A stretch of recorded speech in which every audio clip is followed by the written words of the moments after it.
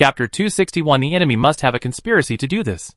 At this time, after the players made this decision, the group of people who escaped from Taylor civilization were heartbroken. Especially when players think that this group of escaped spaceships should be transporting some scientific researchers in this area. Just in case, they temporarily added a few more teams to catch up. This wave of operations frightened the group of commanders of Taylor civilization into silence. Although the players sent a total of 500 to 600 mutant dragons to chase them. You must know that these mutant dragons all carried electromagnetic pulse banlings and dark matter banlings. Perhaps they still have a certain advantage against the alien dragon head-on. After all, no matter how bad their batch of warships are, they are still cruiser-level warships. Including their number, they are still slightly more than this group of pursuers. So in a head-on battle, they are still certain to win. But the problem lies in the bunch of banlings brought by these mutant dragons. They have seen the power of that thing before. If this wave of explosions continues, their warships will be disabled unless they are killed.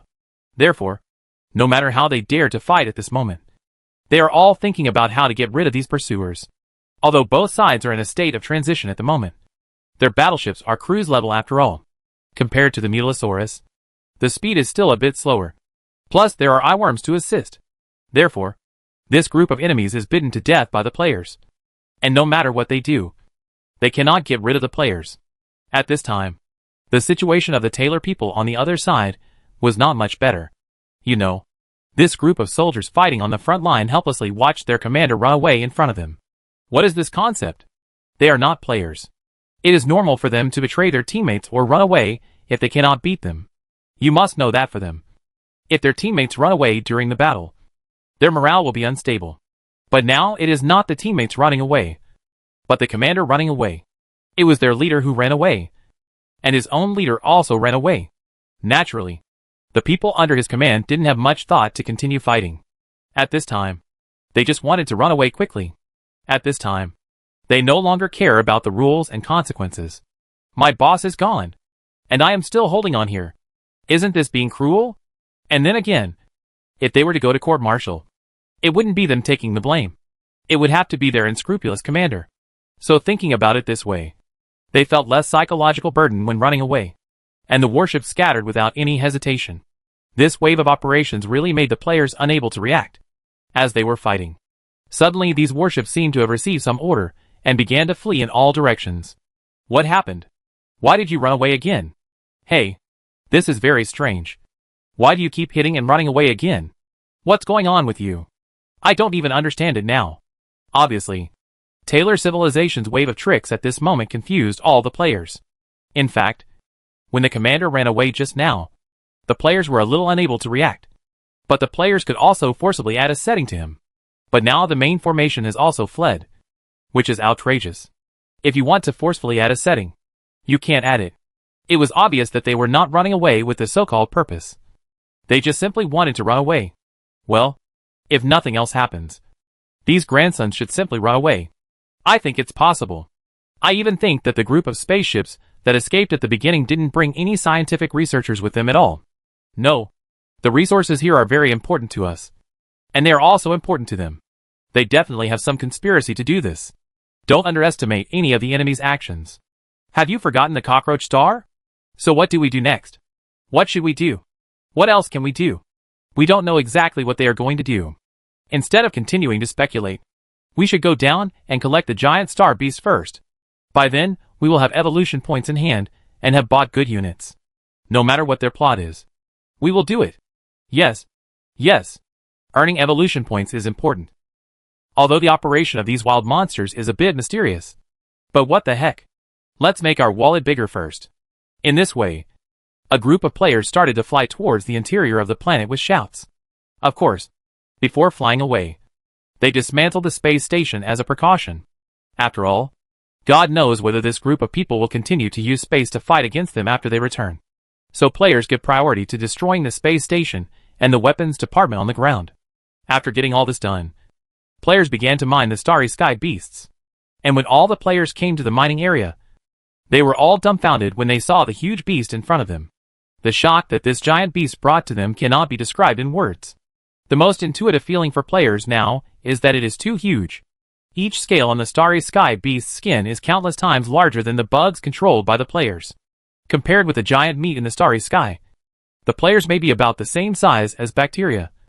And what the players see at this moment is just the huge exposed head of the giant meat in the starry sky. If the whole body was dug out, how big would it be? In fact, players were still thinking before that the mission reward Jiangyao released for them, which was to collect 100 cubic meters of the flesh and blood of the starry sky beast and reward 300 evolution points, was too little. But at this moment, looking at the huge head of the starry sky beast, they realized that this reward was simply too high.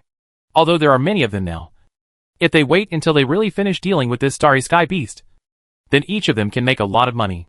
And don't forget that there are a lot of crystals on the starry sky giant body, which can also be worth a lot of evolution points. Thinking of this, the players didn't waste much time and took action immediately. At this time, similar to the players, this wave of operations by Taylor Civilization made Jiangyao very hard. He had thought that this battle must be a fierce battle, but what he never expected was that the people who hit Taylor Civilization would run away. You must know that there is a starry sky beast inside this planet. Don't they know how valuable a starry sky beast is? With their level of civilization, they must be very clear about how helpful the starry sky beast is to them. And through their arrangements on this planet and the galaxy here, it is not difficult to see that they attach great importance to this starry sky beast. But this is strange. If they attach so much importance to it, why do they run so aggressively? Jiangyao couldn't help but show doubts as he spoke. Could it be that they have arranged an ambush team around the area, hoping to take advantage of us when we relax, and then give us a pot? He shook his head and rejected the idea. This is impossible. I arranged for the black bugs to control more than 2,000 king bugs scattered around and constantly jumping around. If there is an ambush team, they should have been noticed long ago. And even if it's an ambush team, it's meaningless if we don't defend this galaxy.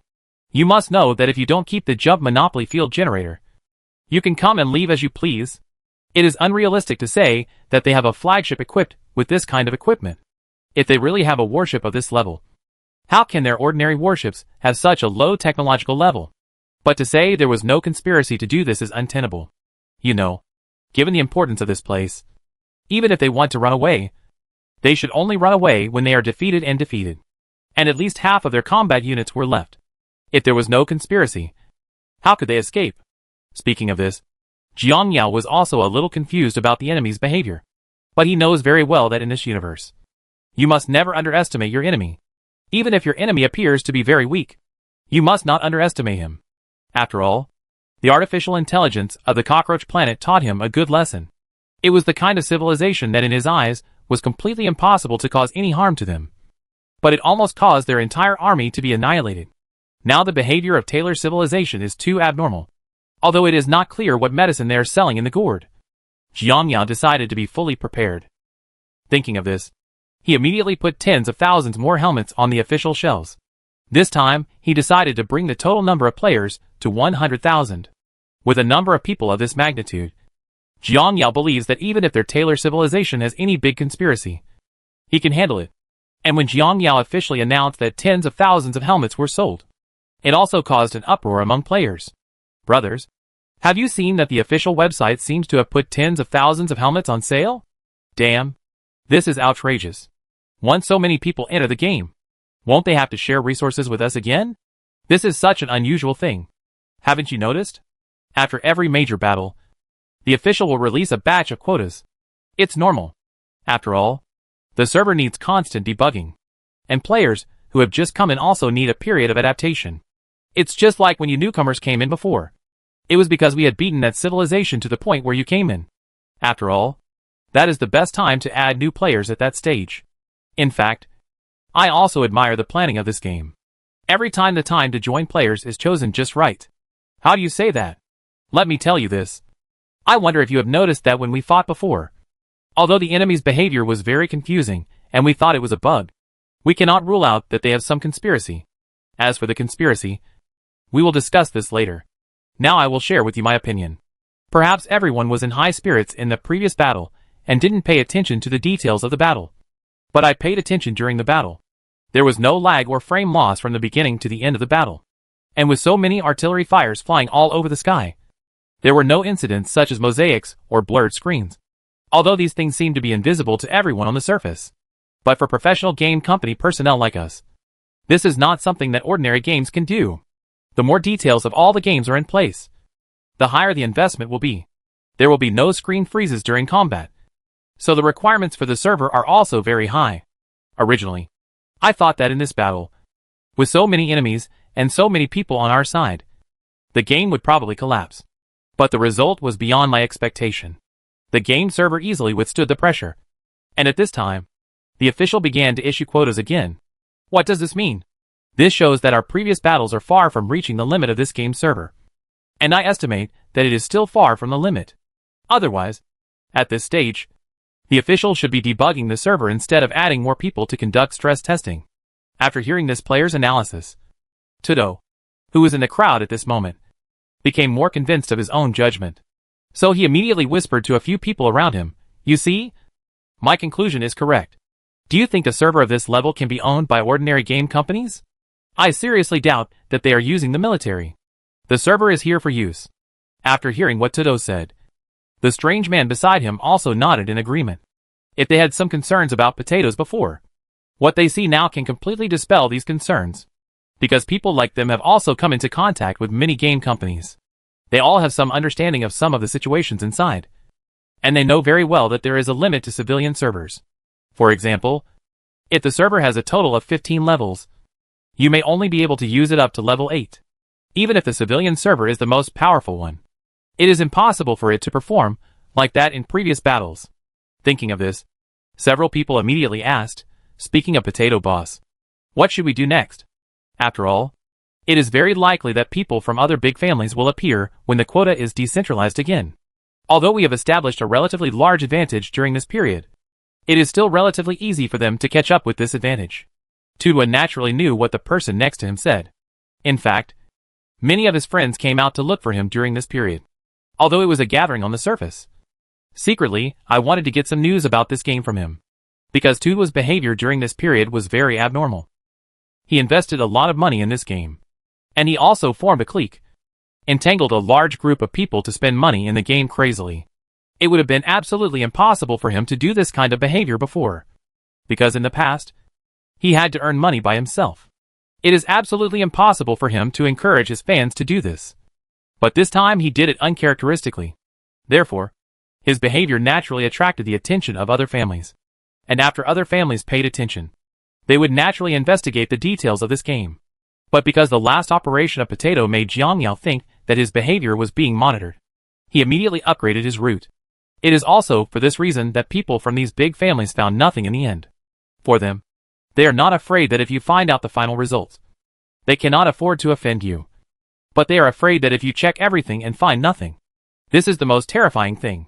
Because if you can't find it, then it's the kind of person whose confidentiality measures are very strict. If the confidentiality measures can be implemented so that even their level cannot find it, then this matter is not a trivial matter. But here's the problem. You have to know that this is a game. They can't turn a game upside down even if its level is high. The problem here is huge. Therefore, many of them speculate that this game is most likely designed by someone above. Although they have this guess, they are not sure. So they set their sights on Tudo, hoping to find out what the situation was like through his insinuations. At this time, while several people were still discussing, the previous player began to speak again. "Brothers, I have told you the general situation of this game. Now let's talk about the conspiracy. Through my analysis just now, I believe you should be very clear about it. There was no pressure on the servers of this game before. So it is obviously untenable to say that the abnormal behavior of Taylor civilization that we speculated is a bug. So since it's not a bug, this civilization must have a deep meaning in doing this. Therefore, without knowing what the conspiracy of the Taylor civilization is, we must be prepared in advance." Having said this, the players seemed to remember something again. "By the way, brothers, I remember that we seem to have sent several teams to chase the first batch of cruisers that escaped from the Taylor civilization." After hearing what this player said about the previous pursuit, the players immediately explained the situation to them. "Brothers, the general situation about the pursuit is this. We have been following their fleet. They tried to throw us away several times, but they failed in the end. After they knew they couldn't get rid of us, they began to take the initiative to fight us. As for the result of the fight, they were naturally terrible. After all, we brought the banlings there at that time, so they were blown into huskies by us on the spot. But that's where the problem lies. You must know that it was a dark matter baneling. How could their technological level be able to withstand it? In addition, their warships were also relatively close to each other at the time. And then more than half of their warships were lost in the explosion. The remaining few died one after another after fighting with us. So we didn't catch too many of them. In total, we successfully captured 2 of their warships and almost 3,000 people. Naturally, other players can understand what this player said. It's enough to capture 2 battleships. After all, who can care so much in this war? This is not acting in a movie. In order to catch a certain person, I would rather sacrifice 10 or 8 teammates. It is definitely impossible to do that in this game. You must know that the alien dragons we are chasing are worth more than 200,000 yuan. We must get things done while ensuring our own safety. And then again, 2 battleships are enough. And there are thousands of people inside, which is enough for us to get important information. Hearing that the players understood themselves, the chasing players here were relieved. Thank you, brothers, for understanding us. In fact, at that time we were all thinking about hundreds of warships. But we were suddenly left with only 2 warships. It's really hard to explain to everyone. But now that everyone understands us, we feel relieved. Having said this, the player continued, but now there is a very embarrassing question. That is, the people in these 2 battleships are all very hard-nosed. And we just couldn't get any useful information out of them. As soon as he finished speaking, another pursuit team member quickly added, and these tough guys also colluded in advance to make a confession. What about the conspiracy? Have you asked about the relevant content? A player asked at this time. But it was obvious that this group of pursuers did not ask for any information about the conspiracy. Brothers, we have actually asked about the conspiracy before. But these tough guys didn't cooperate at all. Is there such a thing? Didn't you use some special means? For example, the Qing dynasty? Can we not use it? Let's not talk about the Qing dynasty. We have even brought out the tricks of King Zhou. But they still don't talk about it. And the most annoying thing is that thousands of people don't have a weak point. No way. Based on our understanding of Taylor's civilization, there is no way that these guys are all hardcore. Yes. You know, the last time we interrogated them and asked them about the whereabouts of their home planet, they immediately took action. We know that the time you mentioned was probably the first time we fought against them not long after the server was launched. We also asked about the whereabouts of their home planet and colony planet. But many of them were happy to recruit them on this issue. But when it comes to conspiracy, they say they don't know. And I don't. No shit. How can there be no conspiracy behind such abnormal behavior? They are fooling us into thinking we are fools. But I feel it's outrageous. You can talk about the whereabouts of the home planet casually. But they refuse to reveal the conspiracy. I really can't figure out why their brain circuits are so novel. At this moment, a player felt that he seemed to know the reason. You don't know if you have heard of nomads. I feel that this Taylor civilization is like nomads in the universe. They may not have a fixed planet to live on at all. They are most likely a civilization wandering around in the universe. So for them, the location of this home planet is not that important. Because today they stay here. Then this is their home star. If they change places tomorrow, then that place will become their home star. All in all, for these civilizations with no fixed abodes, the definition of home planet is very vague. After hearing this player's analysis, the other players couldn't help but agree. In my opinion, the possibility of this is very high. Since they are so tight-lipped about this conspiracy, we have to find a way to get the information. That's for sure. Chapter 262, we really have no conspiracy. After communicating with all the players at this time, they all agreed that this Taylor civilization must have a very big conspiracy to do this. Naturally, this conspiracy was aimed at them. Remembering the scene where they accidentally overturned during a previous battle with the cockroach civilization, the players decided to prepare in advance this time. First of all, they made 2 plans. The first plan is to use all the income during this period to purchase high-level arms or evolve existing arms. To maximize their own combat power, they must use every possible means to find out what their conspiracy is from the mouths of this group of Taylor civilization. The second plan is if they fail to figure out the conspiracy of Taylor civilization in the end. So how should they fight back in the face of Taylor civilization's actions against them? And how should they arrange everything in advance? In fact, Jiang Yao quite agrees with this wave of operations by the players. Because he, like the players, firmly believes that Taylor civilization is definitely planning a big conspiracy. Therefore, if the players do not make these preparations voluntarily now, Jiang Yao may have to ask them to make these preparations through tasks. Fortunately, The players are quite conscious now. So Jiangyao has one less thing to worry about. The most embarrassing thing in this wave of events should be this group of Taylor civilization people. Both the players and Jiangyao wanted to trick them out of the fact that there was no conspiracy in the first place. This is quite frustrating for them. In the conscience of heaven and earth, there is no so-called conspiracy on their part. They really just wanted to run away when they did this. But his behavior was interpreted by this group of bugs as a conspiracy. In fact, the whole thing is very confusing to these people in Taylor civilization. At first they were chased by the bugs, and then they tried many times to get rid of the bugs. But these bugs were like dogskin plaster, and couldn't be shaken off at all. In the end, their commander calculated that if they continued playing like this, the battleship's energy would be exhausted. And then, they would really become fish on the chopping board. So they had no choice but to fight back. Although they knew very well that these bugs came with the explosive stuff, they had no choice but to fight. The outcome of this battle was naturally predictable. First, the powerful banlings took away a large area of them in one wave, followed closely by the interference banlings, which made the entire area a mess.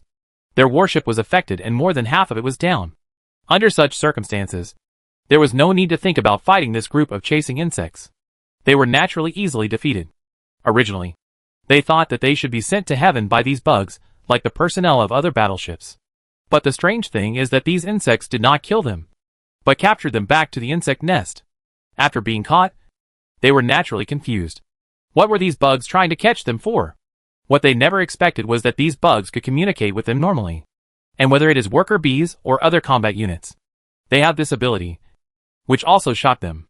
You know, according to their knowledge, among the Zerg, the intelligence of workers, like worker bees, is quite low. Only brainworms truly have super intelligence. And some other high-level soldiers may have certain intelligence. Because this is the characteristic of the Zerg. They have sacrificed a lot of things in order to maximize their combat effectiveness during the evolution process. For a collective consciousness like this, it is enough for a few units to have super high IQs. Other units do not need too high IQ, because this will only increase their resource consumption. This is the information they got about the Zerg. And this information makes sense both emotionally and logically. But the scene they saw now was completely different from what they thought. Because they saw that the worker bees, who they thought were the lowest level of the Zerg tribe, the worker bees with the lowest IQ of the Zerg tribe, the worker bees who only knew how to act based on instinct, actually waved their big pincers in front of him and shouted at them. Are you recruiting? Are you recruiting? If you don't do it, don't blame me for playing Poweroo. Trick? What are you recruiting? You don't have any so-called conspiracy at all. How do you want to recruit it yourself? And by the way, what is powwow? But soon they knew what powwow was. Then came the horrific scene. They think these are the most cruel methods of insects. But as time went by, they discovered that they were too naive. And these bugs were just like a flower. You must know that their civilization has experienced so many years of development and countless dynasties. Many tortures, large and small, were also born. But the total of these tortures was not half as many as the tricks these bugs could play. The conscience of heaven and earth. The people of Taylor civilization can guarantee that if you don't have thousands of years to study this stuff, you really can't think of so many tricks these bugs play. Is it still the Zerg that I know? How come this group of Zerg are completely different from the Zerg I know? They are obviously the wrong version. At this time, they couldn't care less about whether the product was the right version or not. Because they must immediately think of a solution to this matter. Because these bugs are having too much fun. If they weren't physically strong enough, they would have been killed by these bugs long ago. And these bugs not only play physical, but also psychological games. All in all, they have experienced all kinds of tricks during this period. It is also for this reason that they have to make up some random conspiracies. But these bugs are too much like thieves. Because they will separate the group of people and ask questions one by one. And then see if the answers are correct. If one of them doesn't match, then something big will happen. And the stuff they made up will definitely not match. After this wave of torment from the players, this group of people in Taylor civilization just want to say that they are tired and destroyed. But now they can't destroy it even if they want to. Because the players have made sufficient preparations in advance to prevent them from thinking too hard. So now they are in the true sense of life and death. For this group of Taylor civilization people, they are experiencing the darkest time in their lives. If they had known what would happen if they were caught, they felt they might as well have just chosen to blow up the spacecraft. At least this way, you don't have to suffer for so long. All in all, the group of Taylor civilization and the players have now formed an endless loop. Players think that they are a bunch of hardcore people who will not reveal the information. But the people of Taylor Civilization want to say that they do not have this information. New players have joined during this period. So the mining progress of Starry Sky beasts will naturally be much faster. Because the size of the behemoth is so huge, new players usually choose a place to dig down in groups of 3 or 5, collecting these materials while digging. The improvement that this Starry Sky beast brought to Jiangyao was naturally quite huge. And the blood of the beast was stored by Jiangyao. The meat of the giant beast was used by Jiangyao in exchange for evolution points and energy devouring points. After all, it is a Starry Sky beast. So the evolutionary points contained in his body are also massive. Taking 100 cubic meters as a unit, Jiangyao can extract about 6,000 evolutionary points from every 100 cubic meters. After extracting the evolution points, the meat is given to the insect nest for digestion, and a lot of energy can be obtained. Although the amount of energy conversion was reduced due to the extraction of evolution points, and he could only obtain 70 or 80 energy points. This data was very satisfactory to Jiangyao. Judging from the situation of this Starry Sky beast, Jiangyao estimates that once the players finish mining it, he will basically have enough resources to upgrade the insect nest to the 5th stage. After upgrading to the 5th stage, the combat capability of the insect nest will be greatly improved. When the time comes, he can also directly drive out the insect nest as a flagship to participate in the battle. And the most important thing is that in addition to its own combat capabilities, the insect nest can also provide players with energy transmission within a certain range. And with the continuous blessing of energy devouring transmission, the combat power of players will be improved by several levels. At that time, with these blessings, plus the overall number of players, Jiangyao's insect swarm army has taken shape. Although this unit still cannot compete with some powerful civilizations, Jiangyao will no longer be so afraid of some mid-level civilizations. To put it simply, Jiangyao has a preliminary ability to protect himself in this universe. When he encounters some civilized main formations fighting against him, he can also put up a fight. Unlike when he first crossed over and faced hundreds of warships, having to rack his brains and use every method. Although Jiangyao and the players have experienced a lot during this period, the total of all time periods is only 1 year. In just 1 year, Jiangyao's insect nest has grown from a few worker bees at the beginning to the current 4-stage insect nest, plus tens of thousands of Zerg troops. And in the near future, his Zerg army will expand a lot. And this is also the real terror of the Zerg. I am afraid that if Jiangyao expands his army step by step and steadily, he will be able to build an elite Zerg army of close to 100,000 in just 1 year.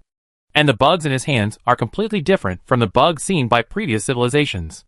Not only is his Zerg army's individual combat power several times, or even dozens of times that of ordinary Zerg, their IQ is also dozens of times higher than that of ordinary Zerg.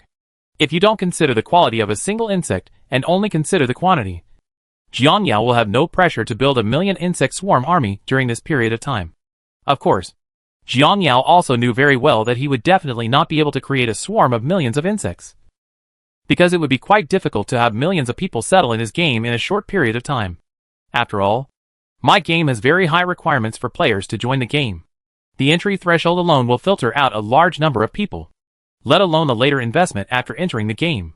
Although Jiangyao is also very friendly to new players, he basically chooses to let them in while collecting loot. Let them complete the first pot of gold accumulation in the early stage. But even so, for most players, the battle losses of this game are still difficult to bear. After all, the mainstream troops that I have released now cost tens of thousands or hundreds of thousands each. If this fails, basically all your resources will be wasted. Although the resources are relatively abundant this time, players who are new to the game should get more than before. But the number of players entering the game this time is also very large. Except for those big guilds that made more money, the rest was distributed to individual players. In fact, each player could not get much, because these newcomers are no better than the old players. Old players, especially guild players, have very complete collection facilities. Some people are dedicated to transporting them, and some are dedicated to driving highly evolved worker bees to dig and divide resources. All in all, veteran players who have experienced so many civilized wars have a unique system for collecting and transporting resources. From search to collection to transportation, the whole process is one-stop service, including this Starry Sky beast. Veteran players control eyeworms to search for behemoths in the starry sky. They choose areas where there are more energy-devouring crystals to start digging. A mature system allowed them to quickly collect the resources in this area. And then, they immediately moved to the next area. When collecting resources in the early stage, the main focus of veteran players was still on energy-devouring crystals. The new players, on the other hand, put more energy into digging for meat. After all, they don't have eye worms, and don't know how many crystals are buried underneath. So they can only choose an area and dig down. Whether they can dig out crystals depends purely on luck. Although one crystal is worth 1,000 evolution points. For newcomers, whether they can dig it up is purely based on their appearance. Most of the time, they can only dig a little meat in a day. In this way, the days pass day by day under the crazy collection of players. Although the players also interrogated the people of Taylor civilization many times during this period. In the end they found that they still found nothing as before, compared with the players who have remained the same these past few days. Jiang Yao has made a discovery in the past few days. During this period, Jiang Yao has been controlling Eyeworm to find the stronghold of Taylor civilization. Because players had pried out a lot of information about their strongholds from Taylor civilization before. Jiang Yao decided to go around all these strongholds to see if he could find anything through these strongholds. What he never expected was that he actually discovered some more important information. At Jiang Yao, a Taylor civilization stronghold about 40 light years away from his location, he discovered that many warships were gathering here. Jiang Yao, who saw the scene, naturally knew what these warships were gathering here for. So Jiang Yao immediately controlled Eyeworm to hide on the periphery of the galaxy and began to observe in secret. At this moment, in the Taylor civilization space station in this galaxy, everyone is sitting around a table discussing the next battle plan. Shame! This incident is simply a disgrace. Such an important galaxy. Those people just gave it up. At this moment, an old man in the conference room was furious at all the commanders under his command. And this person is the commander-in-chief of Taylor civilization. He has commanded hundreds of large-scale civilizational battles and achieved impressive results. And people like him naturally have very high prestige among civilizations. Of course, at his age, he could actually retire. But not long ago, they discovered a civilization called Yongya on their border. And the two sides started a war. In addition, the current situation of their civilization is quite special. So he has to re-enter the battlefield when he has reached retirement age. Just after they gained a slight advantage in the battle with Yongya civilization, news came from behind that made him extremely angry. One of their most important resource galaxies was actually occupied by the Zerg, which was rumored to have disappeared for a long time in the universe.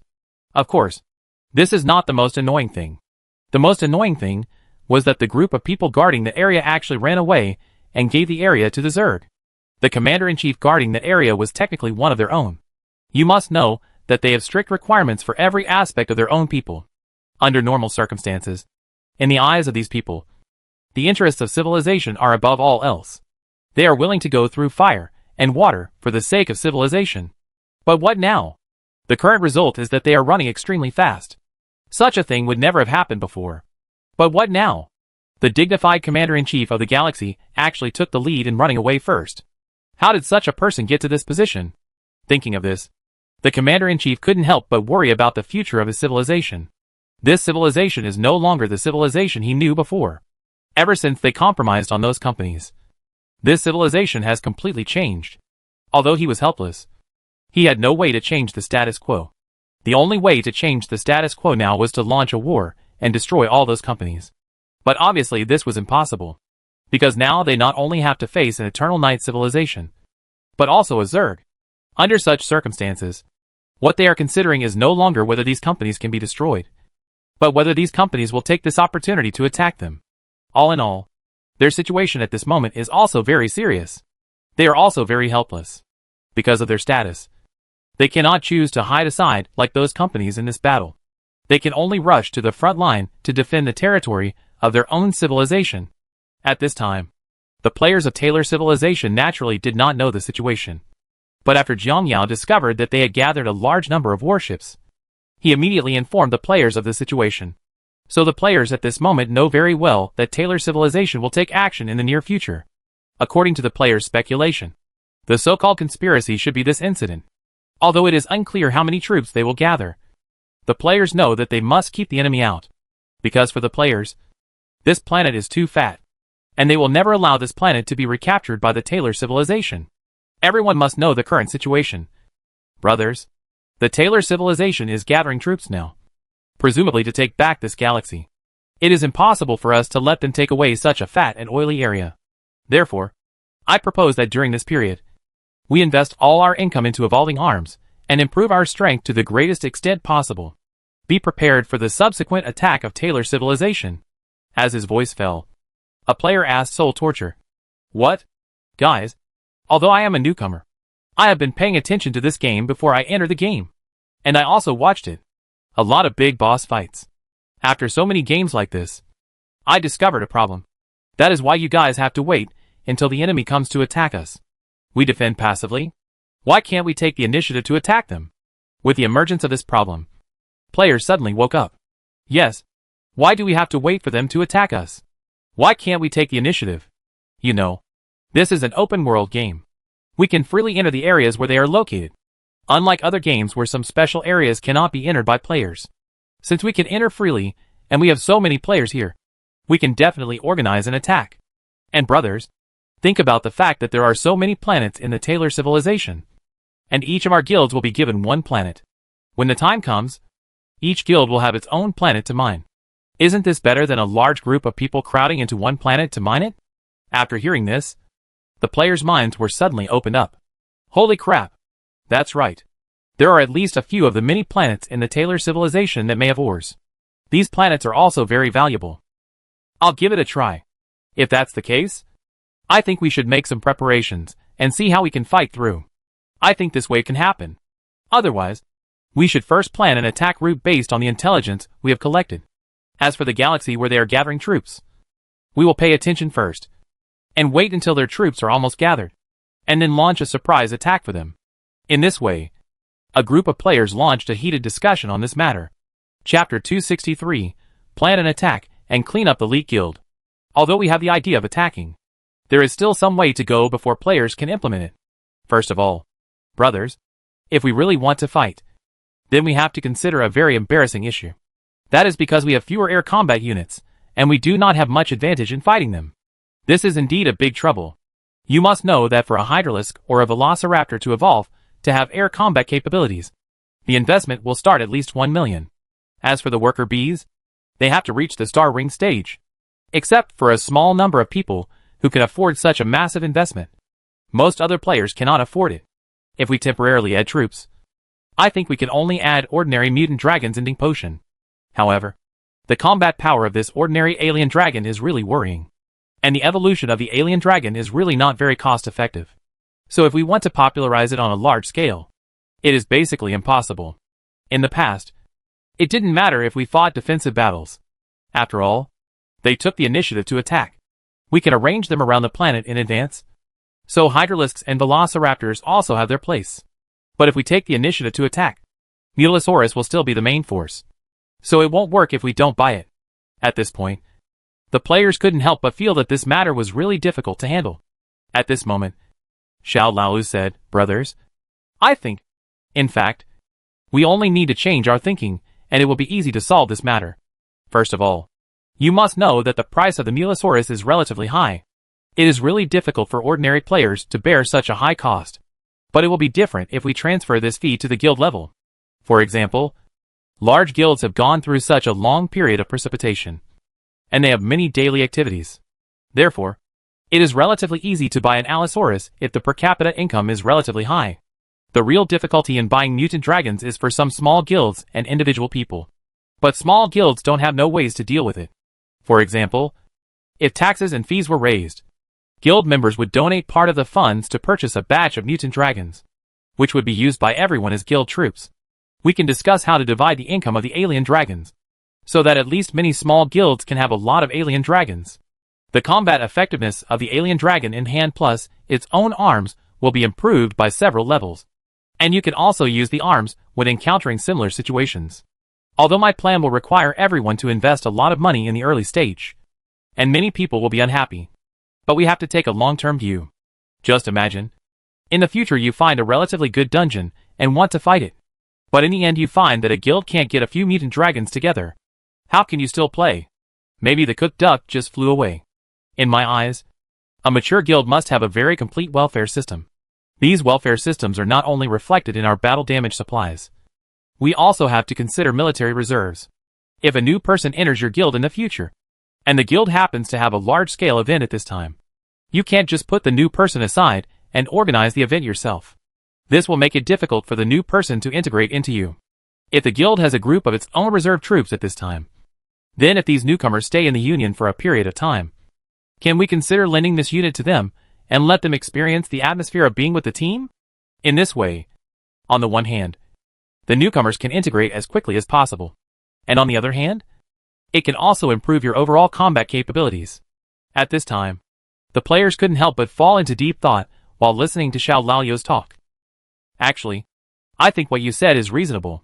When many newcomers enter the game, if they don't spend money, it will take a long time for them to evolve into the second stage of the beast. That is to say, they cannot bring us much improvement in combat power in the short term. But if there are Union troops, it will be different, because they don't have to worry about the use of troops in the early stage. These newcomers can completely store their resources and then purchase more powerful troops, instead of having to keep an eye on the swift beasts. Although Xiaolu's plan is indeed feasible, there are also many problems in it.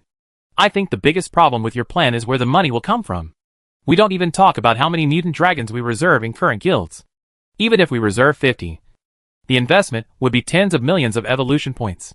If we could afford this amount of money, can we still call it a small guild? Yes, this thing sounds simple. But if you really want to invest, there are really a few guilds who can come up with it. Xiao Lao was helpless after hearing what these players said. So you guys deserve not to be able to eat 4 dishes for the rest of your life. There is no return on investment. I won't go too far. Let's take a small guild with less than 200 people as an example. These small guilds are usually dominated by velociraptor worker bees. I'll give you a few hydralisks. Some may have played 1 or 2 civilizations, and some may have just been established. For those of you who have played 1 or 2 civilizations, take a look at how different your current situation is from when you first established the guild. Breaking through the sky means that the swift beast has evolved to a higher level. Other than that, what changes have you made? You have experienced so many civilizations in such a long time. But if you allocate your troops a little bit, your income will not be what it is now. It's not too far off. Just take a look for yourselves and see if there are any guilds similar to yours that have taken off at the same time as yours. How did these guilds take off? Why don't you go find out? They have planned their own troop purchase route since the guild was first established. Let's put it this way. There is a guild. When it was founded, they bought some auxiliary units such as King Insect and Eye Insect, although their combat power was weak in the early stage. When it came to harvesting resources in the later stage, the amount of resources they harvested was not low at all. And now their members basically start out as hydralisks. And some players even bring mutalisks. Look at those of you who are at the same time as them. A bunch of people are still wondering whether the velociraptor should evolve to the second stage. I feel like a guild like yours is no different from an independent guild. There is no overall planning at all. With this kind of gameplay, I think it's better to just be an independent guild. At least you don't have to pay taxes. After hearing what Xiao Laolu said, all the guild members fell silent. Damn it.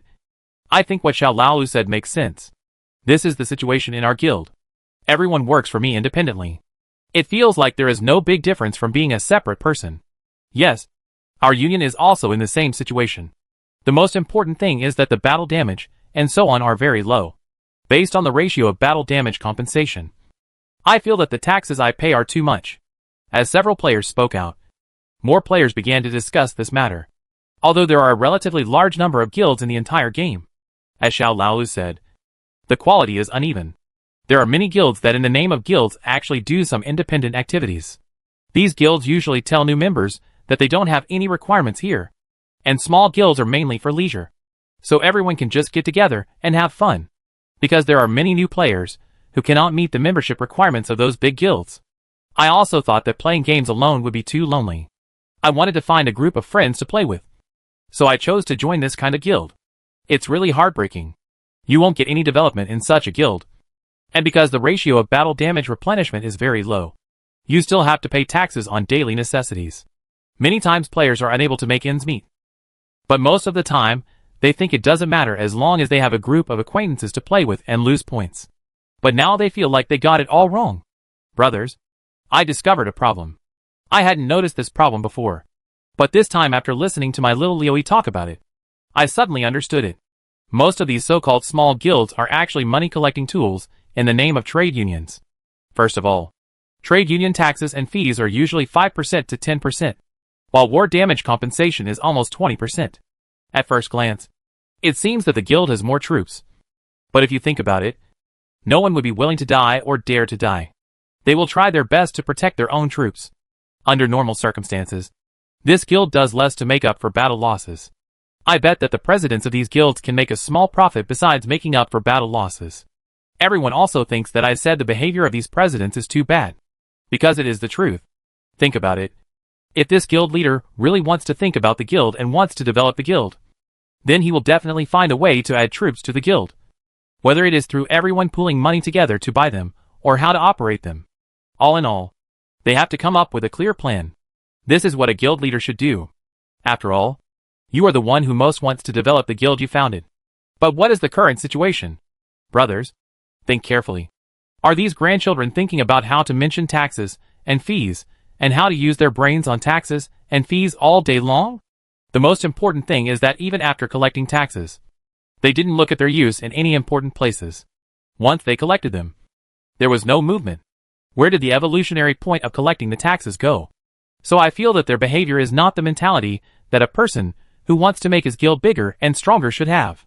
If nothing else, these guys treat us like leeks. Just build a guild and bring in a bunch of leeks, and wait for them to generate evolution points for you. The guild leader can just sit back and collect the money.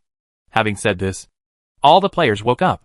According to what these two players said, when these players thought about it, it seemed that this was really the case. Although the guild plays the emotional card for you. In fact, they use the emotional card to cut your leeks. If you want to say that this is purely your persecution paranoia, then there are some guilds in the same situation as you at the same time. They have now become mid-level guilds. But your own guild is still like that. How can you explain this? Damn it. If you didn't tell me, I wouldn't have reacted.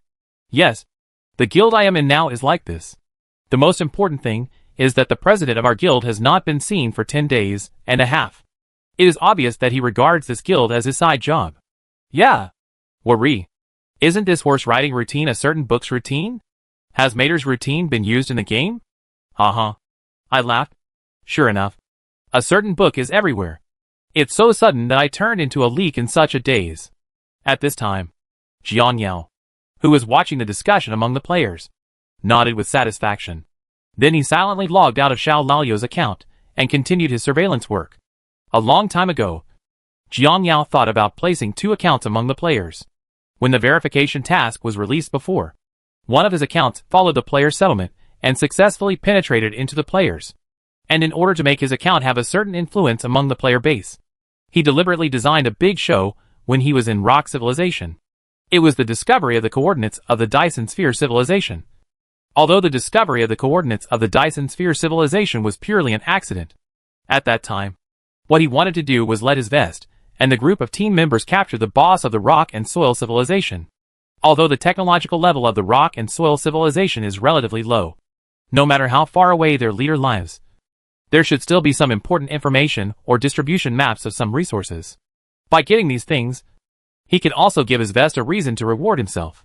For example, give some extra rewards to the civilization's best contribution star, or something like that.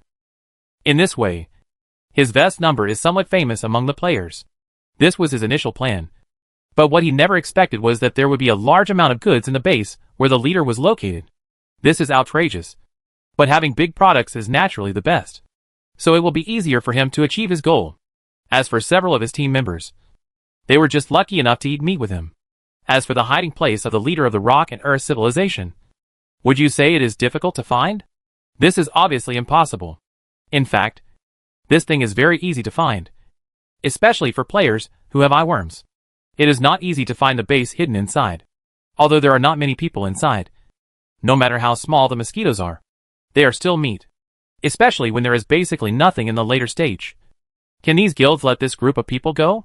It was obvious that they were absolutely impossible to let go. If Jiang Yao hadn't been obstructing it, this base would have been taken over by those people. How could they have waited for them to come over? This is also the reason why Xiao Laolu was not present when those few people went offline to promote it. He would have liked to be there, but unfortunately he couldn't. And since having this account, Jiang Yao has become much more convenient when doing many things. First of all, most players can accept your opinion as a player. And you must know that Jiang Yao's account has been allocated tens of millions of evolution points. He can barely be regarded as a small rich man in the game. And the words spoken by a small rich man will naturally have several levels of weight. After all, there is a principle in playing games. No matter how much money you charge, I will listen to you. You are a Kryptonian guy, and everything you say makes sense. However, Jiang Yao also had to admit that although this logic was not rigorous, it was very useful. At least the effect of his speeches these few times was particularly good. Of course, it is impossible for Jiang Yao to guide the players at key points every time he speaks. He has to do this himself every time. The only real problem is that these players cannot see what is fishy in it. Therefore, in order to prevent the vest number from being exposed, he often uses this account to chat and look familiar. After all, if you're a prostitute and can be discovered so easily, then you're too incompetent. The main reason why Jiang Yao informed this situation this time is because the number of guilds doing this is increasing day by day. So he had to stand up and spoil the matter to the players. Because the number of such guilds was relatively small in the past. Jiang Yao thought that very few people behaved like this. So he didn't bother to pay attention. Moreover, many players would not believe such things at that time. But during this period, Jiang Yao found that there were more and more such guilds, which was no longer a small problem. If this problem was not managed, it would only become more and more serious in the future. As for the presidents of these trade unions, they believe that their actions are very covert and cannot be easily discovered. But what they don't know is that the bills are all in Jiang Yao's hands. When will they withdraw the cash? How many did you mention? How much does it cost to cheat a team member every time? Jiang Yao knew everything clearly. You can fool your team members, but you can't fool Jiang Yao. Although there is an old saying that if the water is clear, there will be no fish. So some actions are necessary. But if you make the water too muddy, Jiang Yao will definitely not allow it. After all, you still have to master a degree. At this moment, with Jiang Yao's deliberate guidance, many players also understood the dirty tricks of these guilds. So naturally most of the players chose to quit the association. Just as Jiang Yao thought, many new guilds were established as these players quit. And these newly established unions were created by players who wanted to develop together. After they understood why they were still like this after being in the guild for so long, the policies introduced by the new guild would undoubtedly be much better than those of the previous league guilds. At least this group of people is really willing to contribute to the guild and is willing to grow together. If the same thing happened in reality, it would be impossible to set up a new guild in a short period of time and then have a large number of people switch jobs without any scruples. However, this is a game, and there is a fundamental difference between games and reality. As for the players, if you make me unhappy, no matter how good your guild welfare is, I will quit the membership directly, and I won't serve you anymore. Players have very few worries. Therefore, the entire process from establishing a new guild to calling people to withdraw from the guild was completed without even using one day. And soon more than 10 large guilds of 1,000 people appeared in the game. As for the previous group of presidents, guild chives, they look confused. Because most of them have established a guild to only collect taxes. They usually have less time to go online. When they went online again to see the situation of their guild, most people saw that they were the only ones left in their guild. This made them confused. Can this not be confusing? The guild was fine when it went online yesterday, but no one was online today. Finally, after some inquiring, they found out the whole story. This made them angry. And many people were clamoring to find Xiao Laoyou's home offline and give him some color. Of course, Jiang Yao didn't care about this. First of all, it was still a matter of whether they could find him. So what if they really found him? When the time comes, I will directly face the alien dragon rider and ask him if he is afraid. After the adjustments were completed, players began to collect resources frantically. And because the concept of the new guild is completely different from that of the previous guilds, many guild members have spontaneously spent all their income during this period to buy mutalisks. This has also increased the number of high-level units for players. Although the Starry Sky Behemoth is relatively large in size, it is also decreasing at a speed visible to the naked eye due to the crazy mining of players. But when mining the Starry Sky Beast this time, the players realized how clear the division of labor among the different arms of the Zerg was. Because the body of the Starry Sky Beast is very hard. It is very difficult for either a Velociraptor or a Hydralisk to cut through it. But if you use worker bees, you will find that the effect is completely different. Although worker bees are indeed a bit annoying in terms of combat, their efficiency in collecting these things is simply among the fastest. Brothers, I have to say that this game is quite conscientious. Like other games, mining some relatively precious resources requires you to spend money to buy special equipment. But if you look at the most basic worker bees in this game, they are capable of mining this rare resource. What's so unusual is that only newcomers, like you, think that the strongest unit is the one with the most money. In this game, different arms cooperate with each other, and the overall combat power exerted far exceeds that of a single highly evolved arm. We old players know this very well. But new players like you will have this mentality when they first enter the game, thinking that the more expensive the units, the stronger they are. Although when it comes to expensive units, their individual combat capabilities are indeed very strong. But some cheaper units are also not bad in combat capability. Just like when you play other games, you spend tens of thousands of dollars to raise a group of aircraft carrier battle patrols. But my escort team worth several $1,000s. As long as it is equipped with 2 or 3 teams, we'll still have a chance to eat up your aircraft carrier battle patrol. So for us old players, this game is more about the cooperation between the arms. Otherwise, how do you think we won those battles during the time when the server was launched? Just when the old man was about to say something, a player next to him suddenly interjected, "By the way, I heard that we are going to launch an attack on the gathering place of Taylor civilization in the near future." Hearing what this player said, the veteran player nodded and said, "If nothing else happens, we should all gather together the day after tomorrow." Chapter 264 Civilization War begins. Are you in such a hurry? The starry sky beasts haven't even finished digging yet. By the time you finish digging out all the giant beasts in the starry sky, the day lilies will be cold. And now tens of thousands of warships have gathered there one after another. Although these warships are of different types, their quality also varies. But if their number continues to expand, it will greatly increase our battle losses. So after discussion, we decided to set off immediately. Although we don't know the overall number of warships of Taylor civilization, we destroyed a large number of them in the previous battle. And this time if these 10,000 battleships are also eaten by us, then I'm thinking that no matter how awesome their civilization is, they won't be able to produce many battleships. Hearing this, the new player nodded in understanding. And then he asked curiously, "So what should newcomers like us do then?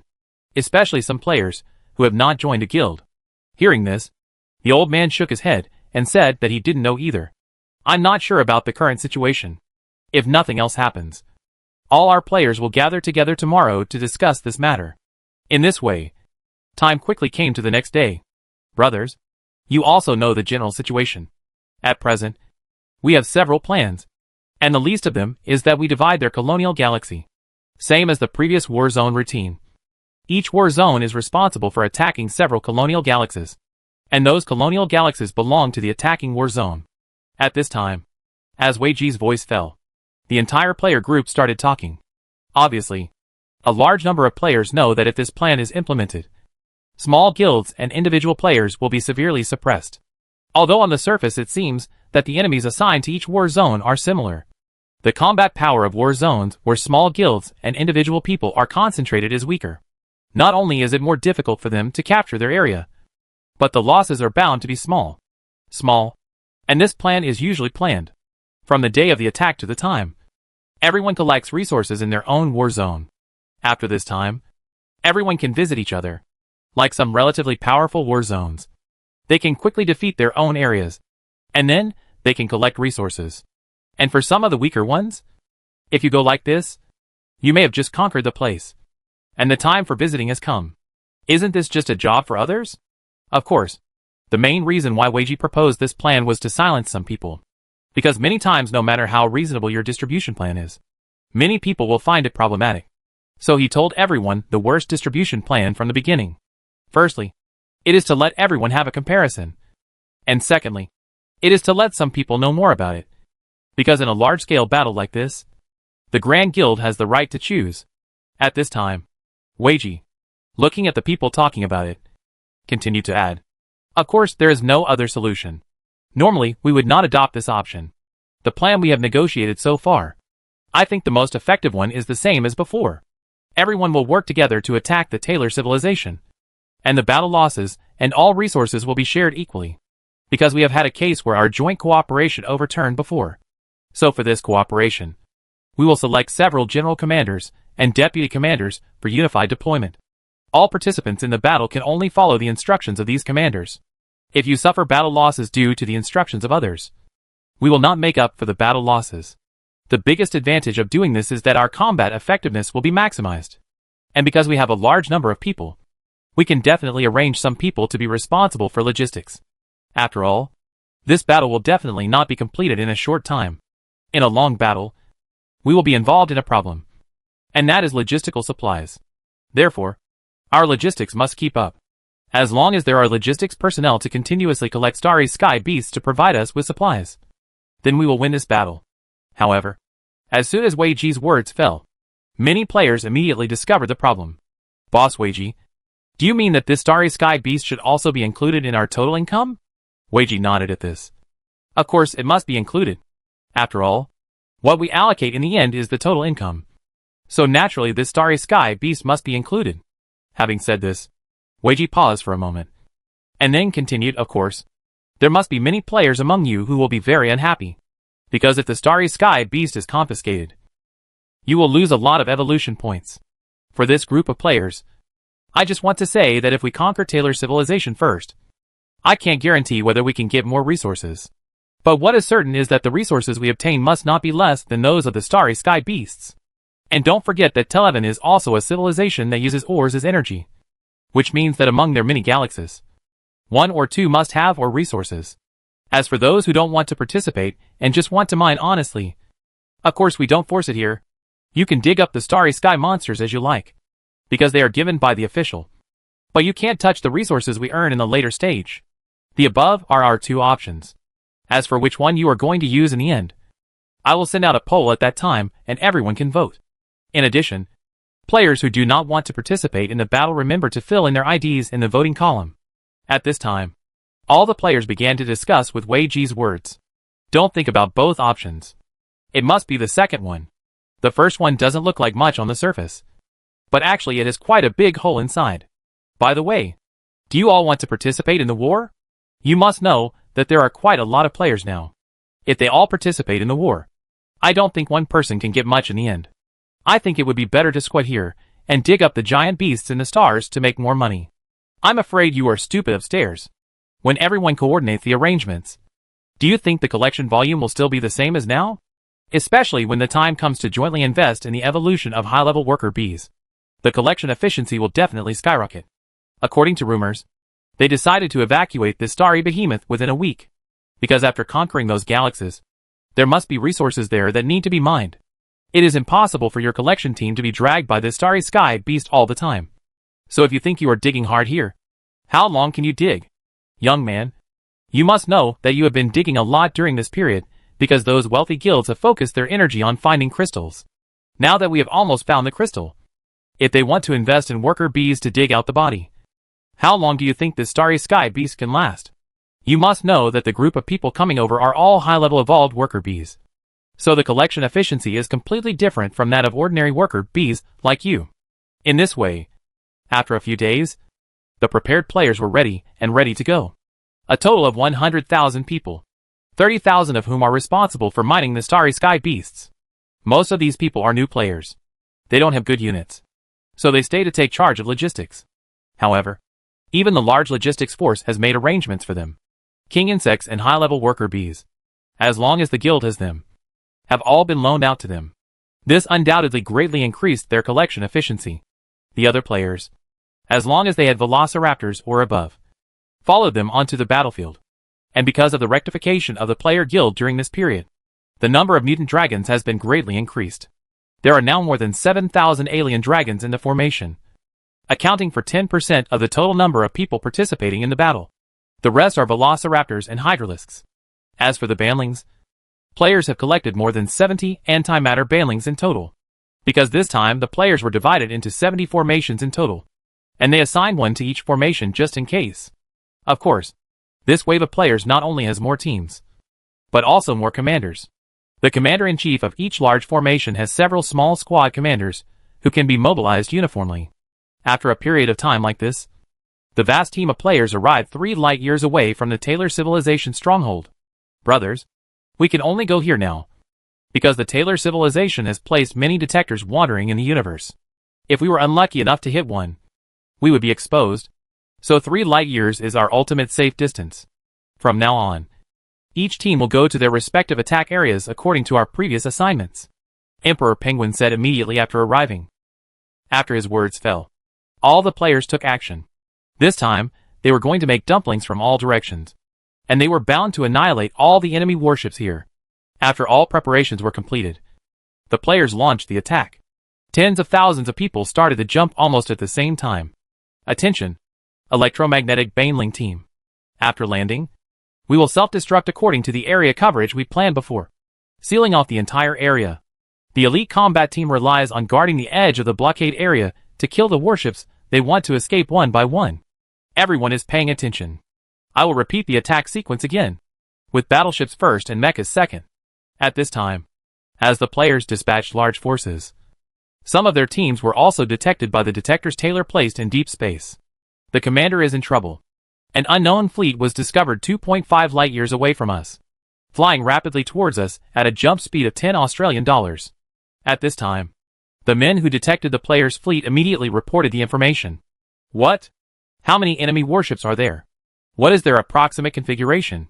The commander who learned the news immediately asked. Report to commander. I am controlling the detector to track them. It will take some time. Just as he finished speaking, detectors in another area also discovered the whereabouts of the players. Report to commander. Probe no. 1356 has also found traces of the enemy. Commander. Probe 3501 has also discovered that the unknown fleet is flying towards us at a jump speed of 10 Australian dollars. As more and more of his detectors discovered traces of enemy warships, the commander immediately realized that the situation was not good. Surrounded? He thought of something in just a moment. If I guess correctly, some of the enemies should be Zerg. At this point, the commander's expression also changed. As the supreme commander of the Taylor civilization, he had experienced hundreds of battles and immediately analyzed the reasons. If I'm not wrong, not only our people ran away in the previous war. At this point, the commander's face turned extremely ugly. Some of them may have been captured by the Zerg, and the Zerg interrogated them about the coordinates of our stronghold. And the Zerg who know the coordinates of the strongholds will definitely send bugs to secretly observe the situation of all our strongholds. And the news about the gathering of warships in our stronghold has naturally been learned by them. And I am certain that the other party must have some means to escape our detection. Through this method, they have secretly investigated the situation here. Otherwise, it would be absolutely impossible for them to make such a layout. But there will be a problem involved here. According to the information we have about the Zerg should not have the habit of capturing prisoners of war. So, if I'm not wrong, all the information we have about the Zerg is problematic.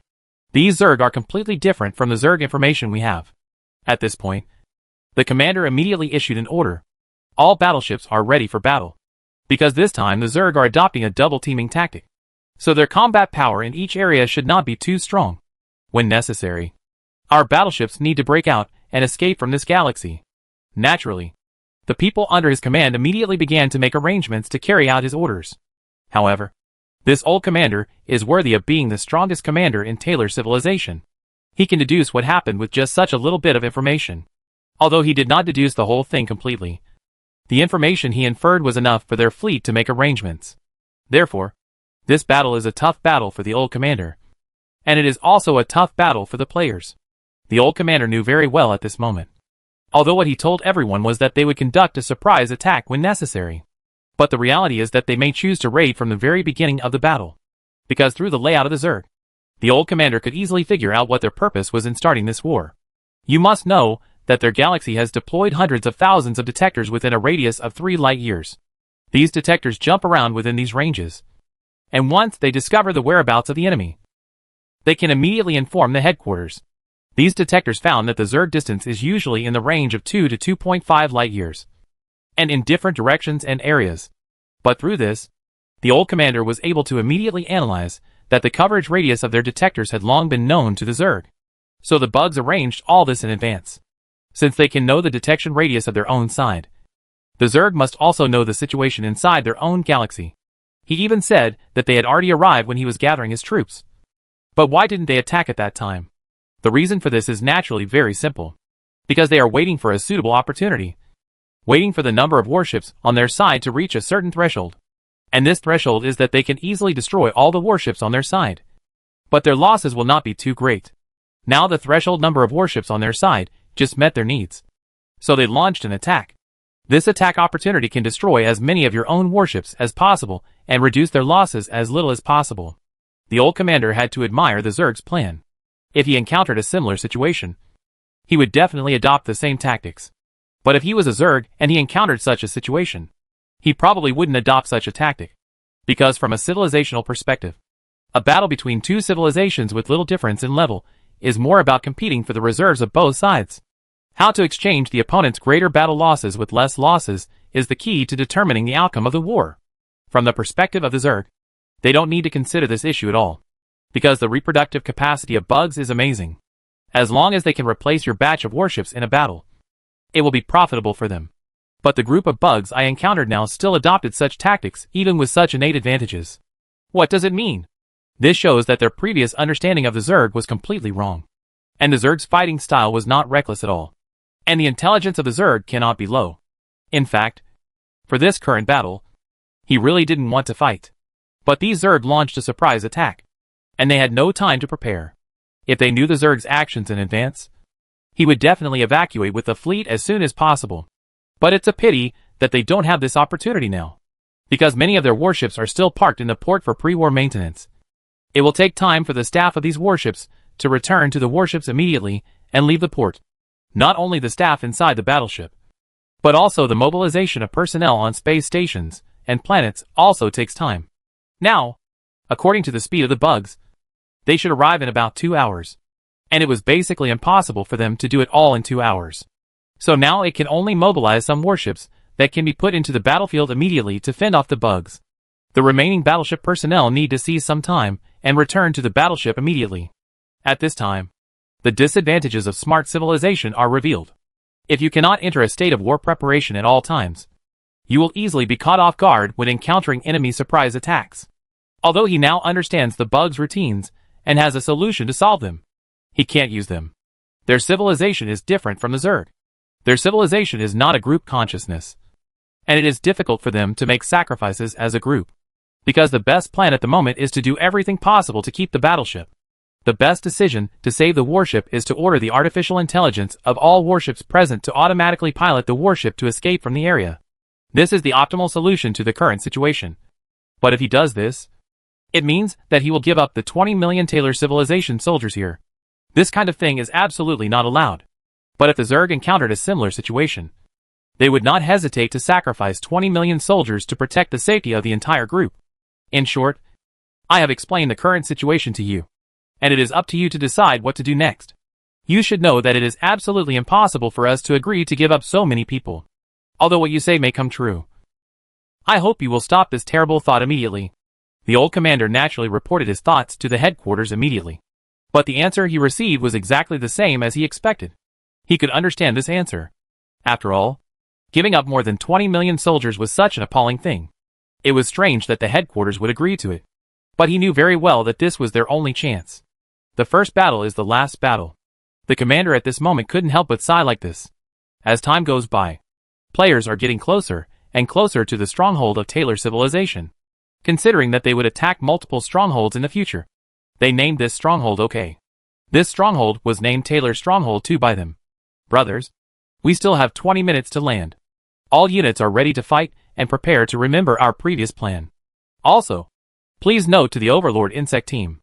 After releasing the Velociraptors and Hydralisks, leave the battlefield immediately. Mutasaur players and Baneling players should be careful to provide cover for the King Bugs. And all ground combat units paid attention. After being dropped into the space station and spaceport, the first thing you have to do is to destroy their warships that have not yet taken off at all costs. Ground combat units, your first mission is to destroy the various forts deployed on their planet.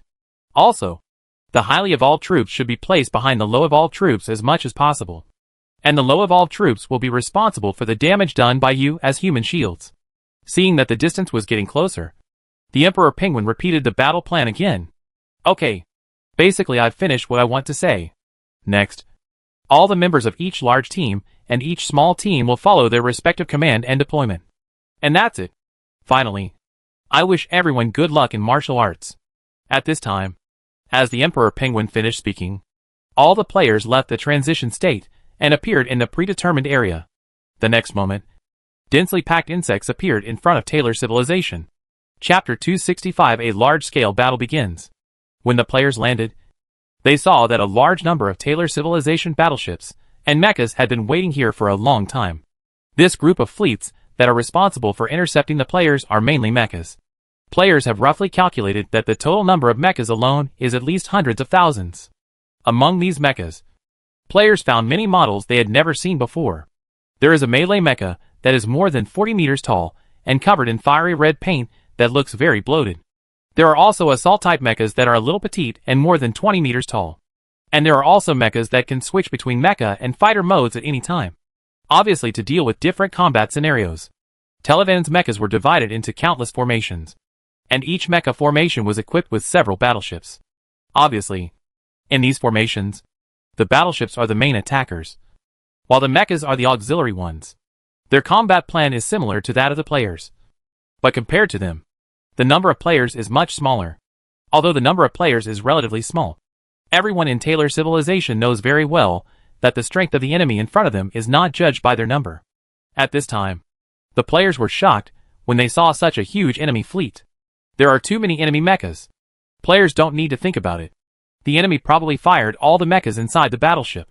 Although players know very well that the individual strength of the Zerg is countless times higher than these mechas.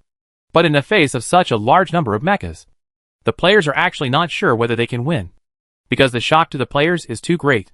Just imagine what it feels like when you are alone and surrounded by over 40-year-old men. That's right. This is how the mecha army of Taylor civilization now feels to players. At this moment, the players are forming a circle from the outside to the inside, and Taylor civilization's defensive lineup is naturally also a circle. Although the Taylor civilization knew very well that such a lineup would disperse their firepower and greatly reduce their combat effectiveness in the area. But they can only do this in order to keep players out of their home planet and space station. The war between civilizations does not have so many bells and whistles, and there is no so-called foreplay. When the two sides meet, the battle starts immediately without any language. The next moment, countless high-energy beam weapons were seen flying directly towards the players. Every civilization will maximize its advantages when starting a war. This is true for the players, and the same is true for the Taylor civilization. So when the players appeared, they fired the first shot before the players could react. Players who have experienced so many wars also have a certain understanding of interstellar warfare, so they consciously turned on the energy-devouring shield long before landing, blocking the first wave of attacks. In this universe, interstellar wars are sometimes simple, sometimes very complex. For civilizations that have just mastered high-energy weapons or have just entered space, interstellar wars will end quickly. There may be tens of thousands of warships fighting, and the battle from start to finish will not take more than 1 second, because these civilizations usually have not mastered shield technology, and the materials of battleships are relatively backward. Such battleships usually cannot withstand a round of fire from high-energy weapons. So usually when civilizations of this level meet, their time will be very short. Normally, a civilization like this would adopt various tactics, such as hiding behind planets or hiding behind certain meteorites, in order to find opportunities for assault. Because as long as they find this opportunity and launch a surprise attack, it will only take less than a second for the enemy's fleet to be completely annihilated, because a battleship only needs one shot to deal with it. Such a war ends very quickly. So usually if civilizations with this level of technology engage in head-on combat, they usually compete to see whose weapon has a longer effective killing range. If they are the same, then what they are competing for is whose intelligence is more advanced. After reaching the effective shooting range, whose intelligence can also complete locking and launching first, then whichever side can win. But when your technological level develops to a certain level, after you master shield technology and find more powerful materials, interstellar warfare becomes something else. It turned into a battle for both sides to reserve warships and resources. Because of the shield technology, the warship is not vulnerable to damage, and the hard hull material allows the warship to easily withstand fierce gunfire. Because of these reasons, the battle between the two sides will last for a long time. At this moment, the war between the Zerg and Taylor civilization is like this. As the players blocked the first wave of attacks, the players immediately launched a counterattack. The next moment, The alien dragons began to spit out blade insects frantically at the enemy fleet. And the king insect army was naturally ready. Brothers, take cover. My grandson should know that we have moved troops. So they are all gathering the fire king insects now. Alien dragon, hurry up and help take the damage. Coming. The banlings? Where did the banlings die? We need interference here. As the battle began, the player squads immediately became lively. At this time, such a scene can be seen everywhere on the battlefield with artillery fire flying in the sky. Players control the king insect and try their best to rush towards the spaceport, while the enemy is trying their best to stop it. Brothers, the enemy's firepower is too strong. Although the mecha's damage to us is not high, but the quantity of this thing is too huge. Quantitative changes lead to qualitative changes, and hundreds of mechas can't handle the siege. What should we do? Although the battle damage is better than ours, if the ground troops do not land, then we will be very passive. At this time, the players in the battlefield were also very uncomfortable. Their intentions were very clear to the enemy, so they tried their best to intercept them, which also kept the two sides in a stalemate. All the battleships and mechas of the Taylor civilization received a death order to keep the bugs out at all costs. And the soldiers of the Taylor civilization also knew this very well. When these bugs landed, the warships that had not yet taken off in their port really became fish on the chopping board. Various facilities and weapons on the ground will also be quickly destroyed by bugs. If such a thing happens, then their battle will be declared a failure. The result of failure is that half of their entire organization's troops will be transferred here. If such a thing happens, their civilization will be declared extinguished. So they absolutely will not allow such a thing to happen at this moment. No! Brothers, if we continue like this, our combat mission will most likely fail. At this moment, the Emperor Penguin observed the situation on the entire battlefield and said, they should have guessed that our purpose is to destroy those warships that have not taken off before their warships have fully taken off. So they have been trying their best to block, including those mechas, which are completely life-threatening interceptions. Although we want to clean up their mechas very easily, their number is too huge. We will wait until we finish cleaning up all their mechas. Then all their warships should probably have taken off. And now we don't have any effective means of intercepting their spaceships. Our only method now is to interfere with electromagnetic pulse banlings. But the interference area is very limited, which means that if they want to escape, a large number of warships can escape. And now we don't have too many battle losses, mainly because we still have energy, so we can hold on. But once our energy is exhausted, our battle losses will increase exponentially. When the time comes, even if we win this victory, it will be a miserable victory. And there is a high probability that the ground combat troops in the King Insect will become space junk. Speaking of which, the Emperor Penguins know the current situation. If they continue to play like this, their losses in this battle will be very large. And based on his understanding of Taylor's civilization, he knew that the cost of Taylor's mechas was very low. It is obviously inappropriate for them to put all their energy and time on these low-cost mechas. If you want to consume the Taylor civilization to the greatest extent, you have to kill all their warships. But in the current situation, Taylor civilization refused to give in, which made him helpless. Mad. That's the case. Thinking of this, the Emperor Penguin was heartbroken and shouted at everyone. Everyone, listen. Give up the double team tactics from now on. All members gathered at the point I marked as quickly as possible. After gathering, we directly broke through their blockade before the other party could react. At this point, Emperor Penguin knew that he couldn't think of destroying all the battleships in one pot like before. If you still have this idea at this time, there is a high probability that all the warships will escape smoothly.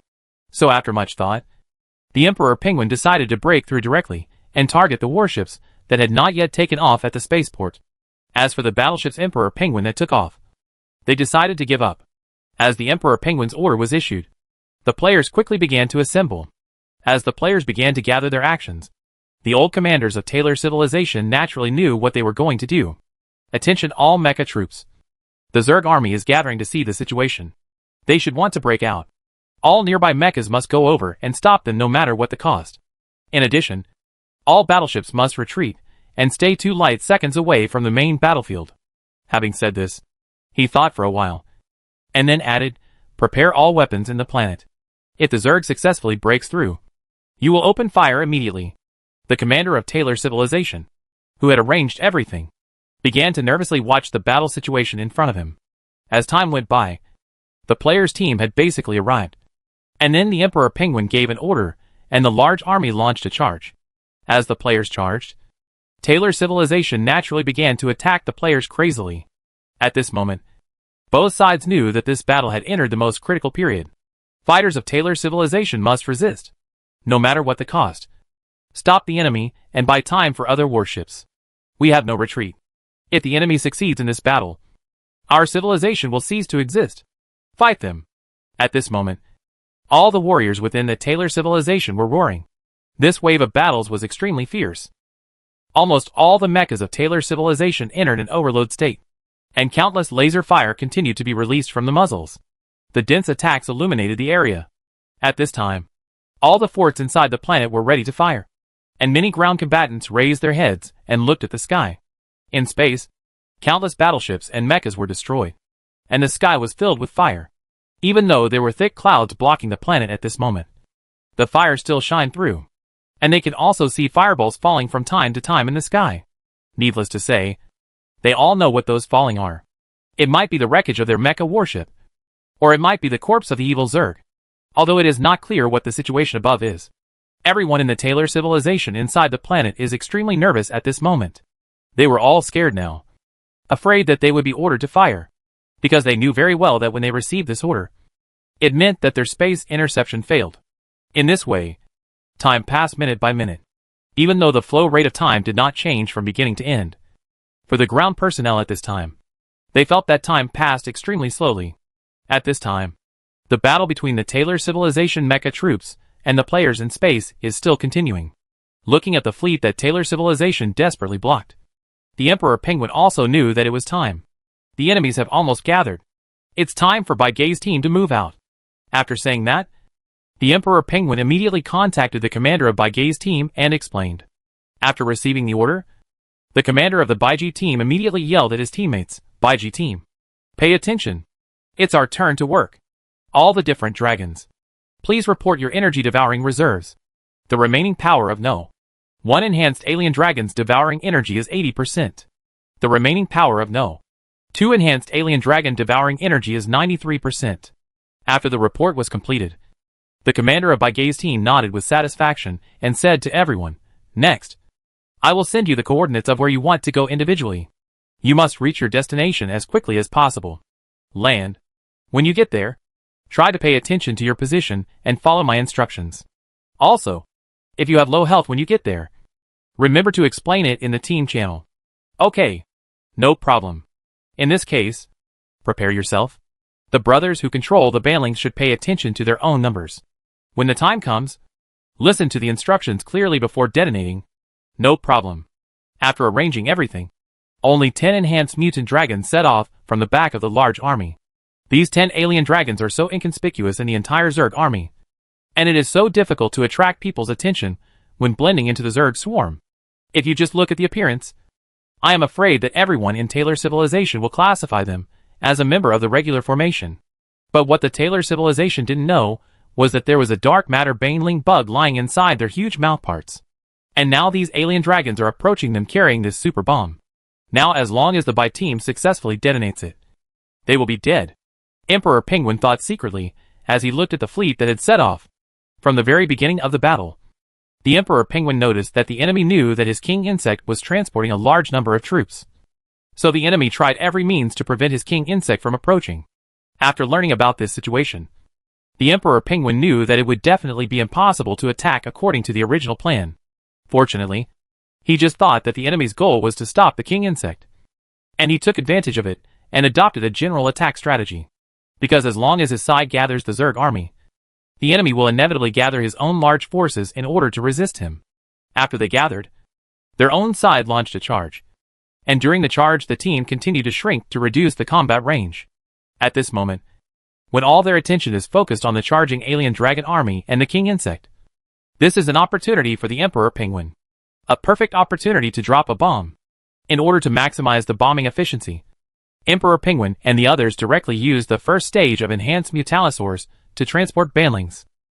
This kind of alien dragon has rough skin and thick flesh that can withstand a lot of damage.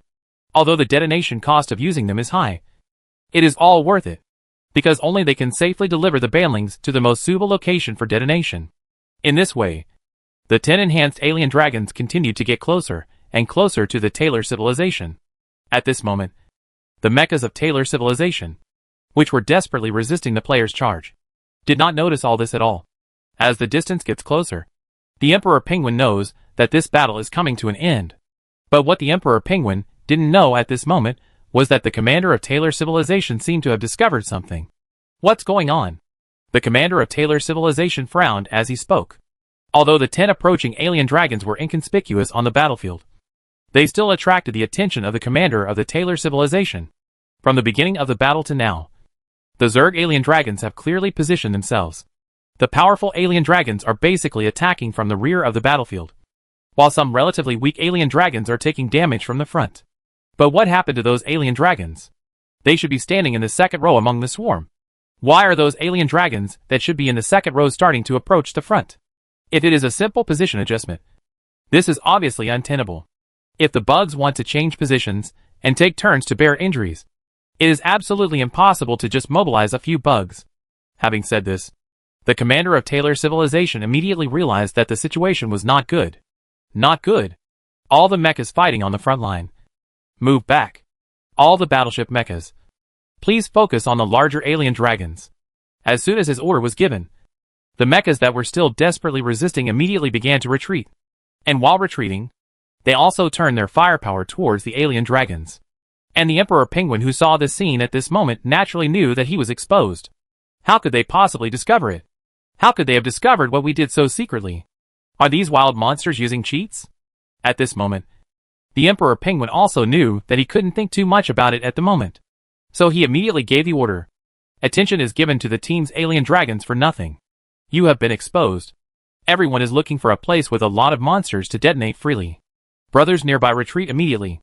Then after they detonate the explosion, they charge directly towards the explosion point at all costs. Whether they can break through depends on this wave. At this point the Emperor Penguins knew they had no choice but to make a desperate move. Fortunately, Taylor civilization discovered the anomaly relatively late. So Baiji's team was already very close to the enemy at this moment. After receiving the order from the Emperor Penguin, they could naturally guess something when they saw the countless artillery fire coming towards them. So without any hesitation, they immediately rushed towards the nearest pile of enemies. Self-destruct. Banlings, hurry up and self-destruct. At this moment, a player from the Bai team ran to the monster pile closest to him and immediately shouted at the Banling players. Immediately afterwards, the dark matter Banlings exploded, and a radius of several thousand kilometers was immediately engulfed in flames. At the same time, Banlings in several other areas also exploded one after another. Charge! Charge! Everyone! Charge me! The Emperor Penguin immediately shouted at everyone when the explosion happened. Immediately afterwards, all the players rushed towards the explosion point as quickly as possible. At this moment, the commander of Taylor civilization saw this scene and naturally knew the Zerg's plan. He also knew very well that this battle had reached the final decisive period. Fire! Fire the ground troops! It's time for all mecha warriors to make sacrifices for civilization. Although this order is cruel to you, we have no way out. Therefore, mecha warriors set their sights on the enemy's transport bugs.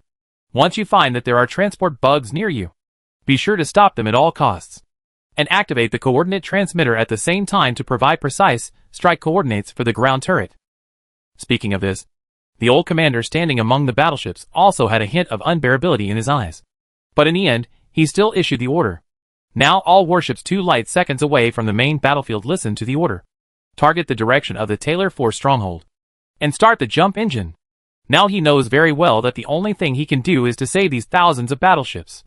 As for why he has tried every means to protect this batch of warships from beginning to end, the main reason is because he believes that at this stage, their civilization has only one way to defeat the Zerg. That is to gather all the warships of the entire civilization to launch a general attack. Only in this way can it be possible to defeat this group of Zerg. Because the number of this group of Zerg is not as large as he thought. The battle still needs to be fought with all the power of civilization. But if all the warships here are taken over by the bugs, then the problem will be big. Because losing this batch of warships is very likely to cause the attack to fail due to insufficient numbers. This was also the main reason why he desperately wanted to keep these battleships. Of course, he knew very well at this moment that even if he did this, there would still be more than 4,000 battleships that could not be saved. Chapter 266 The Brutal War. If only more than 4,000 warships were lost. Then, with the remaining warships and the super weapons we obtained from the ruined planet, this battle can still be fought. After all, they also suffered a lot of battle damage in this battle. If we can start the battle before they fully recover the battle damage, then we should have a chance to win.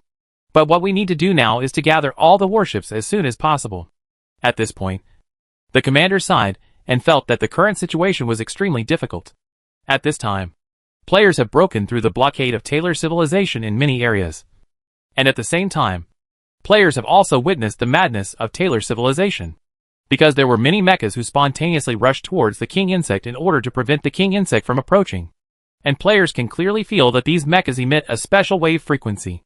Immediately afterwards, the thick clouds on the planet were pushed aside. And then a beam of light flew towards this location. Needless to say, players all know what the purpose of these mechas is. They use their lives to provide precise targets for ground strike forces. At the same time, in addition to beam weapons, there were also countless missiles flying towards them on the ground. Looking down, players can clearly see countless missiles below dragging long tail smoke towards them rapidly. Players naturally dare not be careless about these flying missiles, because the Taylor civilization has mastered antimatter weapons, so these missiles can cause harm to them. If it was before, they would naturally not be afraid. But it is different now, because most of them have already reached the bottom of their energy consumption, and many players are injured.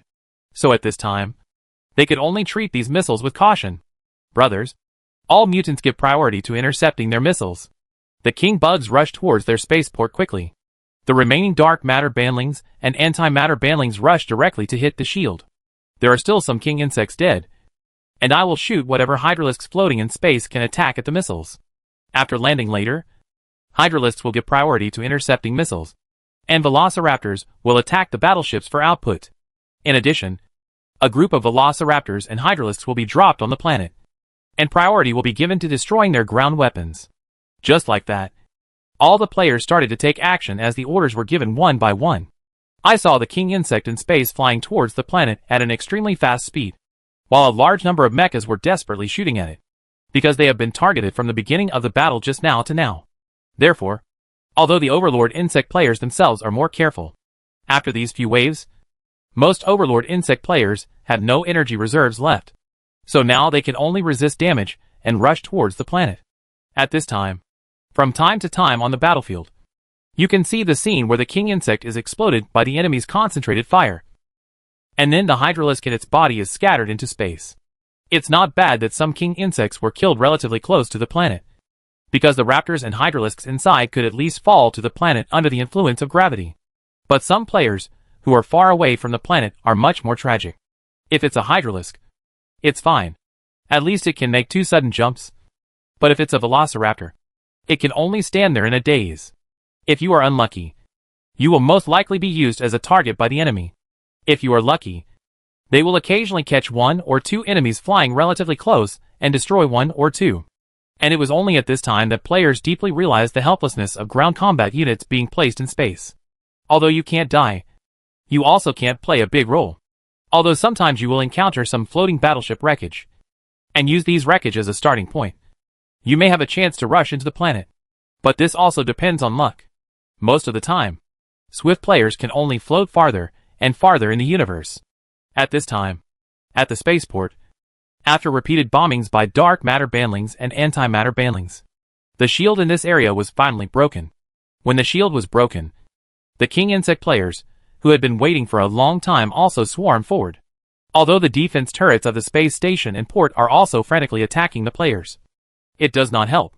With the first king insect player being successfully released, the ground combat team was finally able to exert their original strength.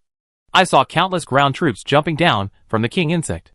Immediately afterwards, the flexible velociraptor rushed towards the distant battleship without saying a word, while the hydralisk players found their positions and then started strafing the missiles flying from the planet.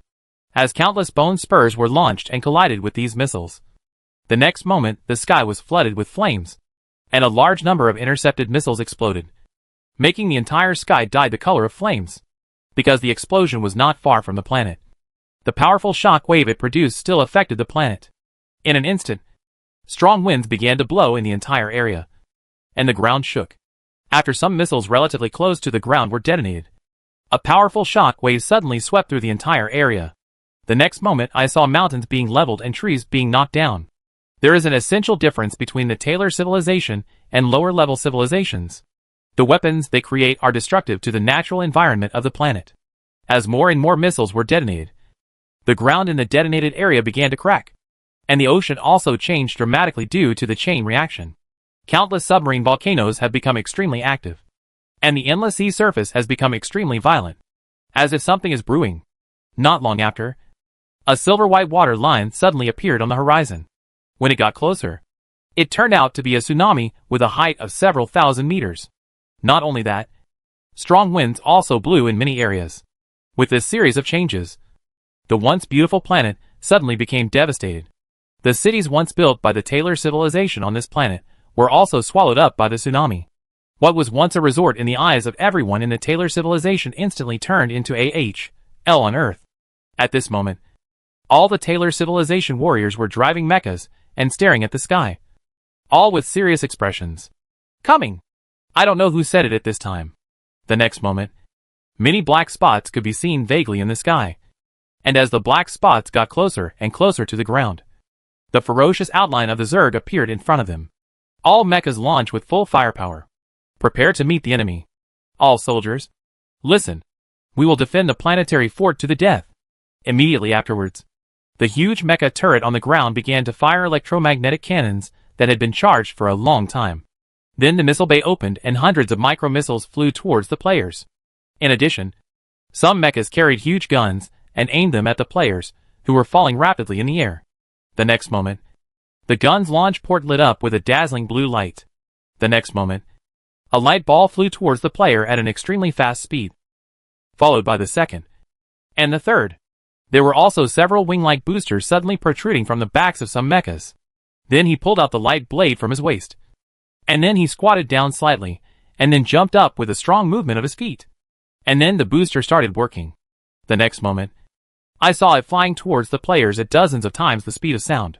Naturally, players who are high in the sky will not sit still and wait for death when they see so much artillery fire. At that moment, the red snake's whole body was opened and its falling speed slowed down. Then an energy-devouring shield enveloped its whole body, and then countless spikes began to shoot at the ground. And when one player did this, many other players followed suit. They want to reduce the number of enemies as much as possible and intercept some attacks in this way. At this time, some players were watching this operation, while the remaining players had their eyes firmly fixed on the base where the planetary turret was located. While falling, a player suddenly asked a player not far away, "Brother, how many teams are you in? How many people are there in this area?" "We are the No. 35 ground combat team. This battle was fought hard. Now we only have me and another teammate left in our team." At this point, this player couldn't help but feel sorry for his teammates. Observed 2 seconds of silence. After hearing what this player said, the previous player thought for a moment and then said, "There are still 7 people in our team. After we land, why don't you help us clear the way? And the 7 of us will directly attack their turrets." After hearing this player's suggestion, the other player naturally nodded. Then he looked at the velociraptor not far away above him. "Brother, if I remember correctly, you are from Team 125. You should be the only one left in your team." Hearing what this player said, the players in Team 125 were a little surprised. "How do you know?" "Of course I know. The king insect that pretended to be your team was killed suddenly right in front of my eyes. After the sudden death, there was a laser blast. At that time, I saw you flapping twice like a big moth, dodging several beams of light and barely escaping." Players from Team 125. "Well, you are the only one left in your team. Otherwise, you would join the team that opened the way like us and create opportunities for them." "No problem." The members of Team 125 readily agreed. Immediately afterwards, these players spontaneously contacted other players who were still in free fall. After a short communication, the players in this area had already planned their future combat ideas. At this time, facing the mechas flying in the sky, many Hydraless players also aimed at them while falling. Although the battle on the ground is not as big as the space scene, the momentum caused by both sides is not small. Countless spikes were seen piercing the mechas on the ground from top to bottom. and the artillery fire fired by the mechas on the ground also hit the players. As the distance gets closer, many mecha warriors have stopped firing. They have drawn various weapons from their mechas, and are ready for hand-to-hand combat. Good guy. Knowing that the single target's combat power is not as strong as ours, they actually come here to engage in hand-to-hand combat instead of long-distance consumption. I'm afraid this is a bit confusing. As far as the current situation is concerned, this is the best choice for them, because the close-range combat cannons not only do not play much role, but also easily injure teammates. So hand-to-hand combat is undoubtedly the best choice at this time. And brothers, don't take it lightly, although there is a huge difference in strength between their mechas and ours. But the numbers are here after all. If we really want to fight, it won't be easy for us here. Speaking of which, the player then added, by the way, brothers, please remember that our main purpose is to open paths and follow up interceptions to provide teammates with better opportunities for destruction. After destroying this place, don't be reluctant to fight. Go to the next area immediately. Hearing this player's reminder, the other players also nodded. Immediately after the players landed, the next moment, they were seen rushing towards the countless mecha army in front. I saw the velociraptors rushing to the front. Ordinary velociraptors use their sharp sickle-like claws and teeth to tear the enemy mecha into pieces. However, without energy-devouring skills, although their bodies are strong enough, they still cannot last long against such a large number of enemies. Not long after the battle, many raptors were killed by the enemy, and compared to ordinary raptors, the first stage raptors were much better, with the defensive skill of energy-devouring shield and the energy-devouring fangs that can increase its attack several times. It is much easier for them to kill enemies in battle. However, because the enemy also has many long-range beam turrets that are still outputting, their energy consumption is also very high. Compared with the first two, the second stage armored beast, known as the king of cost performance, is much easier. They not only assume the output position, but also provide force field shields for many injured teammates, so that they can safely evacuate the battlefield. On the other side, Hydralisk players were firing at laser turrets and laser mechas in the distance. In addition, they also used their own sharp blades to engage in melee combat with enemies approaching them. In this way, with the cooperation of many parties, the players fought back and forth with mechas that were several times larger than them. Brothers, there is a gap in front of you. Everyone rushed that way. Brothers who are attacking, be ready. It's numb. Sure enough, the ordinary swift beasts are just a trap. The armored beast brothers over there don't need to continue to provide me with shield support. The foundation of this unit is too poor. Even if they save me, it will be a waste. You'd better save your energy and try to kill a few more enemies. I'll fight with them, and I'll trade in as many as I can. Brothers who are raiding, a gap is about to be opened over there. Get ready to charge. After the Hydralisk brothers and other brothers who will attack rush over, you concentrate on providing them with long-range fire support. The other brothers are moving closer to Brother Hydralisk. When the time comes, we will protect the safety of Brother Hydralisk so that he can safely provide long-range fire support for our raiding brothers. In this way, with the cooperation of the players, the base was finally taken down. Meanwhile, the same thing happened elsewhere. Although their operations are different, their purpose is very clear, which is to destroy all the enemy's ground planetary turrets at all costs. Because they know very well that without the assistance of these turrets, the brothers in space can fight with the remaining mecha troops with peace of mind. At this moment in space, the players are also fighting extremely fiercely. Dead beasts and a large number of Taylor civilization warriors can be seen from time to time inside some battleships. At this point in the battle, both sides had fallen into madness. In order to destroy these battleships, players forced many velociraptors directly into the warships, and many of the velociraptors that rushed in were killed by the defense facilities inside the battleships.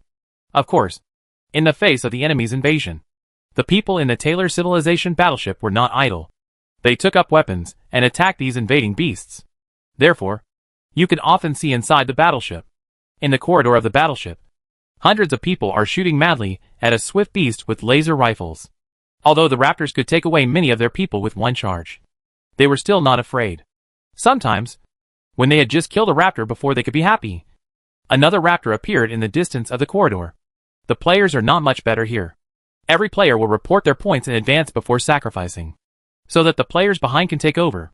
Battleship No. 2. Are there any brothers near Battleship No. 2? Come in quickly. I can't hold it anymore. Battleship No. 7. I'm low on health now. Come in quickly. Brothers near Battleship No. 175. Run quickly. The energy fluctuations of this battleship are abnormal, and they must have started the self-destruction program. As soon as he finished speaking, a huge explosion occurred on a warship in the port, and the powerful shock wave lifted the surrounding warships and players away. And when the players stabilized their bodies, they immediately rushed towards the nearest warship. At this time, as time goes by, many Taylor civilization bases on the ground have been uprooted, so the pressure on space combat players is gradually reducing. At this time, part of the Hydralisk responsible for interception could finally pull out to attack the mecha in the distance, because from the beginning, these Hydralisk players focused on missile interception, while the Mulosaurus players struggled to fight these mechas. In order to prevent the mechas from hindering the players in the spaceport, they tried their best.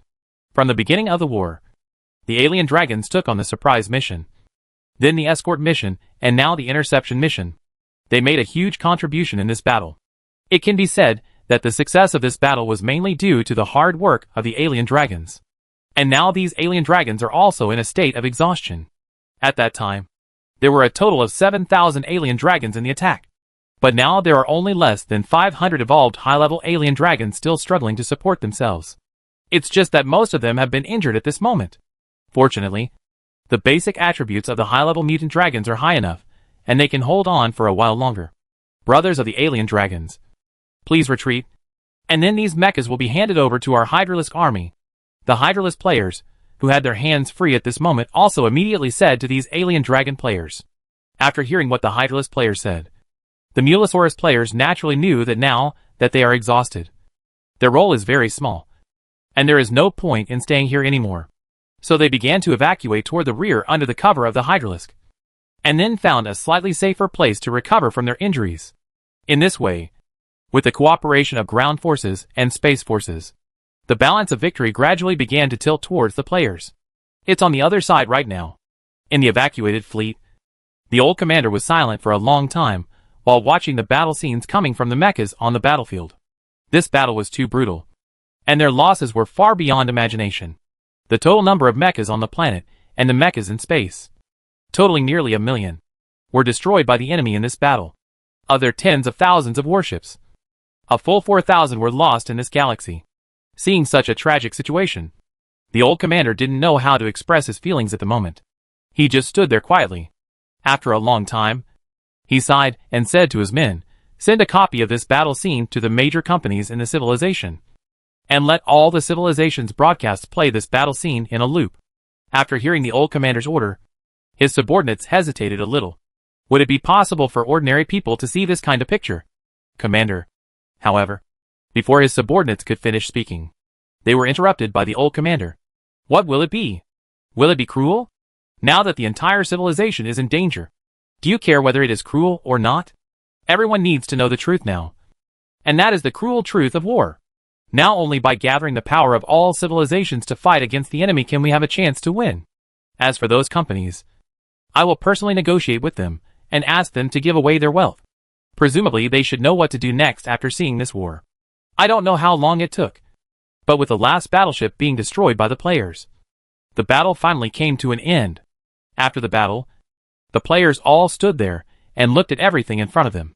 The planet has long lost its former glory, and now the burning earth and billowing smoke can be seen everywhere across the planet. The original peak had long since been leveled, and the former resort of Taylor's civilization was now submerged by a vast ocean. In space, this area has long since changed.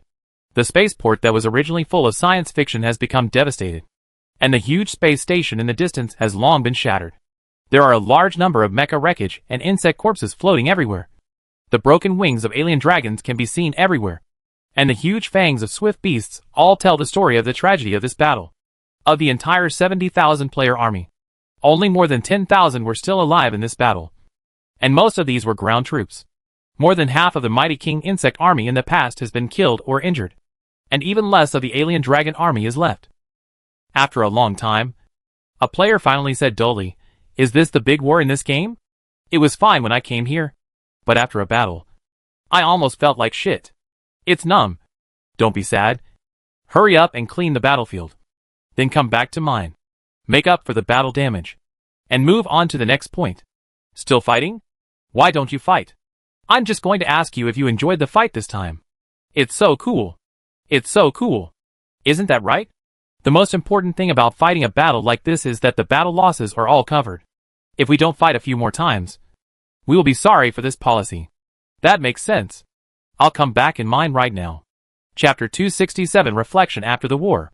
With the end of this war, players immediately return to the Taylor No. 1 area, where the Starry Sky Beast is located. After returning to this area, the players began to collect resources frantically, trying to make up for the battle losses. In fact, when launching such a large-scale war, players know very well that the damage will definitely not be too small. But what they never expected was that this wave of losses really surprised them. Almost all the players participating in the battle were wiped out. Although there were some players left, most of the remaining players were ground combat units, who joined the battlefield later. And they are mainly cheap units that start with 10,000 and 50,000 evolution points. Basically all the more expensive units were lost in that battle. So on the surface it seems that the players have lost more than 80% of their troops. But if we count the evolution points, the players estimate that they have lost at least 95% in this wave. Except for those with a very high degree of evolution. All the surviving units were sacrificed for these highly evolved units to survive. Apart from their strong enough attributes, the most important thing is that the players adopt the strategy of sacrificing the lower levels to protect the higher levels. Otherwise, maybe all these highly evolved alien dragons will be left behind. I have to say that we were lucky this time. At least we didn't wait for the enemy to gather too many troops before launching the attack. Otherwise, it's hard to say who will win and who will lose in this battle. At this moment, in the underground mining area where the Starry Sky Behemoth is located, players are mining and communicating at the same time. Yes, we can only count ourselves lucky this time.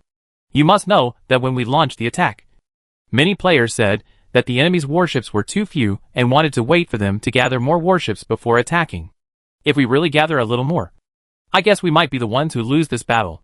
Speaking of this player couldn't help but have some doubts. Actually, I have been thinking about the point of our attacking their area. Is it just to destroy their warships? If it is for this purpose, why don't we wait until their warships come to this galaxy before we fight? We must know that all enemy facilities in this area have been cleared by us. When fighting here, we at least do not need to consider the damage caused to us by their various facilities on the ground. And the previous battles, especially in the middle and late stages, were actually due to the missiles launched by their ground facilities that held back our hydralisks. Otherwise, our mutalisks would never have suffered such heavy losses. Hearing what this player said, a player next to him couldn't help but interrupt and said, "Do you think the war between civilizations is as simple as you think? And it's over after the two sides meet and fight?" As the active attacker, we need to consider not only the gap in strength between the two sides, but also various factors. First of all, let's take the geographical factors as an example. Taylor Area 2 is a transportation hub for multiple strongholds of Taylor civilization. Their warships want to transport mechas or supplies to other areas, so they must supply supplies in this area. After all, compared to us, they also need to consider whether the warship's energy is sufficient when traveling over long distances. Although jumping like our Zerg consumes very little energy. But this is only limited to short distance jumps. If it spans thousands of light years, most of our arms will not be able to complete it, because the energy-devouring reserve simply cannot support such a long-distance voyage. You have to remember that we are still a biological type of arms. Jumping is a natural skill of many arms. It has innate advantages. Even under such circumstances, we cannot carry out ultra-long distance navigation. Warships like Televan do not have this advantage at all. If they want to jump, they need to consume a lot of energy. A battleship's energy reserve is limited.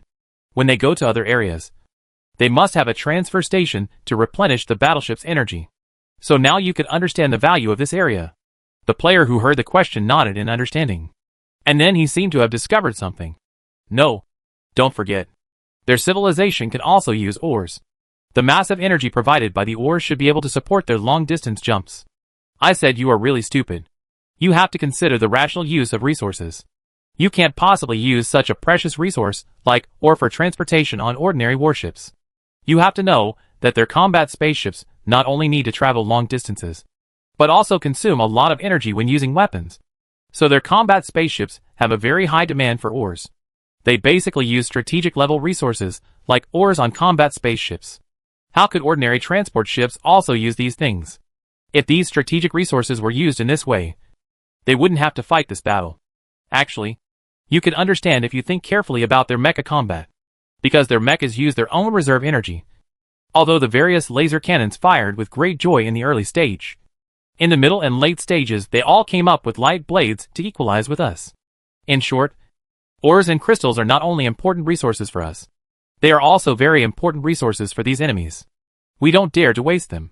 Do you think they dare to waste them? After hearing this player talking, the people next to him finally understood. Seeing that several people probably understood, the player continued, of course we have to knock down that place. Apart from what I just said, there is another more important reason. What reason? That is, our attack on this civilization is a long-term operation after all. So we need a material supply point. And that galaxy is undoubtedly the best material supply point. Plot the colonial galaxies of Taylor civilization on a two-dimensional map, and you will find that Taylor 2 is the center. To the north is Taylor 1, which is where we are now. To the south is Taylor 3. To the west is Taylor 4. And to the east is Taylor 5. When you get to the Taylor 5 area, using this as a central point, the west becomes Taylor 2, and the east becomes Taylor 6. Immediately following the path No. 6, there are areas from Taylor No. 7 to No. 10, and then there is the home planet of Taylor civilization.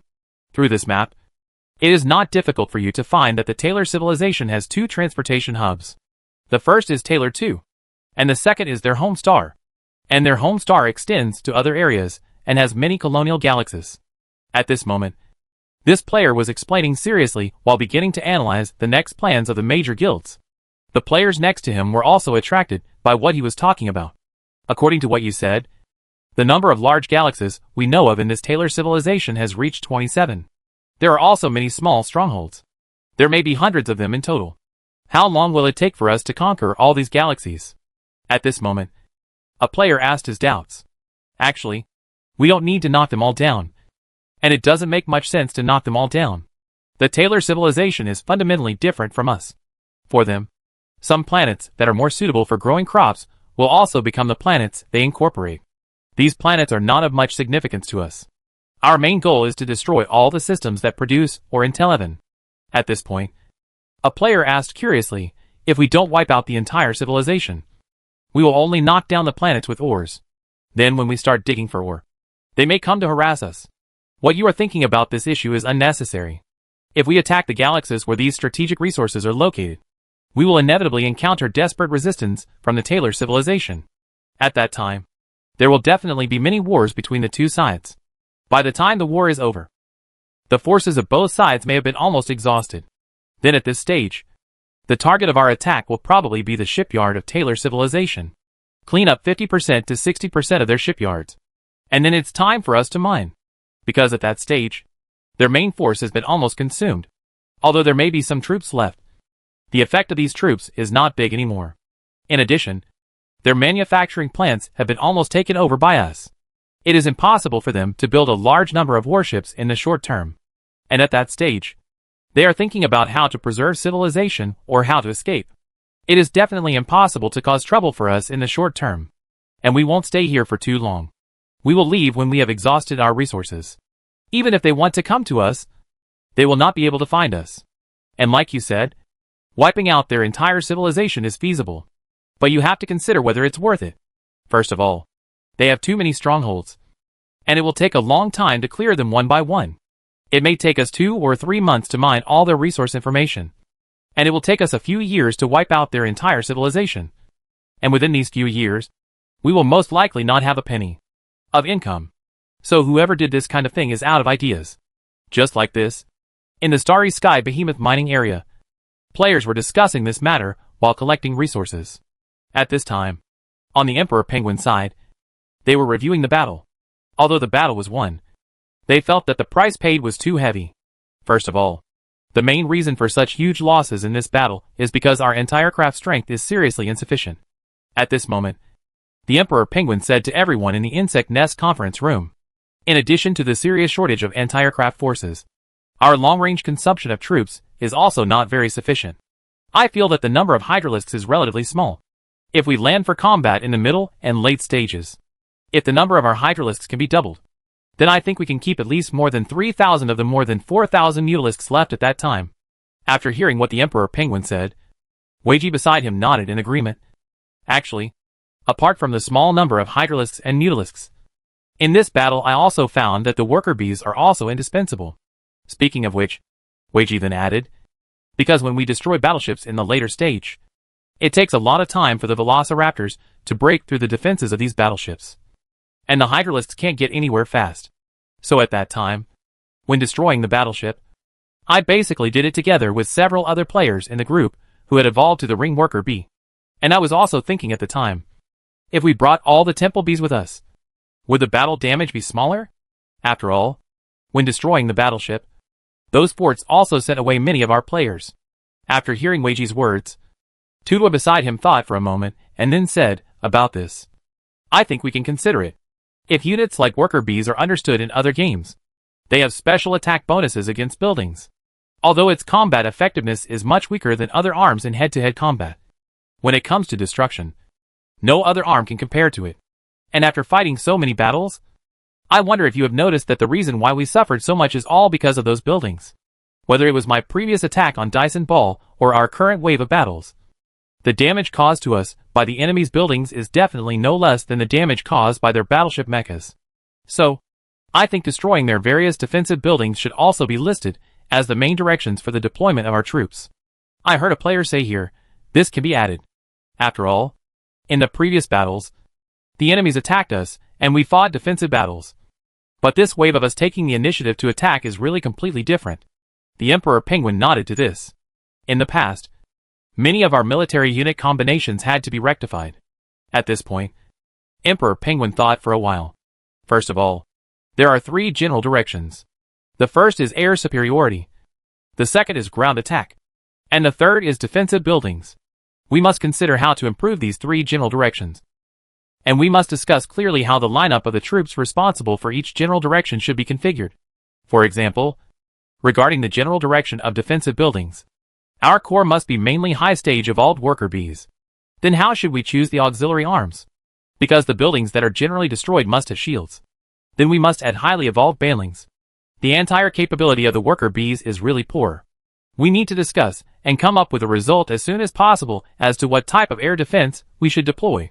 After hearing what the Emperor Penguin said, everyone began to talk about it. As for the reason why this wave of battles occurred, everyone knew that it was caused by many reasons. One of the reasons is that they have not adjusted the lineup well before. At that time, their division of the entire formation was relatively simple, and the alien dragon directly regarded it as an anti-air force. Hydralisk Velociraptor was chosen as the counter-land. To put it simply, there is no detailed division of labor, because they didn't have such a concept at the time. Although they had fought so many battles before, this was the first time for them to engage in such an evenly matched large-scale civilized battle. So they naturally adopted the crushing combat method they used against other civilizations. Then the result was heavy losses. So now when they come back to discuss this matter, they are more discussing the matching of the lineup, which is just like a card game. Your SSR card is the core of the lineup. If you want to exert strong strength, you need to configure an SR card or an R card, and use the characteristics of each card to cooperate with each other to achieve a high DPS. Instead of using all SSRs, although they are relatively powerful, their skills are not complementary. It is very likely that a team of SSRs will be defeated by someone else's lineup with SR and R cards. In fact, they were in this situation in the previous battle. In terms of overall strength, they were dominant. But due to lack of cooperation, a large number of battle losses occurred. Everyone present knew that they could win this battle because their basic attributes were too high. It is so high that even the enemy's various complementary cooperation cannot make up for the gap. In addition to not understanding this type of war, the reason for this result is that there are too many people participating in the war this time. In the eyes of all of them, this game is a crushing game. After all, with their numbers and their troop configuration, how could they lose this round? You can win even if you fight with your feet. Although I won in the end. I won, but the price was too miserable. Now they still have the Starry Sky Beast, so they have the opportunity to make mistakes. But what about later? If they suffer such huge battle losses again, how will they tolerate mistakes? You must know that according to their estimates, Even if they hollow out the starry sky beast, they may not be able to make up for the losses of all players in this wave. For the ones that were not made up for, and the ones that were missing, they had to take out the activity rewards and stick them in. Because when the hidden mission was open before, there were several points reward rules. Now they can only give supplies to some players, and let them collect the rewards. And then the rewarded mutant dragons will be used to replenish the damaged players. The evolution +1 cards are auctioned. And the ones from the auction house are also used to make up for the battle losses. At present, in order to make up for the damage caused by the battle, they can only do this. Anyway, everyone should be very clear about our current situation now. Basically, this wave of starry sky beasts and event rewards have to be thrown in. There should be many large-scale battles in the future. If such a large amount of battle damage occurs again, we may not be able to make up for it. Even if we knock down all the resource galaxies of Taylor civilization, I can guarantee that by using the collected resources to make up for the battle losses, there is a high probability that the battle losses will be barely equal. In other words, we have worked so hard for several months and may not have earned a penny in the end. So we must be careful in order to avoid fighting after such an incident. In this way, all the players, you and I all expressed our opinions. After a day of discussion, they finally came up with a relatively reasonable plan. After everyone's discussion was almost complete, they returned to their respective tribes to tell the members about the general situation of the meeting. Chapter 268 The Helplessness of the Old Commander. At this moment, Xianyu was in his own guild group and had already begun discussing the next plan with their members. Brothers, let me explain to you the general situation of our meeting. The first is a classified plan for the guild that has reached the 1,000-person level. Let's put it this way. Starting from today until we, the big guilds, decide to make unified planning. Each guild will choose a sector that it is responsible for development. For example, Weiji and the others. The main players in their Worker Bee Protection Association are mainly worker bees. So their future development direction may be resource collection and destruction of buildings. They need to add some auxiliary troops to the original worker bees. And our situation is pretty much the same as theirs. We also need to determine our overall direction for the future. To put it simply, we will then purchase the types of troops and lineups to determine whether we should take the air combat route, ground combat, or the auxiliary route. After hearing what Xianyu said, everyone under his command also started talking about it. If we go in the direction of air combat, then our guild will definitely develop with the alien dragon as the core. But this will involve a problem. The investment is somewhat too large. Players who understood the situation at this time analyzed. And if we mainly attack the ground, the initial investment will be relatively small. As for support, I guess not many of us are willing to take this route. It is true that the initial investment on the ground will be smaller, but I feel that the amount of resource acquisition will definitely be much less. After all, if we want to destroy a civilization by ourselves in the future, air combat must be the main force. There's nothing wrong with what you said, but you have to consider one thing.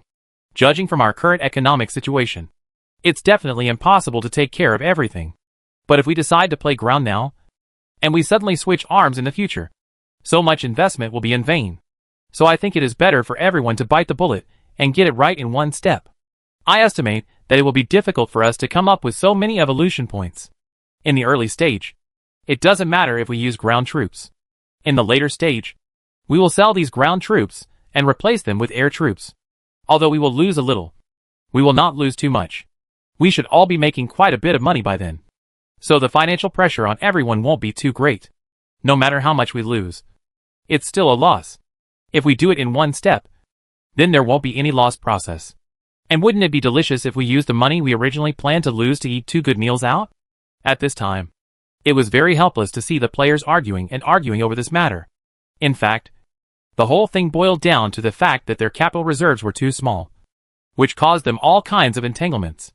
Of course, the same situation does not only happen to the Salted Fish Guild. Other big guilds are also faced with this choice. Everyone wants to eat civilization alone. But at this stage, many people cannot afford the high cost of directly taking the space combat route. And this is why they are struggling with how to choose between space and ground combat. Of course, many guilds have already determined a rough route, such as Weiji's. Brothers, I have explained to you the general situation. As for the next arrangement of the troops, I will also briefly explain to you. Originally, I thought that if we all play together for a year or two, after experiencing many civilizations, our reserve should be able to support Leviathan. So when we were collecting fragments, we kept thinking about Leviathan. Of fragments. Our reserve of Thunder Beast fragments is not high. But now that I have thought about it, from now on, the main core of our guild's arms will still be placed on Thunder Beast. Although the definition they gave us is for the construction core. What I think is that we can transform and take the ground route. That is, taking into account both sides. At this point, Weiji briefly described his thoughts to everyone. We can just get the worker bees to the 5th stage of the Temple Warrior bees, because the investment after that is too high. And the price/performance ratio is seriously insufficient. Because most of the members of our guild have reached this stage now. We can stock up on the next evolutionary points and arrange a unit layout for ground combat.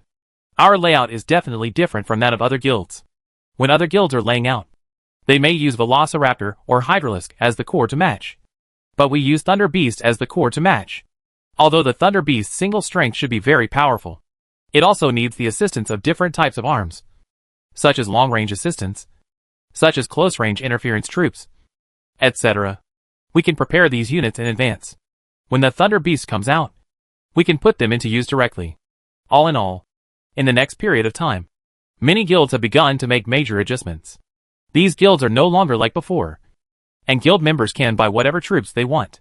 The current guild will arrange which troops everyone buys based on the actual situation. For example, the core of the Hydralisk Ground Air Support Force is naturally the Hydralisk, and the player ownership rate of the Hydralisk must reach at least 50%. After the Hydralisk is configured, the next step is the auxiliary unit. Because although the Hydralisk has strong combat effectiveness, it is undeniable that it is a long-range unit, and its long-range attack power is very powerful. Therefore, if you want to expand this advantage, you need to provide him with a safe output environment, facing the ground troops that the enemy may attack. Using fierce armored beasts as the front row to absorb injuries is undoubtedly the best choice. Therefore, the matching proportion of fierce armored beasts must account for at least about 30%. Then, because some special circumstances require transportation, the king insects also need to account for 78%. With the king insects, they also need an escort team. Maybe 78% of the people here are also needed to use aliens. Dragon. As for the rest, it is the ratio of banlings to eyeworms. For example, electromagnetic pulse banlings are responsible for area interference and provide them with area interference blessings. So a certain quota needs to be allocated. Eyeworms provide intelligence, vision and long-range strike coordinates. So they also need some quotas. All in all, today's big guild players are no longer like the past where they used to combine one unit with another unit. In the past, when fighting, it was very likely that there would be no frontline to take the damage while fighting, and then trying to deal damage while also fighting in close combat, resulting in a great loss of attack power. Or maybe it's because of eyeworms. And then everyone can only use bioradar. All in all, with this change in the lineup, the guild's strength has been greatly improved. Of course, there are still many problems involved in the current plans that some players have come up with. After all, this is the first time that everyone has matched arms in this mode. Therefore, no one has a clear idea of what proportion the arms in their lineup will be divided into, and what stage of evolution is the best. They can only slowly explore through subsequent actual combat. But fortunately, they have now taken a big step towards formalization, regardless of whether it is a game or reality. As long as it involves war, only formalized troop formations like now can exert the strongest combat effectiveness. Of course, now that the major guilds of players have determined their respective development directions, they have begun the second round of distribution. And this second round of allocation is called union complementation. For example, if your guild is responsible for air combat, another guild is responsible for ground combat, and another guild is responsible for building destruction, then these three guilds can be bound together. Then, they selected a temporary commander-in-chief for unified deployment. In subsequent battles, players decided to establish a general headquarters, which would issue tasks based on battlefield conditions. That's right. They are giving tasks, not transferring them. This transfer task will be assigned to the commanders bound to the guild. Because of these union-bound commands, they are in a regional battlefield after all. They know the situation in this area very well, and know how they should arrange it to minimize damage. A battle like the one before was mobilized by a commander-in-chief. Not only was the pressure on the command too great, but some details were not thought of, which led to meaningless sacrifices. After all, it is difficult for overall mobilization to pay attention to the actual situation of each region. But it's different now. The commander-in-chief only needs to issue some tasks based on the current battle situation. And then these commanders will complete the rest themselves.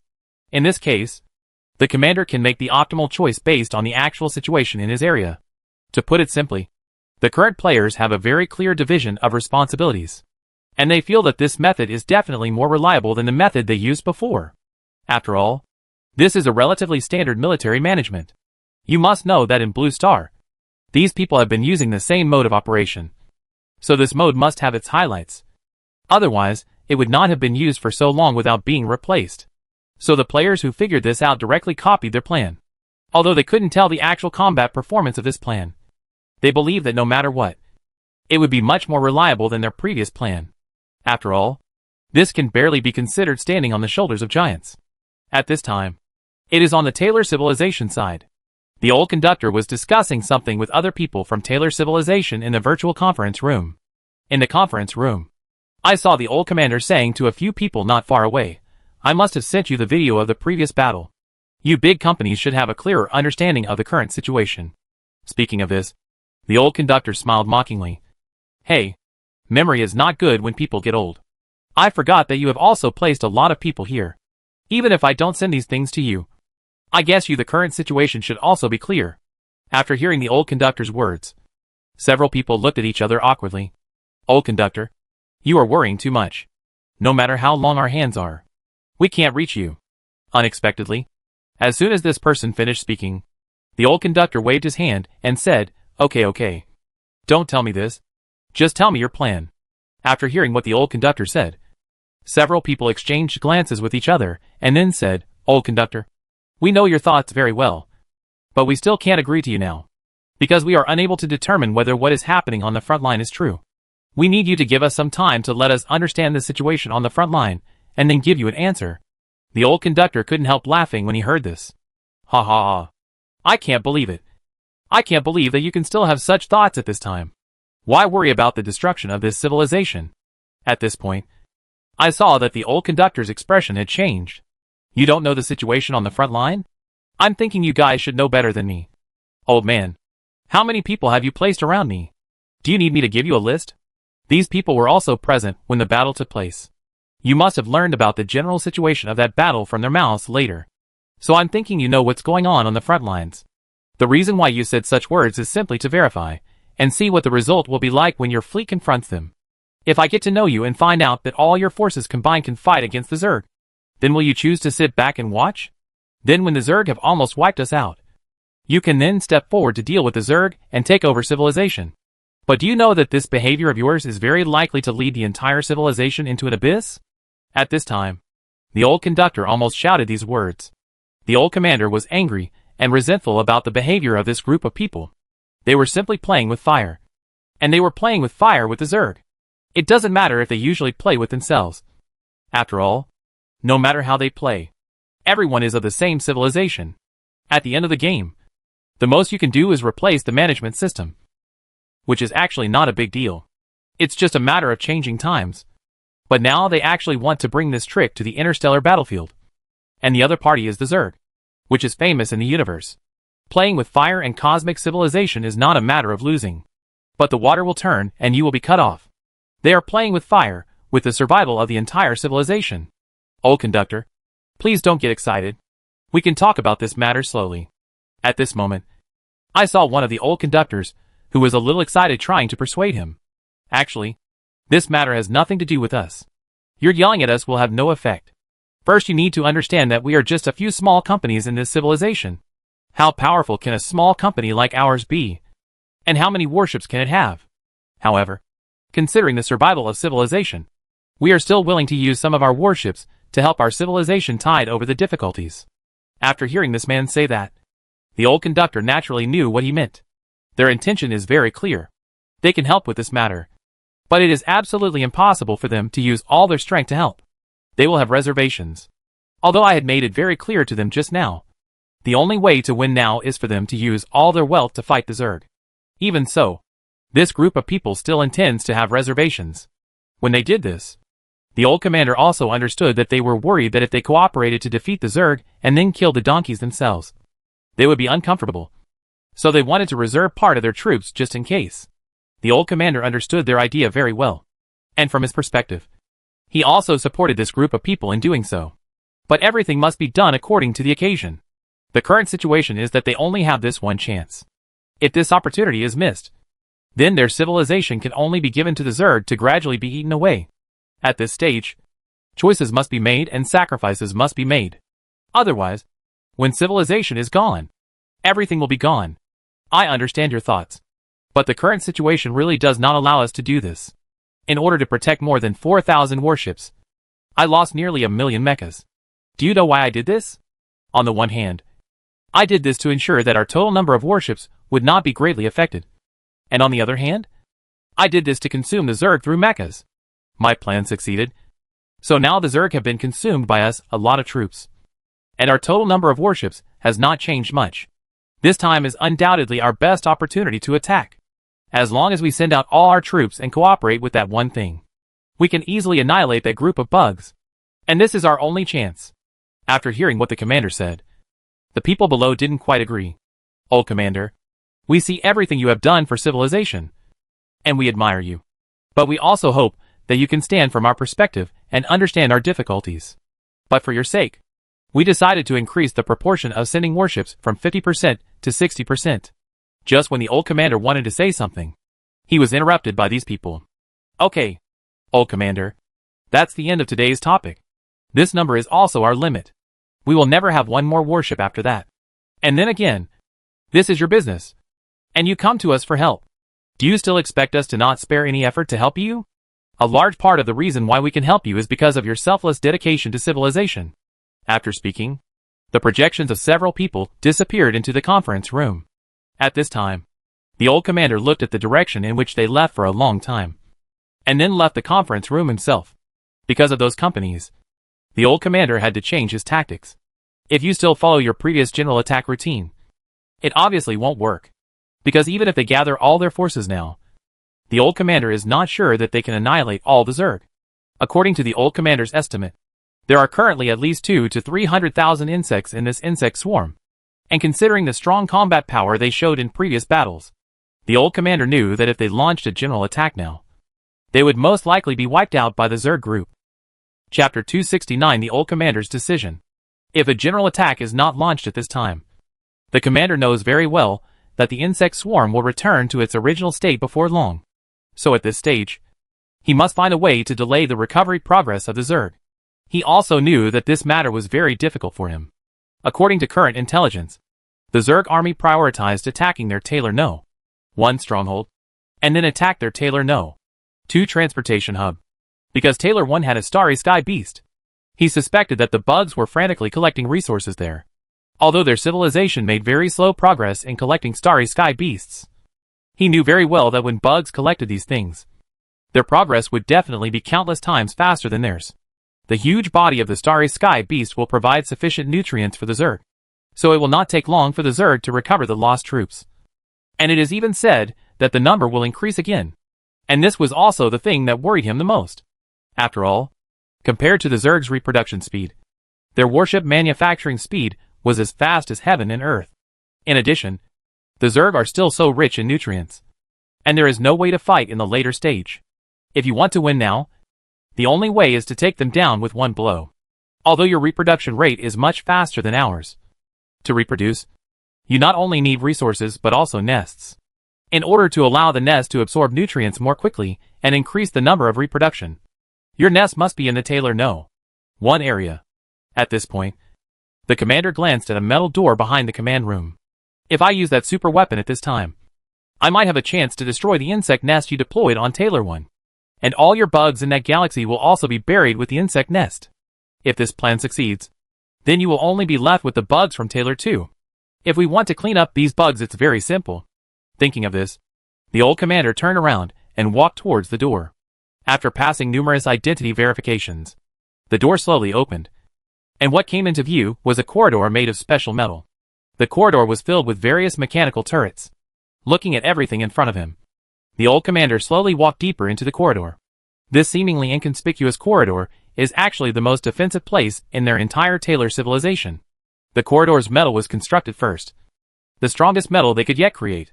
Except for metal, these seemingly inconspicuous small forts are actually high-energy particle cannons. And there are also a large number of antimatter bombs buried under the corridor. The corridor itself also has its own shield-generating device. If there is a problem, the entire corridor will be protected by the shield.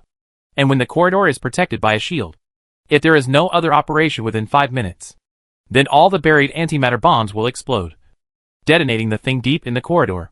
And when that thing is detonated, the entire galaxy where he is now will be reduced to ashes.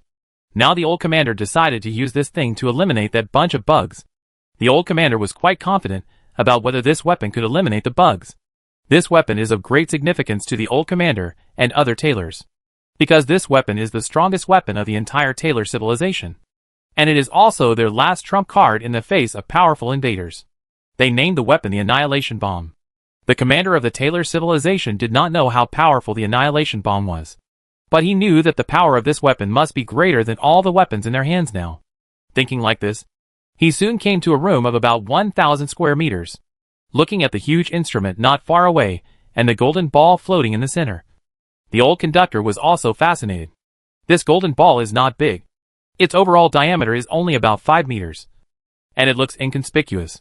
Perhaps if a golden ball like this one is found by other low-level civilizations, they will most likely treat it as an ordinary metal ball. This sphere is so inconspicuous and unremarkable. But the Taylor civilization, which has been studying it for centuries, knows that this ball has unparalleled destructive power. Centuries ago, a fleet of Televan's fleet accidentally entered a wormhole, and in the wormhole, they discovered a giant tower-like building of an advanced civilization. And this magical metal ball was what they found inside the giant tower-like building.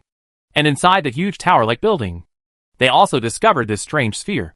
If you know that such a huge tower was built to store a ball, then you don't need to think about how important this ball is. So they brought this ball back for study.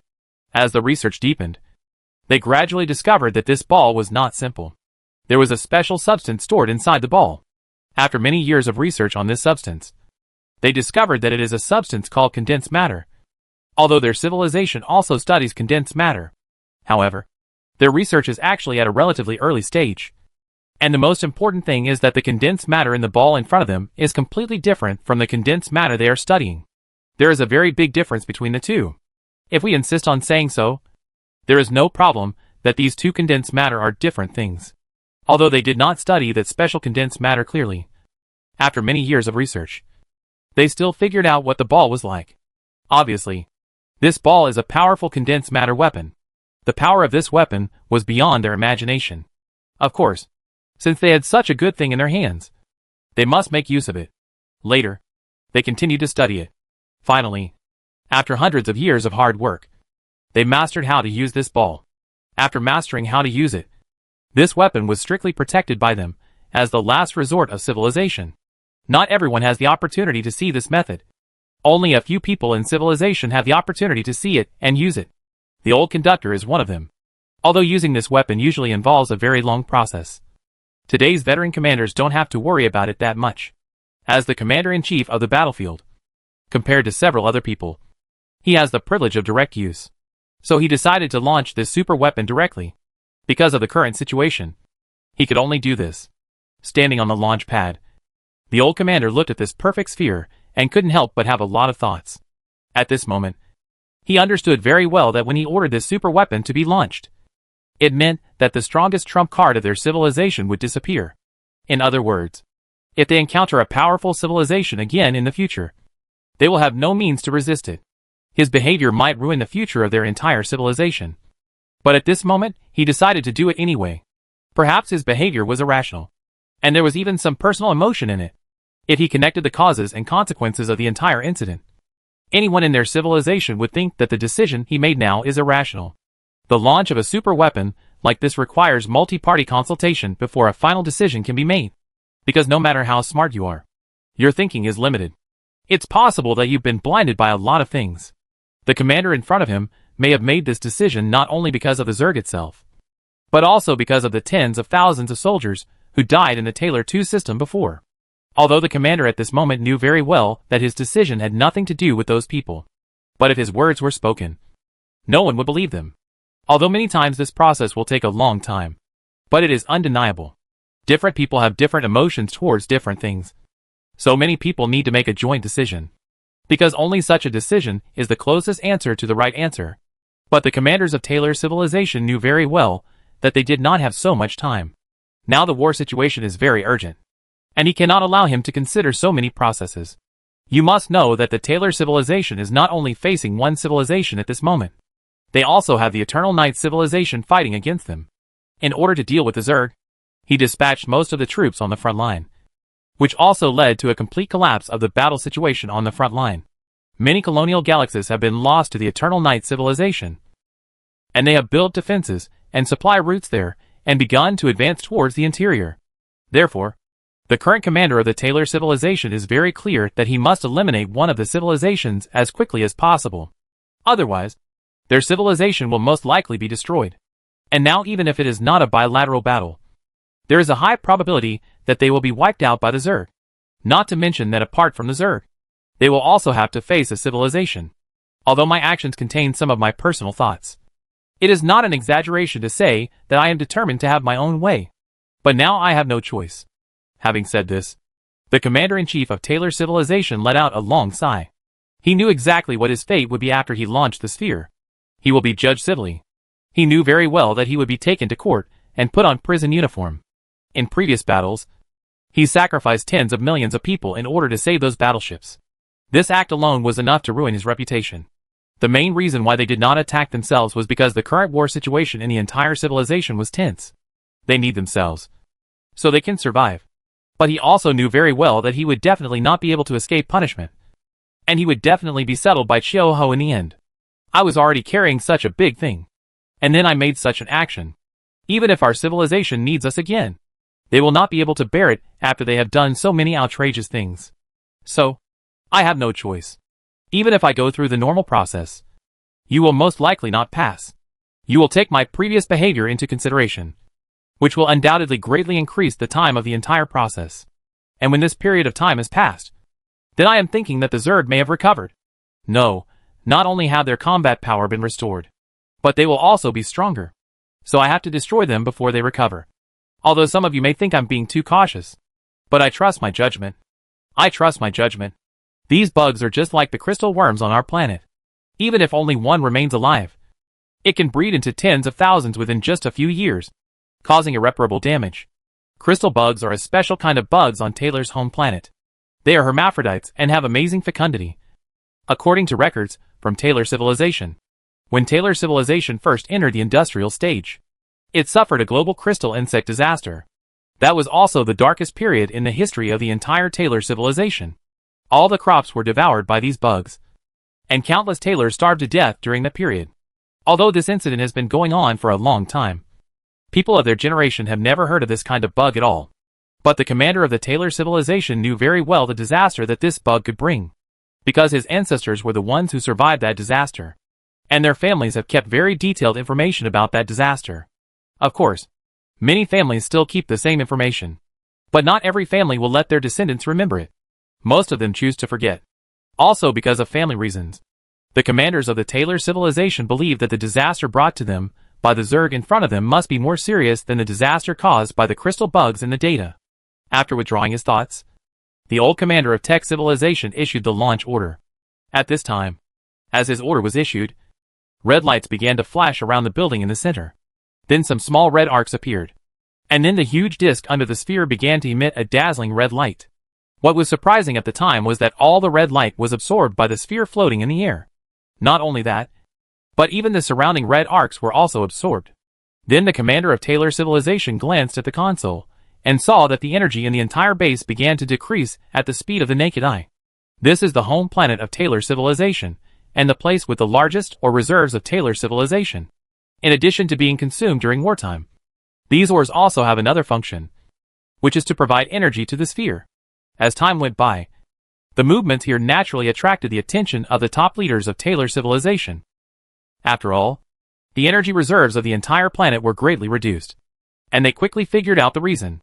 But even if they knew the reason at this moment, it was impossible to stop it, because as the launch order was issued, the entire operation process would be irreversible. If it is cut off forcibly, it will most likely cause the sphere to become unstable and explode on the spot.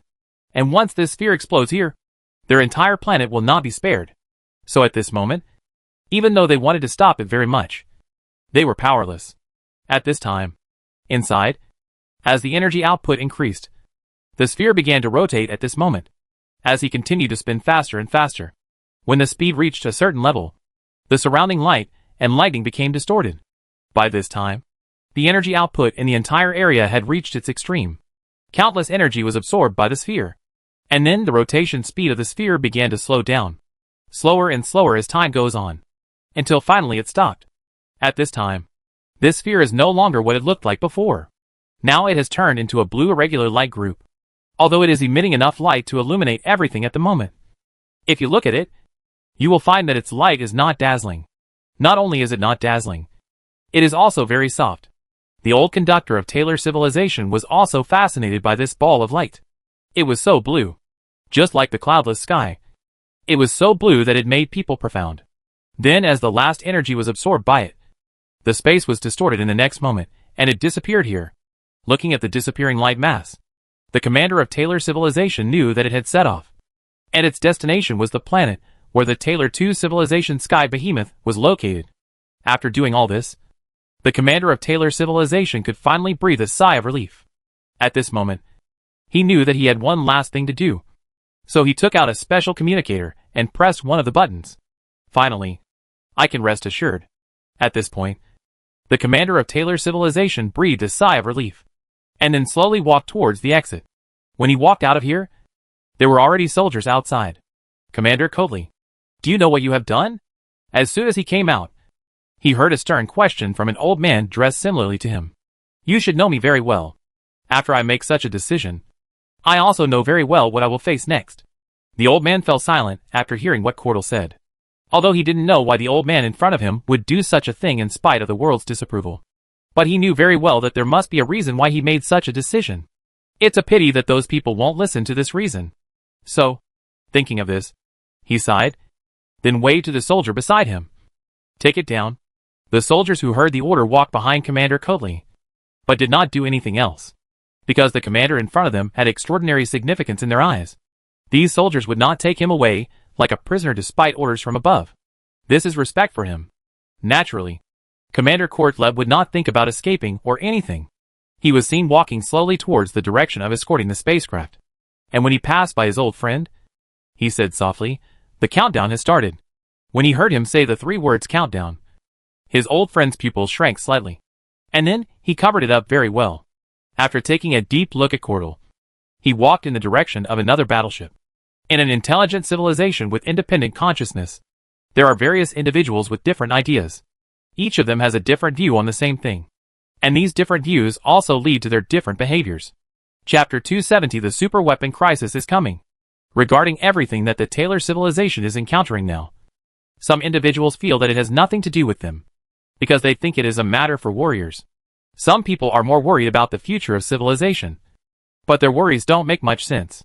For some important matters, it is still up to the people above to make decisions. So even though there are many people below them who are very worried about the current situation of civilization, but they are just worried. They can't make any changes to the current limitations. The group of people who determine the fate of the entire civilization each have different ideas. Some of them may be selfish, while others may be very righteous. When people with different ideas collide, various things may happen. Just as the old conductor Cordlet was worried, because no one can convince anyone. It is very likely that an important matter will not be decided for a long time. At this time, an independent individual must stand up and make a correct decision. No one knows whether the old commander's decision is right or wrong. Everything can only be left to time. At this time, we are at Taylor Civilization Stronghold No. 1. Countless worker bees were busy, and they were seen skillfully cutting off a large piece of meat from the starry sky beast. Then they took the piece of meat and ran to the king insect not far away and put it down. After doing all this, they returned to the previous location to continue their work. At this time, all players in the entire area were extremely busy. In the Taylor Civilization No. 2 stronghold, there are also many king insects wandering around various planets and large meteorites. One of the king insects came to a larger meteorite, and then it secreted a substance called germ carpet to cover the meteorite.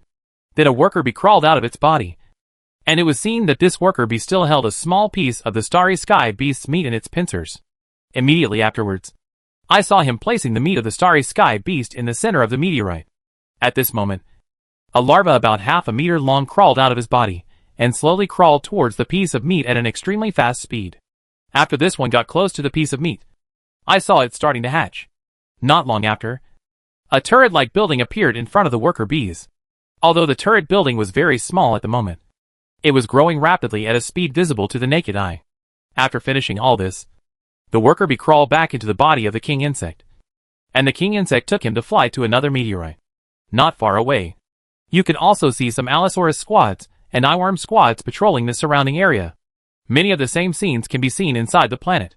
It is obvious that the players at this moment are arranging the defense facilities of this galaxy. I have to say, setting up defense facilities is really tiring. At this time, a player complained to other members of the team while repeating the work at hand. So what if it's tiring? You still have to arrange it if it's tiring. This is their transportation hub, and it is very important to them. So they will definitely send a large army to attack here later. If we don't arrange it in advance, the battle damage will be very large. In addition to the huge profits we made by attacking this Taylor civilization. Taylor 2. It's hard to describe it in words. This is how attacking civilization is. You can't expect to gain something every time you send troops. And after taking this area, are you still worried that there will be no energy devour points for you to earn in the future? As long as we can hold on to this position, the other colonial galaxies extending around them will most likely be meat on the chopping board. At this point in the conversation, someone suddenly asked, by the way, I'm curious, which galaxy are we going to attack next? After hearing this player's question, a player with rumors answered the question. If nothing else, we should attack Taylor's No. 3 stronghold, because according to the investigation of the Euglena players, there is or there. Is there or? That's good. But what's the strength of the enemy over there? If they have more troops, and we still use the same tactics as before, I feel that there is a high probability that we will be unable to make ends meet again. From what they said, it seems that there are only 100 or 200 battleships, and there should be 10,000 mechas. All in all, there are very few defenses there. There are so many of us who want to take them down. Even if we send out a professional team, even the worker bees can crush them. This puts me at ease. As long as we capture these areas, our battle damage will not be serious. In this case, everyone will at least make money when this battle is won. At this time, while the players were still discussing this matter, Jiangyao had already begun planning for new units. There are currently 2 new arms in front of Jiangyao. The first is springtails, and the second is cockroaches. First of all, these 2 arms have their own merits. Let's talk about springtails first. The springtail is a very magical combat unit. It is almost the same as the velociraptor. But the difference from the velociraptor is that the springtail has the ability to fly.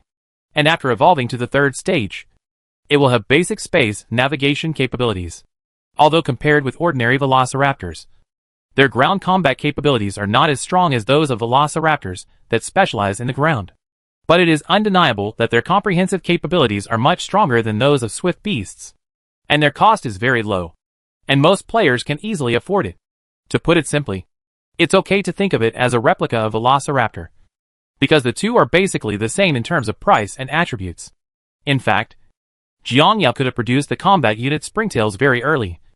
But at that stage, the reason why he chose velociraptors instead of springtails was because the 2 units had different pertinences. At that stage this time, he urgently needed powerful ground combat units. So the swift beasts with stronger ground combat capabilities became Jiangyao's first choice. Now that it has developed to this stage, his demand for the space station is getting higher and higher. So he thought of this unit. The basic cost of this unit is cheap, and the total cost of evolving to the 3rd stage is about 200,000 evolution points. Moreover, the combat effectiveness of springtails at this stage is slightly higher than that of ordinary mutant dragons. That is to say, its combat effectiveness is stronger than that of ordinary alien dragons. And the most important thing is that its price is cheaper. Although the upper limit is not as high as that of Allosaurus, the price/performance ratio is much higher than that of Allosaurus, because he has experienced so many battles now, and suffered heavy losses every time. If players all use this unit, then even if they exchange battles with the enemy, the losses will not be so severe. Apart from this unit, The other unit is the cockroach. The cockroach is a very powerful unit, with strong ground combat capabilities, and very hard armor. This is not its highlight. Its highlight is its extremely strong recovery ability. Its recovery ability is much stronger than the passive skills and energy recovery of those highly evolved units. And the most important thing is that his recovery does not consume energy, because it can quickly absorb a special material from the surrounding soil and rocks to restore itself. Simply put, its recovery can be understood as zero cost. Although it has almost no anti-air capability, it is one of the best among the Zerg when it comes to ground attack. Although through continuous evolution, he can also possess very powerful anti-air capabilities. The biggest problem is that the cost of evolution is very high. Although among the players, there are many rich people who can evolve to that level. The biggest problem is that it cannot be popularized by most players, like Springtails. In a large-scale battle like this, the role of a single unit is not obvious. Only when the group is strong can it be truly powerful. Therefore, Jiangyao is now very confused about the choice of these two arms. If it were before, he could do both arms together. But now it's not okay because there are too many players. It would definitely be impossible for him to finish everything with just 1 or 2 nests as before. In order to ensure that players can add new units, he would have to prepare at least hundreds of nests.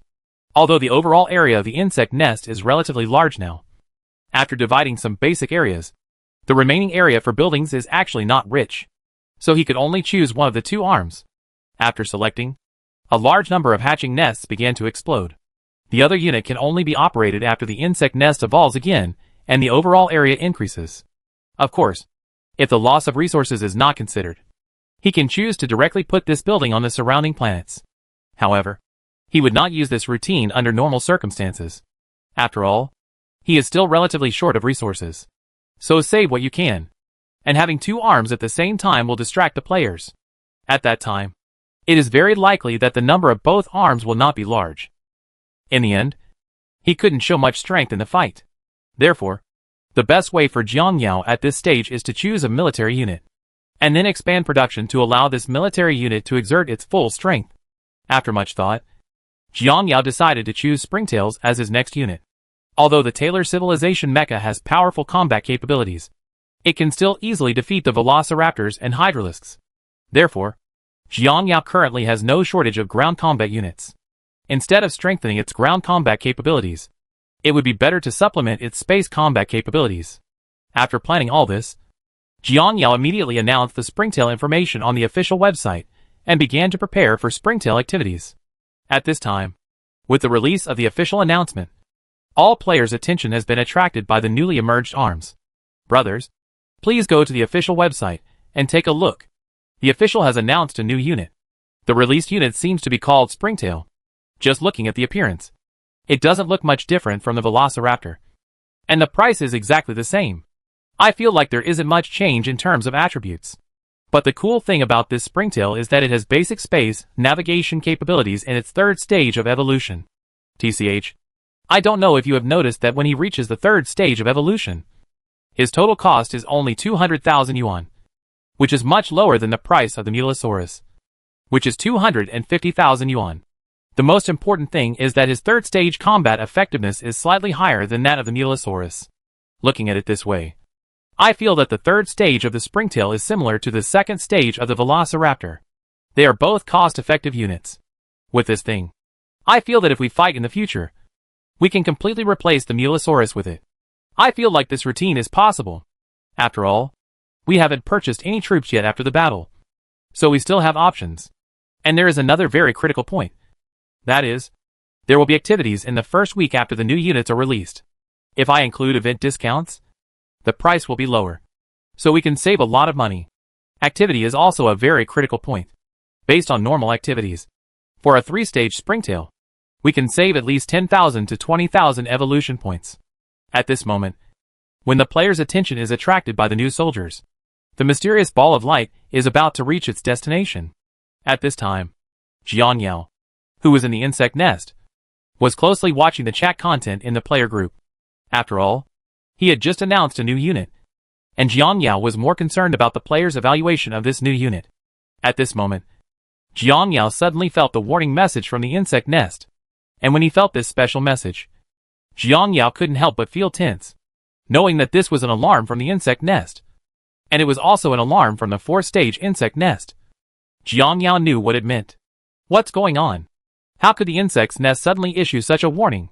At this point, Jiang Yao's face became increasingly uglier, because the intensity of the insect's nest's warnings was increasing. Jiang Yao didn't need to think twice to know that something that could bring him danger must be getting closer and closer to him. Run! At this moment, Jiang Yao didn't dare to think too much. He immediately made the insect nest start the jump. But when he started the jump, he found that this area had been disturbed by a special energy. How can this be? Seeing this scene, Jiang Yao couldn't help but exclaimed, "This is a big problem."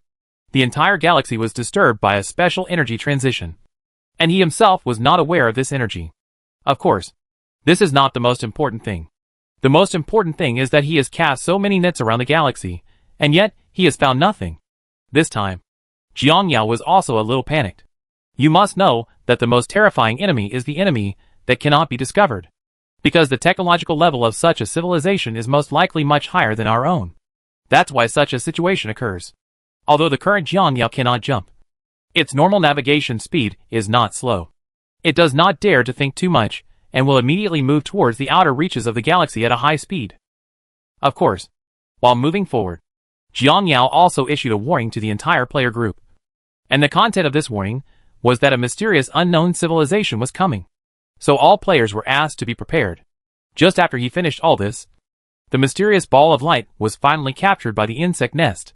When Jiang Yao learned about the situation of this ball of light through the insect nest, he was also frightened and broke into a cold sweat. Because the energy contained inside this light ball is very huge. This energy level is basically comparable to some small stars. If this thing really explodes next to you, then there is no need to think about it. There is a high probability that your insect nest will not be able to withstand it. Even if he withstands it, he probably won't be in good condition. So Jiang Yao could only run away desperately. Now he could run as far as he could, because he knew very well that as long as he ran far enough, the damage to himself from the explosion could be minimized. Seeing the energy group getting closer and closer to the starry sky beast's planet, Jiang Yao felt extremely nervous. After arriving at the target point, I saw this ball of energy crashing directly into the planet. Immediately afterwards, the insect nest felt a special energy, which was starting to spread to the surrounding centered on the planet, where the starry sky beast was located. And it's spreading faster and faster. At this time, Jiang Yao also received information about the mining army inside the planet. At this time, the interior of the planet is the same as before. Many worker bees are responsible for mining, and the king worm is responsible for transportation. The difference from before is that all the worker bees and king worms are fixed there. At this moment, they still retain the shape of mining just now. Looking at the appearance of the insect swarm at this moment, Jiang Yao naturally knew what the mysterious energy ball was. If Jiang Yao guessed correctly, it was a condensed matter weapon.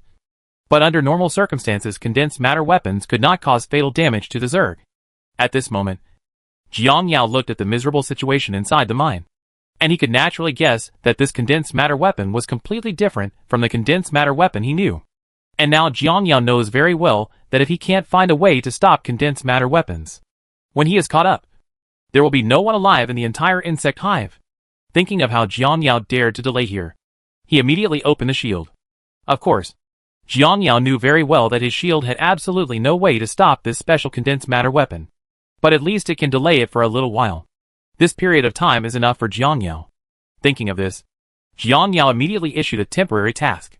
The content of this mission is to allow players with experience in controlling banlings to control condensed matter banlings to resist this wave of enemy attacks. Although the situation was very urgent, many players still took over the mission. Facing this kind of attack, Jiang Yao knew very well at this moment that if he couldn't stop it, then they would all be in trouble. Jiang Yao, who has a certain understanding of condensed matter, knows very well that condensed matter weapons can only be blocked by weapons that are also condensed matter. And the only condensed matter combat unit in his hand now is the full-stage banling insect. Because these big guilds had a lot of banlings in their hands before, plus some of their own. So now Jiang Yao is not in short supply of full-level banlings. Of course, whether there is a shortage of banlings, and whether they can block this wave are completely different things. So looking at the condensed matter getting closer and closer, Jiang Yao felt extremely nervous. Chapter 271 Danger and Heavy Losses. Although Jiang Yao was not sure whether he could block this wave at this time. He could only choose to fight now. Thinking of this, he immediately ordered all players in the guild who had control over the condensed banlings to immediately control the condensed banlings and prepare to resist. Although many players were still in a state of confusion at this moment, they immediately took action after hearing Jiang Yao's order. Many players who had deployed a defense line in the second area directly activated role switching, and then immediately controlled the banlings and rushed out of the insect nest. Not only that, Jiang Yao also took out all his family assets. When he originally stocked up on these banlings, he was on the one hand so that players could handle them when they purchased them in large quantities. On the other hand, if he encounters an invasion from a powerful civilization, then he at least still has a trump card in his hand. Although he had fantasized about using banlings countless times, he never thought he would use them in such a situation. At this moment, many players were seen controlling his condensed banlings and rushing to the edge of the enemy's ever-expanding curtain of death. Immediately afterwards, these banling insects exploded themselves, and then each ghost insect body rushed directly towards the opponent's condensed matter. As they rushed in, two completely different condensed matter came into contact, and then the players in ghost form found that their HP was rapidly decreasing. In about 2 seconds, their figures disappeared into the universe. At this time, Jiang Yao was naturally watching closely what was happening in front of him. 2 seconds. 2 seconds to play. Thinking of this, Jiang Yao immediately started to take action. He began to let the Black Insect Army and other players controlling worker bees or other units gather towards the core position. Because at this moment, he needs to use banlings to form a condensed matter wall to protect this place. As long as the core of the insect nest is protected, everything will be fine. His idea at this moment is very simple. If the condensed matter weapon flying towards him is compared to a curtain of water, then he now needs to prop up a shield in a certain direction of the water curtain to create a gap in the water curtain. And this gap is his hope of survival. And at this time, Jiang Yao also knew very well that he would definitely not be able to continue running, because the diffusion speed of condensed matter far exceeded his imagination. The maximum sailing speed of his insect nest can reach the speed of light. But even so, he is still being drawn closer by this condensed matter bit by bit. Moreover, the further he ran under the current situation, the more dangerous it was for him, because the condensed matter starts to spread from one area to the surrounding area. As the diffusion area increases, it will become thinner and thinner, but the wall will also become wider and wider. For Jiang Yao, no matter how rare he is, as long as he is exposed to this thing, he will be crippled even if he is not dead. So for him now, it's better to take advantage of the fact that the thickness is not that big. In this way, Jiang Yao estimated the approximate time. After everyone gathered here, the insect nest directly controlled by Jiang Yao flew in the opposite direction. As the distance got closer and closer, Jiang Yao was extremely nervous at the moment. He knew that he only had one chance. And if he failed, he might really be in trouble. At this time, the players who understood the general situation also knew that it was now a life and death moment for the insect nest. At this time, not only the players outside were staring closely at this place, but the players inside were also extremely nervous. Just like this, as the distance between the two parties got closer and closer, the moment the condensed matter touched the outer wall of the insect nest, all the banlings in the nest began to self-destruct. Then, as the banlings inside the nest exploded, countless condensed matter banlings formed a square wall of several hundred meters. The next moment, when the condensed banlings met the enemy's condensed matter, the two sides began to cancel each other out. At this time, the condensed matter in other areas of the enemy began to converge towards the offset point, trying to fill this gap. But because both sides were very fast, the small hole in the back slowly closed when the insect nest rushed out of that area. Holy shit. I thought I couldn't stand it anymore. Dad is scared to death. I still have more than 300 points of blood left. Hammer. My condensed baneling has 100 health points left. Didn't we agree on 2 seconds? How come it's not even for 1 second? It's so bad. But fortunately, I finally got over it. As the insect nest passed through the curtain of death composed of condensed matter, the players could finally breathe a sigh of relief. The moment he passed through, Jiang Yao discovered that the condensed matter attacking him and the condensed matter he used were completely 2 levels apart. It exceeded absolute zero by at least 10 times, and the maximum temperature reached more than 1 million degrees. Because the characteristic area of condensed matter is that the interior is below absolute zero, while the exterior is dominated by high temperatures. Although the Zerg's physique is very strong, they can still resist ordinary condensed matter. But most insects cannot resist this level of condensed matter. It's even said that even my current insect nest is incapable of resisting it. Jian Yao, whose face was slightly pale at this moment, was analyzing everything that had just happened. Although Jian Yao was extremely weak at this time, he knew that he had to take action immediately because he was not sure when the enemy's second wave of attacks would arrive. The reason why Jian Yao is so weak is also very simple. After he bound this insect nest with the help of the system, everything about him is closely related to this insect nest. Now he is basically in the same situation as the Zerg Queen. He can gain power through the Zerg hive. But unlike the Zerg Queen, the death of 1 or 2 Zerg nests has no big impact on her. But Jian Yao is different. As long as this insect nest burps, he estimates that there is a high probability that he will burp too. So this insect nest is its core, which is the fundamental reason why Jian Yao is willing to spend such a high price to continuously evolve the insect nest. Even though Jian Yao's own fighting power is not weak now because of his special relationship with the insect nest, he can still go out and fight. But unlike the Zerg Queen, he is more cautious.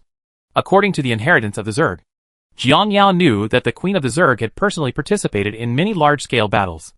And in many of these battles, she was always in the lead.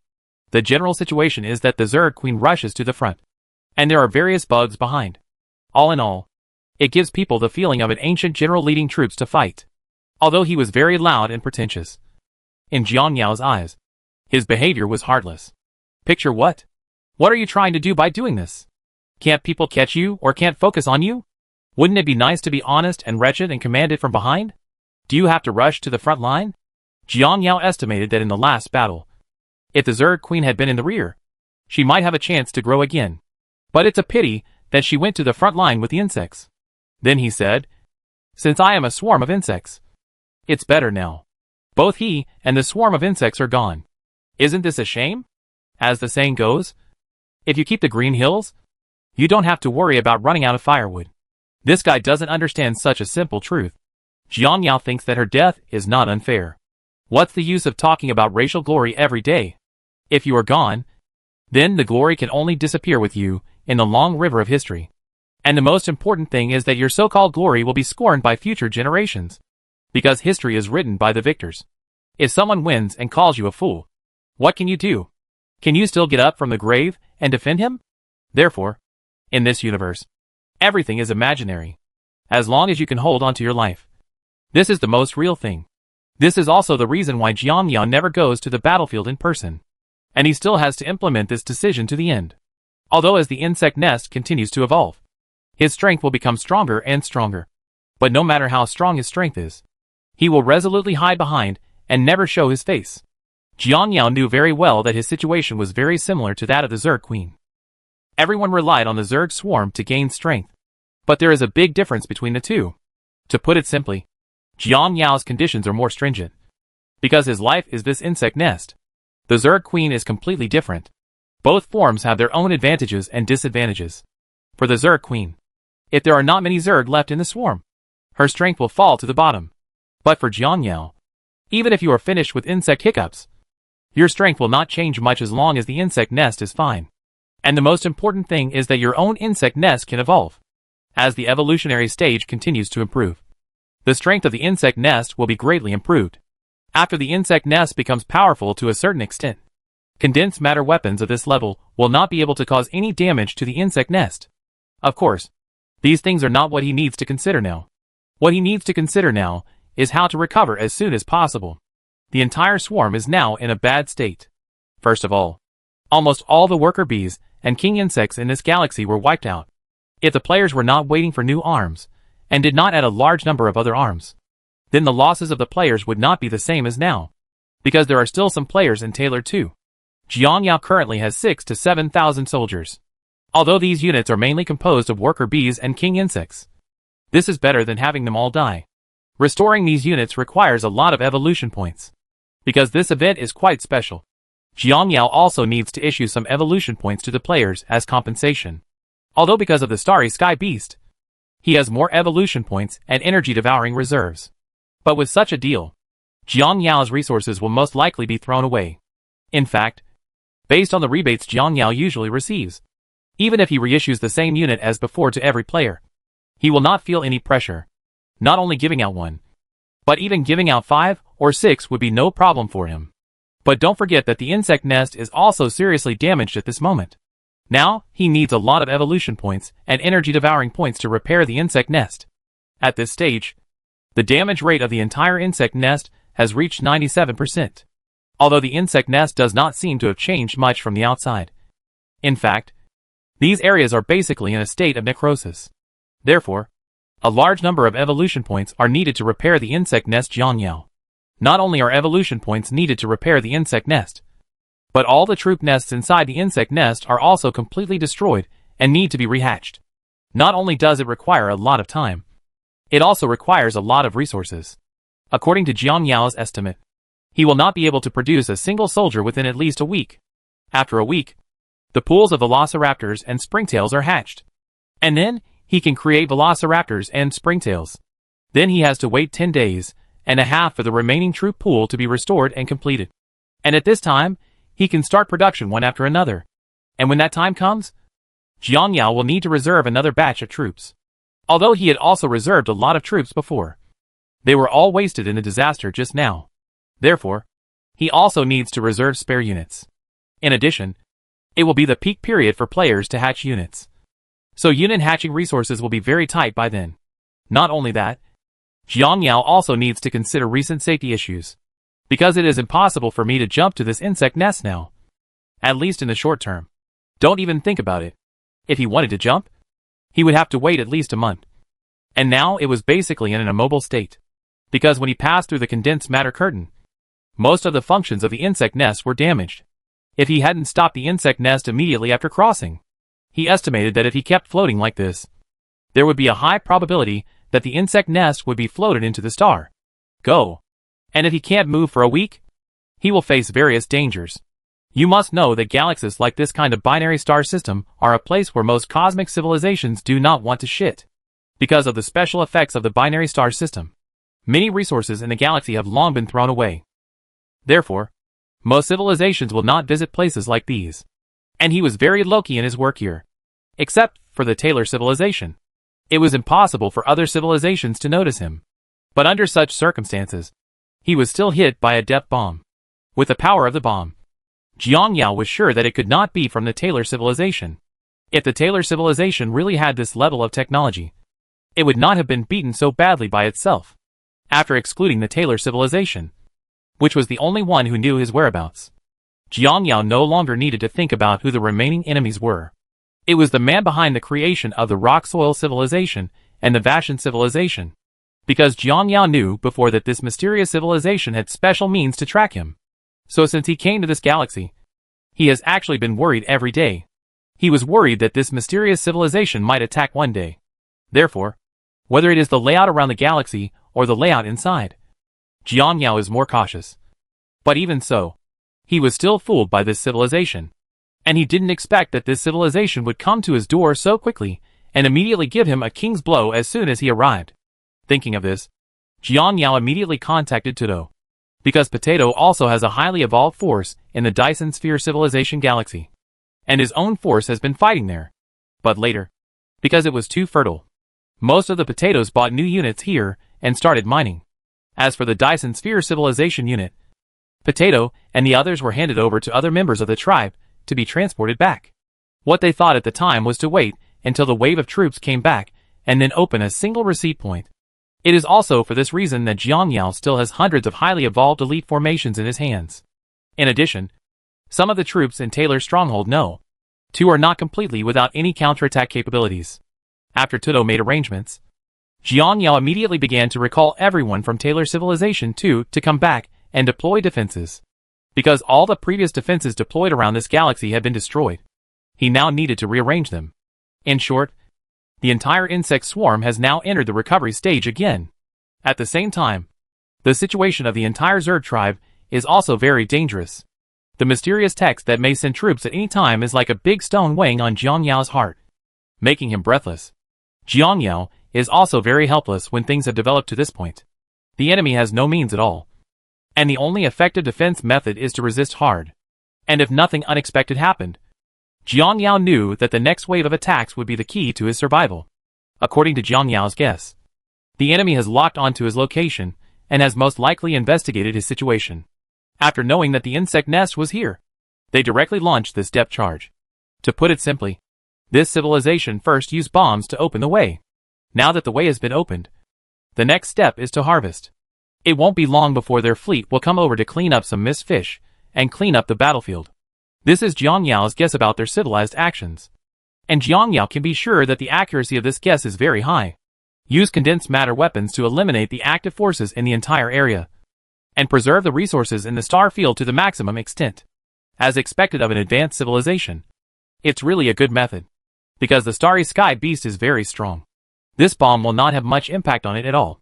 Therefore, the resource of the starry sky beast has been perfectly preserved. But it is different for me.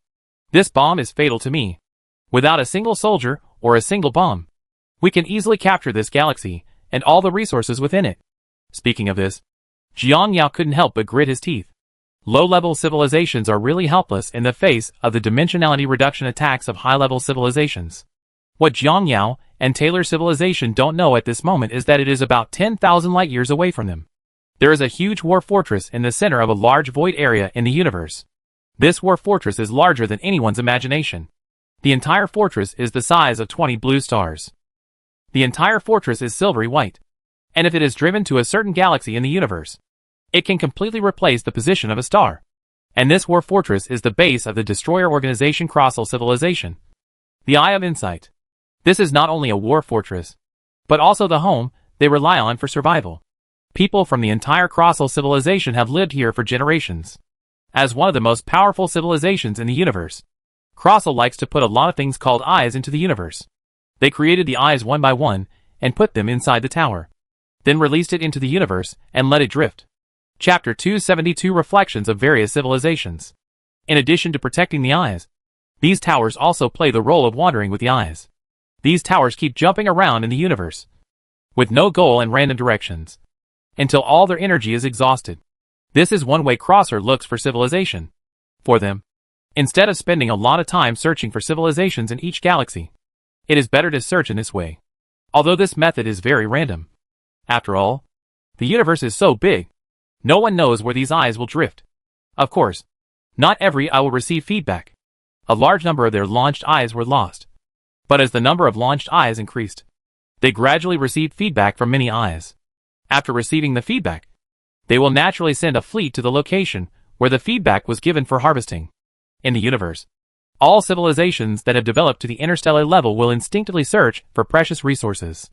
And when they get it and successfully activate the eye, it means that their civilization technology has at least mastered the preliminary star navigation ability. Therefore, many times after arriving at the area reported by the eye, the fleet of the Crossal civilization can also find a lot of rare resources in the surrounding area.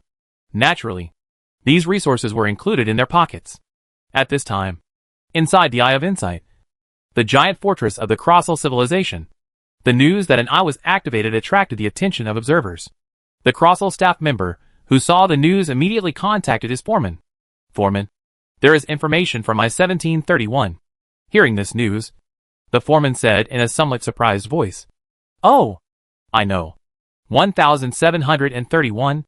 I didn't expect that the oldest eye in the series would actually respond." Sequence 1. As the first batch of eyes launched by the Crossal civilization, has a much lower level of technology than the No. 2 and No. 3 sequences that followed.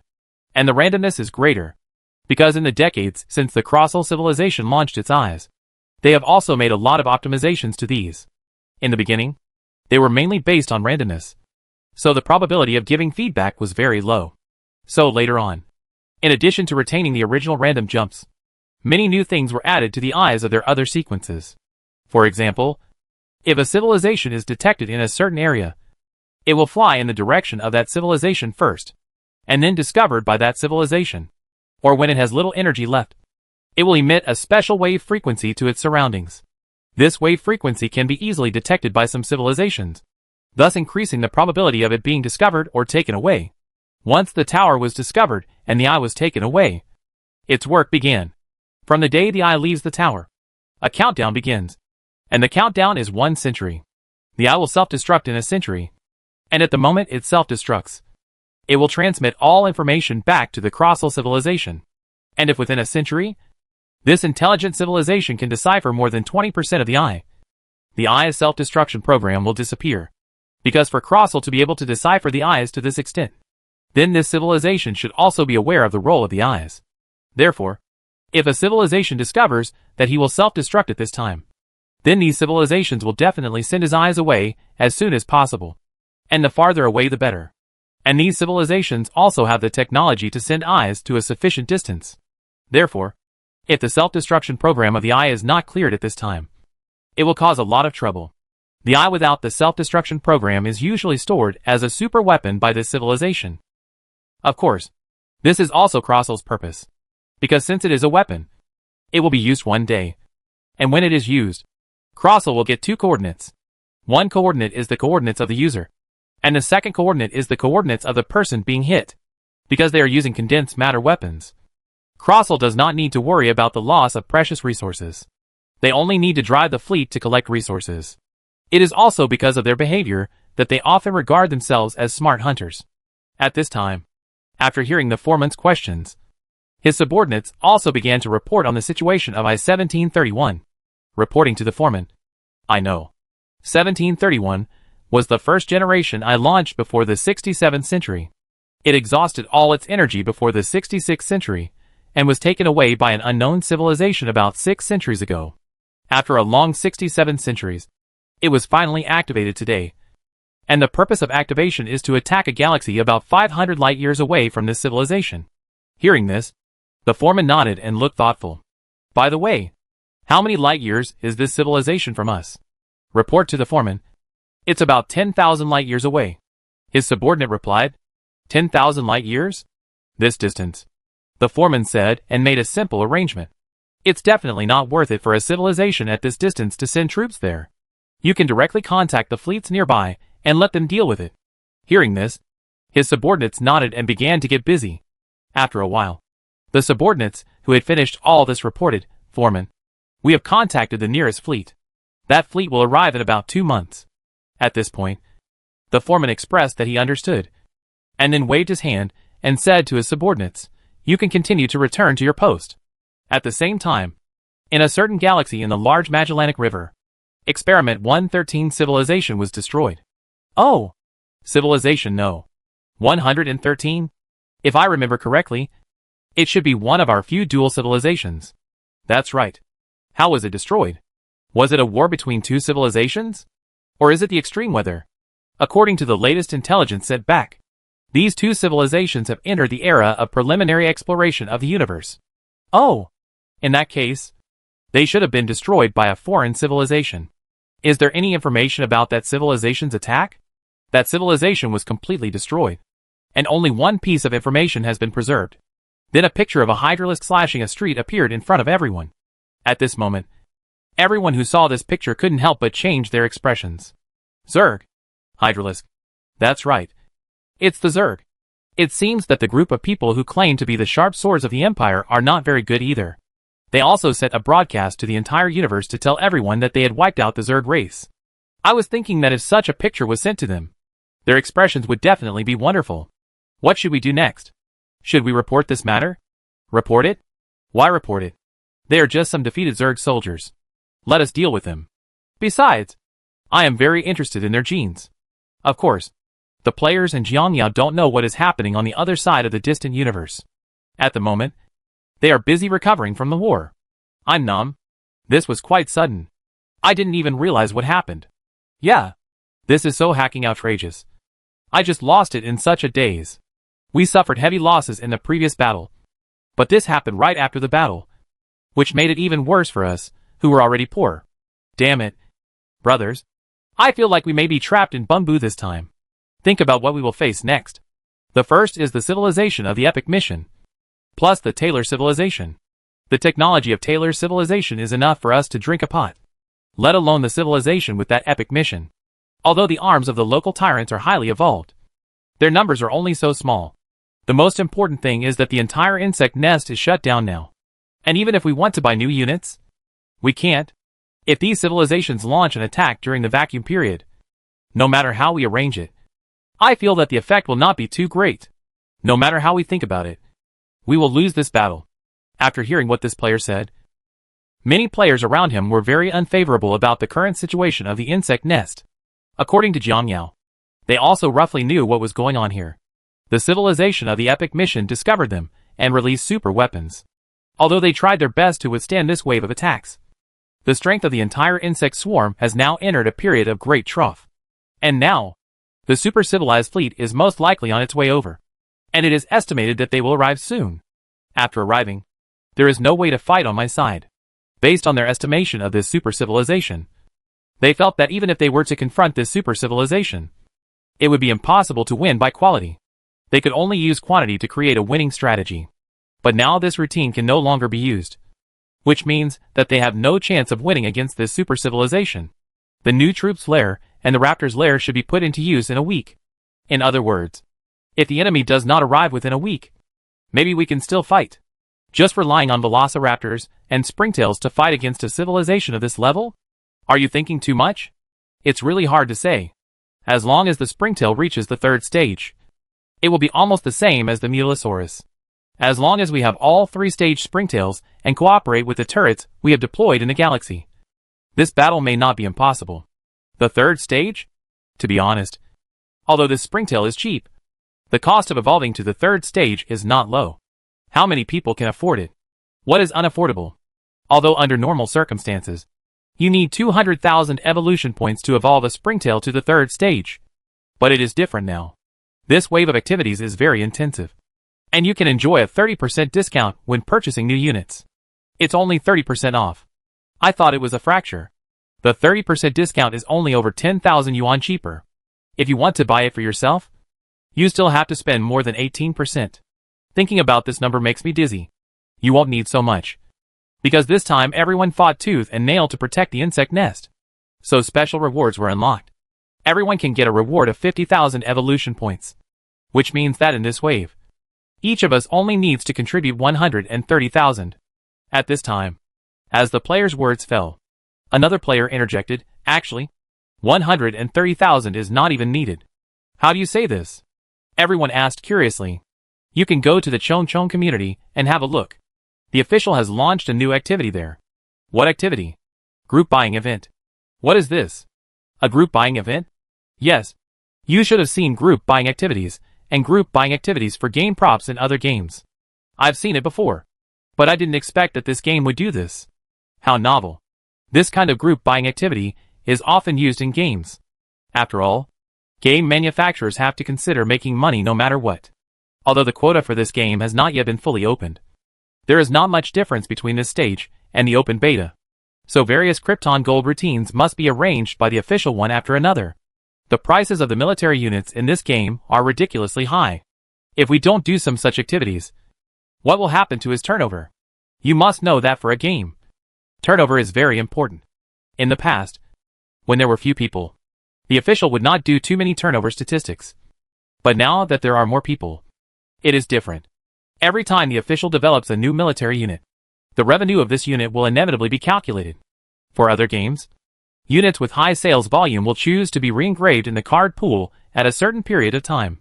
For a game like this, I estimate there is a high probability that the official will offer discounts for a certain high-volume unit from time to time. I think it's possible. By the way, what's the price for springtails in this group buying event? This time the group purchase directly sells the third stage unit of springtails. The first thing that is listed is the discounted price of the event, which is 186,000. And then based on this, the final discount is determined based on the number of group purchase participants. If you want to join the group purchase, you need to spend 5,000 soft girl coins to sign up. If you don't buy a unit by then, the 5,000 will not be refunded. So please make a careful decision before choosing. Then, the official sets several discount thresholds based on the number of applicants. They are 10,000, 30,000 and 50,000 people respectively. 10,000 people get a 20% discount, 30,000 people get a 30% discount, and 50,000 people get a 50% discount. But when they heard what this player said, everyone present was stunned. Up to 50% off? Let me tell you, the official discounts for this wave of new units are a bit harsh. If I understand correctly, adding up all the activities, can we win this unit for 93,000? Not only that, don't forget that the official will also give out a reward of 50,000 evolution points. which means that we actually only need to spend 43,000 to win it. Damn it! Are the officials crazy? They give such heavy discounts? That's understandable. Think about it. This underworld planned to set up such a strong enemy. He took away so many of our soldiers at once. He must be compensated. Otherwise, who would be happy with this situation? Yeah. Actually, I don't think dead soldiers are a big deal. But what I can't accept is that I burped inexplicably without doing anything. I was mining well, but suddenly my vision went black. And then it said that your unit is dead.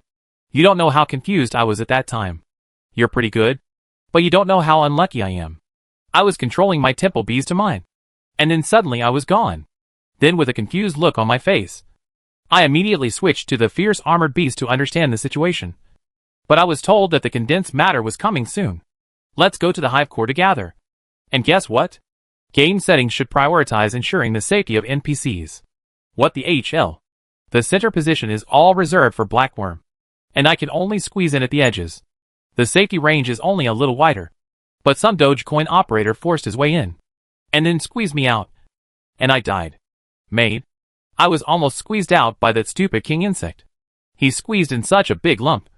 But luckily at the last moment I threw it out with a pair of pliers. Well done. Nice. This is very comfortable. I said that I was also squeezed by that stupid king insect. I was still wondering how he flew out after squeezing me. It was you. The worker bee man. Who did it for a long time. Well done. Worker bee. You protected everyone. Ahem. Cough. Actually, I almost protected everyone when I drove the antimatter baneling and was squeezing in. You know what's going on inside. If it weren't for the coquettishness around me, it might have exploded. Hack you. Uncle. It turns out that antimatter baneling was you. You idiot. You didn't know at the time that you were scaring the shit out of me. I was so frightened at that time. I was afraid that you would cause some trouble. To be honest, if it hadn't been so crowded outside, I would have kicked you out a long time ago.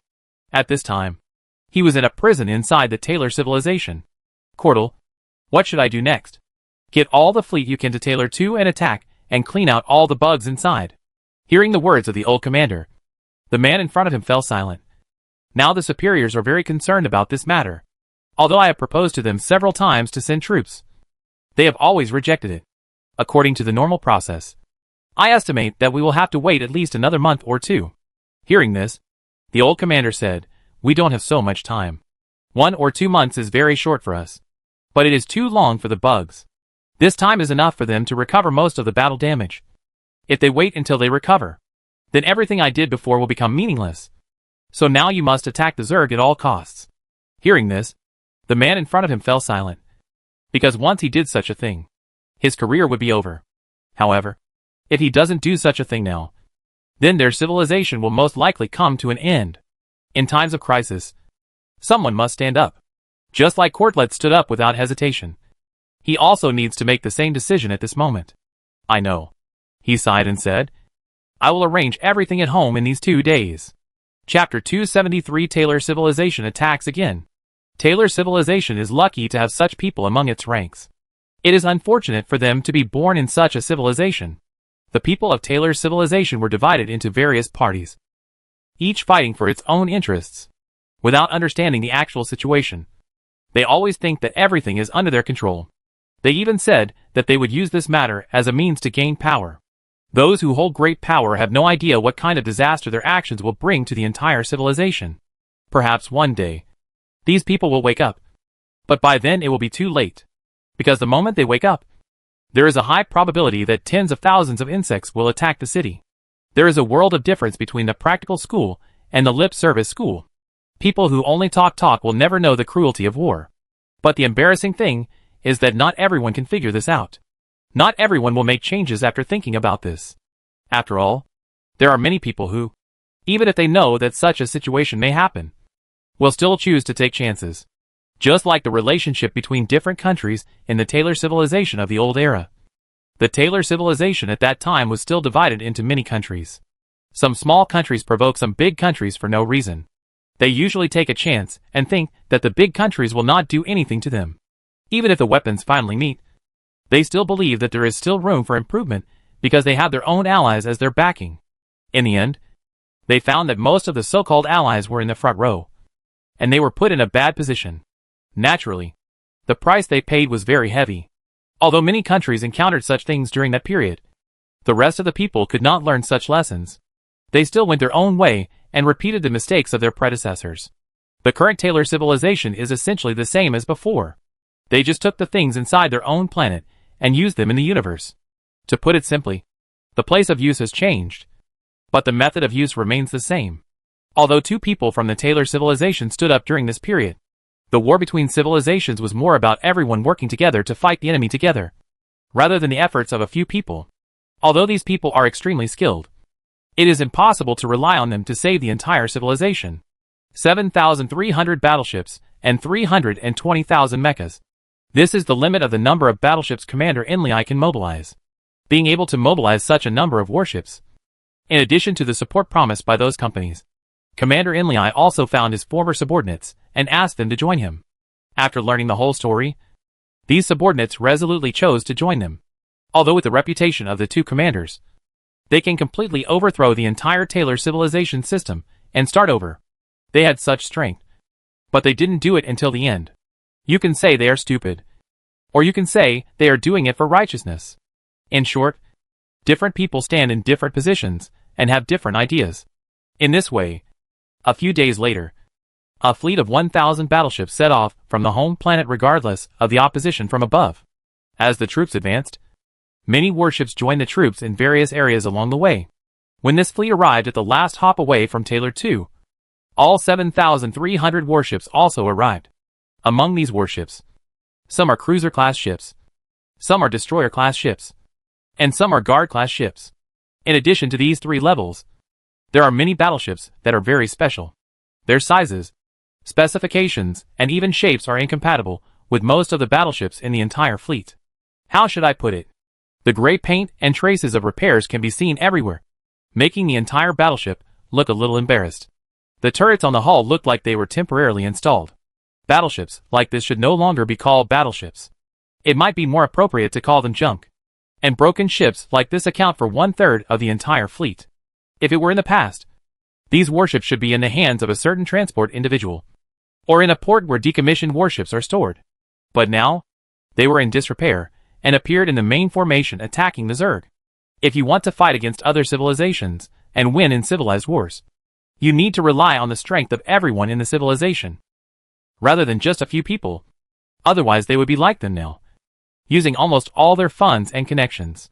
In the end, such a fleet was pieced together. Fellow soldiers, the moment we set out, we knew what we were going to face next. If we fail, then we will be buried in the sea of stars forever. We will never be remembered by civilization. It is even said that our fleet may be cast aside by the entire civilization. If we win, what awaits us after returning to civilization will not be flowers and applause, but cold cages and shackles. We are the sinners of civilization. This may be the evaluation of us by the descendants of Taylor civilization in the future. Or perhaps there will be no such evaluation in the future. Of course, as a Taylor, I hope that such comments will appear in our civilization in the future, because this at least proves that our civilization continues and our sacrifices are not in vain. Although it is clear that what we do is not equal to the treatment we may receive. But please don't forget that we are Taylor people. And the Taylor planet is the land that once raised us. We cannot let this place be occupied by the Zerg. And we cannot watch the hundreds of millions of people behind us become the food of the Zerg. Because among these people are our family members, our friends, and even our children. So, even though our behavior is not understood by others, even though some of the things we do don't have very good results, but let's fight for our most important place in the universe. Even if our future is gloomy, we must use our own sparks to illuminate the way forward for the continuation of civilization. All Taylor Van battleships accelerate towards the Taylor 2 area and prepare for the jump. Start the jump engine. Target Taylor 2. Distance 18,453 Australian dollars. Estimated to take 1 hour and 6 minutes. Following Commander Enlil's order, the mechanical synthesized sound of G now came from inside the spacecraft. When the spacecraft entered the jump state, it was clear to all Taylor people present that the battle was about to begin. After waiting like this for an hour, when the entire fleet of Taylor civilization appeared in the Taylor 2 area, they were dumbfounded, because there is no trace of Zerg here at this moment. In order to ensure the safety of the insect nest, players previously chose to defend the Taylor No. 1 area, So at this moment, the area is considered to be empty of insects. If I had to say it, it would be a bit inappropriate to say that the insects were gone and the building was empty. After all, there are still many turrets that the players have deployed before. And as Taylor's construction team came out of the jump state, these forts naturally targeted them at this moment. Immediately afterwards, countless Zerg turrets began to attack the battleships. Many battleships in a fleet are old retired spaceships. And some are even converted transport ships. Although these battleships can be called battleships, their combat capabilities are quite low. The Zerg's turrets can't even hold up their cruiser-class battleships with the most advanced shield technology, let alone these old spaceships. Therefore, they lost a lot of warships in just one encounter, although they resisted desperately and destroyed many forts deployed by the players. The price they paid was too heavy. 1,000 battleships and more than 30,000 mechas were the battle losses incurred when their fleet left this galaxy.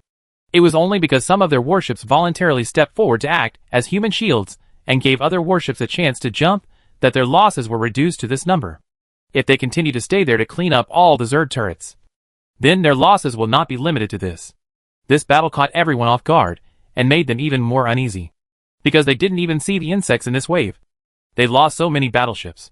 If we extrapolate from this situation, what will be the result when they actually confront the bugs? At this time, all the soldiers had no idea. Of course, even this situation could not stop them from moving forward, because when this group of people decided to set off, they never thought about going back alive. But what these soldiers don't know now is their commander, and their hearts have sunk to the bottom. Compared to ordinary warriors, he knows more, and naturally he thinks more. Although what just happened didn't seem to be a big deal on the surface, Commander Inlei understood it very well. It is not difficult to analyze from what just happened that after they used that super weapon, the insect nest was still not wiped out. If the bug nest in Area 1 is wiped out, then there is a high probability that this group of bugs that luckily escaped in Taylor 2 will start a new nest in Taylor 2 area. And the purpose of his trip was precisely for the insect nest in this area. But now that he came here, he found that things were far from being as simple as he thought. Because the bugs in this area had already left here, there are only two possibilities for these bugs to leave here. The first possibility is that the insect nest in Taylor No. 1 area has been cleared, and they knew very well that the current number of bugs in this galaxy would not be able to withstand subsequent attacks. So they chose to leave here.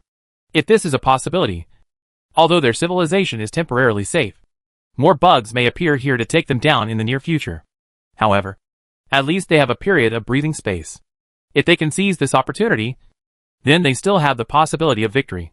In short, if this is a possibility, although there will be many hidden dangers in the future, it is also an opportunity. If you remove this one, the remaining one may be more dangerous, because the only remaining possibility is that although the bugs suffered heavy losses, they withstood the attack of the super weapon, and now they have all returned to the Taylor No. 1 area and begun to restore the insect swarm state. When they are almost recovered, they will definitely launch a direct attack on their own civilization. All in all, the above two possibilities are not very good for them now. At this moment, Commander Inlei had already prepared for the worst. Sitting in the command position, he thought for a long time, and finally took out a special communication machine and pressed the button on it. As this message was sent out, Commander Inlei's fleet was about to reach the Taylor 1 area, and the final answer will also be revealed.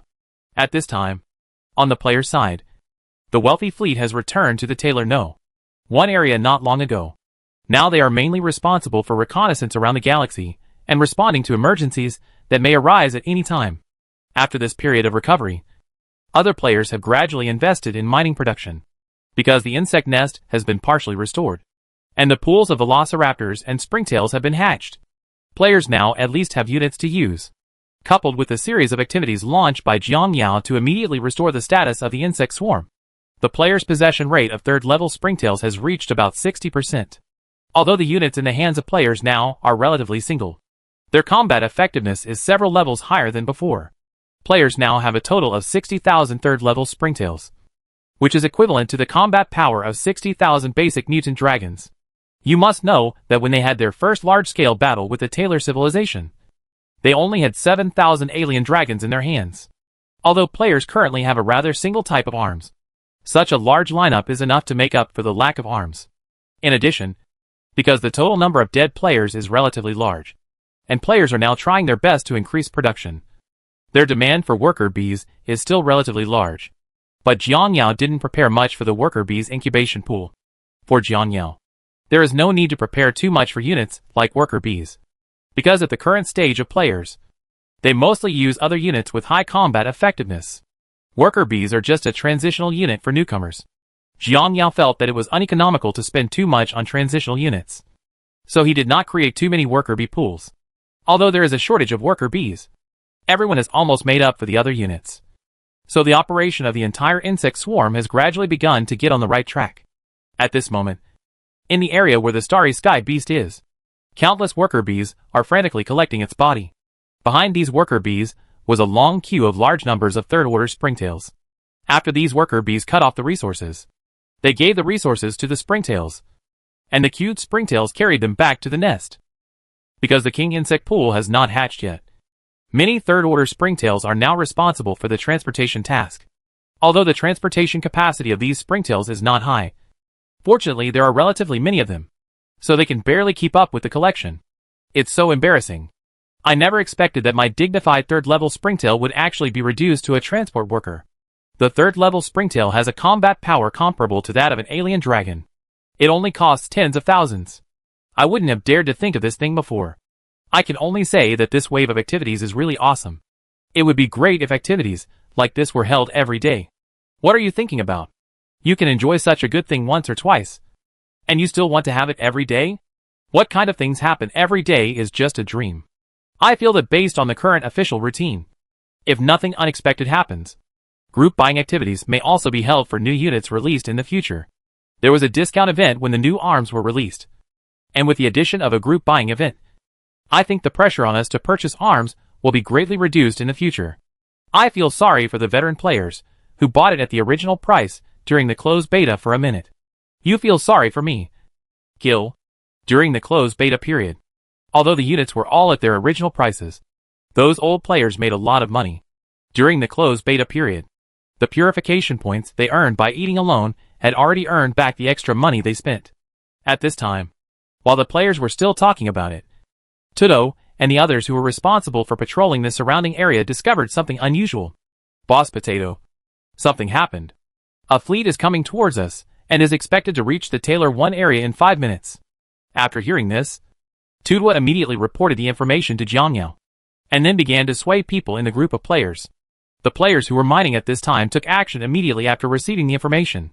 The king insects responsible for transportation immediately dumped the resources they transported, and then flew towards the worker bees. These king insects are currently the few king insects left in the entire insect swarm. They and some worker bees were responsible for the defense mission at Taylor 2, so they luckily escaped that bombing. At this time, as the king insect approached, the worker bees immediately burrowed into his body. Brothers, hide inside the king insect. Now our worker bees are precious resources, and we can't give them away in vain. Damn it. Don't squeeze me. Line up and come one by one. Brothers, don't worry. Come in order. I'm sorry. That sun thief in front of you. You're really going too far if you cut in line in this game. While the worker bees were still drilling into the king insect, the springtails that were previously responsible for transportation immediately flew towards the coordinates set by the potato at full speed. Brothers, it is very likely that the civilization coming here this time is that epic mission. Everyone must remember the tactics we discussed before. After this kind of civilization drops such a powerful bomb, they will instinctively think that the area has been cleared by them. Even if the area is not cleared, all that is left in this area are some defeated soldiers. They can easily crush us, so they won't be too cautious during this time.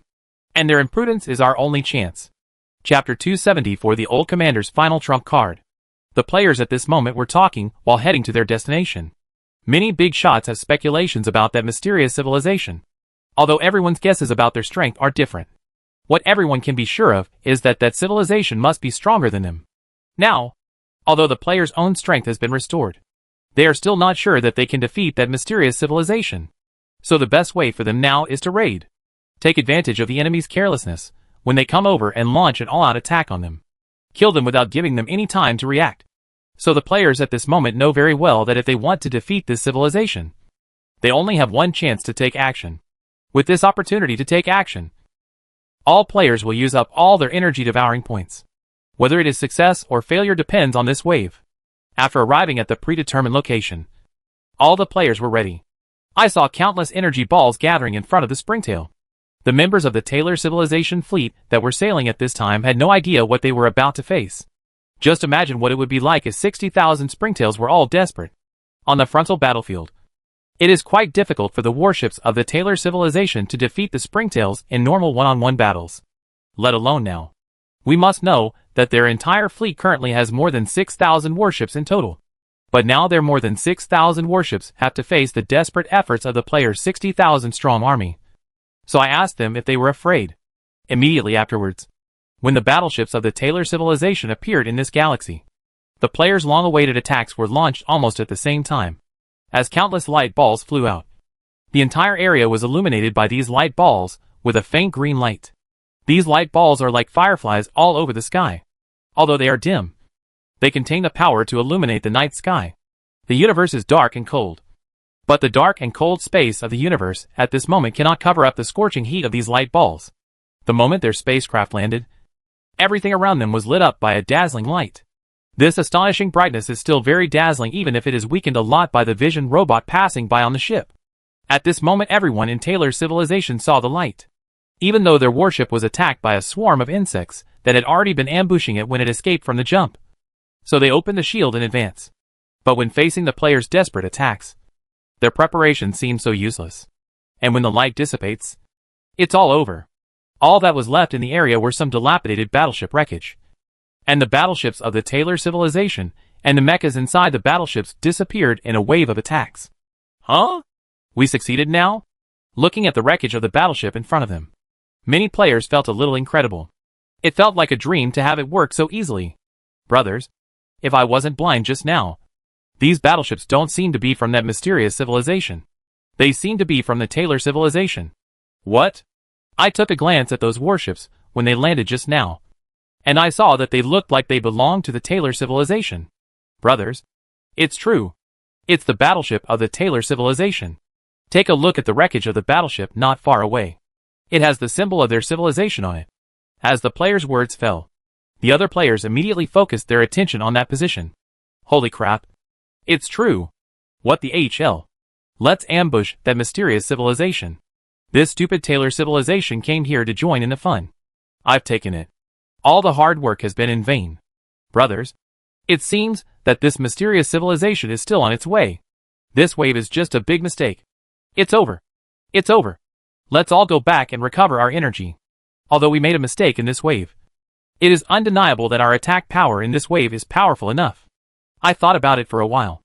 And even if a mysterious civilization with our attack power comes, it may not be able to withstand it. In this way, the players who had made a big mistake returned to their posts and began the hard progress process again. At this time, where the old Commander Cordlet was detained by Taylor civilization, he slowly took out a special communicator. Although this old commander is currently imprisoned, his situation is quite special. Therefore, the management of him is relatively loose. Unless there are some particularly dangerous things, he can use them at will. At this moment, he looked at the information sent back from the communication device and was silent for a long time. This message was sent by Commander Inley when he reached the Taylor 1 area. The message included Inley's speculation, which he also emphasized. If he did not reply to any messages after entering Taylor 1, then the conjecture that the Taylor 1 bugs were not wiped out by super weapons was established. The old Commander Cordell knew exactly what this conjecture meant. And looking at the communication device that has yet to reply, the old commander can basically conclude that Inley's speculation has come true. It seems that it is confirmed. Shujio Kotlei said slowly. Even super weapons of that level failed to destroy the insect swarm. So, how can our civilization resist this disaster? Having said this, the old commander let out a long sigh. And then he stood up and came to the edge of the cell. He took one last look at the outside world through a thick layer of glass. Then his eyes suddenly became firm. I saw him slowly walking to the bed and then lying down. After tidying up his appearance, he took out a pill he had prepared for himself before and swallowed it. The moment the pill entered his mouth, the power of the medicine quickly began to take effect, and the old commander slowly closed his eyes. And at the moment when his heart stopped, he was in Galaxy 37 of Taylor civilization. On the front line between them and the Eternal Night civilization, a signal tower in the base emitted a special signal in the direction of Yunga civilization. Except for Galaxy No. 37. At the headquarters of the home star of Taylor civilization, the projection of the old commander suddenly appeared in front of everyone. Then I saw him speak slowly. By the time you see this message, I should be dead. To ordinary people in civilization, I am a great commander. And perhaps many of you regard me as the goal you strive for. But only I know that I am actually just a coward. And the projection screen in the base was prepared by me from the beginning. Of course, I am not a prophet. But it has become my habit to leave this projection in the base. I remember that was my first time commanding a battle. At that time, I had just become a commander and had to fight several times the number of enemies. I knew very well that our chance of winning that battle was less than 10%. And I also knew that I might lead thousands of my soldiers to HL together. So I recorded a video in the base in advance. And this video is my apology to the dead soldiers. But what I never expected was that we won that battle. I also became famous because of that commanding battle. Although my status has changed since then, this habit of mine has been retained. I record a video like this every time before I go on an expedition. And the trigger for this video is the moment when I have a cardiac arrest. From the initial apology to the important information later, the content left behind is constantly changing. But my behavior has not changed. As I directed battle after battle, I was thinking that this projection would never be triggered. But what I never expected was that when I retired, it would be triggered in this way. When you see this video, you must have guessed what I want to say. That's right. What I want to say is about the swarm. We all know very little about this race. And perhaps from the information we have obtained, some people will think that we know them well. But after experiencing that war, I realized how little we knew about them. They have intelligence no less than ours. And they have very powerful combat capabilities. I still haven't figured out why they, as collective consciousness, have such high individual intelligence. But I think I won't have the chance to figure it out again. After saying this with emotion, the old commander suddenly changed the subject. Because many people in our civilization have different ideas. Everyone among us has his or her own side. In order to gain more support for their own team, some people will use some special methods. It is even said that many of them will make a fuss about the war. But please remember that in the past we fought wars within civilizations. And the price of our failure in such a war was too low. Low enough that our entire civilization can easily afford it. However, please do not put this mentality into the war between civilizations. Especially when it comes to that evil and terrifying race. After the war with Yongyea civilization, we once used the intelligence brain to conduct deductions. The result of our deduction is that if we are defeated, we have a 60% probability of becoming a colonial galaxy of the Eternal Night civilization. And all of us will be their slaves. Because we are all independent consciousness. We have common topics. And we can also use each other together. Because these commonalities make the probability of our entire civilization being destroyed infinitely lowered. But the Zerg are different. As a group consciousness, their concepts are very different from ours. If we are defeated, we will not be enslaved by them. We will only become their nourishment. Therefore, some of us are asked to face up to the disaster that this failure has brought to civilization. After going through 2 large-scale battles, you must be able to see the gap between us and them. If we want civilization to continue, we can only unite. The union here not only refers to the Taylor civilization, but of course also includes the Eternal Night civilization. That's right. Unite with Yongyea civilization. This may be too incredible for you. But I can tell you clearly, if we want our civilization to continue, we can only do this. Because our civilization has lost the best opportunity to attack in the early stages of the war. So now we can only turn to other civilizations for help. Eternal Night civilization is undoubtedly the best choice. Although we are currently at war with each other. But when this Zerg that can easily destroy both of our civilizations appears, they must also know that alliance is our only way out. I have opened the door to negotiations with Yongyea civilization for you. The next thing you have to do is to coordinate all the resources of Taylor civilization. And then fight against the Zerg with Yongyea civilization. This is our only chance. Of course, you may be thinking that with my prestige, I only need to lobby around civilization to achieve the same goal. I don't need to be as decisive as I am now. I don't know if you still remember what I said at the beginning, but I am actually a coward. Because I am not sure to defeat this enemy. And I don't want to see the Taylor civilization if it is defeated. So I chose this path. Of course, my death is not meaningless. Because I used my death to open the door to negotiations between you and Yongyea civilization. At this moment, as the projection of the old commander of Taylor civilization disappeared, Everyone present had their eyes widened with disbelief on their faces. Obviously, they did not expect that things would develop to this point. Of course, they did not expect that this legendary commander would end his life in such a ridiculous way. It's true that at the last moment, this commander chose to escape. No one knows what his original intention was when he chose to escape. It is possible that, as he said, he did not have the courage to face this, or that he no longer wanted to serve the corrupt people of civilization and chose to end himself. But as a tailor, he had to be responsible for other tailors. So he left the final key. At this moment, no one knows what the old commander is thinking. It may be the former, the latter, or both. At this time, inside Yongia civilization, all the personnel gathered together, and they all fell silent when they saw the message from the old commander. What's the verification result? At this time, the leader asked as he looked at his subordinates trotting towards him not far away. The subordinate nodded after hearing the leader's question, and then said, "What Commander Taylor Civilization said is true. There was indeed one of our micro-robots in that pill. And now that micro-robot was inside his body. After testing, it was determined that his vital signs had disappeared." Having said this, the subordinate then asked, "Chief, do we need to detonate it?" The leader shook his head when he heard the question. Although we are in different camps, his actions are great. He knew that because of him, the battle between our civilization and their civilization could not go on for a long time. So through his self-sacrifice, we can cooperate with them in a civilized manner without worries. In this case, even if their civilization wants to repent in the end, we will have a huge advantage. By forcing us to cooperate with them through this self-destructive method, it can be seen that their current situation is not particularly good. When the leader arrived, one of his subordinates asked, "Chief, if this is the case, then we can completely let them fend for themselves." "Fend for yourself? You underestimate this commander too much." This commander sent a total of 3 different messages before he died. The first copy was sent to their home planet. I think I can probably guess the specific content. And the second copy was sent to us. At this point the leader paused. However, the third copy is a coordinate map that records all the coordinate points of their civilization and our civilization. And he sent this coordinate map to the Zerg. What? He actually sent the coordinates of both civilizations to the Zerg. At this moment, as the words in his hand fell, everyone present was dumbfounded. Unexpectedly, this commander would use such desperate measures to force the 2 civilizations to cooperate. Doesn't the commander know what the consequences will be if he does this? No. Maybe he knows. Perhaps in his eyes, this will be the only chance for the 2 civilizations to continue. Zerg, looking at the noisy meeting hall, the leader of Yingye civilization murmured.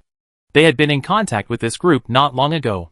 At that time, this mysterious race invaded one of their colonial systems and plundered all the resources of that system. And they also sent a fleet to that galaxy to fight the Zerg. The result of the battle made them feel sad. The Zerg mastered a special weapon, and this weapon forced their entire fleet to choose to self-destruct to protect the coordinates of civilization. Their purpose in doing this is to buy time for their home planet to find a way to resist this weapon. It is a pity that from that time of contact with the Zerg to now, they have made no progress in researching the method of resisting this mysterious weapon. And this thing has been pressing on them like a big stone. They had thought that one day in the future, they might meet the Zerg again. And by that time, they would have mastered that method. But what he never expected now was that when he heard about the Zerg again, it would be so close to the last time. Destiny lies within the cone of light. The commander of Eternal Night civilization sighed after arriving here. The matter has come to this. Now we can only arrange manpower to negotiate. After giving the instructions, he looked at the departing leader and thought for a moment. Then said, "By the way, you need to pay attention during the negotiation. According to the old commander of the Taylor civilization, that civilization is now run by different factions. Remember to tell them that we will not cooperate with them for the time being until they reach a consensus." Chapter 275 Discovering the Enemy. The men under his command nodded after hearing the leader's words. Then the leader thought for a while and continued, "Although I believe that our civilization can defeat any enemy, I think we need to prepare in advance for anything. Wait a while and notify several large shipyards in the civilization to let them prepare. The design of the immigration ship must be completed within a week." Hearing what the leader said at this time, the expressions of his men could not help but change slightly. Immigration ship. Chief, if we build and develop immigration ships now, it may have a bad impact on civilized ordinary people. After hearing what his men said, the leader nodded. He didn't know what it meant to develop an immigrant ship at this stage. First of all, developing the immigration ship at this juncture is a disguised way of telling others that it is very likely that we can't stand it anymore. So we started to develop this thing. This will lead to instability in the military morale within the civilization. And there is a high probability that people in many areas may choose to take some more extreme measures. Immigration ships. Although that doesn't sound like a big deal. But in fact, its impact is too great. First of all, everyone needs to consider one issue. That is, the number of people that the immigration ship can carry is limited. Similarly, the number of immigration ships that can be manufactured in a short period of time is also limited. Which means that most people will not be able to log into the immigration ship. These people are usually left on their home planet to die. It's not fair. It's not fair to those who are left behind. And after these people know their future destiny, some people will fall into madness. And some people will want to drag everyone into the water.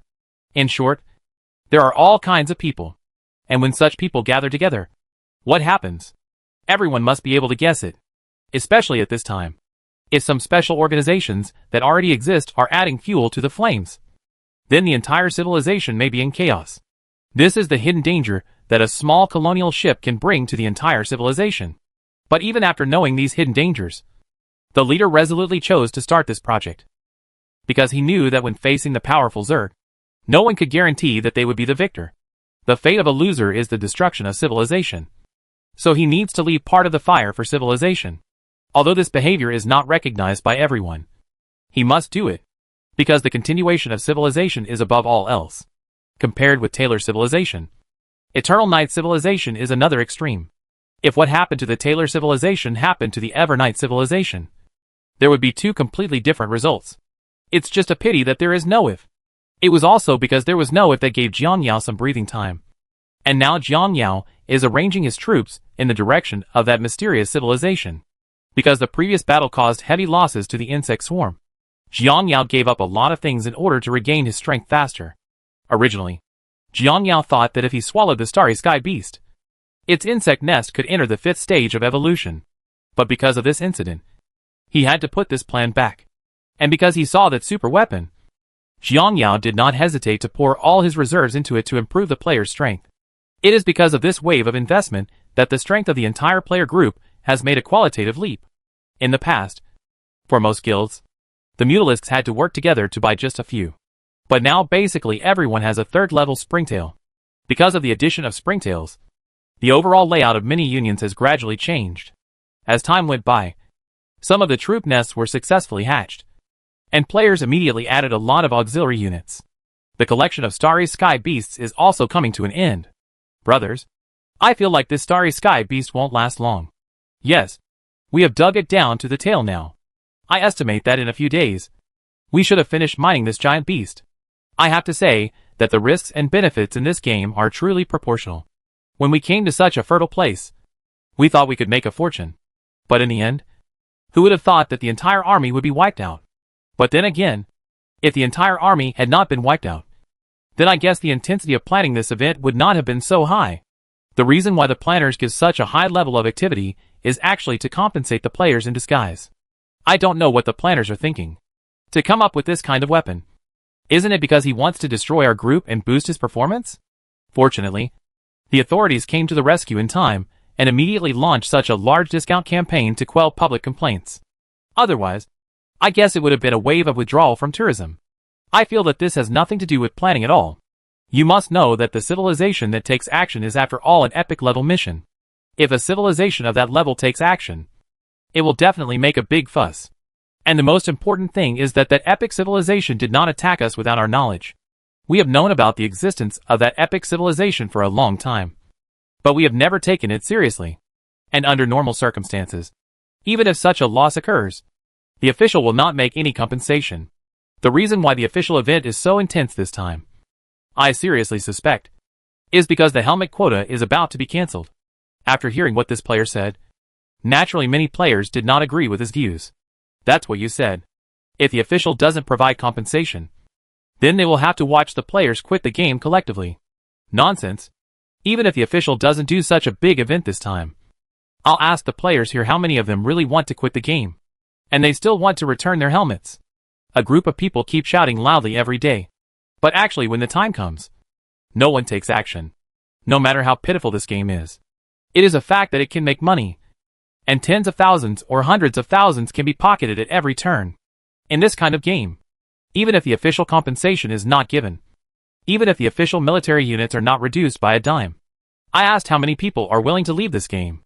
A group of people use their words to encourage others to quit the game. But they stay in the game as steadily as an old dog. Those who are really fooled into leaving can only say that they are stupid. Yes, there are many players out there who want to enter the game. But they are all waiting in line because the helmets have been sold out. Go to the official website and see that the number of helmet reservations is almost 100,000. Speaking of this, I suddenly felt that this official version is quite weird. This game only needs to be promoted on all major platforms. So there is no need to worry about it not being popular. It's official. From the game's internal beta to now its public beta. I haven't seen their ads on other platforms. It's normal not to promote it. When playing games, I take many things for granted. For example, this game has never been stuck or dropped frames. We think this is normal. But really? The technical requirements are extremely high. The reason why the official does not dare to promote it vigorously. And every time the quota is decentralized, is because they want to test the limits of the server bit by bit. If too many quotas are issued at once, it is very likely that too many people will suddenly enter, exceeding the capacity of the server. At this time, while the players were still chatting enthusiastically about these topics, an eyeworm player suddenly started shouting in the group. Brothers, it's not good. There are enemies in the cosmic dust a light year away from us. As the player's voice fell, everyone quickly asked about the situation. After seeing everyone's inquiries, the player told everyone about his experience. The situation is probably like this, because the battleship enters the cosmic dust belt. And if you want to ensure the safety of the battleship, you need to keep the shield open at all times. It is also for this reason that most battleships will choose to go around when encountering dust belts. After all, the energy consumption of keeping this shield turned on is not low. And the situation of the cosmic dust belt is quite special. And the internal interference is very serious. Therefore, they did not investigate the potatoes in that area very carefully. But the problem lies in that area.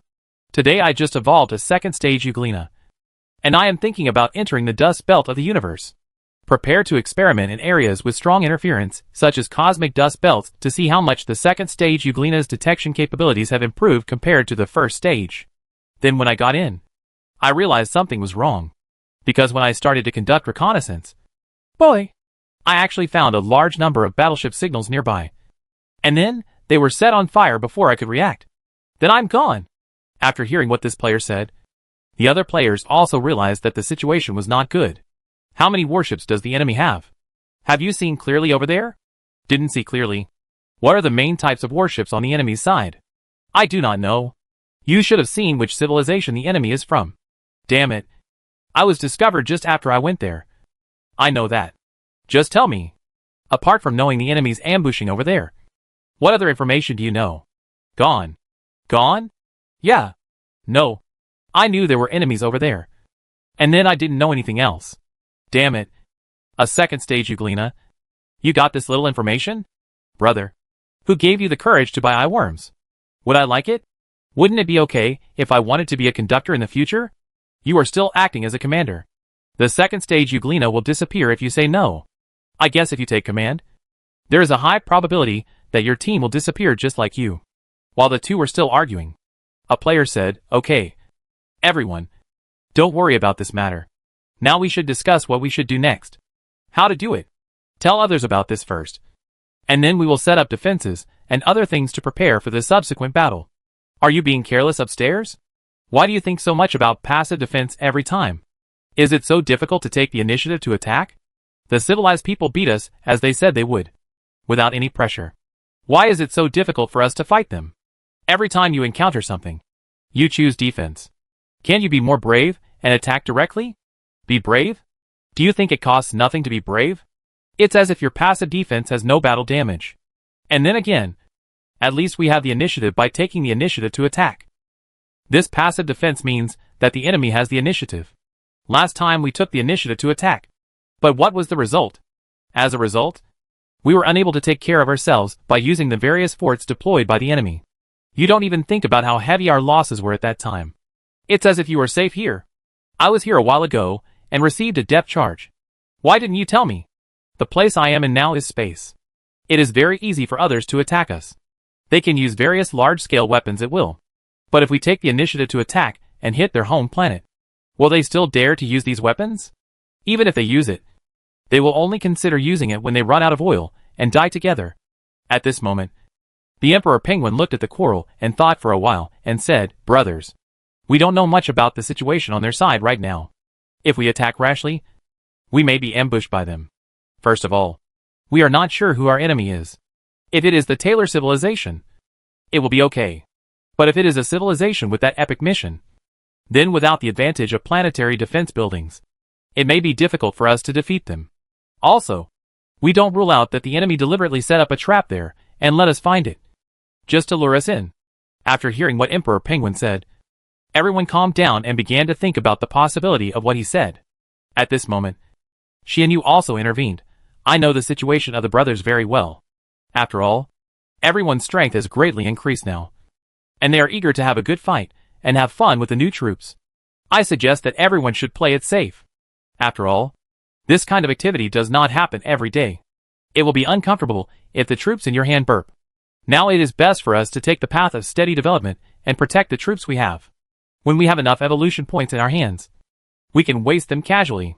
At worst, we can just buy another one and be done with it. But it's not possible now. Everyone has relatively few evolution point reserves in their hands. If they really waste all the troops they have, they won't be able to afford new ones." In this way, after Xianyu's persuasion, some eager players calmed down. After everyone calmed down, everyone started to discuss again. First of all, interstellar dust is not that far away from us. We deployed many reconnaissance units at a distance of about 2 light years around, but we found no trace of enemy warships. This is enough to show that the enemy's reconnaissance methods are definitely no worse than ours. Because if they want to get close to us without us knowing, they must go through our reconnaissance network. If they want to pass through the reconnaissance network without being discovered by us, they must know the action routes and patterns of our reconnaissance units. Only after knowing this can they find loopholes, and use that loophole to get closer to us. That is to say, all the reconnaissance units we deployed outside have probably been discovered by the enemy. And the enemy has also figured out our trajectory. After hearing what the Emperor Penguin said, everyone seemed to understand something. At this time, a player expressed what everyone was thinking. Tyler civilization definitely does not have such technology. So apart from Taylor civilization, the only thing left is the civilization with the epic mission. If we follow this logic, I feel that this epic civilization is not as strong as we imagined. If their strength can really crush us easily, then it is absolutely impossible for them to use such small tricks and tactics. There is a high probability that they will rush over and fight us directly. Only those civilizations that are not sure of defeating us will consider using tactics. After hearing what the player said, everyone nodded in agreement. If you analyze it this way, I think it's not impossible for us to take the initiative to attack this plan. First of all, they are now in the Dust Belt and have not launched an attack on us. Through this, I guess that the other party is most likely still gathering troops. As for setting up traps in the Dust Belt, I think the possibility is very low. You must know that this battle is technically their attack on us. We have absolutely no reason to step on the traps or defensive lines they have set up. If this is the case, then the hypothesis that they set up a trap there is invalid. After excluding this hypothesis, the only possibility left is that the opponent is most likely gathering troops here. If this is the case, then if we launch a direct attack, they will inevitably lose part of their total strength. And then our later battle pressure will not be so great. After hearing this player's analysis, another player continued, "Not only that, but don't forget that interstellar dust belts can pose a great threat to battleships. But they are not a big threat to us. If we launch a raid at this time, we can completely take advantage of the environmental advantages of the upper interstellar dust belt." In this way, the players began to discuss the next plan step by step. And as the discussion deepened, the players also guessed some of the problems faced by this fleet. In addition to the initial guesses, players also thought about the area where this fleet would like to gather. Then, they are bound to wait for the best time to enter outside their detection range. Although they found a detection loophole on their side, this can also be exploited by players. Because they want to exploit loopholes to get in, they will definitely wait for the opportunity. And this opportunity absolutely cannot come every moment. In other words, there is a high probability that they still have a fleet waiting outside the player's surveillance range. Therefore, players can completely divide their forces into two groups and choose some to hold back the fleet on the outer edge of the enemy, while the remaining players focus on attacking the fleet inside the interstellar dust belt. Of course, players who go to hold off peripheral enemies will most likely become cannon fodder, so there is no need to send too many people there. Most of the players still have to get together and then directly kill the internal group. After a series of discussions, the players decided on a plan of action, and they immediately started operating. Unlike some of these civilizations, it is very simple for players to start a war. Usually if a civilization wants to start a war, it has to go through a very long process. First, he needs to understand the enemy's general situation and location, and then collect the enemy's warship information and data to evaluate the enemy's combat power. Then they still need to consider how many warships are appropriate to dispatch. And dispatching so many warships requires layers of approval, because once the war starts, taking into account subsequent supplies and other factors, some resources need to be tilted this way. So how much should be tilted? And how much should be tilted will not affect the people. These are all things they need to consider. Only after they have considered all these things clearly will they order an attack. This is a process that a normal civilization needs to go through if it wants to start a war. There are too many things involved. Players don't need to go to such trouble. When they discover a civilization, everyone gets together to discuss it. And the content of the discussions was actually not very in-depth. What is the situation of the other side civilization? How many battleships does the other side civilization have, and where are they gathered? They don't need to think too deeply about how many galactic defenses there are, and what impact they will have on them after being defeated. For example, if the opponent's galaxy has defenses, we must be careful. With such a simple sentence, the players solve the problem of the opponent's galaxy defense. For players, as long as they are happy, that's it. As for the battle losses, they don't think too much about it. After all, can a Star Wars game be called a Star Wars game without some battle damage? It's a big deal that if you die, it's okay to buy it again. And for 10,000 steps, the purpose of playing games is not to learn mathematics. The damage is not enough to defeat it. So I would only recommend that you recharge. Therefore, players usually don't think much about things that other civilizations need to consider again and again. Once it feels almost right, you're done. It's that simple and crude. It is also for this reason that the entire process from discovering the enemy to organizing the attack only takes more than 10 minutes. In just 10 minutes, they decided something that would take other civilizations days or months to decide. It's just so reckless. So careless. Then the mighty swarm of insects moved towards the target area. Because this battle is a pure space battle, the main units deployed by the players are 3-stage springtails and some euglena. This time, the player's arrangement of arms is probably like this. First, let the high-stage euglena explore the way ahead to get a clear picture of the situation. The low-level euglena are responsible for scouting around the large army. Because of the special nature of the interstellar dust belt, the player's large forces chose to wait 0.5 light-years away from it for information about the euglena within. Chapter 276 Special Theory. At this time, it is inside the interstellar dust belt. The coalition forces of Taylor Civilization and Yongyas Civilization are quietly waiting here for the arrival of the last fleet. At present, nearly 30,000 warships have gathered here. If the last batch of battleships are included, then the total number of battleships of the two civilizations here reaches a terrifying 40,000. Moreover, the battleships of Taylor Civilization are filled with mechas, and the battleships of Yongyas Civilization are filled with fighter planes and escort boats. If these are included, then the two civilizations have nearly 1 million auxiliary combat units. Of course, these combat units also consumed almost all the assets of the two civilizations. And it was the old commander who made all this happen. Its influence is not small in both civilizations. And within the Taylor civilization, after learning about the old commander's self-sacrifice, these people who had reached the limit of their tolerance for civilization all exploded. All the Taylors made harsh words. If civilization cannot unite to fight against the enemy together, then they will raise the flag high, reunify civilization, and then fight against the enemy together. Their behavior naturally caused some people in Televen to panic. Neither the people above nor the people in the company dared to waste any more, because almost at the same time everyone in Televen stopped working. All workers in the factory packed up and went home. And some companies also chose to close their doors. As for the 7 largest companies, all their employees also left. It wasn't until this moment that they understood how important the old commander was in the eyes of the Taylor people. The losses caused to Taylor civilization by this wave of operations by ordinary people are immeasurable. Although the higher-ups have their own warriors and their own army. What's the use? These soldiers and troops all have their own homes. So more than 90% of the soldiers chose to go home. Because they all know that if they continue to stay here, they will aim their guns at their loved ones. They would never be able to do such a thing. So they chose to leave. After these people leave, many tasks of Taylor civilization can only be taken over by artificial intelligence and robots. Unfortunately, Taylor civilization is not a civilization that develops artificial intelligence. The behavior of personal force they advocate determines that there are not many of these things in their civilization. And it is impossible to rely on these things to maintain the basic operation of civilization. Only at this moment did these big guys realize how important the mass base is. Maybe at the beginning, they didn't care about the so-called reorganization of civilization that these people talked about.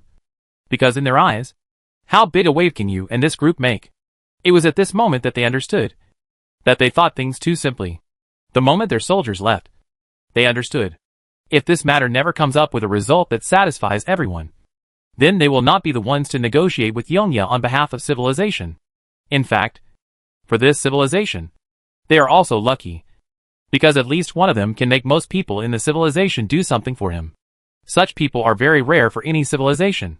For most civilized people, no matter how many great achievements you have made, if you have done so many things, you will only become a joke after dinner.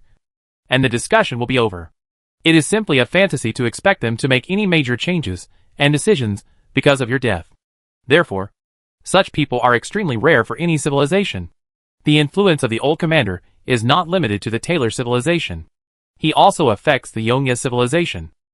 In the eyes of the Yongya civilization, the reason why the Taylor civilization has been able to stalemate with them for so long is all because of this legendary commander. First of all, Televan's battleships are inferior to them. Although their mecha technology is stronger than ours, battleships still play a decisive role in large battles. Originally, this battle was supposed to be the Eternal Night civilization defeating the Taylor civilization.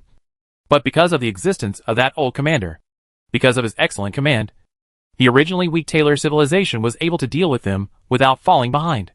That old commander naturally became the #1 target of Yongya civilization. In response, Yongya civilization launched many assassinations. But unfortunately none of them were successful. However, what Yongya civilization never expected was that their #1 enemy would end his life in such a ridiculous way. After learning the news, the first reaction of many commanders of Yongya civilization who had fought against him was not to be happy, but rather to feel regretful. Because this old commander has gained the respect of many commanders of Yongya civilization with his excellent tactics. On the battlefield, these commanders of Yongya civilization regard him as their #1 enemy. And privately, this outstanding commander is the goal they strive for. And when they later got the gossip through the soldiers of the Taylor civilization, they felt even more unworthy of the commander. Because this commander's experience in civilization and what he did are really a bit infuriating. They never imagined that this legendary commander would be treated like that within civilization. They never imagined that this legendary commander would eventually become a victim of the struggle between several gangs. This is a tragedy. This is the tragedy of this commander.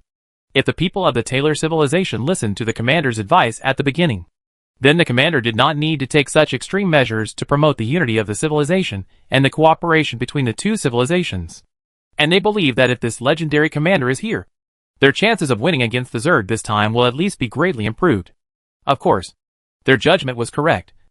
And they even said that if the internal struggle of Taylor civilization had not been so serious in the initial battle, Jiangyao and the others might have lost. It is even said that at this time, Jiangyao most likely did not know that he had hid in that remote corner and slowly recovered himself. The reason why the losses in that battle were so great was that, in addition to the carelessness of the players, the command of Taylor civilization also played a very important role. The Taylor civilization failed in that battle. But as the commander said, this period must be the weakest period for the bugs. If at this time, they follow the advice of the old commander of Taylor civilization, gather all the troops of the entire civilization, and then cooperate with that super weapon. If he immediately launches an attack on the Zerg, Jiangyao will have no follow-up. Because during that period, after experiencing the attack of super weapons, Jiangyao had all the resources in his hands, and only the hundreds of highly evolved arms of the local tyrants had combat effectiveness. When the remaining king insects and worker bees are fighting head-on, It is absolutely impossible to have much impact on the enemy. And at this time, Jiang Yao's insect nest cannot move. So he can only stand and be beaten. So if they fight at this time, Jiang Yao will be finished. But the funny thing is that due to reasons within their civilization, the old commander's plan was pushed back and delayed again and again. As a result, in the end, the old commander had to forcefully use the super weapon. Although the super weapon achieved the effect he expected. What is the use of it? Contacting your subordinates, and then asking them to tangle with old colleagues to convince them to send troops together. This whole process takes time. And it takes a lot of time. You must know that the principle of fighting the Zerg is that you must not give them any breathing time. Because once you give them breathing time, all your previous efforts will most likely be in vain. Of course, the reason why Jiang Yao was able to survive this disaster was not entirely due to the internal reasons of Taylor civilization. In fact, his own luck also accounted for a large part. You must know that before the old commander of Taylor civilization activated the super weapon, Jiang Yao and the others had a period of recovery from their injuries. During the recovery period from injuries, players also collected a lot of resources. According to the normal process at that time, everyone should immediately purchase units and restore their own strength. But it was precisely at that stage that Jiang Yao announced the news about the new arms. It was also because of the announcement of the new arms that players did not immediately purchase the arms. It just so happens that at this time, the players are acting collectively, and they all discuss and decide together on how to allocate troops and purchase them. It is for this reason that subsequent losses are further reduced. Immediately after the enemy's attack came, Jiang Yao's side was almost wiped out, and the insect nest was seriously damaged. Originally, if they came to the city at this stage, Jiang Yao would not have any possibility of resisting, because at this stage, the local tyrant's troops would have to wait several days to arrive. But even in such an excellent period, the old commander's men were still lobbying others. Then when his lobbying was over, the troops of the local tyrants also arrived. The springtail nests were hatched. Jiang Yao started to engage in activities, and the players began to introduce new troops in batches. Then when they come, there will be no more. Therefore, Jiang Yao's own luck also accounted for a large part of the whole thing. And the most important thing is that Jiang Yao knows that it is normal for his people to survive this crisis. Although Jiang Yao didn't know what happened. He didn't know how many coincidences he had experienced. But he knew very well that the probability of his escaping was very high. Because he knows a lot of special theories based on the inheritance of the Zerg. One of the proven theories is the famous light cone theory. But through this theory, the Zerg have also extended many theories. One of the theories concerned Jiang Yao very much. That is, according to the light cone theory, destiny lies within the light cone. And two civilizations in the same light cone influence each other. As long as you enter this light cone, you will inevitably meet at a certain time. After the encounter, a war will inevitably break out between the two sides, and the winner will obtain all the resources of the entire light cone. If the resources of this light cone are calculated as a value of 100, then the two civilizations will each occupy 50. When one civilization is destroyed, the 50 of this civilization will also belong to the victor. Although this seems very normal on the surface.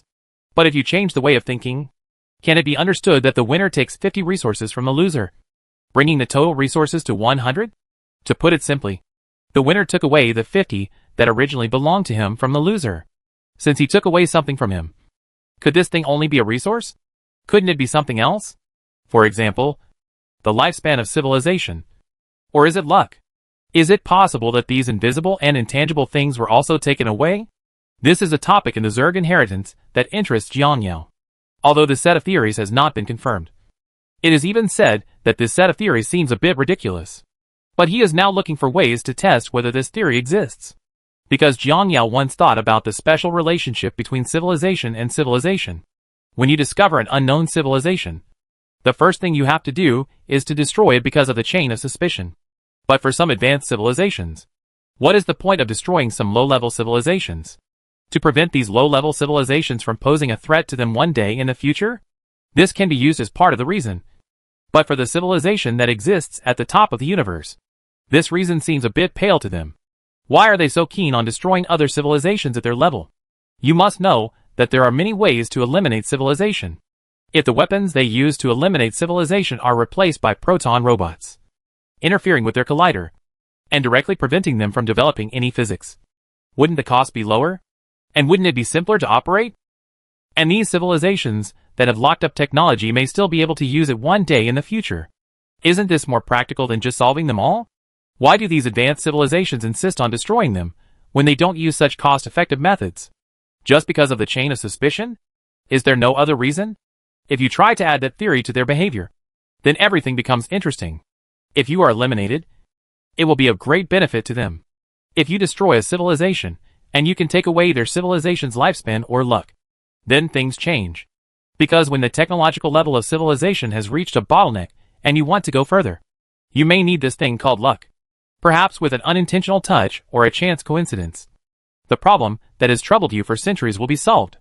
Or, if your civilization should perish in 20 years, but because you took away the lifespan of other civilizations, you may still be around 20 years later. Of course, these things of mine are too fantasy even for Jiangyao. So he can only know the exact answer by slowly verifying it over time. But he doesn't need to think about this for the time being, because his attention is now attracted to the battlefield. Chapter 277 discovered the enemy's ambush. At this time, in the interstellar dust belt, the Emperor Penguin was controlling his Euglena to carefully scout around. Because this area is relatively special, there is a large amount of dust material inside that will interfere with the invisibility of the Euglena. Although the invisibility ability of Euglena is powerful, it has a flaw. That is, it cannot have too many things nearby. For example, if there are a lot of meteorites, buildings, etc. nearby, once they encounter these things, the invisible eyeworms will be knocked out. Therefore, after entering this dust area, the invisibility ability of the Euglena becomes ineffective. Because the Emperor Penguin's eyeworm is the third stage of eyeworm and is expensive, he also controls it carefully. In addition, there was an accident before, which made him cherish this soldier even more. Of course, he was mentally prepared for battle losses, but he thought that if he could avoid it, he would try to avoid it. After all, it would be a pity if the Euglena that has evolved to this stage dies, because it is now the last step away from the complete form of Euglena. At this time, he only needs to buy another evolution scroll, and then he can directly evolve to the highest stage of handworm. So before this last step, he will definitely try his best to survive. Originally, there were rewards for evolution scrolls on the Starry Sky Behemoth at the beginning, but later on, everyone changed the cooperation mode. Although everyone produced a lot of evolution scrolls in that batch of missions, because they were common property, they were all sold at auction to make up for the war losses. This also caused his plan of full-level evolution to fail. After all, those evolution coupons were basically bought by rich people. With his financial strength, it is definitely unrealistic to compete with those rich people. So now he can only put his hope on the epic mission. In fact, as long as he wanted to, he could have all the members of the guild jointly fund the evolution of a one-eyed beast. But in doing so, this one-eyed monster becomes everyone's. Of course, there is nothing wrong with being everyone's favorite. But as a gamer, things for public use will never be as good as your own. After all, you have to consider paying compensation after the death of public things, which is very troublesome. In this way, considering the safety, the Emperor Penguin is not moving very fast. Now that he is ensured that this area is completely safe, he will then plan to move to the next area. About half an hour passed like this, and the Emperor Penguin finally detected the enemy's warship, about 700,000 kilometers ahead of him. He spotted the signal from a battleship. When he discovered this signal, he immediately became alert, and then cautiously moved towards the target direction. Then he used the surrounding meteorites as a cover, plus the Zerg's own signal perception shield, and began to slowly approach the battleship. He was very vigilant as he approached. As he approached, he would observe the surrounding situation from time to time. Not long after, a warship about 100 meters long appeared in his field of vision. At this time, this battleship naturally saw the Emperor Penguin. To be precise, he shouldn't have seen an Emperor Penguin, but a meteorite floating towards him. This is the skill mimicry of the Euglena. After getting close to the battleship, the Emperor Penguin used the two skills of energy-devouring replication and mimicry to disguise itself as a meteorite in order to prevent being discovered. In fact, under normal circumstances, he didn't need to get close to this battleship. But when he saw that the shape of this battleship was familiar, he felt that something was wrong. So in order to make sure, he chose to get closer to see the situation. But when he approached this battleship, he was shocked, because this battleship was not the super-civilized battleship he thought. This battleship was actually a reconnaissance ship of the Taylor civilization.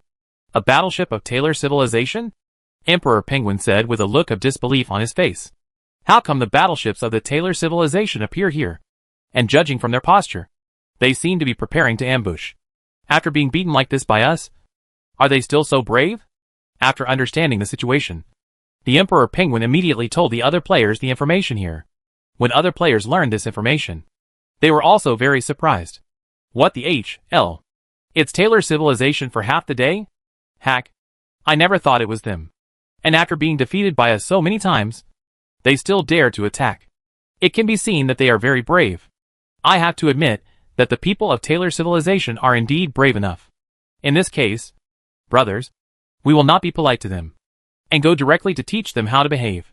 Everyone, please don't panic. Although Taylor civilization is not strong in terms of strength, but they dared to ambush. So I'm thinking that they should be confident enough. So we have to take a long-term view on this matter. At this moment, the player responsible for peripheral observation also received information. Brothers, I'm sorry. The fleet from Taylor civilization is ready to set off. Judging from this posture, it should be for the rendezvous. Holy crap. Why did we choose this time to join forces? We haven't finished investigating the situation there yet. You think this NPC has such good intentions, and will take action after you get the information. I estimate that after they join forces, they will most likely attack us immediately. Then what should we do next? Should we return to the insect nest to garrison, or does this need to be said? It must be to strike first now. We are relatively close to their main force, so we must have arrived much earlier than them. After arriving, catch them by surprise, and try to cause them heavy losses before the second fleet arrives. In this case, when the second fleet comes, it will be the Calabash boys who save Grandpa. One by one. At this moment, a slightly cautious player said, but now we only see their reconnaissance ships. We don't know how many warships they brought here in this wave. What if they have more warships? This worry is completely unnecessary. Let me explain it to you. First of all, we have already cleared a batch of their warships in the area where the Starry Sky Beasts are located. Immediately afterwards, the Taylor No. 2 area had a big battle with us, causing them to suffer a lot of losses. Later, they took the initiative to attack us, and we took another batch of fleets away. With such a combination of punches, how many more warships do you think they can defeat? They are no better than our insect swarm. To develop troops, we only need the larvae to hatch in half a day and a day. It doesn't take much to say how long it takes to build one of their battleships. At least it's measured in years. The fighting during this period of time is too much for even us, let alone them. It's not like you haven't seen the total number of warships on the Dyson Sphere civilization before. You must know that they can build a Dyson Sphere on the planet. Their resource acquisition is so exaggerated that even such a civilized warship cannot even destroy 100,000 units, with tens of thousands of units. And this Taylor, why do you think they are so wealthy? I'm thinking that they are definitely not as wealthy as the Dyson Sphere civilization. So since they are not as wealthy as the Dyson Sphere civilization, how many warships do you think they have left after all our troubles? If nothing else, they must have made a desperate move in sending troops this time. Sending all the warships of civilization. After hearing this player's analysis, many players also expressed their opinions. If it is true what you said, we only need to clear out this wave of their troops. Then we will win. But if we choose to just carry it on if they are desperate, I feel we will suffer a big loss. Although we are powerful now, and we are really going to fight this kind of battle where victory or defeat is determined by one battle, I think we still have to be cautious. How to be cautious? Now we only have 2 combat areas. The first combat area is the Dust Belt, and the second area is the defense zone we have deployed in the galaxy. If we fight a battle of this level in the Dust Belt, even if we are wiped out by the group, we can still buy troops to fight in the galaxy to cooperate with our galaxy defense. This can be regarded as double insurance. If we choose to fight in the galaxy, then we really lose if we lose. Therefore, no matter how we play, in a sense, it is our best choice at the moment. The changing environment of the cosmic dust belt is more conducive to the advance of our banlings, coupled with the innate advantages of our insect swarm. In this battle, it will be much easier for us to fight. Even if we fail here, we still have the last line of defense. If we attack the defense line for 2 consecutive rounds, they will definitely not be able to withstand it. At this time, they only have 2 choices. The first choice is to continue to fight hard and die, and the second choice is to withdraw. No matter what they choose, the only fate waiting for them is destruction. because even if the remaining defeated soldiers retreat, they will not be able to withstand our next attack. As for our losses, there is no need to worry at all, because don't forget, the Taylor civilization has multiple or galaxies. As long as their combat power is eliminated, then it is time for us to harvest. We have worked hard for so long. And am I just here for this moment? At this time, everyone couldn't help but nod in agreement when they heard this player's opinion. Obviously, this player's tactics are undoubtedly the safest. And now the interstellar dust belt is consuming them to the maximum extent. Then a wave of defensive battles will be fought in the local system. And the enemy will have no way out, and will only be forced to fight. At that point you have only two choices. Either continue the charge or retreat. If you continue to charge, the players will eat up all the waves of troops you charge at. It doesn't matter if you want to go back. The players will immediately launch a full-scale attack on all your systems. Players were not afraid of attrition during your heyday. Not to mention that you were consumed so much. So in the current situation, they can only be forced to fight. So at this juncture, if they want to win, the only way is to fight to the end, and fight to the death. Otherwise, if they continue to squeeze out toothpaste like before, they will be consumed by the players sooner or later. Based on the players' previous understanding of this game, they know very well that the NPCs in this game are very witty. Therefore, we will definitely adopt all-out war tactics instead of deliberately using toothpaste squeezing tactics to boost players' performance. So with such expectations, the team of players set off towards the interstellar dust belt. In this kind of total war, players do not need to know too much information. Whether it is the number of the opponent's warships or the formation of troops, it is not important to the players, because no matter whether you understand it or not, you still have to face it. Now what the players are thinking about is how to consume the enemy's troops to the greatest extent after the battle. At this time, I am concerned about the interstellar dust belt, the gathering point of Taylor civilization and Eternal Night civilization. Inside a cruiser. Clay, are you looking at your father's photo again? At this time, the captain of the fighter team saw his team member Clay sitting on the eagle not far away, and staring at a photo in a daze. After hearing the captain's words, the soldier named Clay hurriedly put the photos away. Seeing his actions, the captain couldn't help but feel a little funny. The next moment, the captain used the battleship's jet boosting system to jump onto the wing of the eagle fighter. Then he walked up to Clay and patted him on the shoulder. Don't worry. Your father's revenge will definitely be avenged. After listening to the captain's words, Clay nodded, his eyes full of determination. This warrior is called Clay, and his father is the captain of a spaceship. But unfortunately, his father's fleet was sent to the cockroach civilization not long ago to check the situation. As a result, that fleet was wiped out by the Zerg. Clay was extremely sad after learning about his father's death. From that moment on, he secretly swore in his heart that no matter what the price, he would destroy the Zerg to avenge his father. This idea has been extremely firm from beginning to end. But now when the decisive battle is about to begin, he has no idea at this time. As for the power of the Zerg, it only knew a little bit about the battle videos shown to them by their superiors. But this little bit was enough for him to realize that these bugs were completely different from the bugs he imagined. What they were shown above was the information about the decisive battle at Taylor 2. In that battle, he saw millions of mechas being torn apart by swarms of insects that were several times smaller than them.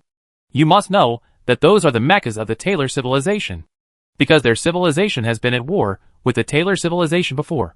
They are very aware of the power of the mechas of the Taylor civilization. Thinking of this, he glanced at the fighter plane he controlled. The Flying Eagle, with a total length of 40 meters, is named after its overall white and black paint job because its shape resembles a hunting eagle. This fighter is equipped with 20 energy turrets and 5 ion turrets. An aircraft carrier can carry 5 such fighters at the same time. As the most advanced fighter aircraft in civilization, it once won many wars for civilization. Therefore, this fighter plane is indestructible in their eyes. His powerful firepower coupled with his strong defense makes him always perform impressively on the battlefield. But at this moment, Clay knew very well that this battleship, which he thought was extremely powerful, might be as fragile as paper in front of the Zerg, because through the previous video data, he saw the extremely powerful Tel-Aviv mecha being easily penetrated by the insect swarm. They had fought against the mechas of the Taylor civilization. In a one-on-one situation, their fighters were no match for the mechas of the Taylor civilization. Those mechas have super defensive capabilities and maneuverability. And their firepower is also very powerful. Not only that, He also has super high damage melee capabilities. Especially when the two sides are out of ammunition and food. He can easily tear the fighter to pieces with his light blade. However, such a powerful mecha was easily penetrated by the insect swarm. They couldn't last even one round against the Zerg. When fighting against such powerful mechas and bugs, they can only trade quantity for quantity. So what about their fighter planes? This fact gave him a blow to the head, and made him fully aware of the power of the enemy. He is not the kind of new recruit who has just been recruited. He is an experienced veteran who has experienced several battles. He knows the strength of his opponent, and he can also deduce the strength of the enemy through the intelligence of the opponent's battle. So now that he knew all this, he was filled with worry. But he knew that they had no way out now, and they understood the meaning of death.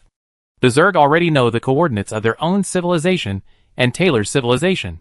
Therefore, if they choose to give in, what awaits them will be the same fate of being destroyed as the Taylor civilization. For the sake of civilization and for his father, he must fight to the end. At this time, the captain on the side seemed to see through his thoughts. Boy, don't be too pessimistic. For this attack, both civilizations used all their strength. And this time we were making a surprise attack, so we didn't give them much time to react. As long as we have an advantage in the opening, then the rest of the battle will be easy for us. I hope so, Clay replied after hearing what the captain said. And just when he was about to say something more, he suddenly heard an alarm sound coming from the battleship. The moment the alarm sounded, the captain on the side suddenly changed his expression. No! As he said this, he immediately shouted at the surrounding soldiers, "Everyone get back inside the fighter plane immediately, and get ready for battle." At this time, the soldiers who were still checking various data of the fighter plane immediately rushed to the cockpit as quickly as possible. After hearing the order, Clay immediately started the fighter plane and entered the standby state. Bugs. The bugs are coming.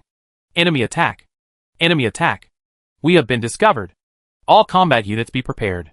The Zerg army is rapidly approaching us, and is expected to enter the crossfire range within 3 minutes. At the same time, the communication device also transmitted news of the enemy attack. And Clay, who heard all this, also started the engine of the fighter plane and waited for the moment when the order was issued. Chapter 278. The Second War breaks out. The area they are currently in is the Cosmic Dust Belt.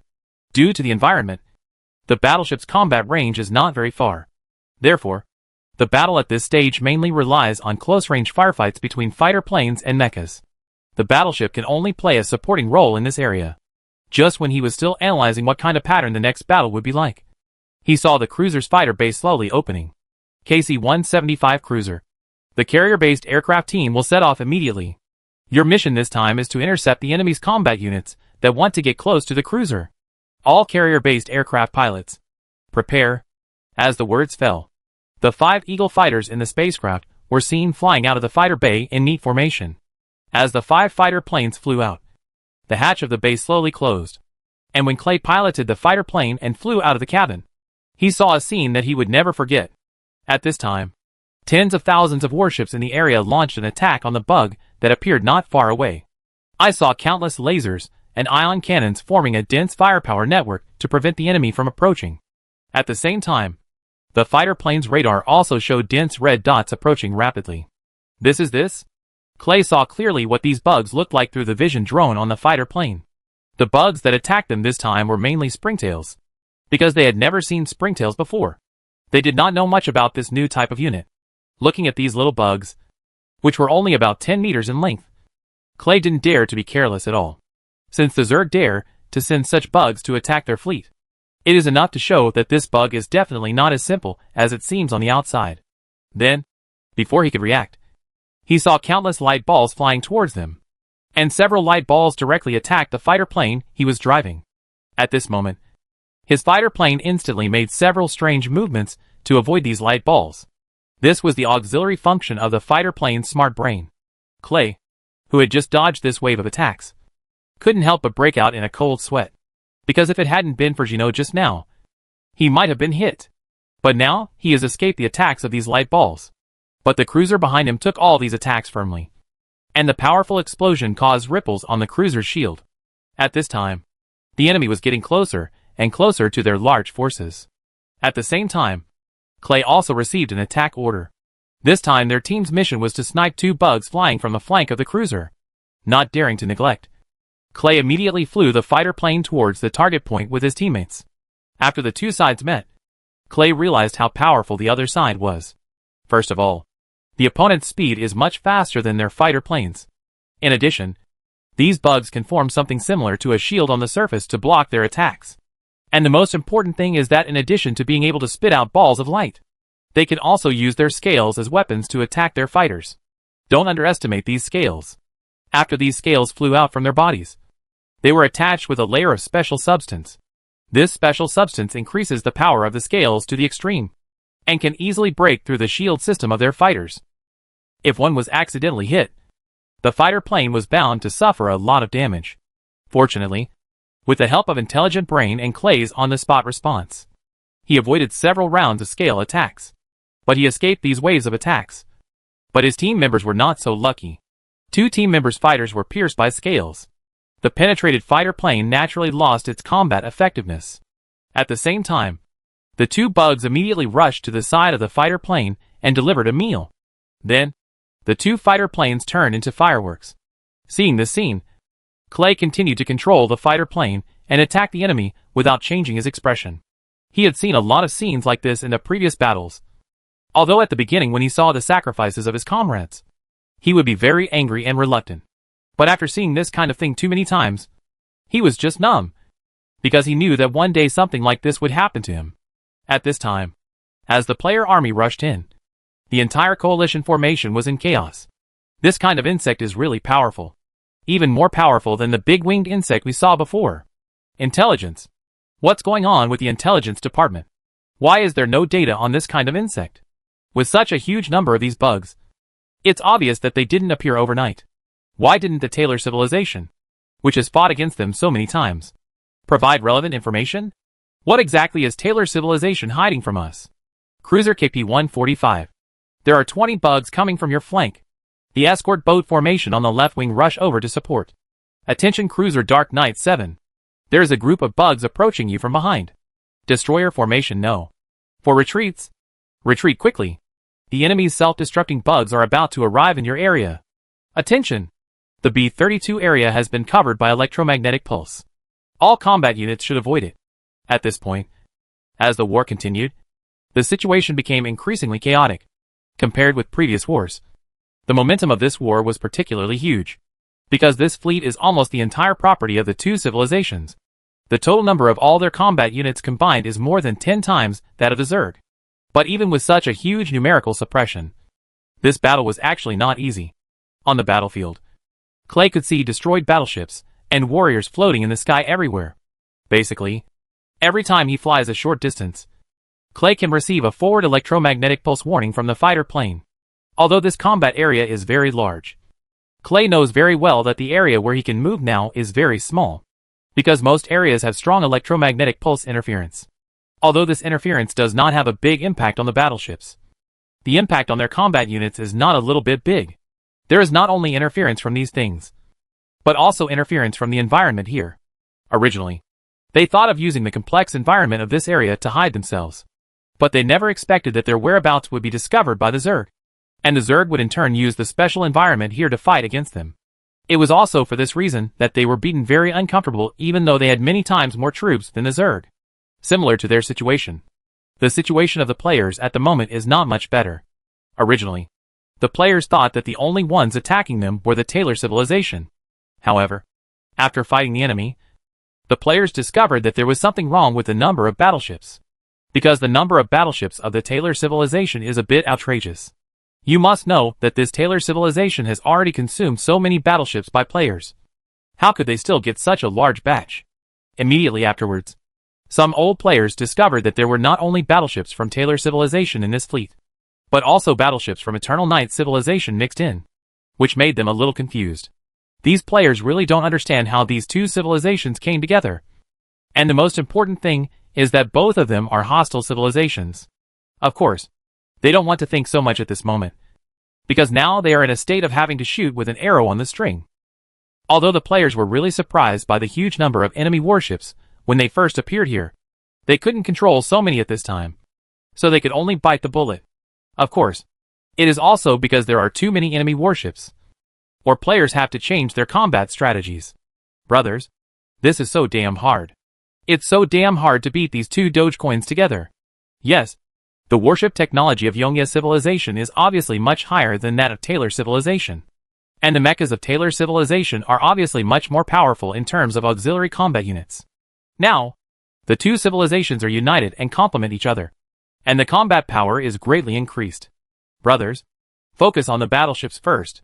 The electromagnetic pulse bandlings are responsible for interfering with their auxiliary combat units. There is a lone fleet on the lower right side of the enemy's fleet. Let's deal with it.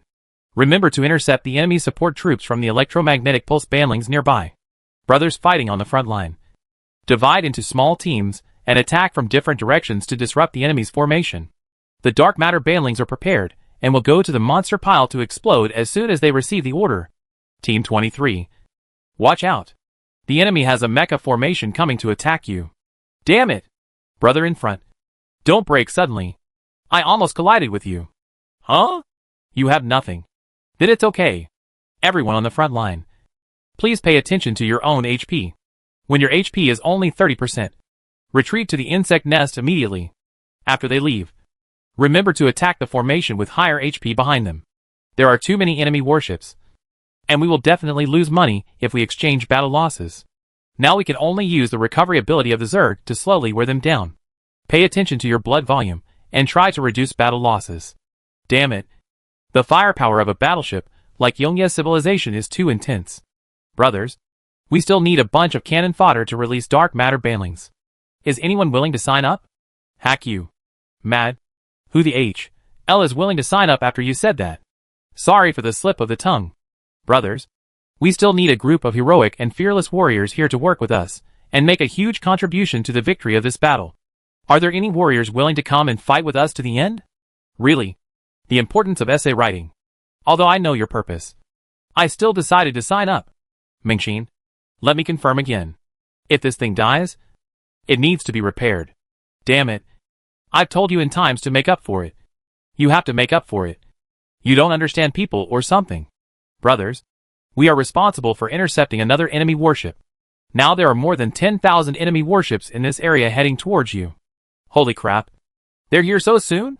What did your interception team do? How did you let them come here? What happened? Mater? More than 100 workers and managers went to intercept the opponent's more than 10,000 warships. What do you think happened? We almost peed when we landed. Okay, don't argue. If you guys can't stop us, just retreat first. Holy crap. Do you think we still have a chance to retreat with this amount of numbers? We all came back dead. After learning the news at this time, the players began to discuss whether to retreat. Brothers, some of their warships have been cleared so far, and I feel we can withdraw. If we wait until their 10,000 warships gather, we will have no advantage in continuing the fight. Yeah, I think it's almost done now.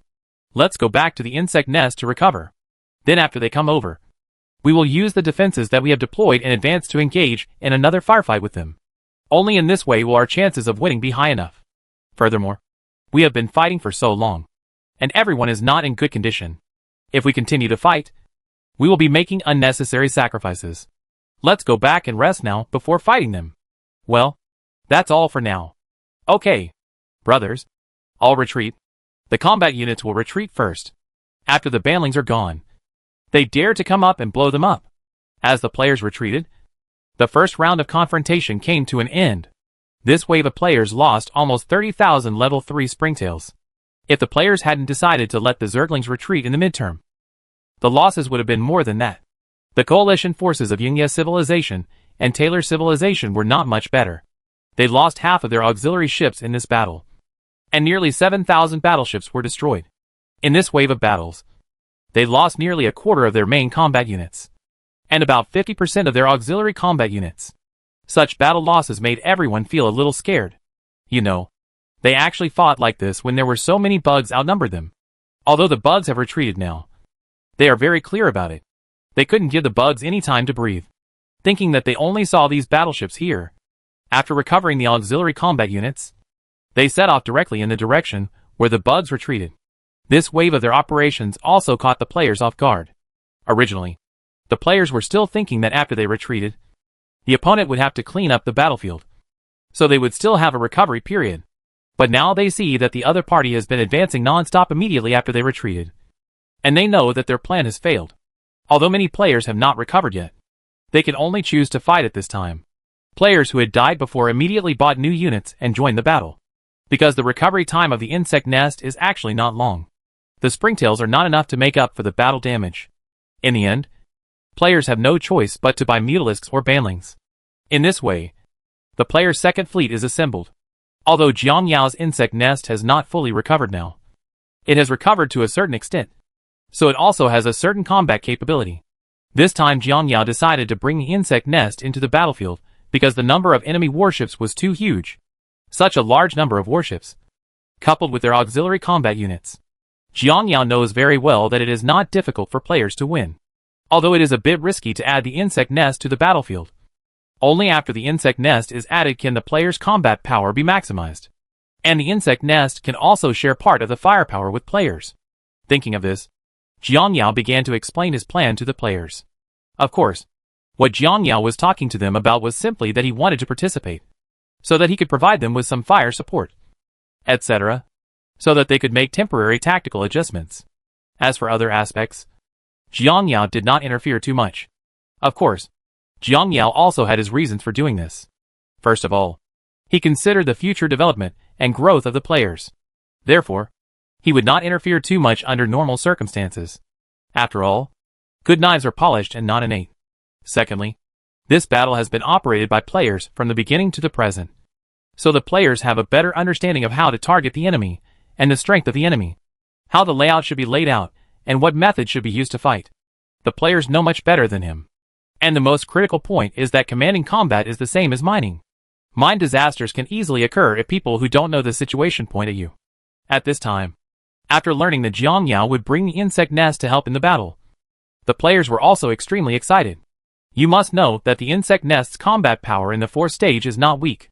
First of all, there are tens of thousands of Zerg turrets on the insect nest.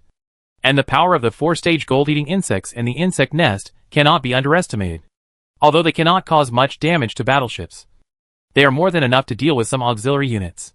Not only that, the 4th-stage insect nest has also mastered particle weapon technology. There are many particle main gun launch towers on it that can target enemy cruise-level battleships. And what players are most interested in is the energy-devouring transmission of the insect nest. This ability can provide players with a guarantee during combat, greatly improving the endurance of their units. Although this ability is a bit expensive to use, it is only a small amount of money compared to the loss of troops. Immediately afterwards, the players who had arranged everything began to wait for the arrival of the enemy. At this time, when the coalition forces of Taylor Civilization and Yungya Civilization arrived here, first of all, the forts deployed on the galaxy launched a fierce attack on them.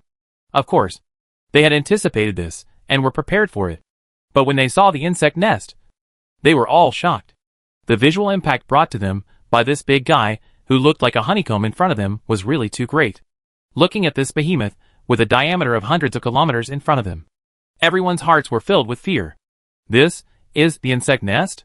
Chapter 279 Reinforcements from 2 Civilizations. Although they didn't know much about the insect nest, they had heard about it no matter how bad it was. However, the insect nest in front of them was obviously different from the rumored insect nest. First of all, a normal insect nest should be several hundred meters high, with the overall shape of a tower. But what the hell is this honeycomb like now? And most importantly, is it a few hundred meters high? When the Empire sent a broadcast to the entire universe, was he sure that their staff did not send the wrong unit? Convert hundreds of kilometers into hundreds of meters? This Empire should never make such a big mistake. Also, the insect nest cannot move and can only be fixed on a certain planet. It has no defensive capabilities and can only be protected by the insect swarm. Are you sure this information is true? Why did we see this insect nest? Not only with a turret, but also flying around the universe? Obviously, this group of people was exposed to the wrong version of the insect nest. Then the players launched an attack on them. And only when the battle began did they understand what cruelty meant. Another insect hive, which the Empire judged to be harmless to humans and animals, was unleashing firepower on them crazily. And they targeted the insect hive. After several rounds of volley fire, they discovered that it still had a shield. Only then did they realize how deceitful that powerful Empire really was. They estimate that the combat effectiveness of this insect nest is at least comparable to a strategic cruiser-level battleship. Their civilization and technology simply do not have the ability to manufacture a warship of this level. To put it simply, the technological content of this insect nest is many times higher than theirs. And the most important thing is that this insect nest can also release hundreds of millions of small metal insects. Some small metal insects can cause certain damage to their auxiliary combat units. In other words, after the Zerg have these small metal insects, the numerical advantage of their auxiliary combat units has also been suppressed. As the battle began, the coalition forces of Taylor civilization and Yongye civilization also felt more pressure.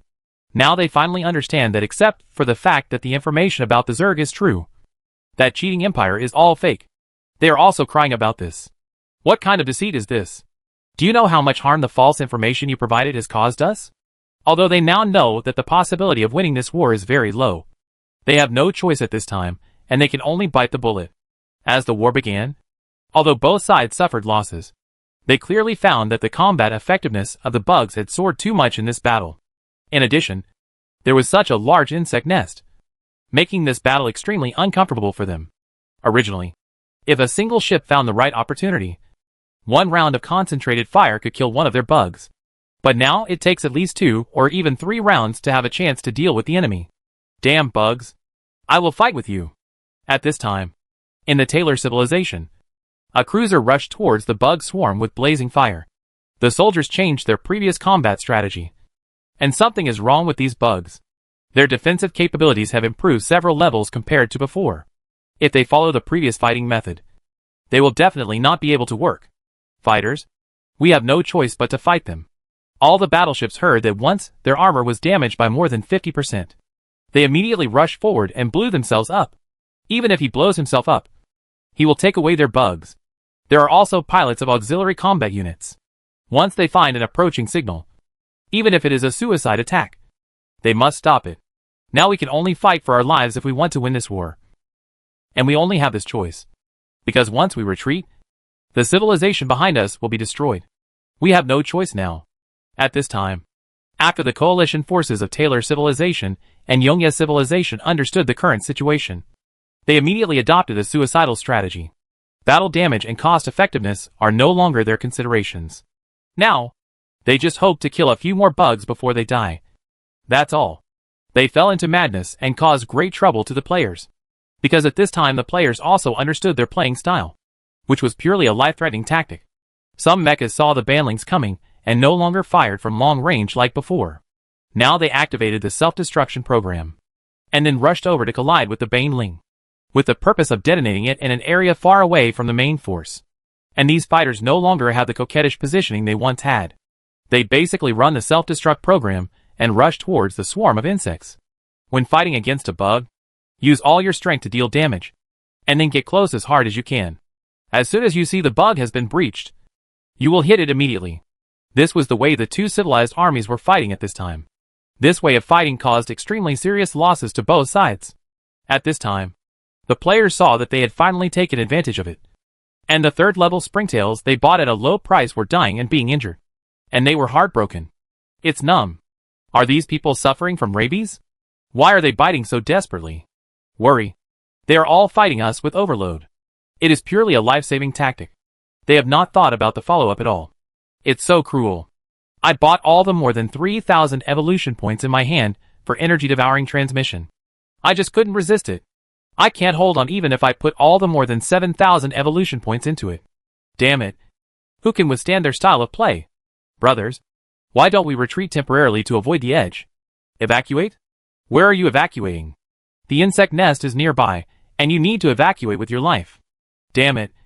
They are just like a bunch of crazy dogs now. It's really not worth fighting them head-on. At this time, the players were extremely uncomfortable with these two civilizations. At this time, the Emperor Penguin, who saw that the situation was not good, knew that it would definitely not work if it continued like this. It is not difficult to analyze the current chat content of the players. The players are frightened by the desperate fighting style of these monsters. If you don't do something now, as time goes by and the morale of the players plummets, it will be even harder to win. Thinking of this, he immediately yelled at the players, "Zhou Chao, you are such cowards. I'm going to hack you. A bunch of players were frightened by wild monsters. And you guys are still playing a hammer game. This is the first time I have been playing the game for so long that I see a player scared to death by a wild monster. Also, if you die and have to make up for the battle damage, you are afraid of a hammer. Hack this weirdo, who is so timid and playing a Star Wars game with wool. The foster daughter next door can roll over and play next. At this time, as the Emperor Penguin finished speaking, the players immediately woke up. That's right. We are cowards. What the hell is this a game? Can we scare even a wild monster? And even if you die, you have to pay for the battle damage with a hammer. Although this game is made to be more realistic, no matter how real it is still a game. No matter what kind of civilization they are attacking us, they are essentially a bunch of wild monsters. Hammers. How can I be scared of a bunch of wild monsters and tigers? Mater. They are not the only ones who know the life-threatening style of play. We can also do the same. And then again, if we die and still have battle damage to compensate for, what are we afraid of? Yes, brothers, they know the mad dog tactics. Can't we? Try your best. Right? I want to see if we are tougher or they are tougher.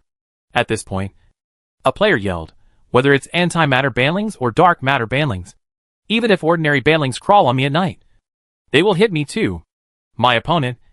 Isn't it just a desperate collision? No one will be the same. Look at Lin Bei. I'm going to hit your cruiser. And I'll see who can't withstand it first. At this moment, after the Emperor Penguin woke up the dreamer, the players' battle also entered a crazy state. Even crazier than the Taylor civilization and the Evernight civilization. At this time, some springtails can be seen everywhere on the battlefield, carrying banlings on their backs and starting to rush into their ship piles. As long as they are blocked by mechas or something like that, this springtail will directly hold the mecha and drag it to the nearest area with mini mechas and then detonate it. When some banlings saw the mechas coming to intercept them, they did not retreat. They just blew themselves up on the spot and took away a group of mechas. Perhaps in the past, before the powerful banlings detonated, some nearby springtails would retreat first to avoid accidental damage. But it's different now. As long as they see a suitable location, these banlings will immediately explode regardless of whether there are other members of the same race around. The result of self-destruction is often a lose-lose situation.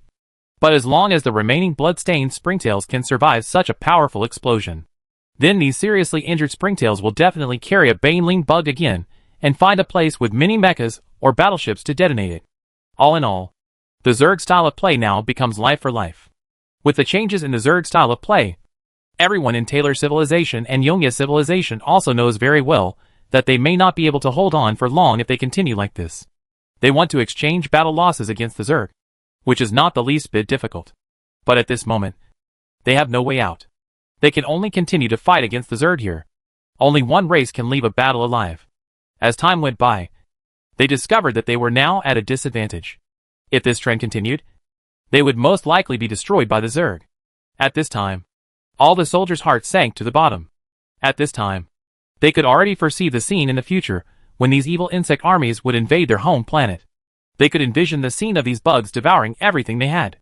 Are we going to lose? Is our civilization about to end? At this moment, all the soldiers had such thoughts in their minds, although they knew that they should not have such thoughts at this time. But looking at the sharp decrease in the number of combat units on their side, they knew that this idea might come true. Are we going to lose? Are both civilizations going to be destroyed by the Zerg? From the first encounter with the Zerg to now, after experiencing so many wars, large and small, is it possible that we still cannot escape the fate of being destroyed in the end? Is there really no other way? At this time, when all the soldiers were already in despair, a message from the next commander rekindled their hope. Fighters, we have not lost. We still have a chance. We still have 100,000 warships on the way. As the commander finished speaking, all the soldiers present were extremely surprised. There are still 100,000 warships. How is this possible? How can there be so many battleships in civilization? At this time, many soldiers were thinking about this question in their minds. You must know that this is not just 1 or 2 battleships, but 100,000 battleships. They are all civilized warriors, and they are very clear about the reserves of their own civilization under construction. How could civilization have so many battleships for no reason? Which puzzled them. Of course, at this time, many soldiers knew that this might be a cake drawn by the commander for them, although they knew that this piece of news was definitely false. they were still willing to choose to believe it. Because in such a desperate situation, they need a beam of light as their goal to move forward. At least with hope and hope, they have the will to continue fighting. What everyone didn't know at this time was that their commander did not lie to them. Indeed, their civilization still had 100,000 warships. These 100,000 warships came with them not long after they set off. But the commander did not tell these people about the news about these warships. And until the end, the commander really couldn't bear to let these warships join the battlefield. But now, he knows very well that he has no choice.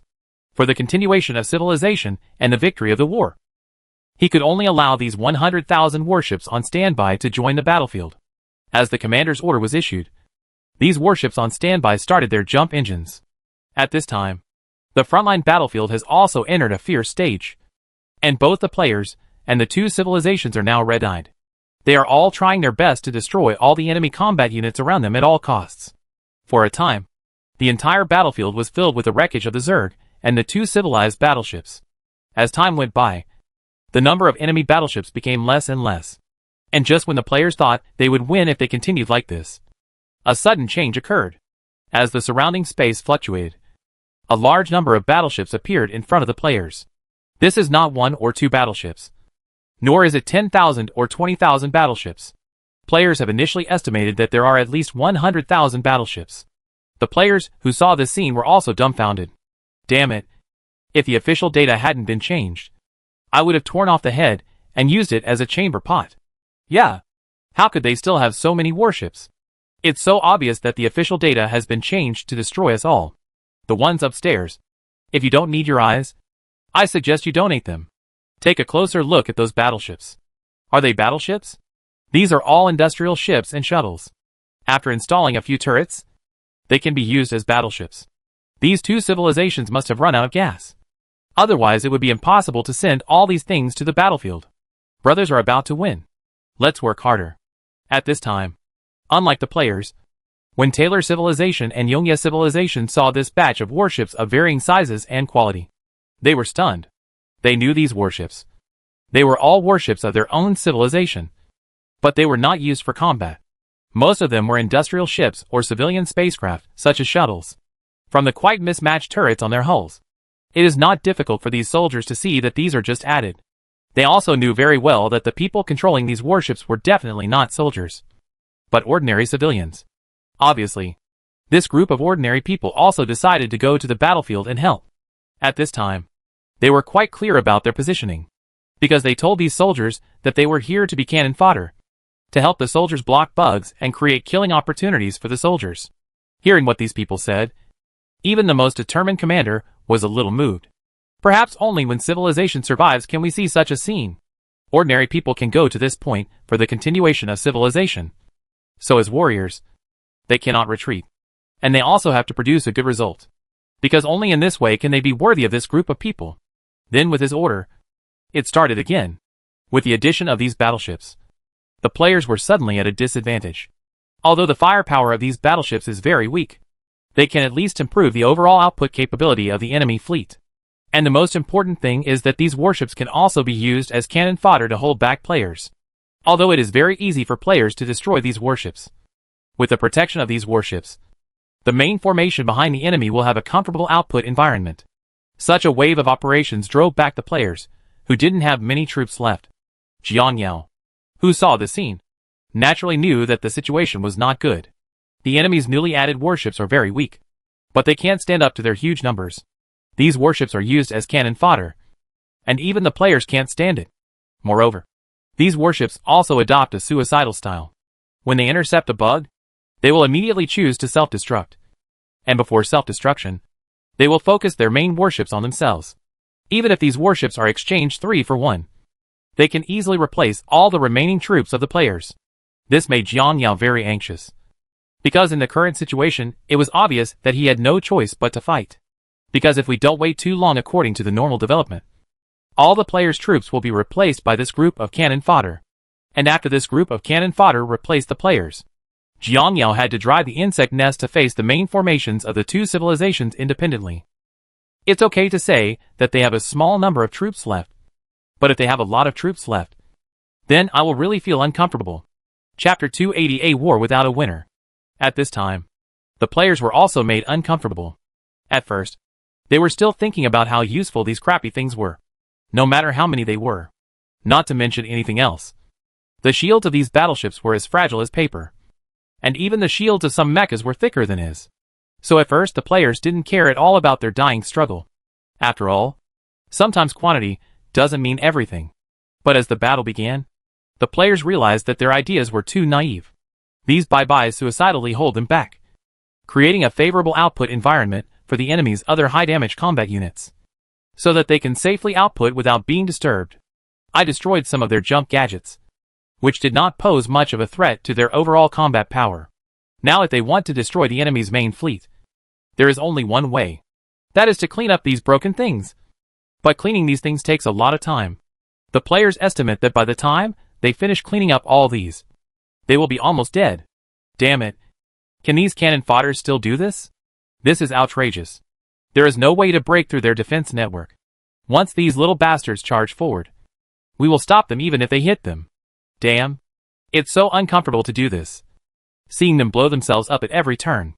And before self-destructing, they will also let the main fleet behind them focus on him, putting them together.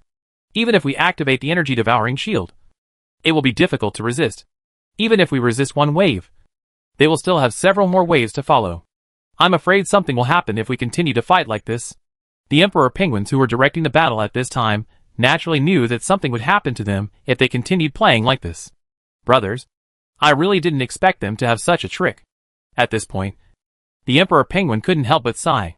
If this consumption continues, once we clear out this group of their cannon fodder, we won't have too many combat units left. Judging from the current situation, if we continue, we will not be able to avoid the fate of failure. As he spoke, the Emperor Penguin made a decision. Protect the local tycoon's troops, and protect the insect nest. After hearing what Emperor Penguin said, the players immediately understood what he meant. I'm so numb. I've just been wiped out by the group, and I'm about to be wiped out by the group again. Why is this Guba Taylor civilization just like Xuqiang?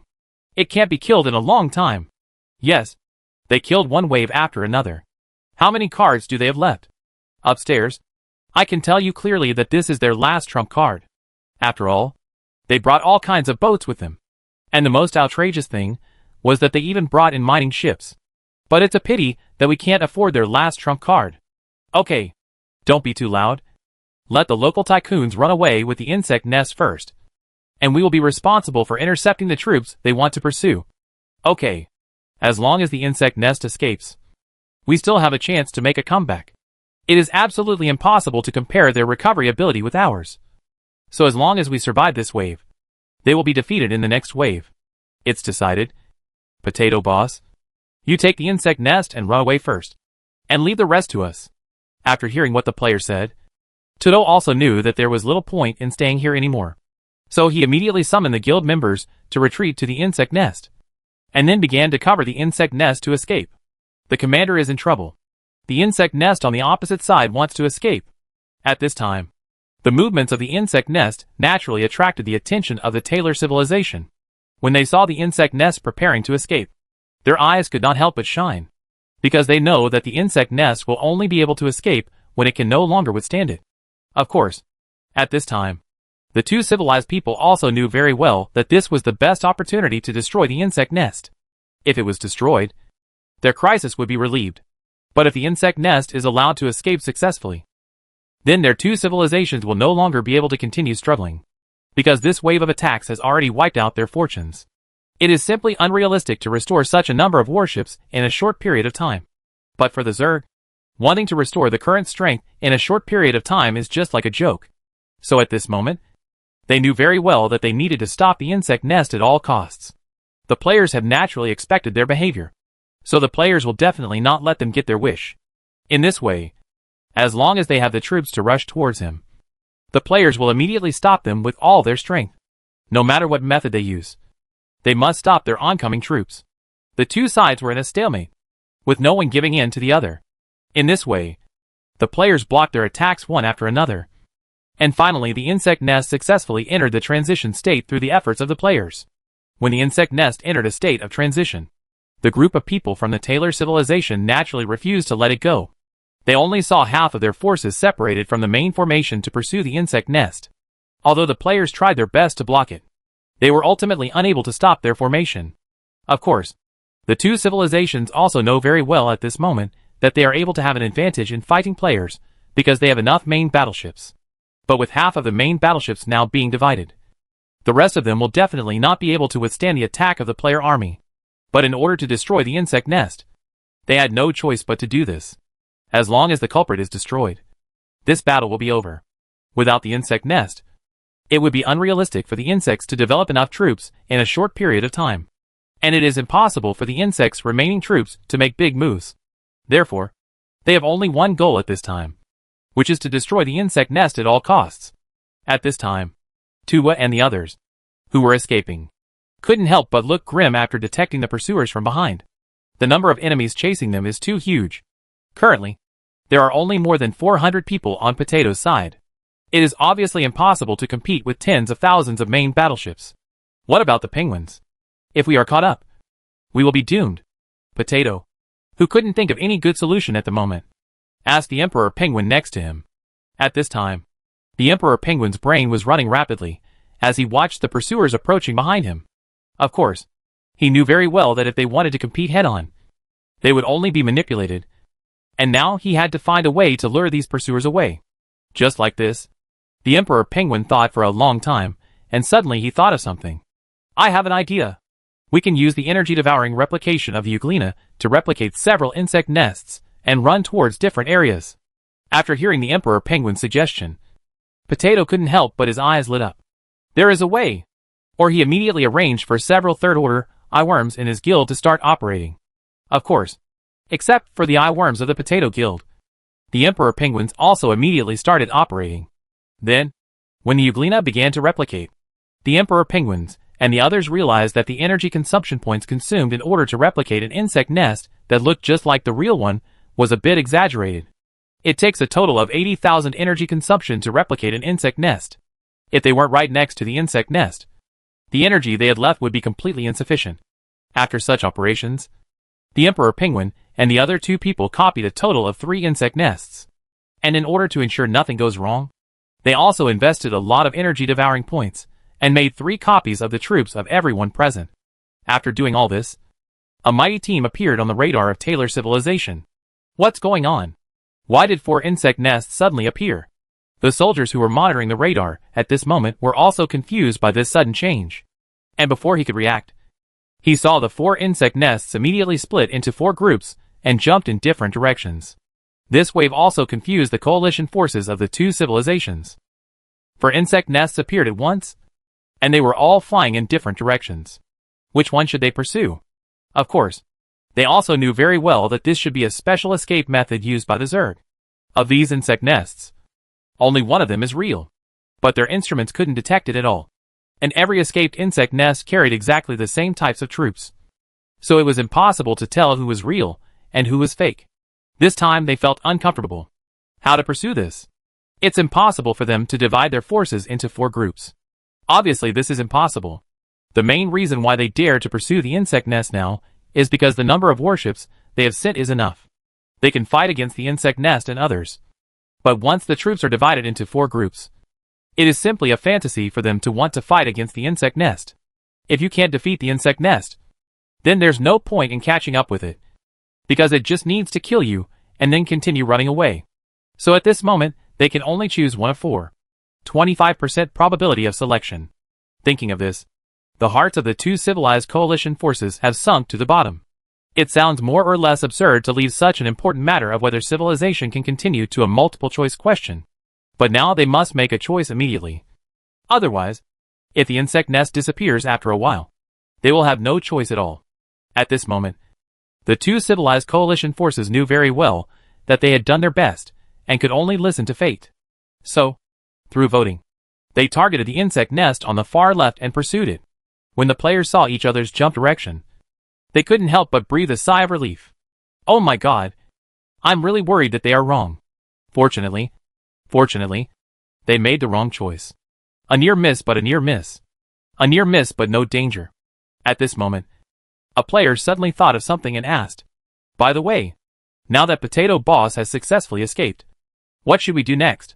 Hearing his subordinate's question, Tudo also shook his head and said that he didn't know either.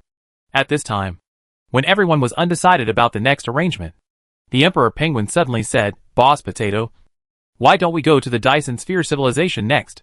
Hearing the Emperor Penguin's proposal, Potato immediately thought of his purpose. Because this wave of players suffered heavy losses, it was obviously impossible to restore their troops with just the evolution points in their hands. And now they have no other source of evolutionary points. So the Emperor Penguins have set their sights on the galaxy of Dyson Sphere civilization. Of course, the Emperor Penguins would definitely not be able to let Potato and the others contribute to the galaxy. It is definitely impossible for others to agree to this naive idea. And I also cooperate with them. So from his own point of view, it is absolutely impossible for him to do this. Boss Potato, why don't we work with other players to defeat the Dyson Sphere civilization? After knocking them down, we only need to pay them a labor fee, and that's it. Then we will lend them a certain amount of evolution points and charge a certain amount of interest. After everyone recovers and defeats the Taylor civilization and the Evernight civilization, then we can return the evolution points. At this time, Potato also nodded after hearing the Emperor Penguin's suggestion. This method is undoubtedly the best method for current players. Anyway, there are still several resource galaxies over there in Taylor civilization. So Potato doesn't have to worry about players not reaching the evolutionary point in the future. After deciding on the plan, Emperor Penguin immediately contacted other players and roughly explained the situation to them. The players naturally nodded in agreement to this arrangement. After all, they don't have many evolution points in their hands now. Therefore, for players who are worried about where to get evolutionary points at this time, there is no reason to reject this plan. But at this time, players also have to consider another issue. That is how to capture the Dyson Sphere civilization at the lowest cost. Because now they have no arms at all. Except for the more than 400 soldiers who ran away from the local tyrants. The remaining soldiers of the players were almost completely wiped out. Because after the first fleet went after the insect nest, the players naturally gained more and more advantages in the main battlefield. But when the time came to copy the insect nest, the chasing troops came back immediately after the insect nest disappeared. When they came back from the fight, they started without saying a word. Crazy one for one. Because at this time, they already knew that their civilization had no follow-up. So for them now, if they die early or die later, they can't escape anyway. So in this case, taking away one more enemy is a profit. So the two sides began to fight desperately again. The final result was that all arms on both sides were basically left out on the main battlefield. The reason is also very simple. Although with the addition of that group of cannon fodder warships, the coalition forces of Taylor civilization and Yungya civilization have a slight advantage. But because they went to chase the insect nest before, they separated part of the main formation. During this period of time, the players' crazy output evened out this advantage. So when the two sides came back and fought again, both sides would lose. At this moment, the combat area was filled with the wreckage of various warships and the corpses of insects. At first glance, this place is like AHL on Earth, which makes people shudder. This time, the civilized war finally came to an end after 3 large-scale battles. Although the final result of this war seems to be that both sides suffer losses, no one gains any benefits.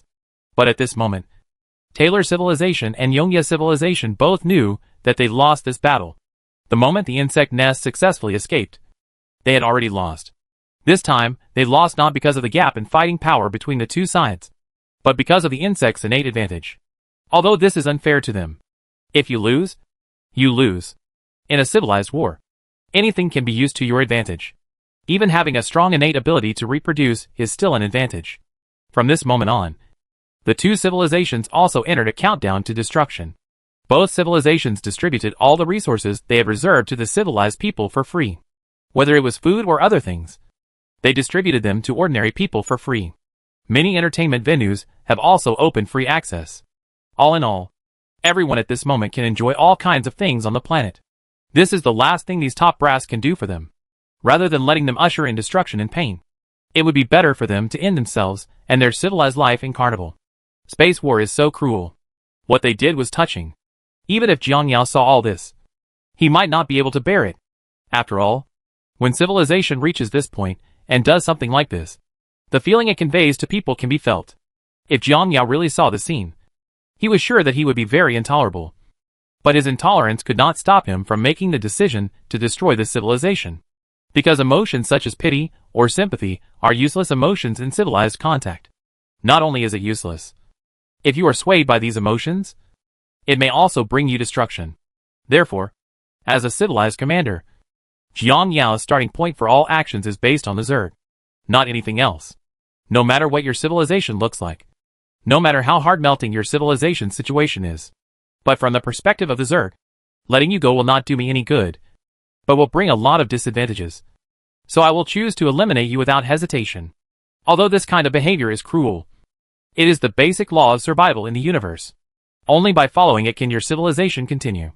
Never put your own civilization on the gambling table to gamble on the kindness of others, because you can't afford to lose. At this time, as the battle ended, many players died and returned to the insect nest. At this moment, they gathered together under control of the worker bees and were discussing their next plan. In fact, it's not difficult to win the Dyson Sphere civilization, although all our combat arms were wiped out in the previous battle. But don't forget, the king insect and worker bees in our insect nest are still there. The reason why the Dyson Sphere is strong is because they rely on the power of the Dyson Sphere. But you need to know what our worker bees are best at. Demolition. As long as we land, there is a high probability that their Dyson ball will be dismantled by us until all the crumbs are left. The biggest problem we need to solve now is how to add some combat arms. Because only with the cover of combat arms, we worker bees can successfully enter the Dyson Sphere. Chapter 281 Entering the planet to spawn monsters. After several rounds of discussions, the players also determined the general attack plan. After the discussion was over, the players returned to their respective guild stations and began preparations. Boss Potato, I really don't understand why we should agree to their request. Even though the Dyson Sphere civilization is somewhat powerful, but with a little more input from our numbers, we can still defeat them alone. Why let them join in and pay them working wages? After returning to the station, many members of the guild asked about it. They didn't understand Potato's decision. After all, they had fought so many battles in this galaxy and had almost exhausted the enemy. According to this trend, they only need to work harder to win the Dyson Sphere civilization. And the most important thing is that now that the insect nest is here, if they really want to fight, supplies and other supplies will be much easier than before. Under such circumstances, it was simply easy and enjoyable for them to take over this place on their own. Letting other players in at this time is purely to let them take advantage. It's not surprising that guild members have such questions. He knew very well that after he made this decision, there would definitely be many people in the guild who didn't understand it. Brothers, we have to take a long-term view. This game is far from as simple as you think. It involves a lot of things, and I can't tell you what they are. But I can tell you clearly that everything I am doing now is to prepare for the future. One day in the future, when dozens of guilds with over 10 million Krypton dollars per capita pop up in this game, then you will understand why I want to do this. Although our economic conditions are pretty good, there will definitely be more guilds that are richer than us in the future. How will we compete with them at that time? At this point Toto glanced at everyone and said, "Don't you think that the core of this game is combat? I can tell you clearly that in the future, business, and so on may all appear in this game. At that time, those things are the key things we need to grasp, because these things are directly related to reality." When the topic reached this point, Potato did not go any further. Everything I do now is first of all for public opinion. This is also the basis for our competition with other guilds in the future. The other reason is for the epic mission. After the Potato finished speaking, all the members were talking about it. Of course they remembered the epic mission, but they never thought that Tutuo's actions were related to this mission. What's going on, Mr. Potato? What does the epic mission have to do with what you did? After learning the news about the epic mission, all the players also asked curiously. There are too many things involved, and I absolutely cannot talk about this. In short, everyone just listens to my arrangements. As long as you listen to me, then I can guarantee that we will definitely be the biggest beneficiaries in this epic mission. Faced with everyone's inquiries, Toto didn't say much. After all, he couldn't guarantee that there would be no eyes from other guilds in his guild. So just in case, he still didn't reveal much about this matter. And the reason why he was willing to agree to the Emperor Penguin's request was actually more because of this epic mission. Because there is a key point in this epic mission. That is, rewards can only be obtained after defeating the enemy. It is so tiring to defeat a Taylor civilization at the player's current level, let alone defeat that mysterious epic mission civilization. This is almost impossible. In fact, from the very beginning, his and Emperor Penguin's plan was to use the resources of the star beasts and tailor civilization to improve the overall strength of the players. In this case, when the epic civilization comes to attack them, they will still be able to fight. And when that time comes, they who have made preparations in advance will of course play a decisive role in the war, so that the rewards can be maximized. But who would have thought that their plan would be wiped out in 2 waves before it even started? These 2 waves of group destruction were something they did not expect. Without these 2 waves of group destruction, they were sure that all the players' units would have to advance at least once or twice.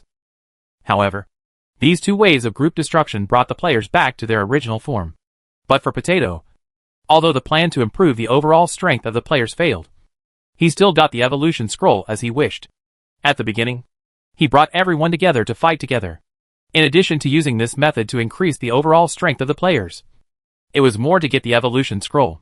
If all the players were working on their own at that time, then there is a high probability that the evolution rolls these people created would be reluctant to sell. But if the players are integrated together, and the evolution volume becomes public ownership, considering the even distribution, then they can only exchange it for evolution points in the form of an auction. And then everyone will share it equally. Although Potato has to admit that his routine is a little dirty. But as the saying goes, shopping malls are like battlefields. It's somewhat unjustifiable that my guild is so strong as a whole, and yet it comes here to play with you to split the points. And I don't get any benefits at all. And the most important thing is that this game is most likely a metaverse jointly launched by many countries in Blue Star. He must lay a solid foundation before other wealthy families move in. So he had to take these measures as a last resort. But in his eyes, he had collected all the evolution scrolls through this method. But at least the purchase price did not deceive the players. An evolution scroll costs tens of millions. And when he does these things, he has his own purpose. But I also think that in order to let many players become stronger together, there is nothing wrong with this starting point. Compared with those people who ask you 007 to do nothing but draw a picture every day without paying wages. He feels that he has too much conscience. No. This can no longer be described in terms of conscience. This is simply a great man. As time went on, hours later, when all the players were ready, they began to arrange their actions. I saw the prepared players controlling their respective units to fly out of the insect nest, exiting the area towards the Dyson Sphere civilization and activating the jump state. This time, the players' battle plan is to divide their forces into 2 groups and attract the attention of the Dyson Sphere civilization along the way. The other way is to harvest the planets where some special creatures live. In the past, the local tyrant guild had fewer members, and they could only consider harvesting the planet after solving the Dyson Sphere civilization. But now that there are more people, things will be easier to handle. What they have to do is to attract the attention of Dyson Sphere civilization on the front line. Their operation on this matter is very simple. That is, wandering around the Dyson Sphere civilization. And the swinging range must be outside the combat range of the Dyson Sphere. As long as they dare to send troops, they will basically be unable to defeat their side without the assistance of the Dyson Sphere. Anyway, the principle of the local tyrants this time is that no matter how you play, we will not take a step closer to your side. We will wander around this area to attract your attention. After you turn your attention to yourself, the player army will take the opportunity to run to these planets and frantically harvest the special creatures inside the planets. If you want to stop us, then we will intercept your blocking troops. And in this way, we will slowly use up our force. This set of tactics of the players only gives the Dyson Sphere civilization 2 options. The first option is to protect the battleship, and the second option is to protect the creatures. It depends on how they choose. And players estimate that they will most likely choose to protect the battleships. After all, only with these battleships combined with the Dyson Sphere can they have a chance of winning. If they save their creatures, they will most likely be dead once the players clear the battleships for them. With this idea in mind, the players began to operate. And when the fleet of local tycoons appeared in that area, it naturally aroused the vigilance of the Dyson Sphere civilization. This area is all too familiar to Dyson Sphere civilization, because before this group of destroying beasts left, they had been killing people in that area, and because the consumption of the Dyson Sphere civilization was too high during this period.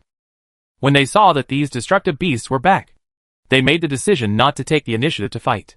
Although they did not take the initiative to fight, they still sent out a lot of reconnaissance drones to find out what these destroying beasts were planning over there. At this time, the king insect transporting a large number of worker bees and basic springtails had landed. This is a relatively cold planet. The entire planet is covered with heavy snow. And the entire sky is also gray. On this snowy land, players can occasionally see some huge footprints that have not been covered up. It doesn't take much for the players to know that the owners of these footprints are their attack targets. Following the footprints, the players quickly found a tribe of giant beasts. This is a group of giant beasts that look similar to lizards.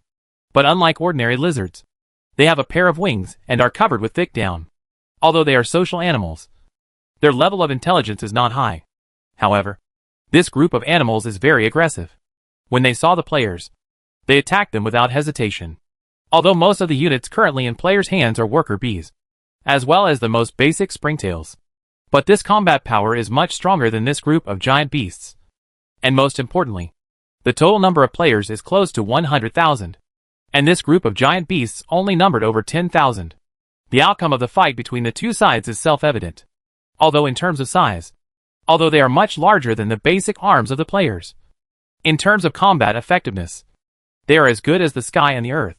As soon as the battle began, these giant beasts were beaten back steadily, and their sharp teeth could not penetrate the hard shell of the worker bees. On the contrary, the worker bees pinched it gently, and the monster died suddenly on the spot. Even worker bees can easily crush them, let alone the strong springtails. In this way, the battle only lasted for a few minutes before the giant beast group was wiped out by the players. Damn!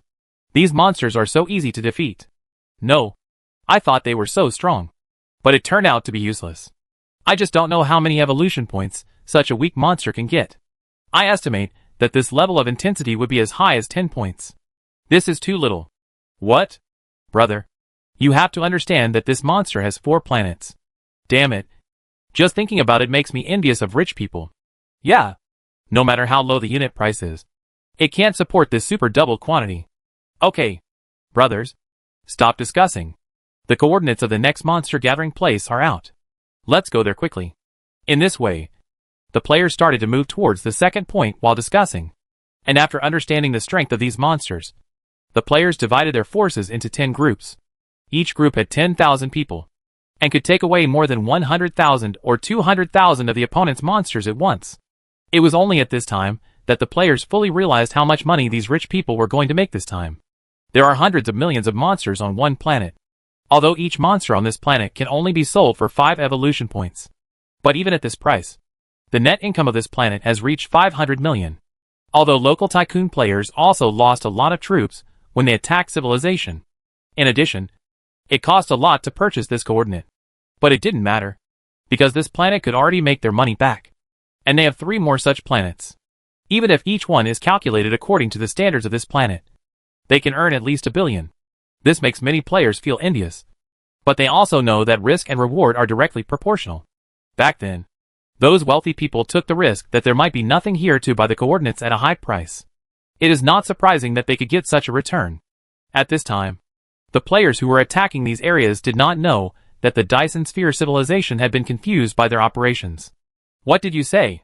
At this time, inside the Dyson Sphere civilization, the commander-in-chief looked in disbelief as he listened to the report from his subordinates. Seeing the commander-in-chief's expression, his subordinates didn't know what to say for a moment. Commander-in-chief, although this matter is incredible, the information detected by our detectors is just like this. Those gangs of destroying beasts are killing each other. After hearing his subordinates' words, the commander-in-chief took a deep look at him, and then immediately released the projection brought back by the detector.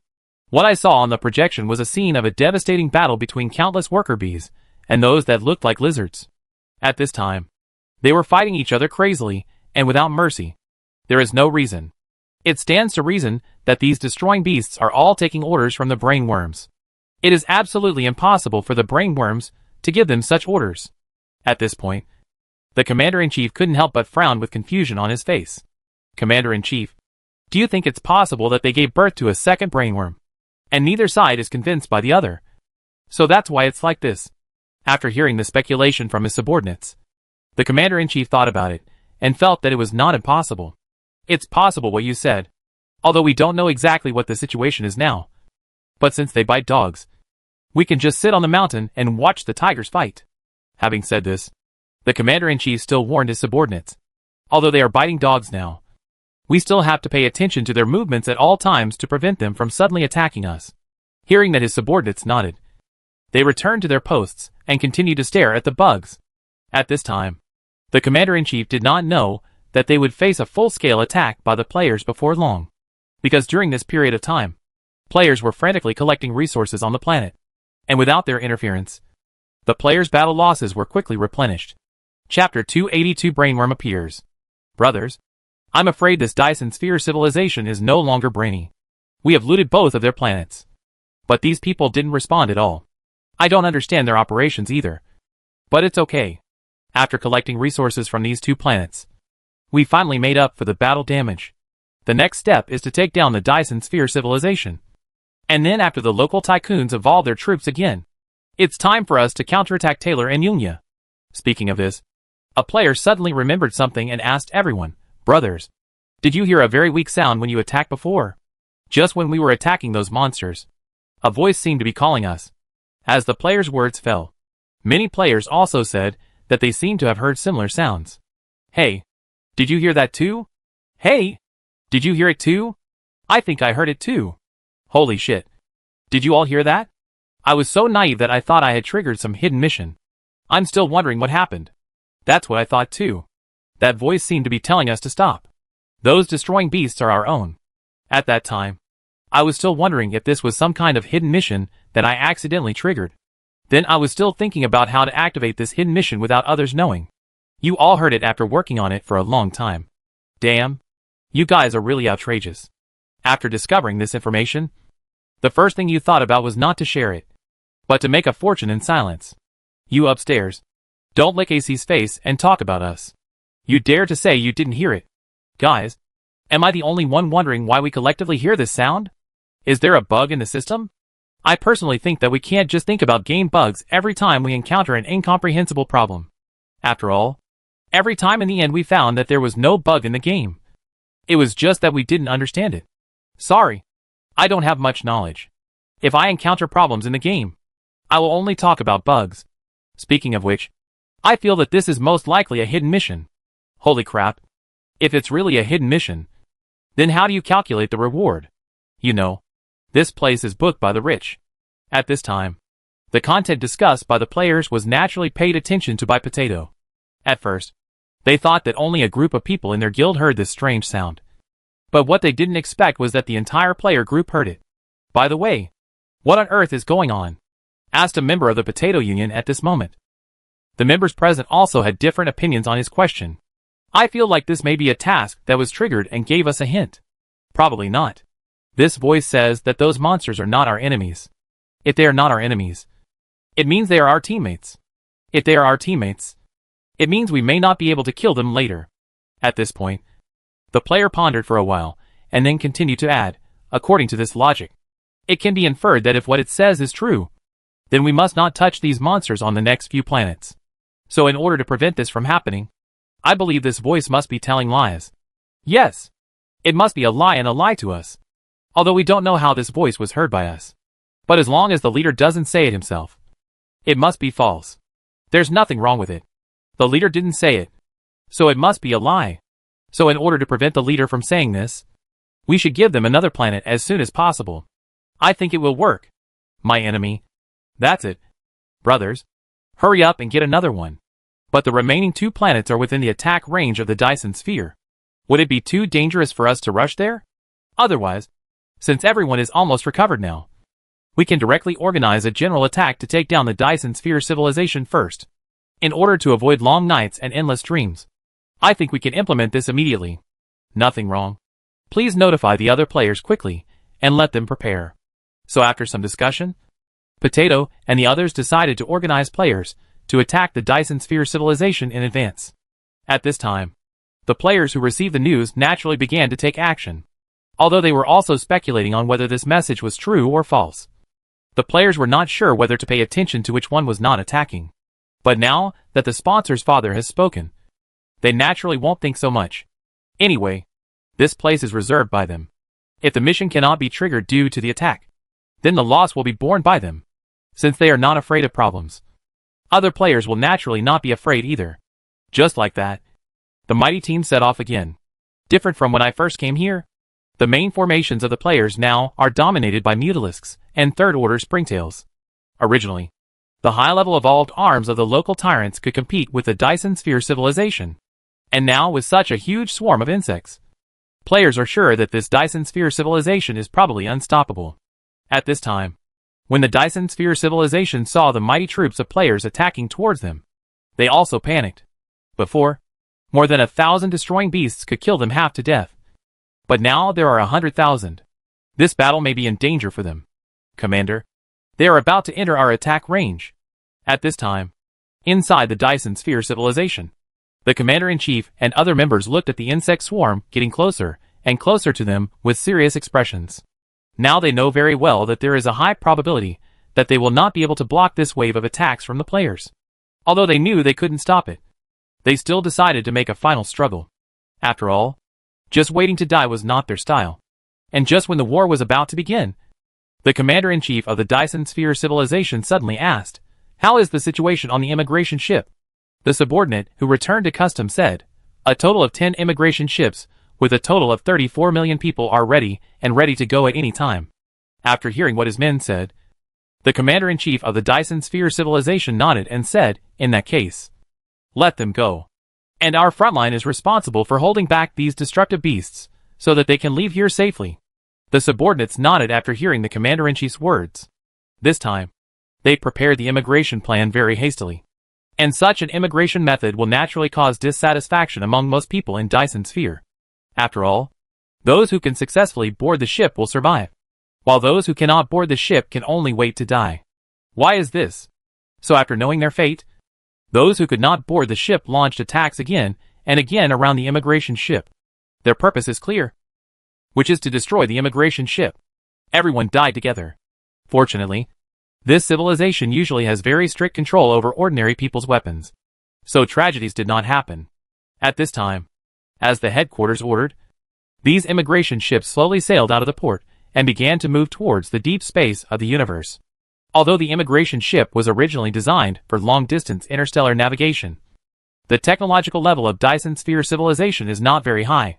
Therefore, they are not sure whether these immigrant ships can wander thousands of light years to find a new home. Although they are all confused now. For them, this is their last chance. The moment the immigration ship slowly sailed out of the port, the battle on the frontal battlefield was about to begin. The battle between hundreds of thousands of Zerg and 70,000 to 80,000 warships began. Although the individual insects of the swarm are powerful enough, the combat effectiveness of the battleships and Dyson Spheres on the Dyson Sphere civilization is not weak. Just like this, as the battle began, the losses on both sides were considerable. Fortunately, this time, experts on Dyson Sphere civilization have a complete offensive plan. The moment the shield was broken, countless king insects hiding behind rushed forward. They released a large number of worker bees and began to carry out crazy damage to the buildings of the Dyson Sphere. What's going on? Why is this warship of the Dyson Sphere civilization so powerful? Yes, I felt that they were very weak when I watched the live broadcast. Why is it different when they actually fight? The two of you upstairs need to understand that during the previous live broadcast, the wealthy people were fighting with level 3 mutant dragons. With this kind of attributes, it would be as easy to defeat these monsters as chopping melons and vegetables. And what do we use? We use ordinary mutant dragons. And the difference is not the slightest bit. And just when the players were about to say something, a voice suddenly sounded from their minds. As a Zerg, your fighting methods are really bad.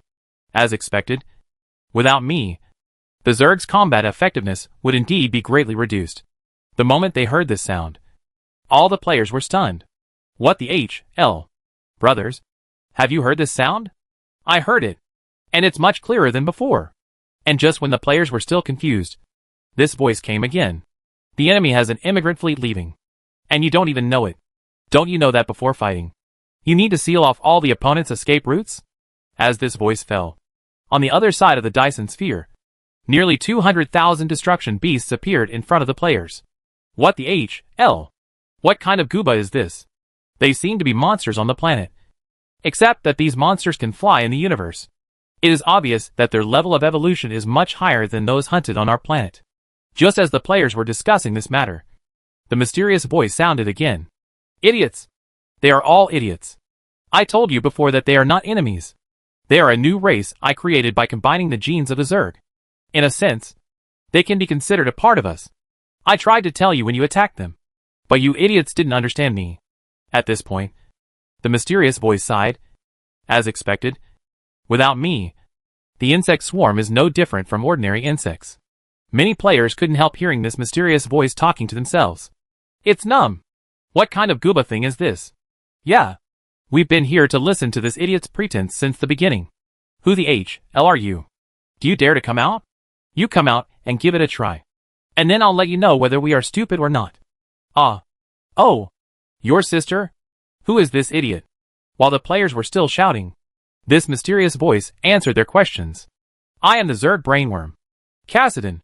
It is also the only brainworm currently existing in the insect swarm, and has inherited all the knowledge base of the insect swarm. As his words fell, the players were stunned. Brainworm? What the hell? I do not know. Wait.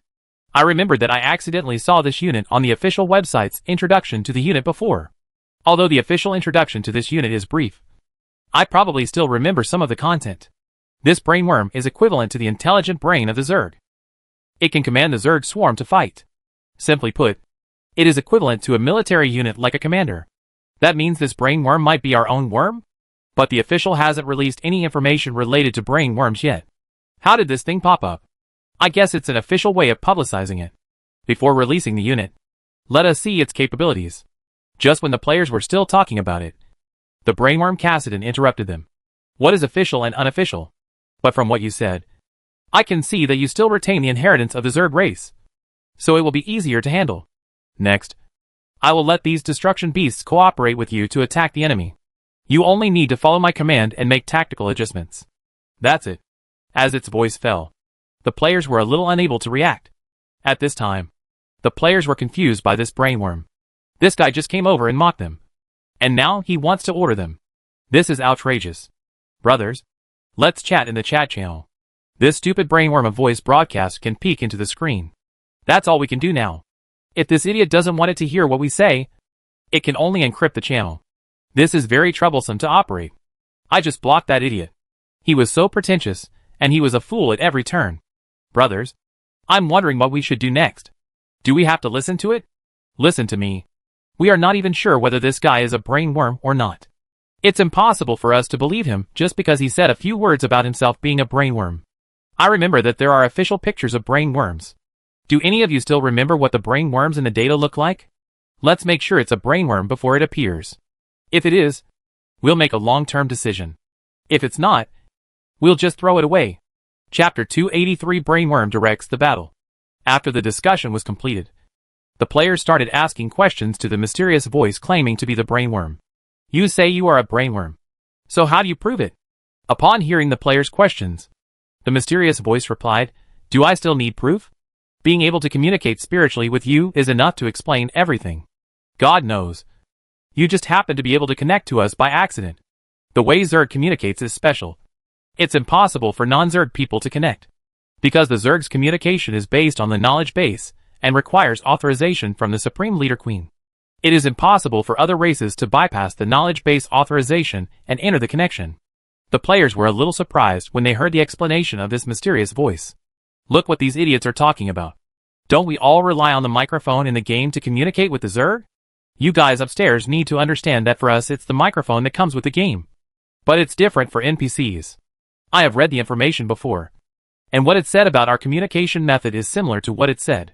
However, I feel that this alone cannot confirm its identity as a brainworm. And this guy who calls himself a brainworm is very suspicious. Yes, if I remember correctly, it is clearly stated in the official Zerg background information that our Zerg is led by our leader Jiangyao. And the most important thing is that Jiangyao is a man. And this brainworm has a queen in its mouth. And there is a big problem in its mouth. Do you think this Zerg will have two kings? Or maybe our leader and the queen that the brainworm said were a couple. And then the two of them had a falling out and finally parted ways. Stop guessing. The things you imagine that are not officially recorded have no reference value. Based on the information I know now, I surmise that this brainworm must be a fake. I also think it must be fake. And what if the Zerg has two kings?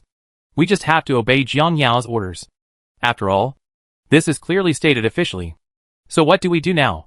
Expose it in public? Don't be anxious. Stabilize it first. Although this thing is a fake, it is undeniable that it still has some strength. Think about it. Those destroying beasts are all taking orders from it. If we turn against it now, it may join the Dyson Sphere civilization to attack us. So now we stabilize him and pretend to cooperate with him. Don't forget what it just said, it would cooperate with us in attacking the Dyson Sphere civilization. We will fulfill its wish first. And after the Dyson Sphere civilization is solved, we will surround its troops. Then launch a surprise attack and wipe out this wave of his soldiers. There is a way. In this way, after discussion, the players decided to agree to this guy who calls himself a brainworm first. At this moment, Cassidon, who was far away in the meteorite belt, couldn't help but nodded with satisfaction when he saw the insect swarm agreeing to him. Although this group of people are stupid, it's understandable. If you were smart, then I wouldn't have any value in existence. Speaking of which, Cassidon directly connected to the perspective of Euglena. Dogecoin. That stupid brainworm wants to share my vision. Can you guys tolerate this? You upstairs, please be patient for now and give up your authority first. We will deal with the Dyson Sphere civilization later, and then we can slowly talk to it. In this way, under the persuasion of everyone, this player released his authority. At this time, the brainworm, who took over the perspective of the eyeworm on the other side, couldn't help but feel a little strange. Logically speaking, I can control any insect at will. Why do I need to obtain the consent of the target I want to share my vision with? Speaking of this, the brainworm was a little puzzled, but it soon became relieved. After all, the queen was hit hard at the beginning. There may be some minor problems in the inheritance of the Zerg, causing some deviations in the knowledge it inherits. It seems that I need to record these deviations. When I can connect to the Zerg knowledge base in the future, I can fix these minor problems. The knowledge base of the Zerg can be understood as a huge library. It stores all the information on the development of the Zerg to this day, whether it's detailed information about each bug or information about the areas they visit, even some genetic information on the evolution of the Zerg, etc. In short, all information about the Zerg is in this database.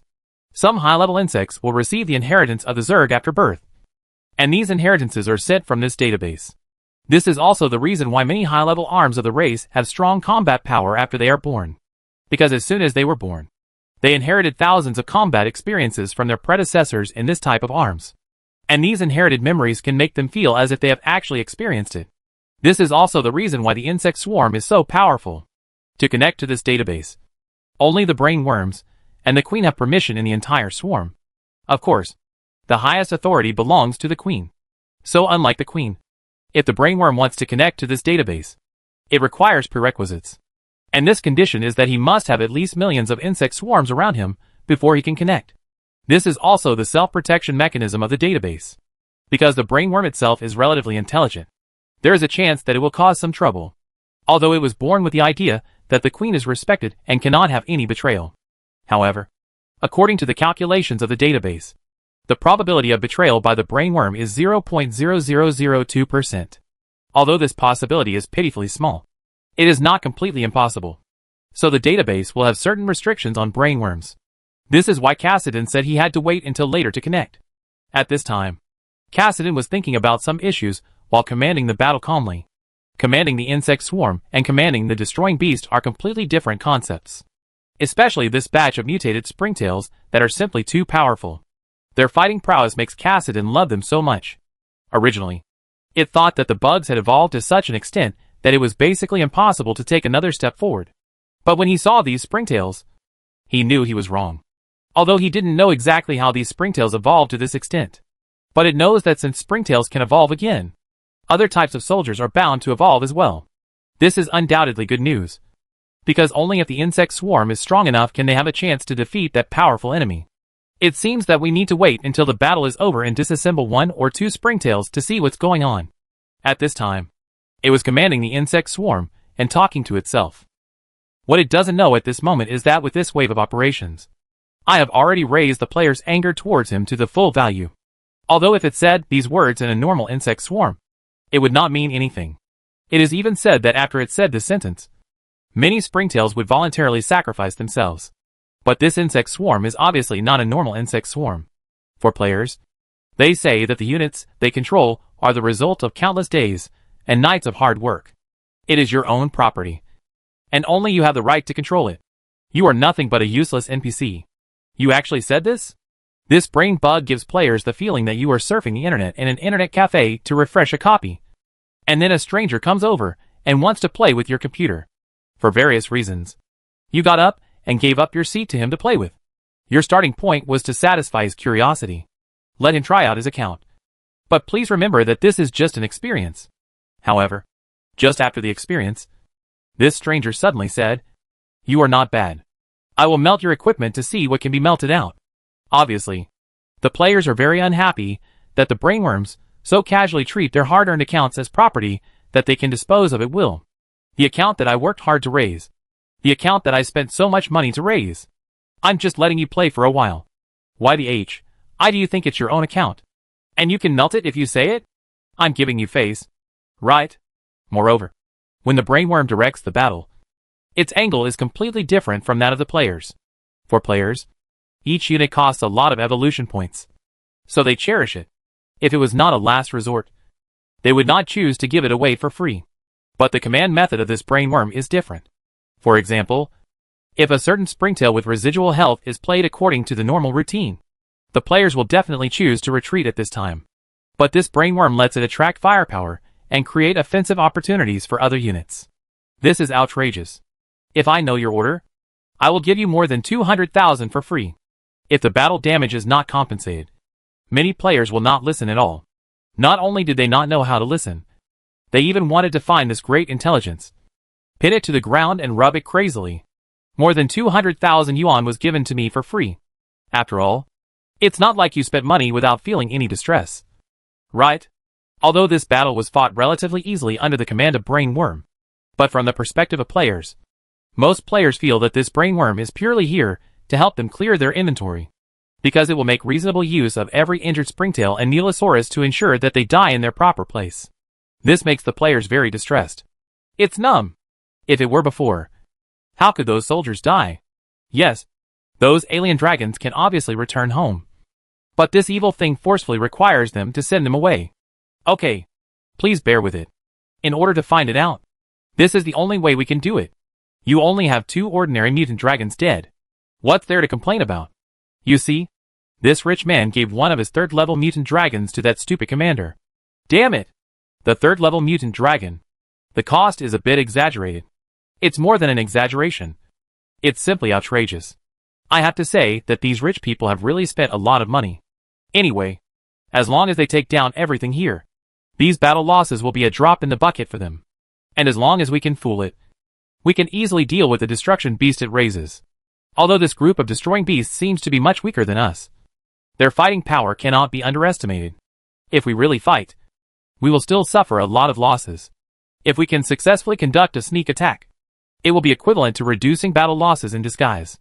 Now we can only hope that all this will be carried out according to our plan. Otherwise these rich people will really be in trouble. It's impossible to lose. It's just a matter of making more or less. At this time, while the players were still discussing, the battle was coming to an end. It was already unrealistic for the Dyson Sphere civilization to hold on to the players.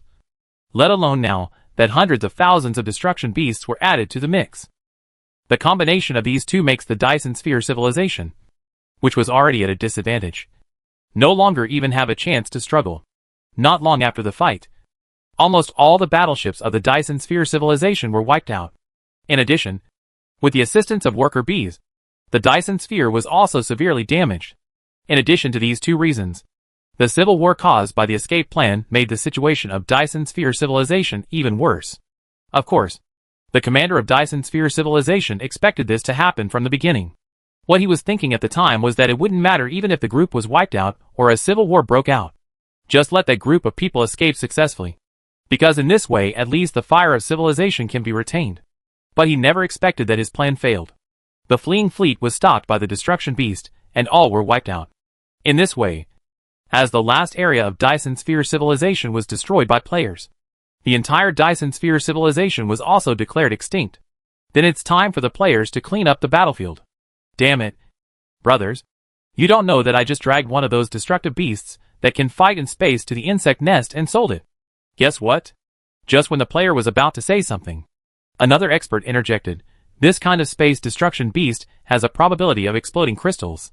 Even if it doesn't produce crystals, the unit price of one destruction beast has reached 100 evolution points. And after we told the leader the information, the leader asked us to find a way to confirm whether the other party was a brain worm. If not, find a way to serve them in a pot. If so, let's take it to the insect nest. Having said this, the player paused and then asked, upstairs, what do you want us to guess? Tell us. What are you trying to guess? Just tell me. You're the one who wants to tell me. Maid, if you don't learn well every day, you will know how to guess. Guess your sister? Hey, a personal attack is too much. Huh? Guess I didn't attack you personally. Guess what? This dear man upstairs. How much resentment do you think he has against you? I guess my wife taught me about this at home. Otherwise the resentment wouldn't be so deep. What? You actually have a wife. Did you agree to be single together? You traitors. Just when the players were about to say something, a discordant voice came over. What kind of messy things have you learned? Have you forgotten it? As a Zerg? Should all these messy things be abandoned? As this voice fell, all the players fell silent. Chapter 284. He is not the leader. He is a liar. Ah. Ha ha ha ha. A message like this appeared on the chat bar for a long time. Another series of messages followed. Ha ha ha. Ha ha. Bravo. This guy is great. How pretentious it is now. How tragic it will be later. After I got it out, I had to let it experience the rich culture of flower growers. Brothers, let's get close to the floating beasts of destruction first. Then we will think of a way to pull it out. Once it comes out and catch it, we will take action immediately. However, how can we fool him so that he will not become suspicious? And just when the players were still discussing how to trick it out, the voice of the brainworm came again. Wait, what did you just say? Insect nest? Leader? Is the leader you are talking about the queen? The supreme leader of the Zerg tribe? Is she still alive? Is she in the Zerg nest now? Speaking of this, there was some excitement in Cassidon's tone. And when the players heard what it said, everyone's expressions became intriguing. Hey. It's time to hit the pillow when you're drowsy. Juncho didn't know how to trick it into showing up. So now I'll deliver it to my door. Thinking of this, the players immediately responded. That's right. Our supreme leader, the queen, is in the insect nest right now. What? The queen is really in the insect nest? Great. I know how the queen could die so easily. I should have thought of it a long time ago. How could there be such a large swarm of insects without the queen? How could you have evolved to this extent without the queen? Great. As long as the queen is here, we can make a comeback and take revenge. Hurry. Take me to see the queen. I worm. What's wrong with you? I worm? Who gave you the right to refuse my control? Who gave you the right?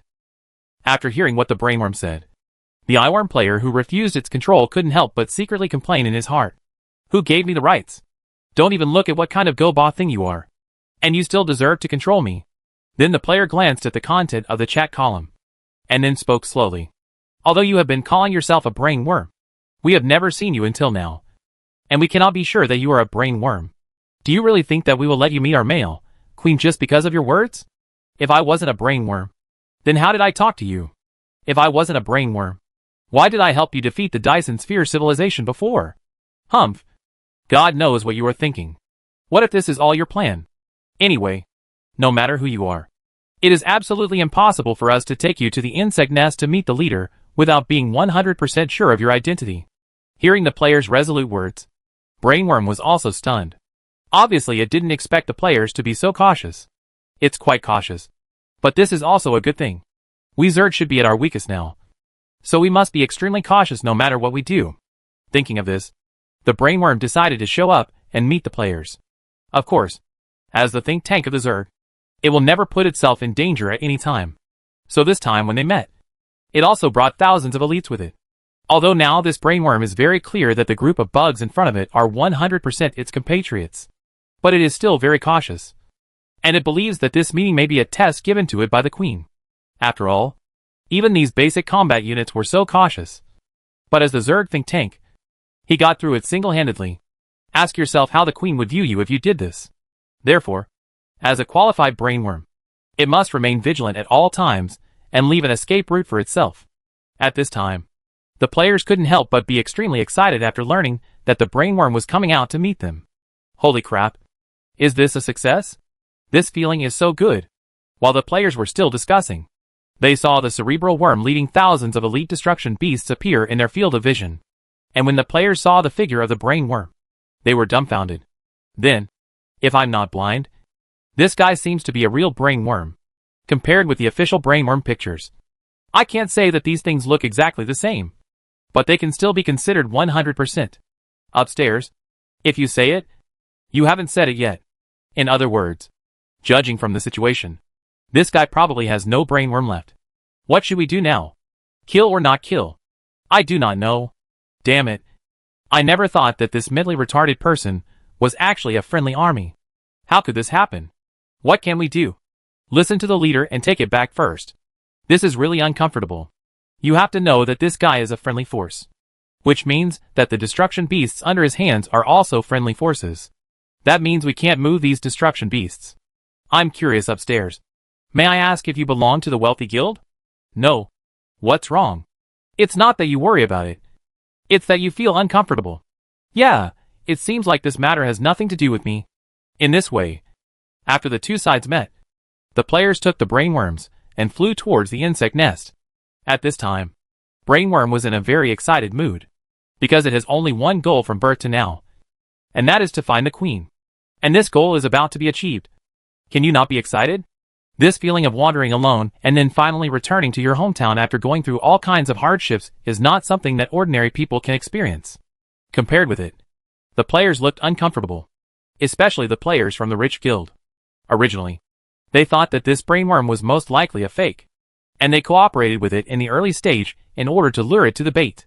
As a result, when the two parties met now, they discovered that this brainworm was not a fake, but a genuine product. This means that the remaining destruction beasts cannot move, and a large number of evolution points have been wasted. Not just the evolution points. They still had to take part in the losses suffered by other players in the battle just now. Although under normal circumstances, as a mercenary, you should take care of your own losses in battle.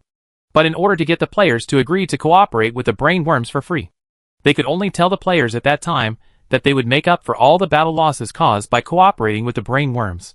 They originally thought that they could make a lot of money by selling this fake product. But who would have thought that this product was actually real?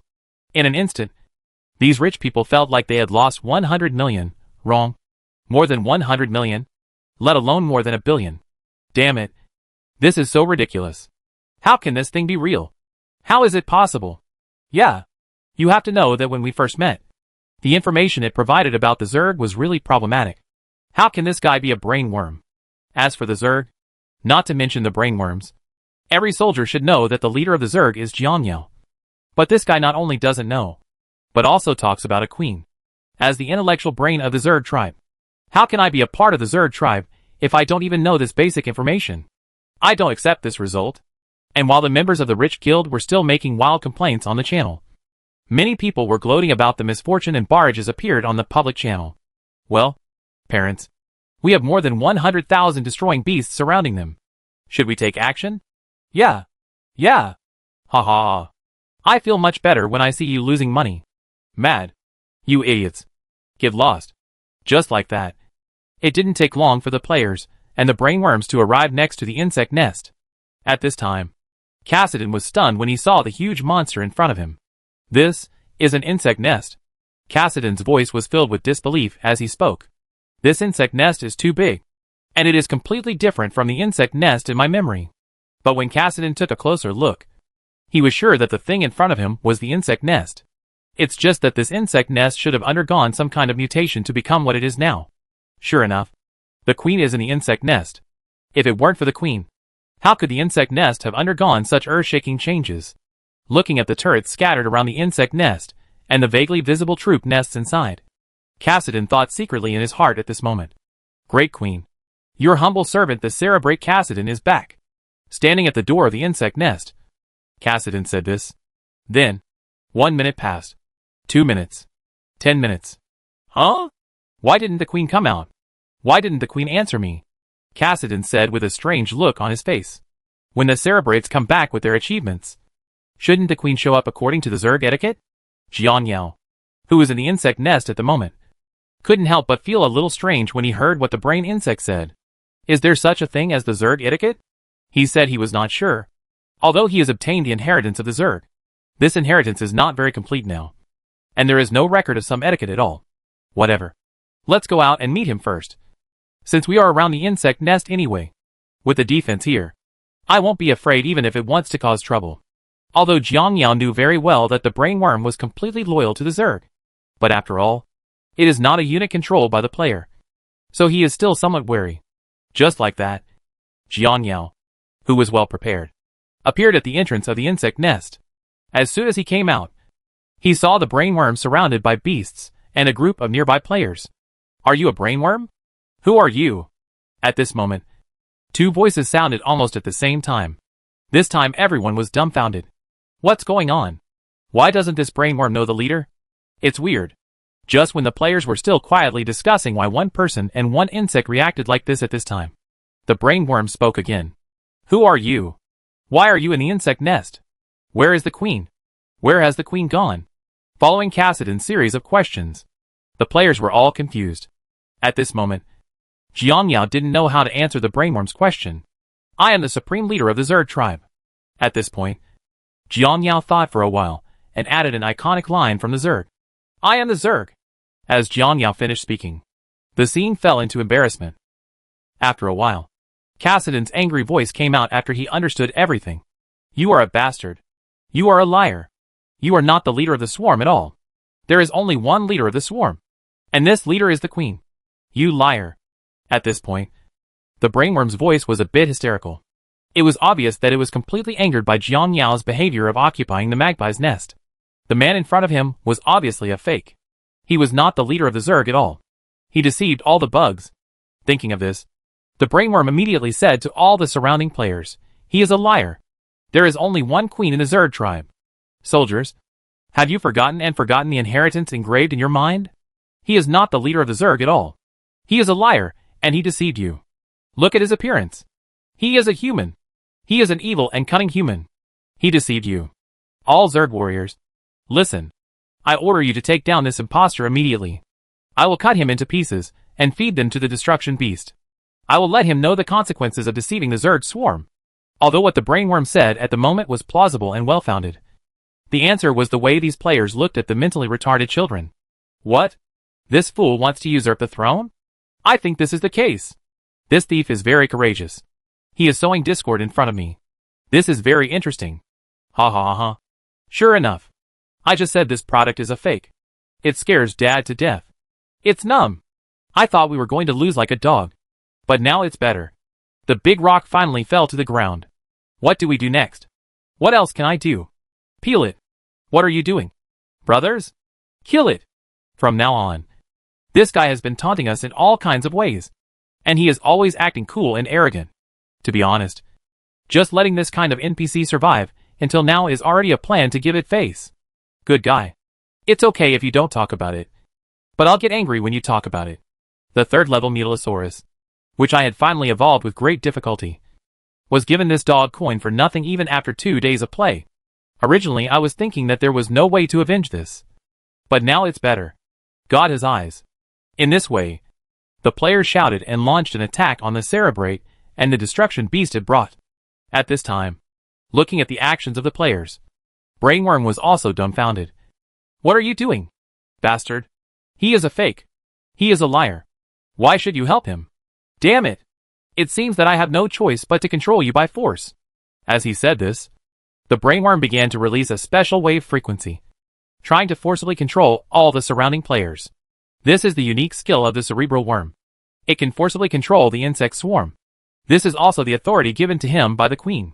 Although this ability can forcibly control the bugs, it will also cause a certain amount of mental damage to the controlled bugs. Therefore, brainworms will generally not use this skill unless there are special circumstances. But when it activated this skill, it was dumbfounded because it found that it couldn't control these bugs. This made it a little confused. What's going on? Why can't I control you? Control us? Damn it. Who do you think you are? You are just an NPC, and you control Jill. It's just a naughty NPC. A sidekick NPC that can't even trigger hidden tasks wants to control us. I'm afraid you're not here to make fun of us. As the player's words fell, The battle was about to begin. At this moment, not only the players here took action, but also the group of players who had previously surrounded the destruction beast. Chapter 285. This brainworm is the traitor and must be killed. As the players' attack began, the Cerebrate and its destruction beasts were immediately at a disadvantage. Although the troops carried by the brainworm are all its elite troops, they are naturally several levels behind the players' first and second order alien dragons. And now the brainworm not only has to face attacks from players, it also has to face attacks from the insect nest. If it can survive under such circumstances, it can be considered as being fully prepared. As for the other destruction beasts in its hands, they were dragged by the players' large army, so they could not rush over to support them immediately. The situation before him made Brainworm secretly anxious. At this moment, it is very clear that if the current situation is not resolved as soon as possible, then it may have to answer here today. The great revenge has not yet been avenged. The long-cherished wish has not yet been fulfilled. How can I stop here? Thinking of this, the brainworm decided to fight to the death. It was seen that it directly ordered its army of destroying beasts to break through the players' blockade and come here to support them at all costs, even if they risked their lives to come here. At this time, it is too lazy to care about the battle damage. Now it has only one purpose, and that is to escape. As long as you escape from here, there is hope for a comeback. Although this batch of destruction beasts used a lot of their own resources, it is extremely difficult for them to obtain the same resources. But at this moment, it knows that it has no choice. Only by living can there be hope. Just like this, as its order was issued, these destructive beasts immediately began to rush towards it desperately. Faced with the impact of such a large number of destroying beasts, it is difficult for even players to stop them. Although the players killed many destruction beasts during the attack, this could not stop the destruction beasts' madness at this moment. Finally, many destroying beasts came over, and the large army of players behind them followed closely behind. Jiang Yao frowned slightly as he looked at the group of destruction beasts rushing towards him. And soon, he seemed to have thought of something. It wants to take advantage of the chaos and escape. After knowing the brainworm's plan, Jiang Yao naturally couldn't let it go as he wished, so he immediately assigned the task. At this time, he knew very well that he could not let go of this brainworm under any circumstances. This guy can make such a big noise on his own without the help of insect nests and insect swarms. From this, it is not difficult to see how strong its potential is. And now that the relationship between the two sides has been forged, future encounters will definitely be a fight to the death. If you let it go today, this is simply letting the tiger go back to the mountains. Therefore, Jiang Yao must not let him leave here alive. Special mission: capture the traitorous brainworm. Mission description: this is a traitor brainworm of the Zerg. It is always thinking about replacing the leader and becoming the leader of the Zerg. Such an insect leader will never be tolerated. As a traitor to the Zerg, he deserves to be judged. And now this traitorous brainworm is thinking of escaping, which is absolutely not allowed. Mission content: capture brainworms, whether dead or alive. Players captured as a result can receive an evolution point reward of 1 million. With the release of this mission, players are excited. Worry! The mission has been triggered. I thought this stupid NPC couldn't trigger the mission, but I never expected that it would still be powerful at the last moment. Holy crap! If you catch it, you will be rewarded with 1 million evolution points regardless of whether it is dead or alive. This reward is simply incredible. Isn't this a properly walking million? Worry! Brothers in the guild, cover me. I'll catch him. Hurry! If our guild is close, hurry up and catch it. Throw away all your skills. No need to hold back. The reward will be the same if you die anyway. With the release of this mission, the players' eyes changed when they saw the brainworm. Perhaps they sensed something, and they saw that the brainworms were evacuating faster under the cover of these destructive beasts. Obviously players won't let it go so easily, so he decided to retreat while the players pushed forward crazily. As the players attacked, although the number of destroying beasts brought by the brainworms was large, their strength was really poor. Therefore, these destructive beasts cannot last long under the attack of players. Of course, the brainworm is also aware of this, and it is extremely angry as it sees the players getting closer and closer. It really can't figure out why these bugs betrayed the Zerg. It also didn't understand what methods Jiang Yao used to get the bugs out of Zerg control. Originally, according to normal circumstances, if the insect swarm had a collective rebellion, it could easily resolve it by relying on its own forcible control of the insect swarm. However, What is worrying now is that it can no longer control the insect swarm. If you want to get the insect swarm out of control, you need to start from the knowledge base. There is no other way. Thinking of this, Brainworm's heart was filled with worry. If the knowledge base was invaded by that evil human race, then their insect swarm will no longer be the same insect swarm as before. Although the possibility of invading the knowledge base is basically zero. Now that it has happened before my eyes, I have to believe it. Of course, thinking about these issues is too far away from it now. Its top priority now is to think about how to escape from here. Fortunately, the cerebral worm had a lot of trump cards, and it was seen retreating towards the nearest planet under the cover of the destruction beast. The players naturally attacked and pursued him in the direction in which he retreated. As the players attacked, countless destruction beasts were killed. But after this group of destroying beasts is killed, another group will rush up and stand in front of the brain worms. All in all, they want to protect the brain worms at any cost. Although I really don't want to admit it, I have to praise this brain worm for preparing so many human shields. What's the use of having a meat shield? Just give it a try and clean it up. Brothers, if you work harder, you can catch it soon. There are not many destruction beasts left around walking 1 million. Visually, it can last for up to 5 minutes. At this time, the players who were looking at victory were discussing how to spend the 1 million while attacking. Because this time it is released in the form of a task, and is not a public or private resource. So the players all agreed that whoever catches this thing belongs to whom. Although many people in this wave of activities are fighting alone, there are still many players who work in guilds. Although the probability of grabbing the guild as a unit is high, it is because there are more people. So each person can't get much. But for the players, some is better than nothing. While the players are still discussing who will get the 1 million flowers that will be walking later, the body of the brainworm has begun to change. And at this time, it was already very close to the planet. And then under the gaze of the players, countless destructive beasts in the planet flew towards space. These destruction beasts living on the planet are destruction beasts that have not yet completed their evolution. These destroying beasts do not yet have the ability to fight in space. The current batch of destruction beasts can only survive in space for a dozen or 20 minutes at most. Originally, these destroying beasts should have been raised for a while before being released. But now the brain worms can't care so much, although they don't survive long in space. The cerebrates order them to fly up and serve as cannon fodder.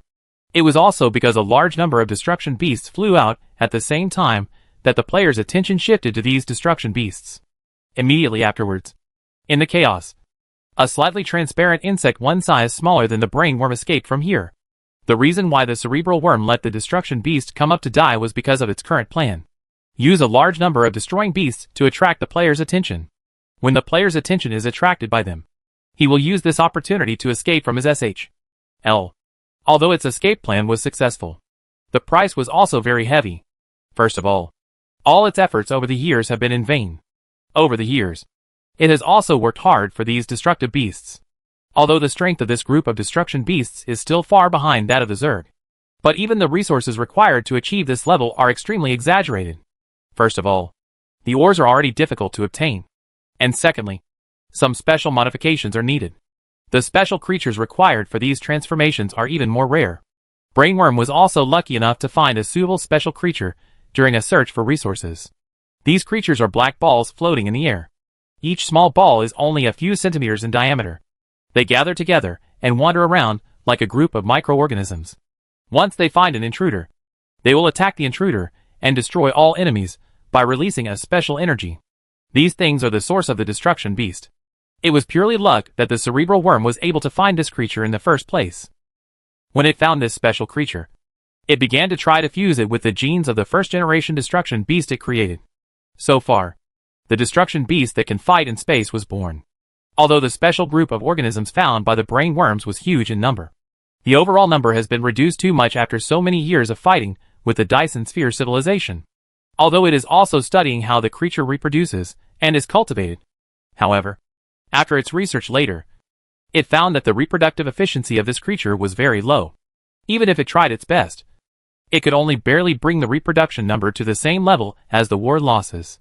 And because of the special characteristics of the creatures, the destruction beasts created using them will completely lose their ability to reproduce. Cerebrate has no way to change this phenomenon, because it knows very well that this phenomenon cannot be changed. And it has also encountered similar problems in the development history of the Zerg. When organisms evolve to a certain level, there will be various restrictions.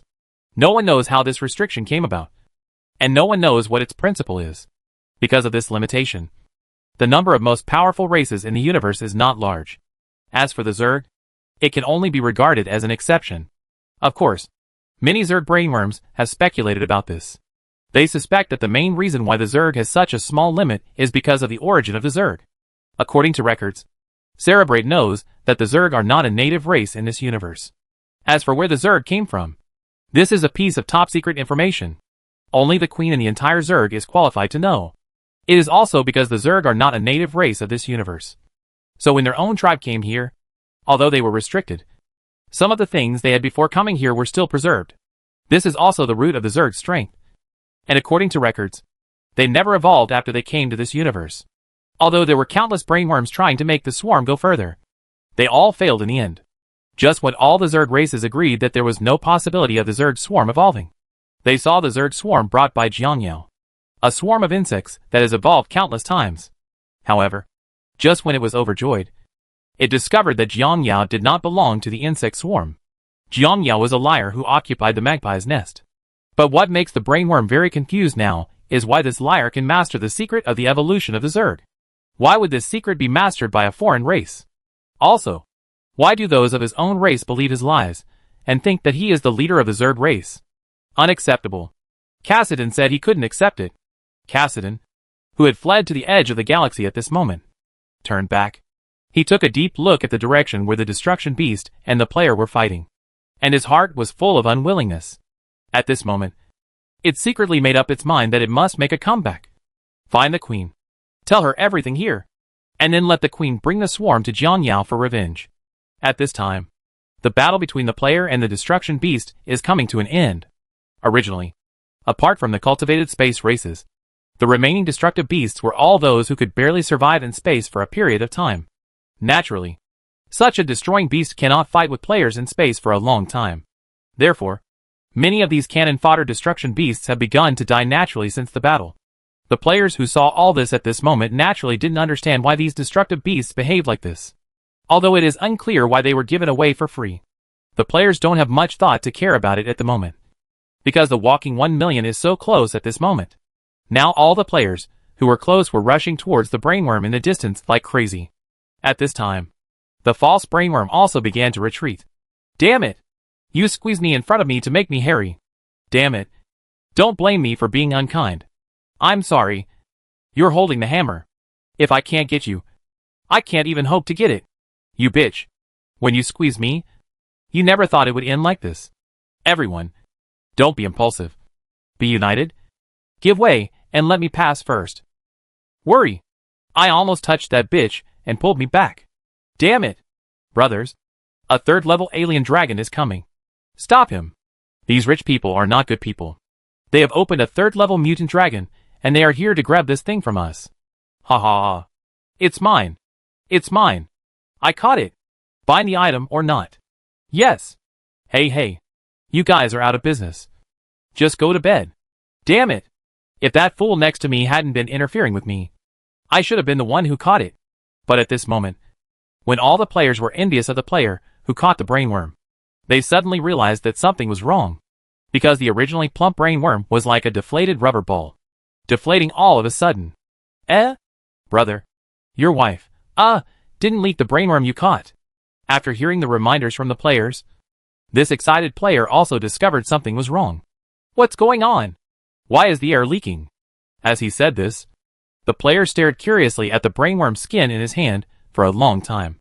Then I saw him stretching out his claws and using his claws to slice it open. Then, empty. Chapter 286, preparing to release new troops. At this time, all the players were shocked when they saw this scene. Holy crap! Why is it empty? Ma Dan.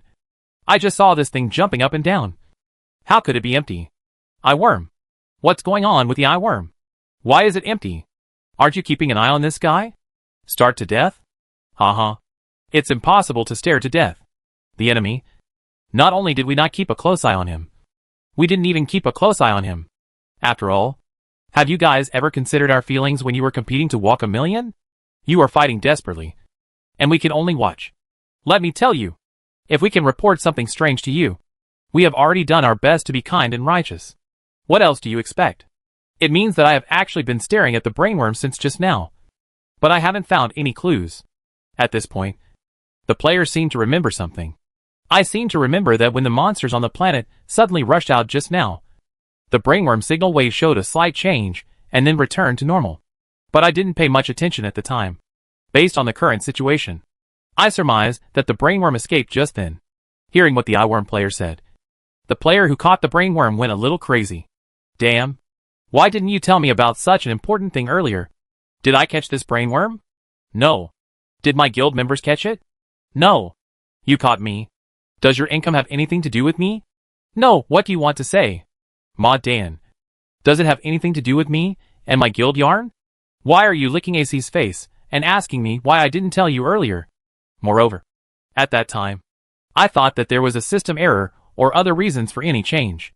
Who would have thought that this was the case? And then again, even if I knew that the brainworm had escaped at that time, do you think I would tell you? I must have said it on the guild channel. Let our people catch it. How could I leave it to you? I'm afraid you're not thinking too much. Old Ty, you are being selfish if you talk like this. Where is the family we promised to love each other? A family that loves each other? A family should share blessings and hardships. You should bear the burden. If you catch a brain bug, tell me and give me a portion of the income. I can guarantee that even if the brainworm farts, I will tell you. So now I want to ask if anyone can promise me first that they will give me hundreds or 200,000 when they catch the brainworm. Okay, everyone, let's not talk about this topic for now. Since the brainworm has escaped now, I guess we won't be able to catch it in the short term. So let's put this matter aside for now. The immediate priority is to discuss our next arrangements. Cut. In this way, due to various reasons, the brainworm finally slipped away from the hands of the players. Although Jiang Yao also felt a pity about this, he couldn't change the matter at this point. What Jiang Yao has to do now is to continuously enhance his own strength, so that he won't be afraid even if the brainworm comes to trouble him in the future. Next, after some discussion, the players decided to give priority to helping the rich to collect all the resources in this galaxy. After finishing dealing with this place, they set off to attack Taylor civilization and Yongya civilization. Then the players started to get busy again. Only when collecting resources in this galaxy did the players realize how fat this place is. First of all, in addition to the resources of these giant beasts, the local tyrants also found a lot of ores. Some of these ores were found in damaged buildings on the Dyson sphere, and some were found in a secret base in the meteorite belt. Everyone can guess the secret base without even thinking about it.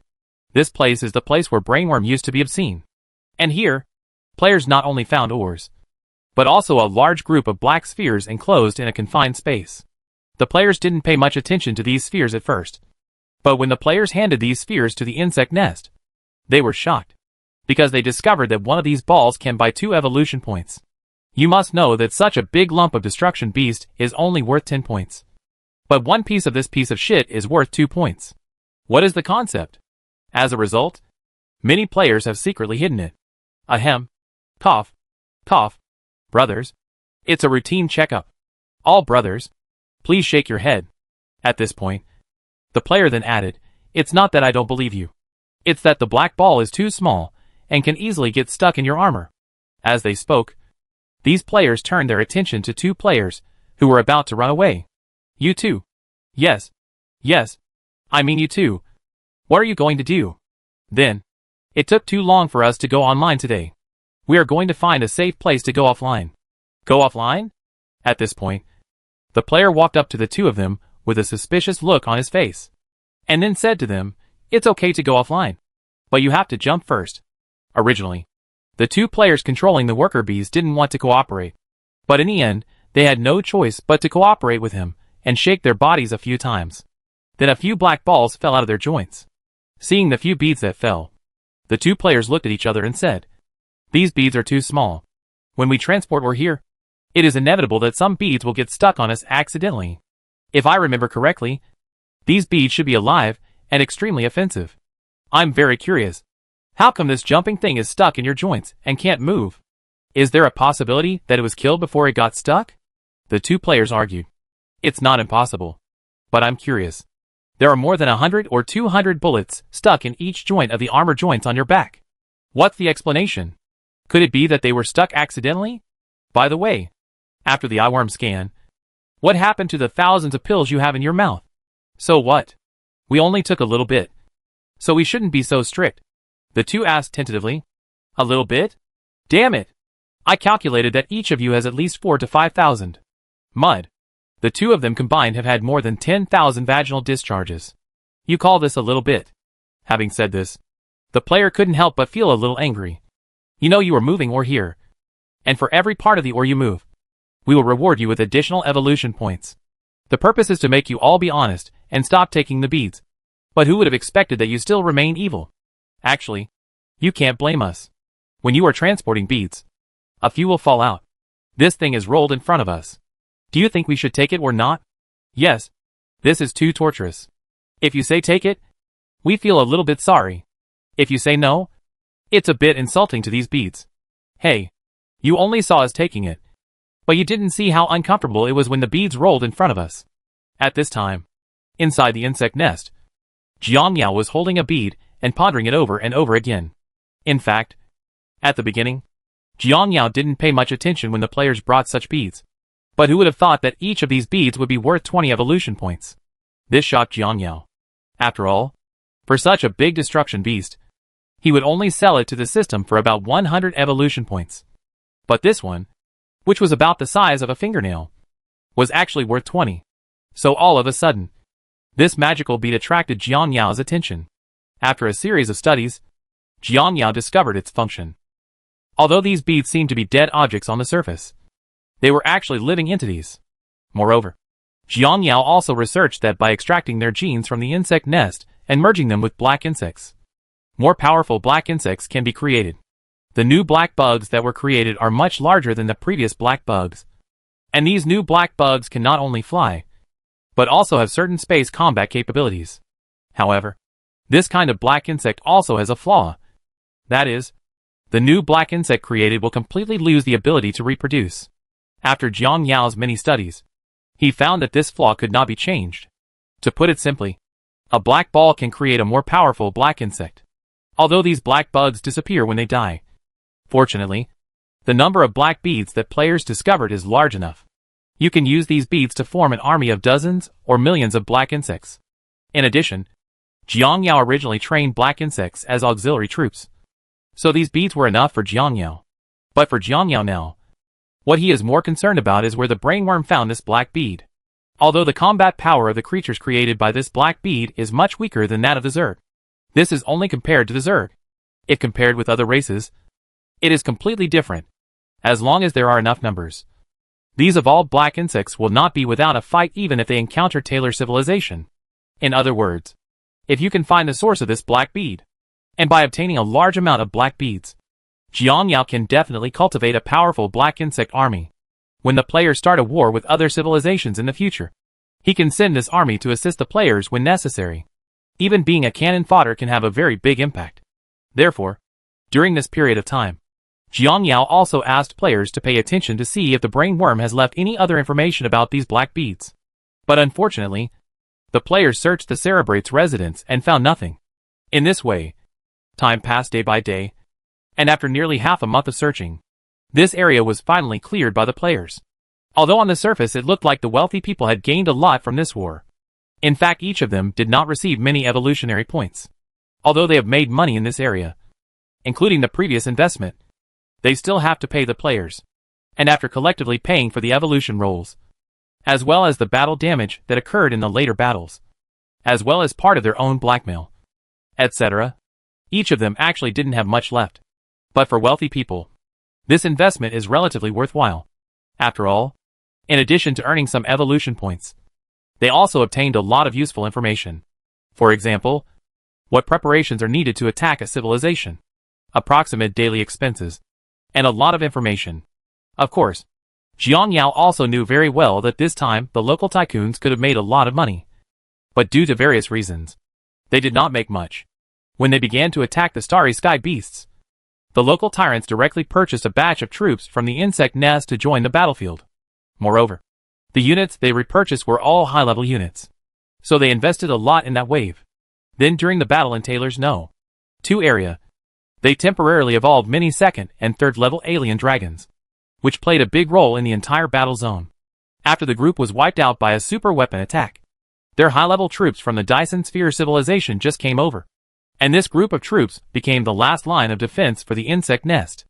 Later, at the end of the final battle with Taylor and Yongyi, in order to allow the players to recover quickly, they chose to lend the income to the players first, so that the players could quickly recover their strength. Although these rich people also have their own selfish motives when doing some things, it is undeniable. This group of people has made a relatively large contribution to the entire insect swarm. Therefore, after thinking about it, Jiang Yao decided to give them a small benefit, which can be regarded as compensation for their time spent. Of course, this benefit must not be obvious, and the method must be tactful. As for the method, Jiang Yao has already thought of it. Although I had just launched a new type of springtail not long ago, I launched the springtail at that time to cope with the situation at that time. Although this kind of bug is very cost-effective, its growth limit is still much lower than that of the Allosaurus. Coupled with the fact that there is a super civilization that may appear at any time, it is definitely not possible to rely on them alone. So after much thought, Jiang Yao decided to launch a new unit. Cockroaches. As a land unit of the Zerg, cockroaches have extremely strong recovery capabilities, and their rapid recovery does not require the consumption of energy. Although this powerful unit has very terrifying ground attack capabilities, it also has a fatal flaw. That is, it basically has no air defense capabilities. Of course, this shortcoming can be made up for through continuous evolution. Cockroaches that have evolved to a later stage can target land, sea and air at the same time.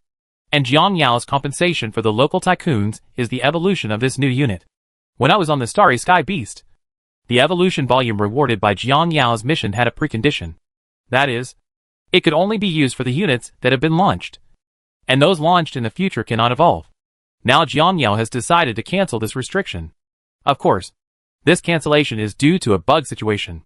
Wait until you launch the new arms, and then induce the rich to use evolution scrolls to evolve a wave of cockroaches, so that they can discover the bugs in the evolution scrolls.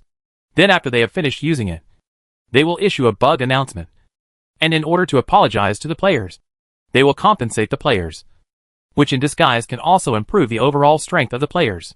In short, Jiang Yao now said that he was worried about improving the players' strength. Chapter 287 New Arms Released. After a period of busy work and cleaning up the area, the players embarked on the road to Taylor 2. This time when the players return, they naturally want to take revenge. Of course, in addition to revenge, they also need to harvest the resources of these two civilizations. After so many wars, players all know that these two civilizations are now in a state of exhaustion. In such a state, these two civilizations basically have no chance of winning against their now recovered large forces. Although it took a lot of time for players to deal with the Dyson Sphere, this time did not mean much to these two civilizations, because even if they use this time, they won't be able to recover much. For the players, going back this time is basically a crushing game, and the only thing all players are worried about now is whether the civilization that launches super weapons will suddenly come out. If they knew that the super weapon was launched by the Taylor civilization, they would probably have no worries at all. It takes a certain amount of time to return home. So during this period of time, the players are active in the insect nest. Although there is no more freedom inside the insect nest than outside, it was in order to catch up with the progress. Therefore, during the Dyson Sphere civilization, most players spend a very long time online, and this period of time can be used to take a good rest. Originally, the player's retirement life in the insect nest was quite leisurely at first. If you have nothing to do, go online and wander around in the insect nest. If you don't want to wander around, go offline. However, with the revelation of the new unit, the entire player base became lively again. There is no other reason. This new unit is too controversial. Brothers, what do you think of this new cockroach army? I'll lie down on the table and watch. I lay on the windowsill and watched. I squatted in the toilet and watched. I'm going. Can you be more serious? I said that I really want to buy one to try the water, but I don't know if it's worth it. Is it worth it? You actually asked this question. Don't you know to take a look at its properties? To be honest, we can no longer discuss whether it is worth it or not. What we should discuss is how pitiful this thing is. To be honest, this attribute is really not worthy of its price. especially as it is a combat type with inherent flaws. The most important thing is that the price is extremely expensive. Yeah. I really don't know what the planners are thinking. It's hard to show off the attributes of the new units they designed. It's hard to describe this attribute in one word. As he said this, the player briefly explained the situation of the new unit. Cockroach, ground combat unit, HP 100,000, attack 700, then the defense is 500, plus the agility of 700 points. Not to mention these basic attributes are low. The most important thing is that the energy reserve is only 500. As for the skills, there are just a few: quick recovery, acidic venom and energy devouring blades, plus the Zerg standard energy devouring shield. With such decent data, he planned to price it at 250,000 evolution points. I don't even know what he was thinking. As the player finished speaking, everyone agreed. The attributes of the new arms launched this time are really a bit worrying. First of all, as a ground combat unit, although it has a certain degree of flexibility, it is undeniable. Compared with other evolved arms in the same price range, its flexibility is much lower. Furthermore, its attack method is the same as that of the Velociraptor, which uses high-density bone blades for close combat. In addition, it has a special attack method. That is, it can spray a special kind of highly corrosive venom. On the surface, these two attack skills are quite good. One is long range, and the other is melee, and they cooperate with each other. But its price makes people feel a bit ridiculous. The price of the basic form reaches 250,000 evolution points, which is the same as the Mulosaurus. But all the statistics of the basic Mulosaurus are much higher than it. First of all, the HP of the basic Mulosaurus alone is a full 50,000 higher than this one. Secondly, other attributes are also much higher than it. The most important thing is that the Allosaurus is a space combat unit, and its flexibility and versatility are much higher than this cockroach. And there are no flaws in the attack method. The cockroach is different. Its focus is more on ground combat, but it basically has no anti-air capabilities. Although acid venom has certain anti-air capabilities, if this skill is really used against air, players feel that it is not as strong as Hydralisk. The most important thing is that Hydralisks can be purchased with only 50,000 evolution points. In short, some players concluded that this new unit cannot be used at all, because Jiang Yao will show them the evolved capabilities of the new unit in the near future. Current players hope that he will shine after he evolves. However, players do not have high hopes for this. After all, the basic price of this thing has reached an astonishing 250,000 yuan, which means that the price of its future evolution will most likely be similar to that of the Mulosaurus, both of which are ridiculously high. It is also for this reason that players will naturally compare it with the Mulosaurus before buying it, once its basic attributes grow after evolution. If its skill growth is not as high as that of the Mulosaurus, then players will definitely not pay for it. Therefore, players have had different opinions on this new unit for some time. Cockroaches are undoubtedly much larger than other bugs. It was initially more than 20 meters long, covered with purple hard armor, and had 3 eyes for detection on its head and a mouthful of sharp blades. In addition, there is a pair of high-density sharp blades about 7 meters long on the back, making it look like a heavy armored insect. This style is undoubtedly liked by many players. So in the eyes of some XP players, this unit will definitely grow beyond the Mutalisks after it evolves. But other players who don't have the XP attribute blessing don't think so. These players believe that the Mulosaurus is initially a space unit, and this alone can crush several of its rivals. All in all, some people praise this unit among players, while others despise it. I feel like this cockroach is really not as outrageous as you think. What do you know? The worse the basic attributes, the higher the price, which means the strength will be stronger after it evolves. This is a truth that will never change. You have to understand that people make games to make money. If the intensity is so weak, they will still earn Gil's money. I don't rule out the idea of selling a vertical painting if someone else plans it. Anyway, there are a lot of people willing to pay for it to look good. Damn it. What kind of pop-up painting can this chicken-haired Zerg tribe have? If the pop-up painting really looks good, why don't I play a paper puppet game with lots of girls? I don't know why. Maybe it's because I've been single for a long time, and now I'm a bit more delicate when looking at cockroaches. I respect you upstairs as a warrior. If this thing were to be encountered in real life, it would be able to eat at least dozens of them in one bite with your small body. Okay. Everyone, stop arguing. The leader will come over soon to announce the evolved attributes of the cockroach. What exactly is going on will be revealed soon. Just like this, Amidst the discussion of the players, Jiang Yao walked out with a basic cockroach. Although Jiang Yao has done such a thing as introducing new military units before. But later, in order to save trouble, he directly published the basic information on the official website. However, the current new unit is very similar to the previous iWorm. If you look at the attributes alone, basically no player is willing to pay. And this unit will be of great help to him in future battles. That's why Jiang Yao will personally come forward this time to introduce the special characteristics of this unit to the players, so that the players can have a general understanding of it. This is what he finds most troublesome. In other games, after you create a new unit, you don't need to do this kind of introduction.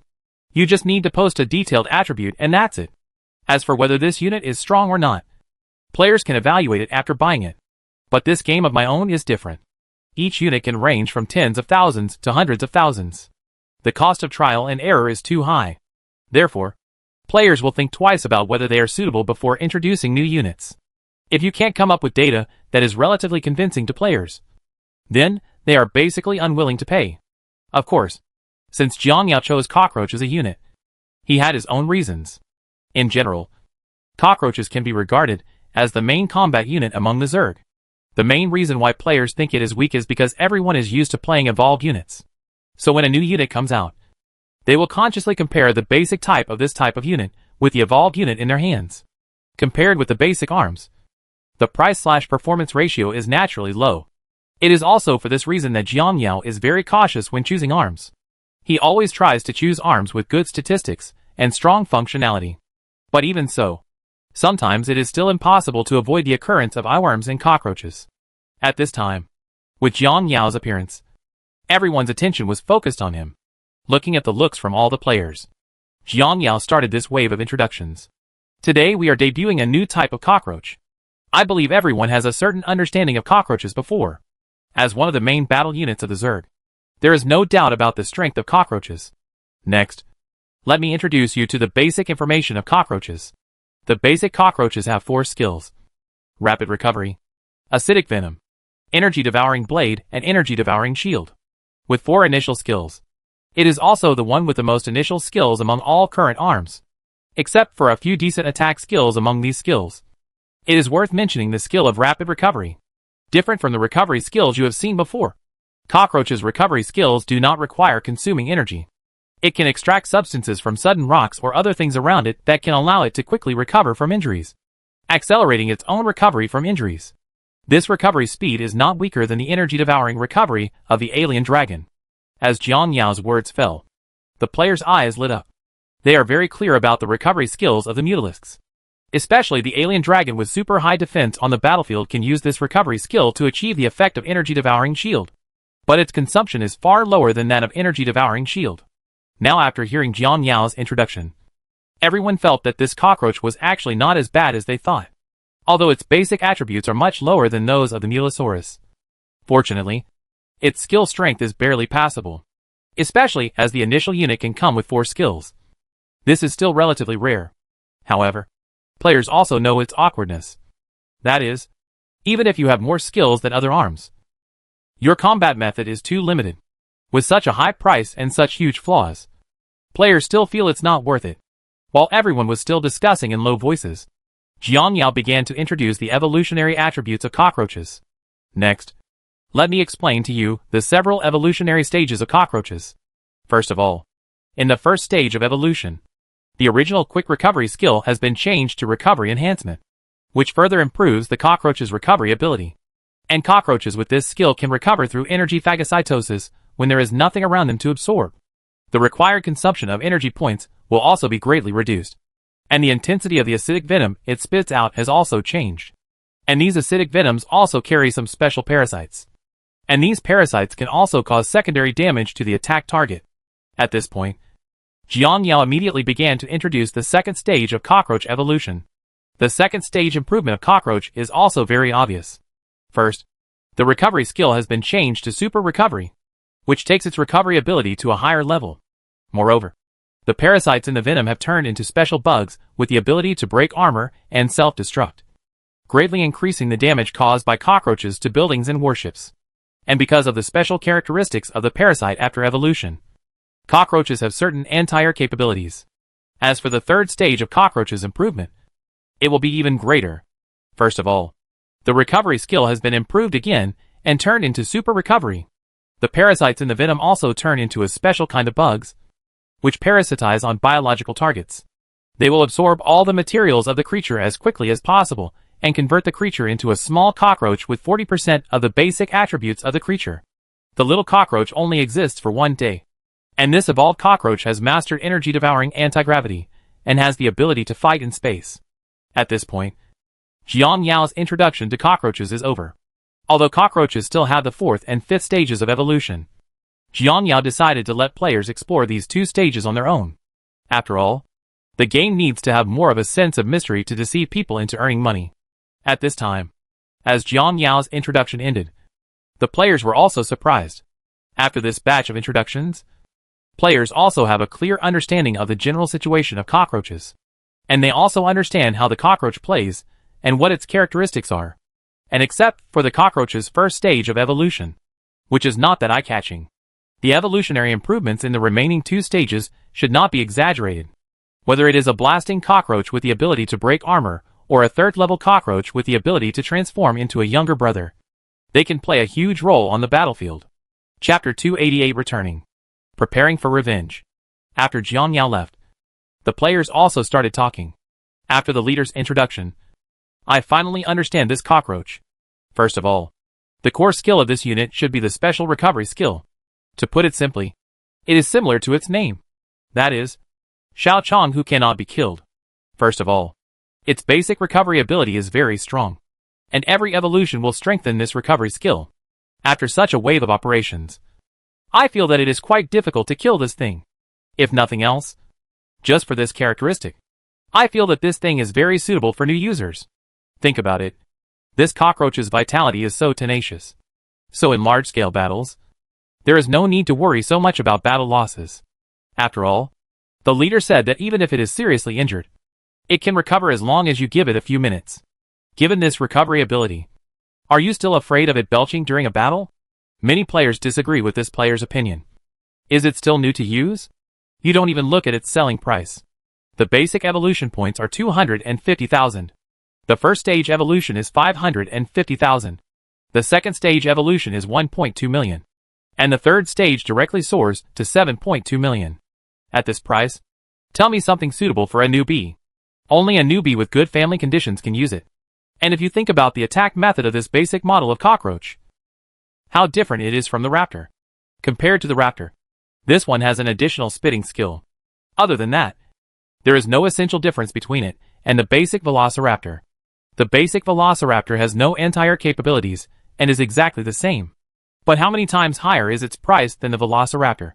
To be honest, it is no exaggeration to call this thing a large velociraptor. Except for its subsequent evolution, which is more eye-catching. There is no other advantage. Although the strength has improved after evolution, compared with the price, I feel that its price-performance ratio is extremely low. To put it bluntly, this thing is just a toy for rich people. And it is okay just for fun. It is basically impossible to enter the formation as the main combat unit. After hearing what this player said, someone immediately stood up to refute. You upstairs are obviously changing the concept. You only mentioned the attack method.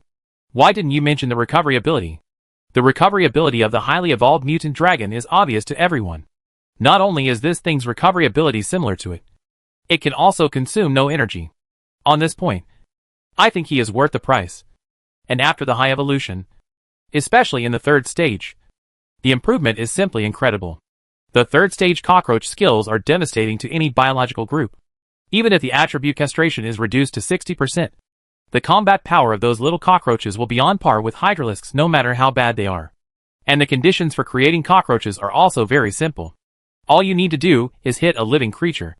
If it is a large-scale ground war, it is not impossible to find the right opportunity for a cockroach to challenge an army alone. Unexpectedly, as soon as the player finished speaking, another person stood up and said, "What you said is fine. But once it is parasitized, it means that the creature cannot be sold for money. Therefore, although this skill is powerful, it will also cause you to lose a lot of evolution points for no reason. Who would use this skill under normal circumstances? So this skill looks powerful on the surface, but its practicality is really poor. During this period of time, players have been discussing this new unit with various opinions. Like the previous eyeworms, players' views on this unit are simply two different extremes. Therefore, the subsequent evaluation of this unit still needs to be known after the players who bought it have actual combat. While the players were still arguing about this matter, the Potato Guild was extremely lively. Damn, brothers, it's a big deal. What's wrong? After hearing everyone's inquiries, the player immediately told everyone what he had discovered. I discovered an incredible thing. That is, there is a bug in the evolution volume we bought before. Is there a bug in the evolution volume? Everyone was a little confused. You all still remember the evolution scroll reward mission that was released when mining the starry sky beasts. I remember clearly that the evolution volume rewarded by the mission at that time could only evolve the units that had been released during that period. Guess what? I just got a 3rd level cockroach. And then I saw that the evolution scroll in my backpack actually showed that it could be used. At first, I thought it was a system error. But as soon as I started using it, it actually evolved to the 4th stage of qualitative change. As the player finished speaking, everyone in the guild couldn't help but their eyes lit up. Holy crap. It's really fake. What is the 4th stage of this thing like? What are its properties? Upon hearing the guild member's inquiry, the player said in a slightly excited tone, it's even more perverted than in the 3rd stage. First of all, the attributes. The cockroach's HP in the 3rd stage is only 750,000. But in the 4th stage, it soars to 2 million. The attack attribute also increased from 6,000 in the 3rd stage to 20,000. And the defense increased tenfold to a full 60,000. As for the skills, there have also been great changes. First, there are 2 recovery skills. One is injury healing, and the other is energy devouring recovery. This energy devouring recovery is truly heaven-defying. A single use consumes a fixed amount of 10,000 energy points, no matter how injured you are after using it. Even if there is only 1 head left, it can be restored to full health within a few minutes. Everyone was stunned when they heard what this player said. Obviously, they did not expect that the attributes of the cockroach during the qualitative transformation period would be improved so exaggeratedly. You must know that the cockroach's 2 million blood combined with 60,000 defense attributes are basically impossible to be defeated. And this skill is that as long as you are not defeated, you can recover immediately. If you save some energy points during the battle, then this skill can be used at least 4 times, which is equivalent to 4 more lives. While everyone was still shocked, the player continued to break the news. Furthermore, the cockroach has also added several defensive skills: energy devouring defense and energy devouring resistance.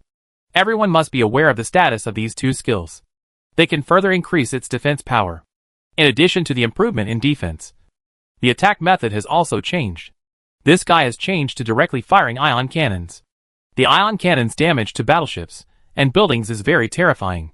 The most important thing is that this skill, like other evolved high-level arms, can adjust its power by consuming energy. There are long-range AoE skills, and there is also a small skill called Energy Devouring Beam, which is used for last hitting or targeting careful targets. In addition, there is another skill, Devouring Energy Conversion. This skill is even more incredible.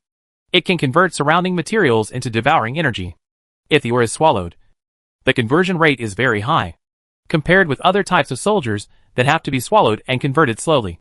The conversion of this product is completed in seconds. At this time, after listening to the player's introduction, everyone in the audience was stunned by the 4th stage of cockroach. The first impression this 4th stage cockroach gave them was to reload damage-bearing units.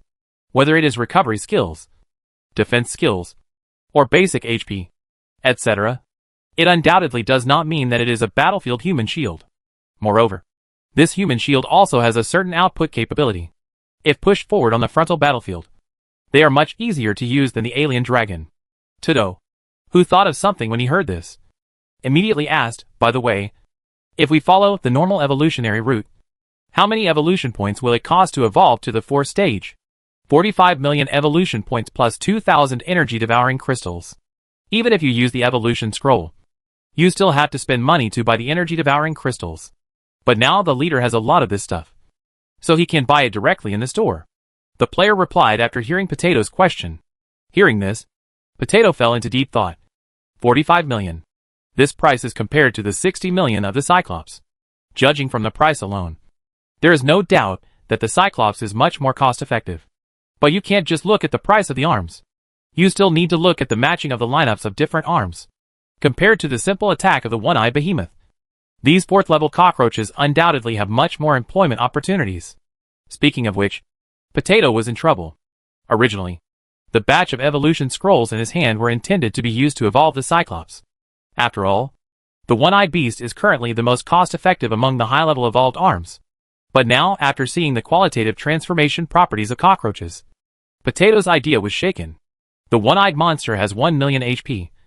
Its attack power reaches a terrifying 200,000. And its defense is only 20,000. Although this unit has many defensive skills, it does not have any recovery skills. If you can only resist hard in a fight, although the output is high enough, the damage-bearing ability is much weaker than that of a cockroach. Moreover, if you want it to output safely in the background, it must be equipped with some units to help resist injuries. Although the 2nd level or 3rd level mutalisks they used in the past could resist some damage, they were definitely far different from the 4th level cockroaches. Thinking of this, he began to think about it. From a price perspective alone, Evolved Cyclops is definitely the best. But as far as the current lineup is concerned, I feel that Cockroach is not bad either. And the ability to evolve cockroaches now is purely because of BUG.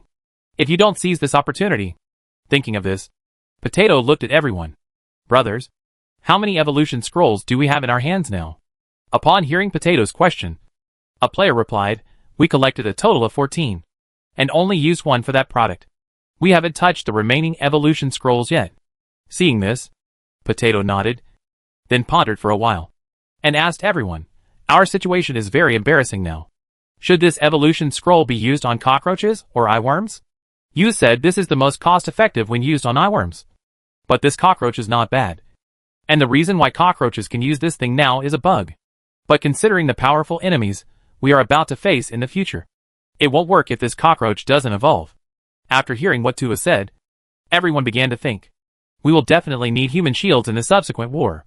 Without human shields, the one-eyed beast will not be able to last long. If we throw all the evolution scrolls to the Cyclops, then we will only have to continue crowdfunding to evolve a batch of cockroaches. But considering our recent investment, he hesitated to speak. At this moment, a player suggested, otherwise, use part of it on cockroaches, and the other part on eyeworms. During this period, everyone was investing in various ways.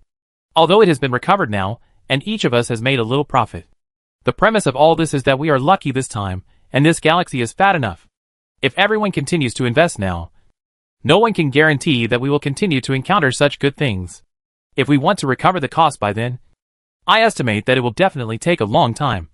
So I think it will be more reliable for us to support war with war. Listening to what this player said, Potato seems to be the same thing when he thinks about it. Even though everyone is richer, but it is impossible for them to keep investing without considering returns. Although this wave of investment was eventually recovered, the main reason was because they purchased this coordinate. Coordinates like this can't happen every day, and no one knows when we will encounter them next. If there are no coordinates for a long time, it means that their investment will be difficult to recover in the short term. So after much thought, Potato and the others decided to take out 5 evolution scrolls to invest in cockroaches, and throw the rest into eyeworms. After such a wave of operations, there are now a total of 6 4th-stage cockroaches on the Potato side. Counting the previous one and the 8 that had just evolved, they now have a total of 9 one-eyed behemoths.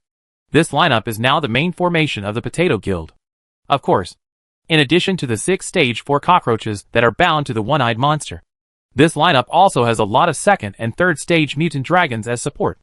And when other players learned about the current lineup of Tudo and his tribe, they were also envious. Whether it is a one-eyed monster or a super unit such as the 4th-stage Euglena, it is extremely difficult for other tribes to get one. But they have so much in their hands at the moment. But while everyone was still envious, a piece of news spread among the players. Damn it. Brothers, have you heard? The cockroaches of the wealthy tribe were created using evolution scrolls. No way. Doesn't that thing not evolve into a cockroach? I don't know. I think it's a system bug. Many players are now reporting this officially. While the players were still discussing this matter, Jiang Yao knew that it was time for him to take action after looking at the countless emails. So it didn't take long for a compensation announcement to appear in front of everyone. Because there is a major bug in the evolution volume. The official is urgently fixing it. Considering that this issue with the evolution roll has caused a lot of losses to the players. The official decided to compensate all players with 3,000 evolution points. This is also interesting from the official side. Is it useful to compensate for evolution points when something goes wrong? By the way, what happened? Brothers? I do not know. Nothing will happen. Probably. Damn it. Have you forgotten it? Bug? Evolution volume bug problem. You upstairs are so confused. You haven't even heard of any evolution scroll bug. Yeah. Although the evolution point compensation is not very large. It is also a help for some players who are short of evolution funds. This also allowed many ordinary players to evolve their arms once again. In this way, this matter came to an end under Jiang Yao's secret operation. After all this trouble, Jiang Yao had done all the preliminary preparations.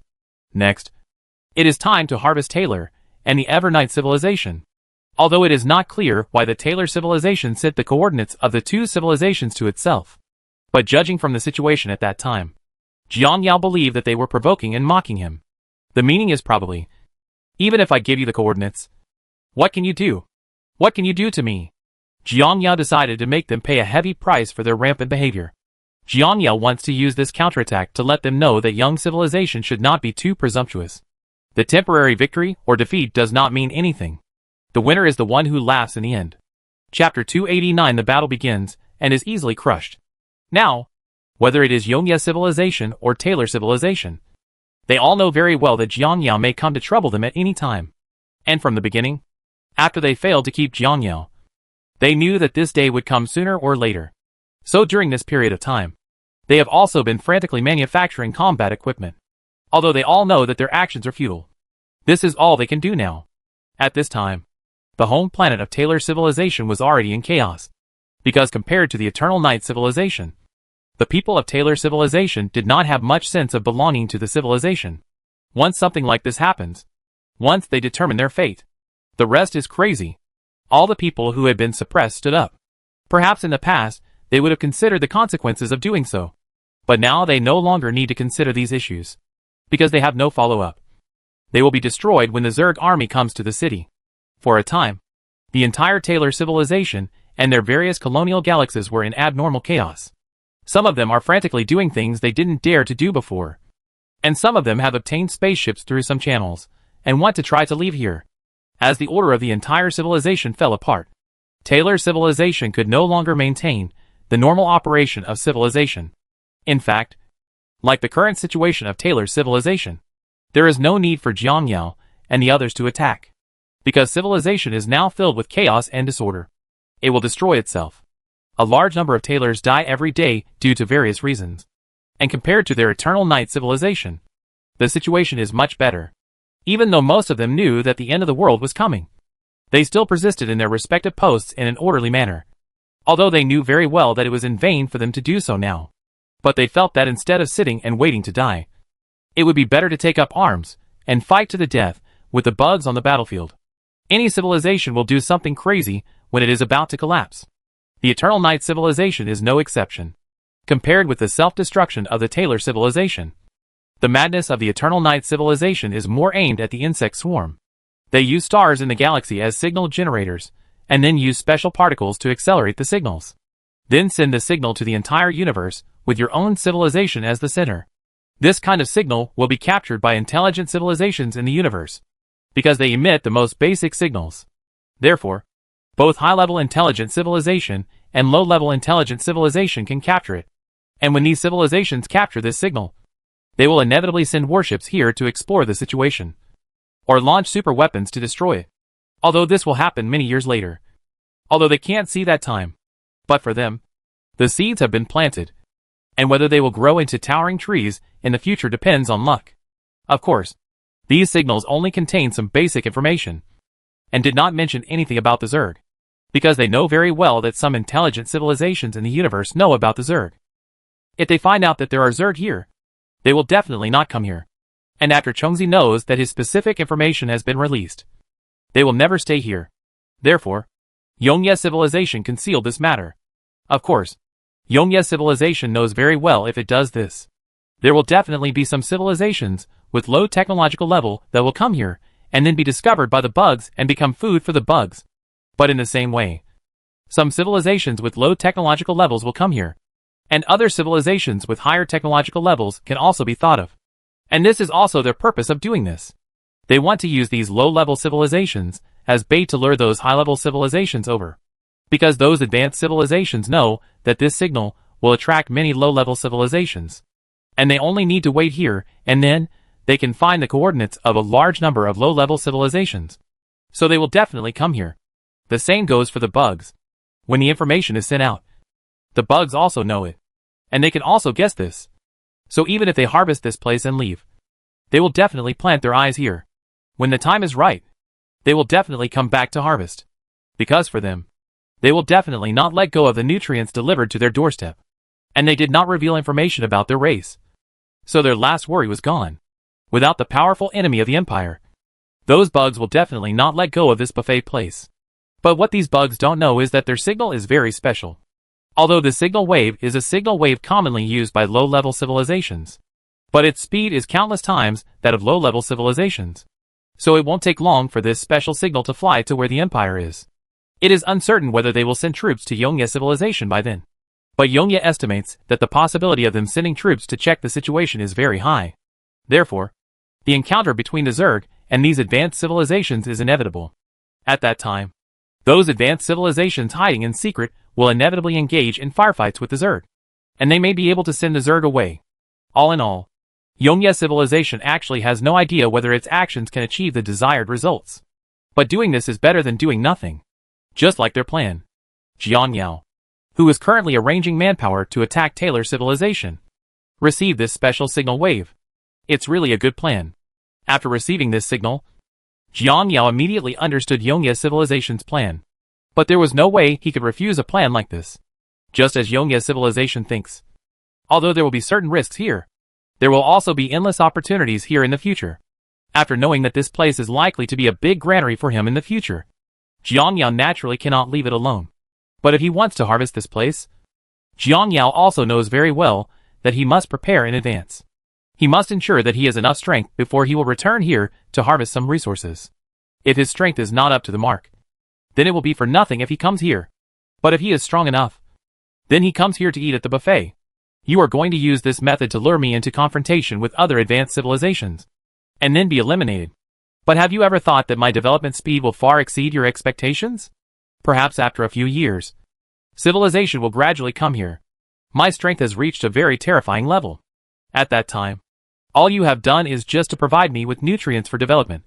Thinking of this, Jian Yao's eyes were full of expectations. He was looking forward to whether he would come and give him free money at that time, or whether Yongye civilization would help him in disguise. At this time, the main battlefield battle on Televin's side has begun. Just as he thought, this battle was basically without any suspense. Because the last battle had already caused a lot of losses to Taylor civilization and Yongye civilization. But this time, when the player's army pressed forward, Taylor civilization could only send out the few remaining warships and mechas to fight. Looking at the thousands of battleships and hundreds of thousands of mechas that Taylor civilization had put all its efforts into, the players showed cruel smiles. Whoa, these Dogecoins are really not good anymore. Isn't that right? Just like last time, a bunch of civilian warships came out. I think back on how high-spirited they were when they fought against us. Now, looking at this group of defeated soldiers, the contrast is really huge. How embarrassed I was now. There's nothing wrong with them. They were very handsome when they were showing off. But now their patchwork fleet is really in a mess. At this moment, everyone in the Taylor civilization fleet looked at the players' army and knew that they were already cold. You must know that the bugs dispatched by players this time are basically all-terrain dragons, and mainly third-order springtails. Taylor civilization had experienced the power of these bugs. Even if they were in equal numbers, it would be very difficult for them to suppress these bugs. But now, not only the opponent's overall number is many times higher than their warships, and in the center of their team is a main formation composed of one-eyed giant beasts and unknown monsters. They had seen the one-eyed monster before.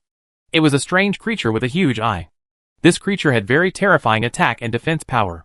Their strongest cruiser couldn't even withstand one round of fire from the opponent, and hundreds of thousands of their warships focused fire on it at the same time, causing minimal damage to it. At that time, they thought there was only one such terrifying monster among the swarm. As a result, who would have thought that there would actually be 9 of them now? Looking at these behemoths, which were about 1 kilometer long. All the Taylor people felt extremely desperate at this moment. And in front of them were 6 strange-looking creatures about 500 meters long. Although it was their first time seeing this creature, they guessed that this creature would definitely not be weak. Otherwise, it would be absolutely impossible for it to be incorporated into the main formation like those one-eyed behemoths. And when the war started, they experienced what despair was. The fourth-order cockroaches at the front took most of their firepower. In the past, they might have used a large number of warships to focus on the Cyclops, and they could still cause some damage to it. But now, they used all their warships to gather fire cockroaches. But these cockroaches were just like nothing. Although the damage caused by the concentrated fire of their battleships to the cockroaches was not small. But the recovery ability of the cockroach is too terrifying. After being set on fire, the cockroach immediately consumes energy and begins to recover quickly. It was for this reason that after several rounds of focused fire, the cockroach that was focused on the fire was fine. Seeing such a scene, everyone in Taylor civilization knew that this battle was not going to be fought at all. They really don't understand how this kind of bug can have such exaggerated defense power. On the battlefield, it was responsible for the damage at the front, while the one-eyed behemoth at the rear was dealing crazy output. The 2-2 cooperation quickly defeated the Taylor civilization. They wanted to attack the Cyclops, but most of the attacks were blocked by the cockroaches. At this time, the players watching the battle also joined the battlefield after understanding the actual combat effects of the 4th level cockroach. This makes them even less worthy of fighting. Holy crap. This cockroach is so awesome. Yes, with this defensive capability, thousands of warships focused their fire, but they just couldn't take it down. Damn it. If we get this thing out, will we be afraid that we won't have human shields in future wars? How can I put this? I feel that conventional combat cannot reflect the strength of cockroaches. After all, conventional combat involves the cooperation of multiple arms. In such operations, the biggest role of cockroaches is to protect specific arms.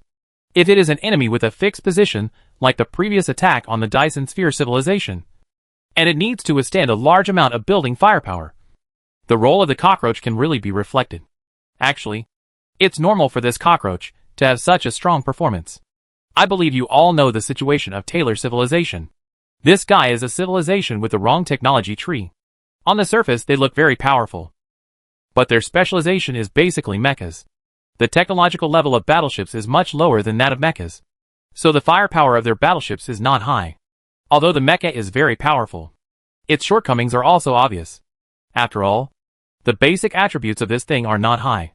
At this point, the player continued to add, for example, if there are levels in the game, level 100 is the full level. Their warships are at most level 10. The level is too low. So even if the base of the battleship is very high, the attributes of this level will definitely be very high. As for mechas, it's different. If the mechas are at level 100, their mechas must be at least level 40 or 50. Although the level is very high, the basic attributes of the mecha are very low. So even if the level is high, it cannot be used. So combining the above 2 points, my evaluation of Taylor civilization is that it is neither high nor low. As he said this, the player also expressed his thoughts on encountering such a situation. If it were me, I would just bring the mecha to full level. In this case, no matter how rubbish the initial attributes are, the bonuses brought by reaching full level will still be worth it. Or I would just give up on mechas and bring the battleship to level 30 or 40, so that at least the battleship's strength can be brought into play. After hearing what this player said, everyone felt that he thought things too simply. Do you think the development of this civilization is about upgrading by killing monsters? If you want to level up to 100, then level up to 100. This does not mean that you can raise the level by just killing monsters. When your technology reaches a certain bottleneck, it is very difficult to advance to the next level. Take the Taylor civilization as an example. Their mechas are already stuck at a bottleneck when they reach levels 40 or 50. If you want to go further, you either have to be lucky and solve the problem, or you have to wait for hundreds or even thousands of years to solve the bottleneck problem step by step. In this way, the players continued to fight while chatting. This battle was very easy because of the addition of cockroaches. The huge human shield composed of 6 cockroaches not only provides protection for the one-eyed monster, but also becomes a safe zone for players with residual health. Chapter 290 The Black Insect Army sets off. It is also for these reasons that in this large-scale battle, the players suffered very little damage. The suppression of numbers, coupled with the mutual cooperation between the arms, caused the Taylor civilization to be crushed in all directions, whether attrition or frontal. It doesn't matter if your battleship is used as a human shield. Players use high-level mutalisks and springtails to slowly kill them from a distance. As long as I have remaining health, I hide behind the 4th level cockroaches, and then look for opportunities to return to the insect nest. As for your mecha, it's impossible for your mecha to break out and clean up the remaining health players behind the cockroach. When you come here, you will face layers of obstacles from the players. Even if you can break through, there is a high chance that you won't have much left by the time you get to this place. And you will be killed by the players as soon as you get there. It doesn't matter even if a bunch of mechas break through. Can cockroaches be capable of more than just long-range sniping and defense? It also has a small skill to clear the field. Although it is not very powerful, it is more than enough to clean up these mechas. In this way, as time went by, the Taylor civilization gradually gave up its resistance. Because at this time, they all knew that their struggle was in vain. The huge gap in strength made it impossible for them to win this war. No matter whether you use self-destruction or any other method, you will not be able to effectively kill the bugs on the opposite side. The human shield formed by those cockroaches became their unbreakable line of defense. Looking at the fewer and fewer mechas and battleships, the temporary commander of Taylor civilization also closed his eyes in despair. If I had followed the old commander's arrangements at that time, would it have been a different ending? At this time, he murmured as he listened to the sirens coming from the battleship. Of course, if their civilization had followed the old commander's arrangements at that time, the final outcome would have been for the players to be wiped out.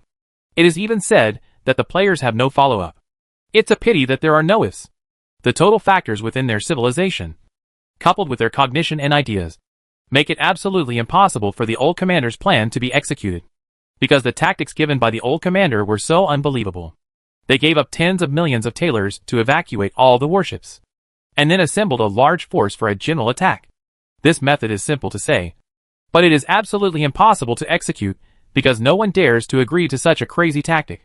The value of life can never be calculated clearly through mathematical addition, subtraction, multiplication and division. This is a recognized principle of every independent, intelligent civilization. After all, if life could be calculated using addition, subtraction, multiplication and division, then the world would become AHL on Earth. Just imagine, when you are walking on the street, suddenly you are dragged to the hospital by a group of people, and then you are dead. They do this because by sacrificing you, you can save 10 people. How terrible it would be if something like this happened. Therefore, although the decision of the old commander of Taylor civilization was the optimal solution to the situation at the time, it could only be the theoretical optimal solution. Sacrificing this group of people can indeed save the entire civilization. But this kind of thing is absolutely not allowed to happen. As for how many more opportunities they had in the future, it was a pity that they failed to seize them. If they could send troops immediately after launching the super weapon, the players would still lose. It's a pity that they delayed for a very long time, until the old commander used his own sacrifice to gain their awakening. It was useless to send troops at that time. The players had almost recovered. When the next two civilizations unite, the Taylor civilization cannot use many troops at all due to the consumption of several wars. Although Yongya civilization still has a lot of combat power, even if the two sides combined are still a little behind. Various reasons led to Jiangyao finally escaping from danger and successfully restored his strength. To be precise, his strength should have improved to a higher level. And this is where the Zerg are powerful. After a war ends, it may take years or decades for normal civilization to recover. But the Zerg are different. As long as there are sufficient resources, the Zerg can recover and even become stronger in a month or two. So as long as the Zerg are given time to breathe, the outcome of the battle will be decided. At this time, as the last battleship was destroyed on the frontal battlefield, this battle also came to an end. The next step was to harvest the colonial planets, where the Taylor civilization had little resistance. Of course, most of the planets in the Taylor civilization are numerous planets with little development value. These planets also mine some basic resources, and players on these planets will naturally ignore them. The part of the planet with ores is the player's goal. Among the many colonial planets of Taylor civilization, Jiangyao also found many livable planets. Jiangyao naturally made clear arrangements for these planets. He placed an Euglena on each planet, then let the Euglena hide and wait for the right person. After all, the war between himself and the Taylor civilization here will inevitably be discovered by some surrounding civilizations many years later. At that time, they will most likely send warships to investigate the situation. When they discover that there is a livable planet here and prepare to develop here, a new round of harvest will begin. Jiang Yao has been paving the way for his own future. After all, the development of the Zerg requires massive resources. In addition to actively searching for these resources, you also need to constantly sow seeds and wait for them to germinate. The routine of fishing law enforcement is also applicable in the universe. At this time, just when the players began to arrange manpower to mine your planet, an elite black insect team appeared on the home planet of Taylor civilization. As the saying goes, it takes 1,000 days to raise an army, but only a short time to use it. It's time for us to take action. Black insect warriors. As members of the insect tribe, it's time to contribute to the insect hive. At this time, the black insect queen was giving an impassioned speech to the black insect army. The battleships and most of the mechas of the Taylor civilization have been eliminated by our powerful Zerg soldiers. And the next step is the matter of our black insect logistics force.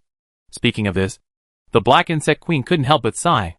As a member of the insect swarm, we, the black insects, have spent our lives under the protection of the insect swarm from birth to now. But as the saying goes, the team does not raise idle worms, and the insect swarm does not raise lazy worms. Every expense we have had from the beginning to now has been paid for by the leader. Do you know what this means? It means that we are just a bunch of useless insects in the swarm.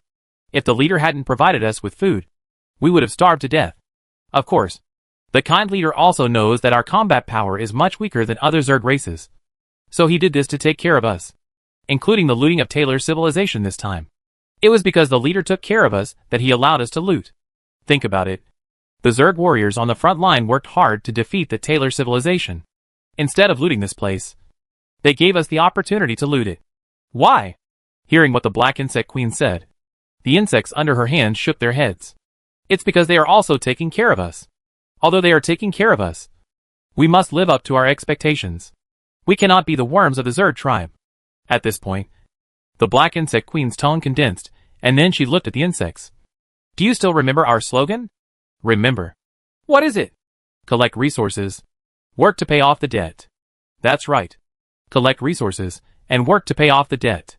As she spoke, the black insect queen then added, the cost of food and drink from our birth to now, plus the cost of the insect nest residence. We owe the leader a total of 1.15 billion evolution points. Although I don't know why we owe so much. The leader said that he calculates every account clearly. Since the leader said so, we must owe so much. After all, he can't lie to us. Now our daily expenses are 5,000 evolution points, which are all food expenses. Then we have a total of 500 black insect warriors controlling the king insect, and each one's daily salary is 20 evolution points. In other words, we can earn 5,000 evolution points every day, and it will take us more than 600 years to pay off the debt. If we include 10% interest per year, we will never be able to pay it off in our lifetime.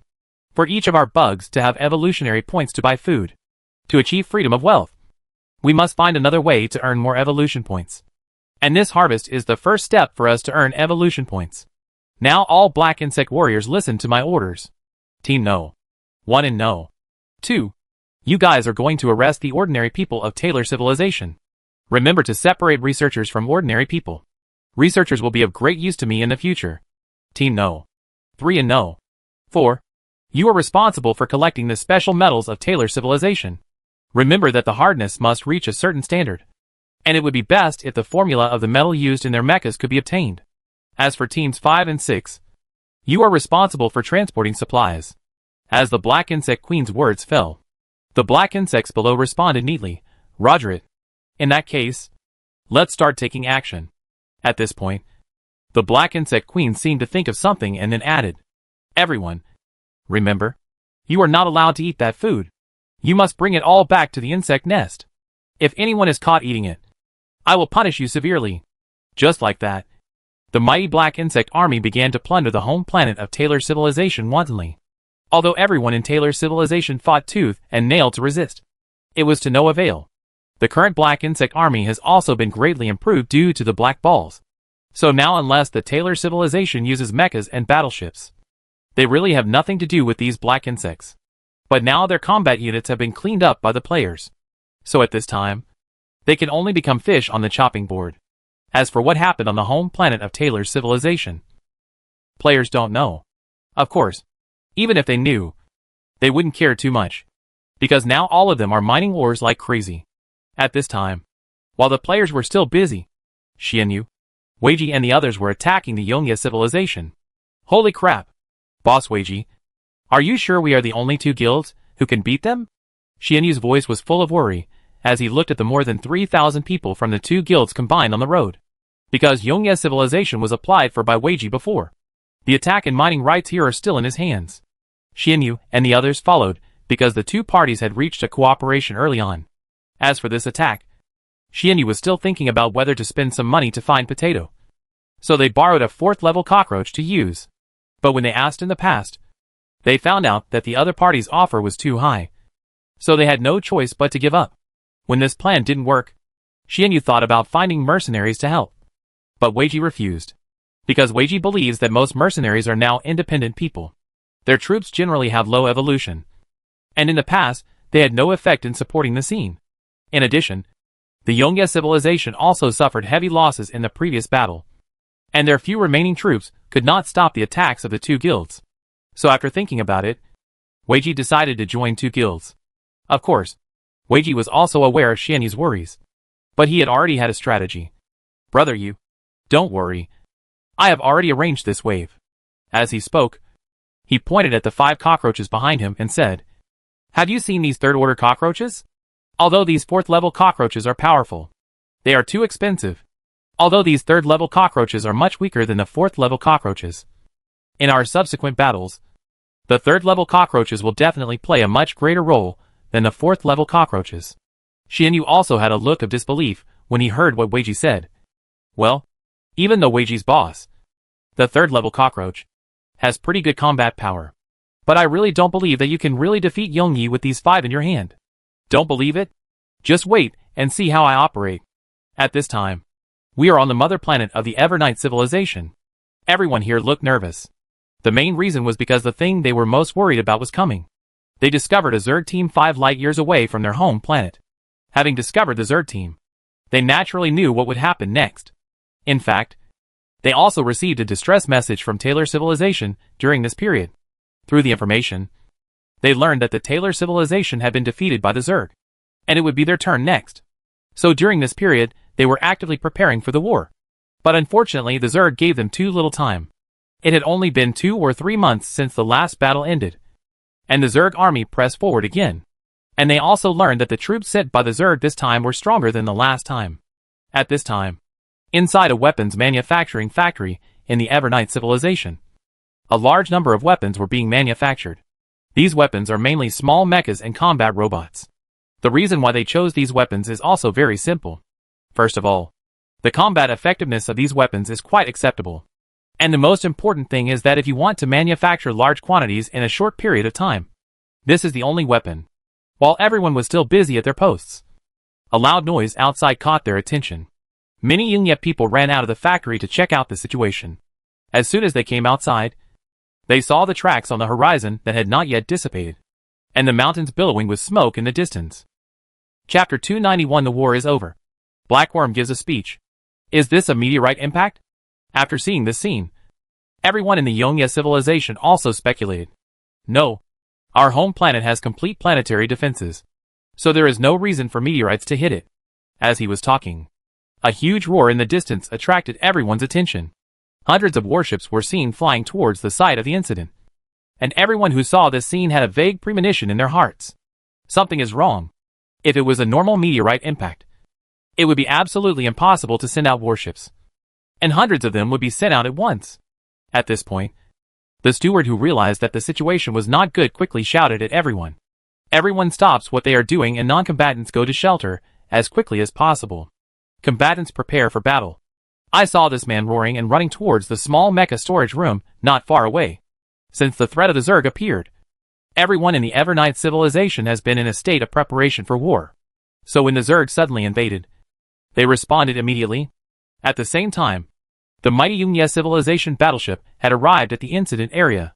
As soon as they arrived here, they didn't find anything else except the mountain fire in front of them. What's going on? Looking at all this, The battleship commander of the Eternal Night civilization was a little confused. 100% of those who can break through the planetary defense network and impact are Zerg. But if it is Zerg, they have no reason to send one Zerg down.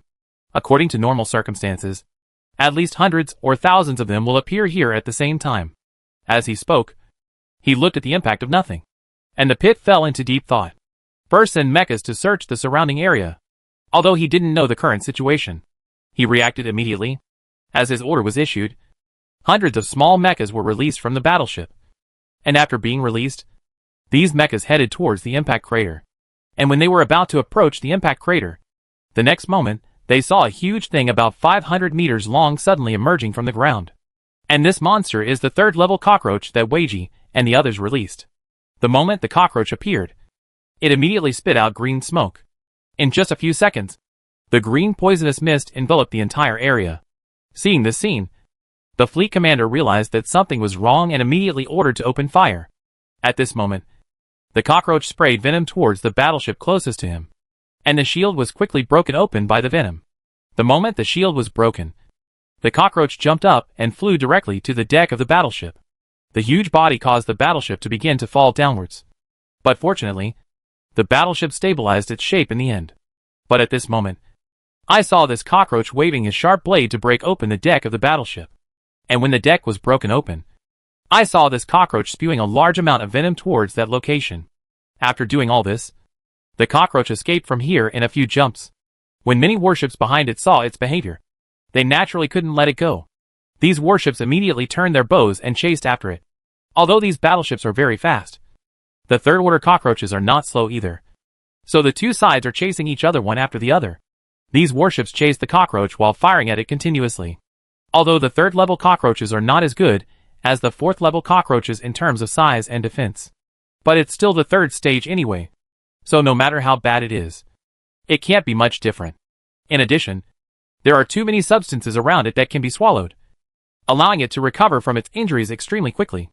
It was also because of these reasons that the attack of the battleship of the Eternal Night civilization hit its body, just like scratching an itch. In addition to these reasons, there is another more important reason. That is, these warships do not dare to use powerful main guns. After all, this is their home planet, and there are a large number of Yungia people living here. If this was to be shot down, the cockroaches would probably be fine, but their people would probably be dead or injured. The main guns of some space battleships, like these, can't cause much damage to the Zerg. But once these main artillery bombards the planet, it will be different. The damage they cause to the planet can only be described as devastating. It is also because they have this layer of scruples that makes cockroaches even more unscrupulous. I saw it rushing towards a city with a larger number of people, and then countless venom was sprayed out. After doing all this, it immediately left here without any intention of fighting these battleships. Although these people didn't know what the cockroach meant by doing this at this time, they soon had the answer. Because the people on the other side of the impact crater have mutated. In just a few minutes, countless small cockroaches, only about 1 meter long, emerged from their LS. As soon as these little cockroaches appeared, they immediately began to devour all surrounding materials, whether it's plants, animals, or battleship wreckage. All in all, they didn't let go of anything they could devour. And when they swallowed these things, their size continued to grow. And eventually they stopped growing when they reached a length of about 10 meters. That's when they receive a special signal from the mother cockroach. The moment they received these signals, they immediately scattered towards the surroundings, and then began to wreak havoc and destroy everything around them. At the same time, the situation in the impact crater was naturally known to the fleet commander. No! Those venoms can turn infected people into little bugs. The commander who saw this scene was also frightened. At this moment, he finally understood why this cockroach rushed to the city, spit out venom and ran away instead of destroying it. The purpose of this cockroach is to convert as many small cockroaches as possible. A city has at least hundreds of millions of people. If all of them were converted, what a terrible disaster it would be. And there are many more cities like this. If this cockroach is not stopped in time, then maybe the entire population of their home planet will be transformed by this cockroach in front of them. And now the same thing is not only happening on this planet, but also on several other planets in the Taylor civilization. With a large number of small cockroaches appearing, the entire Taylor civilization suddenly went into chaos. although the individual combat effectiveness of these cockroaches is much worse than that of the parent cockroaches. This is not something that the individual mechas and combat robots of Taylor civilization can compete with. And as the mother cockroaches continue to move, the number of people being converted is still increasing crazily. The overall strength of the little cockroaches is constantly being expanded. But after such a wave of twists and turns, the venom stored in the mother cockroach has been almost consumed. So the players who controlled the mother cockroach immediately summoned the little cockroaches, and then let them hold back the fleet that was chasing them. Then he took advantage of this opportunity to sneak to a safe area and drilled into the ground. He waited deeply for his condition to recover before going up and continuing the transformation. Although the converted little cockroach can only survive for 1 day, this day is enough. Because after they have consumed these small cockroaches to death, the recovery of the big cockroaches has almost been completed, and a new round of consumption can begin. And now in space, after receiving the news, the main formation of the Yongye civilization, which was chasing the insect swarm, immediately gave up the pursuit and flew towards its home star. Looking at the retreating Yongye civilization fleet, Xianyu said with some lingering interest, "Hey, why are you leaving now? Don't you want to play for a while longer? Can we not leave now? Everything is in chaos over there on the home star. If we don't go back to the home star, we will be gone." Haha. I have to say that this tactic is very effective. A few cockroaches can do this to them. You get what you pay for. The cockroach is a bit expensive, but I have to admit that its functions are completely worth the price. Now that their fleet has returned, the next step of the plan will be to move on to the second step. With that said, the players chased in the direction in which the battleship left. For this battle, the players adopted a consumption routine, different from the previous wars. This time the players knew the location of the Eternal Night civilization's lair in advance. Once you know the location of the opponent's lair, it will be easier to fight. The current situation of the Evernight civilization is similar to that of the Dyson Sphere civilization, both of which are restricted to a certain area. So at the beginning, when the players' large forces were some distance away from the Evernight civilization, they deliberately exposed their flaws and were discovered. After being discovered, Yongye civilization will naturally send troops to stop it. And when they sent troops over, the players chose not to fight, and they started walking their dogs back and forth across the galaxy. And when everyone in the Evernight civilization focused their attention on the players, a few cockroaches took the opportunity to sneak onto their home planet. Although there are many obstacles on the way for third-level cockroaches, as long as they are not the enemy's main fleet, they are completely useless. So they easily broke through all the obstacles and arrived at the home planet of the Evernight civilization. After arriving at the home planet of Yongye civilization, they began to harass. When there is a problem on the home star, their main fleet will inevitably fight back. And after the main fleet kills it and goes back, they will continue to advance towards their home star. The main goal for players to advance is not their home planet, but their space shipyard. As long as the space shipyard is dealt with, it will be very difficult to maintain their battleships. In addition, the battleships of the Eternal Night civilization will inevitably be damaged if they clean up the small cockroaches. If the battleship is damaged and cannot be maintained, it will be fine for a short period of time. Some of the repair devices on the battleship can still be used, but after a long time, it becomes unbearable. And this tactic has a greater effect. That is, as time goes by, the more cockroaches that are transformed mean that your number will be smaller. When all of you are cleared, these battleships will be useless, because there is no point in fighting anymore when civilization is gone. At this time, these people have only two choices: either to come here and fight hard, or to run away and try their luck. If you want to fight tooth and nail, even your crippled warships will be sent to you. If you want to run away, how far can you run in your current state? Although this routine of players is dirty, it is undoubtedly the best to use. By consuming them in this way, there will basically not be much battle damage. Of course, their method is undoubtedly a relatively good method of civilized combat. Once the two civilizations come into contact, they need to clean up the enemy at all costs. As long as any routine is useful, it doesn't matter whether it's dirty or not. After all, victory is the most important. And the most important thing is that your civilization can continue to survive. But now, although the players plan this way, in fact, they will not wait so long at all. Because if you want to execute this plan perfectly, it will take a lot of time. But Jiang Yao didn't give them much time. Because after several accidents, Jiang Yao's evolution nest resources have never been enough. Now he needs to get enough resources as soon as possible and then evolve. So considering this factor, Jiang Yao also gave them a time limit. Of course, Xianyu and the others wouldn't be too worried about the time issue, because according to their routine, they don't need to wait until all the Eternal Night civilization is converted. It is enough to convert only part of it, because this part can already cause a very big blow to Yongye civilization. Just imagine, those battleships have to clean up these little cockroaches every day, and also find ways to save other people. After such a wave of operations, it will take at most a few days to make them exhausted mentally and physically, and give up resistance. And the most important thing is that if everyone is cleared, their income will undoubtedly be reduced a lot. Although the people of this civilization are not worth any evolution points. The Black Insect Queen contacted them before they set off, and told them that he intended to acquire these Yongye people and evolve one by one. Although Xianyu and the others don't know where Blackworm got the money, since they have said so, the players will naturally not let go of the evolution points they have obtained. So now the player's idea is to torture them for a few days, and then take advantage of their most uncomfortable time to kill their main battleships. After taking care of their main fleet, the next step is the Black Worms, and they can concentrate on collecting the resources of the Eternal Night civilization. As for the resources of the Eternal Night civilization, it is not too simple to search for them. The Eternal Night civilization has a total of 2 resource storage galaxies. That's right. There are 2 resource storage galaxies, not resource points, because their routine is to plant leeks all over the universe, and then harvest them when they are ripe. To put it simply, Yongye civilization never mines resources themselves. They are just porters of resources. When they discover that there are low-level civilizations in resource galaxies, they will contact these low-level civilizations in a friendly manner, provide them with some weapons and technology, and then trick them into mining. Because all the technological weapons it provides must use these ores, these low-level civilizations will naturally run over to mine them. After they have almost mined their own galaxy, it will be time for the Eternal Night civilization to harvest. At that time, they will send out a fleet to clean up the entire civilization, and finally take away the fruits of their victory.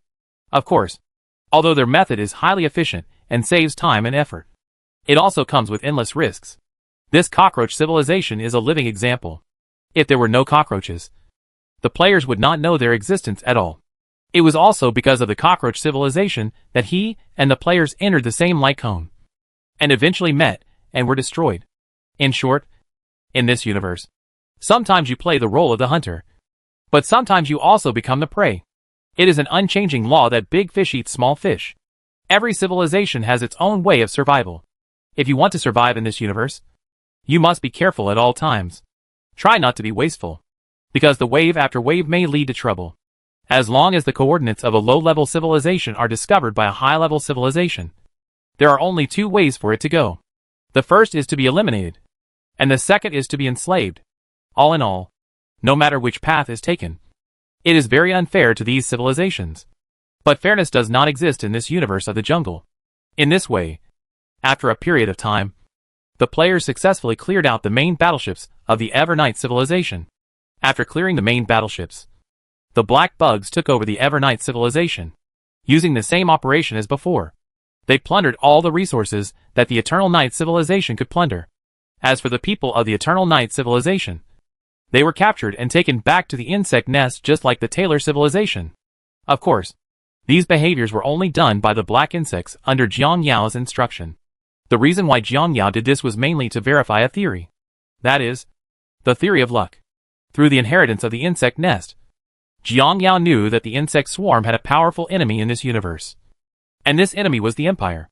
The Empire not only has a vast territory, but also countless enslaved civilizations. Their power is daunting. Even the insect swarms that were stronger than in their heyday were easily defeated by them. Combined with his understanding of the Empire, Jiang Yao feels that the credibility of this luck theory is very high. If the Empire didn't have so many affiliated civilizations, if the Empire wiped out all the civilizations they encountered, would the Empire still be so powerful? Jiang Yao can't guarantee this. During this period of time, Jiang Yao also saw many races in the universe. These races are self-centered and choose to eliminate other civilizations. Although these civilizations are powerful, they are like little shrimps compared to the Empire. After encountering these civilizations, Jiang Yao has been thinking about what would happen if they continued to enslave these civilizations and assimilate these civilizations like the Empire. Jiang Yao is not sure whether they will become stronger or weaker. But Jiang Yao felt that since the Zerg were self-centered in the past, and finally faced off against the Empire, then he was easily defeated by others. So now he might as well try another route, which is multiracial integration. If the luck theory is true, then Jiang Yao's method will be the only way to defeat the Empire. Different races have their own destiny, and when these things are brought together into one race, the development of this race will be unstoppable. And if the theory of luck really exists, then the things he encountered when he first traveled through time can be explained. At that time, Jiang Yao eliminated many races, and even integrated into the black insect race. If the theory of luck exists, then Jiang Yao robbed the luck of the black insects, which is why the Taylor civilization did not eliminate him in the end. Of course, these are just Jiang Yao's guesses. As for whether the facts will be what he thought, he still needs to verify. Therefore, for the people of Yingye's civilization and the people of Taylor civilization, Jiang Yao is going to adopt the same intergenerational integration method as Black Worm. Only the integration of generations can ensure their loyalty. Of course, now that Jiang Yao has captured so many people, in addition to needing their descendants to integrate, he also needs the technology of these two civilizations. These two civilizations are a perfect combination for Jiang Yao. First of all, Taylor's civilization focuses on mechas, so they are very dedicated to manufacturing some small equipment. The Yongye civilization focuses on battleships, so they understand very clearly whether it is shield technology or other battleship-related technologies. And when these two races cooperate with each other, the next thing will be fun. After a period of time, in a certain area of the insect nest, the Taylor civilization and the Evernight civilization were all brought together by the Black Insect Queen. From the moment you were captured in the insect nest, you became our prisoners of war. We, the Great Zerg, hold the power of life and death over you. So if you want to survive, you must obey us obediently from now on. At this time, as the Black Insect Queen finished speaking, everyone from Taylor civilization and Yongye civilization below began to curse at it. A group of people shouted that they would never give in, and that they would perish together with the Zerg. Upon hearing what these people said, the Black Insect Queen was also very angry. Damn it. You are so angry. If you weren't of great use, I would have killed you right away just because you were disrespectful to the Zerg race. Suppressing her anger, the Black Insect Queen continued to add, although you are all the elites of your respective civilizations, this cannot become your unscrupulous capital. The Insect King has said that although you are of great use, you are not the only civilization in this universe with the same level of technology as yours. So the Insect King told me that if necessary, we can wipe out all of you, and then go and capture people from other civilizations. The originally noisy crowd gradually became quiet after the Black Insect Queen spoke. Seeing this, the Black Insect Queen continued. Of course, this insect is a kind insect. I can't bear this happening. So I brought you all together. The purpose is to tell you the seriousness of the matter. And don't forget, you not only have to care about your own safety now, you also need to consider the safety of your fellow humans next door. Of course, you can be as bold as you want, but doing so will only allow the Insect King to exterminate your clan. For me, there is no loss, because the insect swarm did not have you before, and it can do without you in the future. So don't take yourselves too seriously. And before you decide to die, you need to consider one more question. That is, whether the civilization behind you can continue in this universe depends on your decision. Every action you take now may lead your entire civilization to destruction. And you are the sinners of your civilization. Although you were caught by us, at least you are still alive. At least civilization can continue. And maybe one day in the future, we will return your freedom. Of course, you may be able to organize a resistance army to defeat us one day in the future.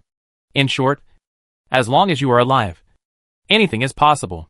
In this way, the Black Insect Queen began to induce these people step by step. It learns these routines from players who tell it. Negotiating this kind of thing requires one person to be a good person and another person to be a bad person. And the other party cannot be suppressed too hard. Give them hope, even though they know this hope is slim. But in times of despair, they are still willing to fight for this hope. Sure enough, as the player said, after the Black Insect Queen said these words, the entire crowd gradually became quiet. Seeing this scene, the Black Insect Queen was naturally extremely happy. So she quickly struck while the iron was hot and said, although you are in the insect swarm now, it does not mean that you will always stay in the insect swarm in the future. So you will also have the opportunity to escape in the future. In short, give your civilization a chance and give yourself a chance. Speaking of this, The Black Insect Queen couldn't help but sigh. Maybe you think we are evil. But I can only tell you that these are all rumors. And we are a group of peace-loving good bugs. Just because we don't look like humanoid civilizations like yours.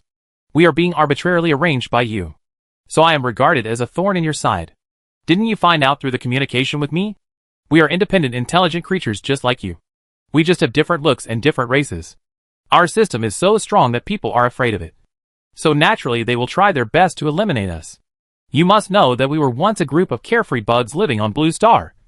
But because of your humanoid race, we had no choice but to rush to the battlefield. Everyone in the audience naturally didn't believe it when they saw the Black Insect Queen's nonsense. You're lying. You're just a bunch of bugs who only know how to kill and plunder. Am I lying? If we only know how to kill and torture, then why did we arrest you? Why didn't we tear you to pieces on the spot? How useful is your technology to us? Your so-called technologies can't even break through the skin of our Zerg warriors. Do you think your things are useful to us? If it doesn't work, then why don't we get rid of you all right then and there? Instead, I went to great lengths to capture you. The main reason why I captured you and asked you to do something for me is that I couldn't bear to see you just disappear into the universe. We are a group of kind-hearted bugs, but the environment of the universe forces us to do those things. At this point, the Black Bug Mother Queen looked at everyone and then issued a soul torture. Chapter 292, Choosing the Direction of Evolution of the Insect Nest. What did you think when you knew we existed? Are you studying how to eliminate us all without leaving a single person alive? As the saying goes, the winner should be the king and the loser. Now that we have defeated you, we have not driven you all to death. If we are hopelessly evil in your eyes, then what are you who plan to drive us out? Perhaps from the perspective of your civilization, your behavior is correct, and the enemy should be destroyed. Can't this theory be applied to our insect swarm? Are we using the wrong one? Obviously, we can also use the same tactics. From our perspective, it would be correct to eliminate you, but we did not. At this point, the Black Insect Queen paused and then continued. So from a certain perspective, we are kinder than you. And the reason why I tell you this is just to let you know that we are not the race that you imagine to be exterminated. I also want you to understand that giving yourself a way out is better than nothing. After saying all this, the Black Insect Queen left, leaving behind a group of slightly stunned Taylor and Evernight people. Indeed, what the Black Insect Queen said is not unreasonable. Although their evaluation of this race is evil, the things this race is doing now are actually not what they thought. Not only that, but compared to this race, their behavior is very problematic. What they didn't know at this time was that it was on the other side. The Black Insect Queen was chatting animatedly with a player. How about it? Xiao Hei. My speech is very effective. Isn't it? The player asked the question and the Black Insect Queen nodded quickly. Teacher, this is so useful. I never thought that your short speech could have such a big effect. Hearing the words of the Black Insect Queen, this player felt a little proud. How can I be your teacher if I don't have something? Xiao Hei. I'll tell you. There must be such good things in the future. No. Just come to me if you have such a thing. That's right. The Black Insect Queen naturally readily agreed to this. But she was still a little worried at the moment. Teacher. I'm still a little worried. Are they really so easy to believe what we say? Of course not.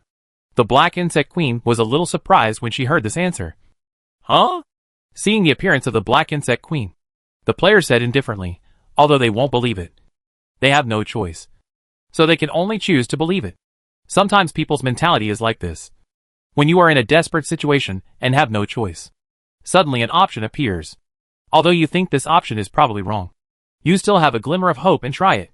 Because if you don't even try this option, then you really have no hope. Which is why so many people in our Blue Star are deceived. Because after these people paid part of the funds, others told them that they needed to pay another part of the funds before transferring the money. By this time, most people actually realized that they had been cheated. But now they have an arrow on the string and have to take action. So they will choose to take a gamble with the mentality of giving it a try. They just want the chance to gamble. But the end result is often that the mother who is deceived doesn't even know them. After hearing this player talk about it, the Black Insect Queen nodded in understanding. At this moment, the player continued, this topic is so profound that you won't be able to understand it for a while. But it's not important. Anyway, if you encounter similar problems in the future, you can just consult me. Wrong.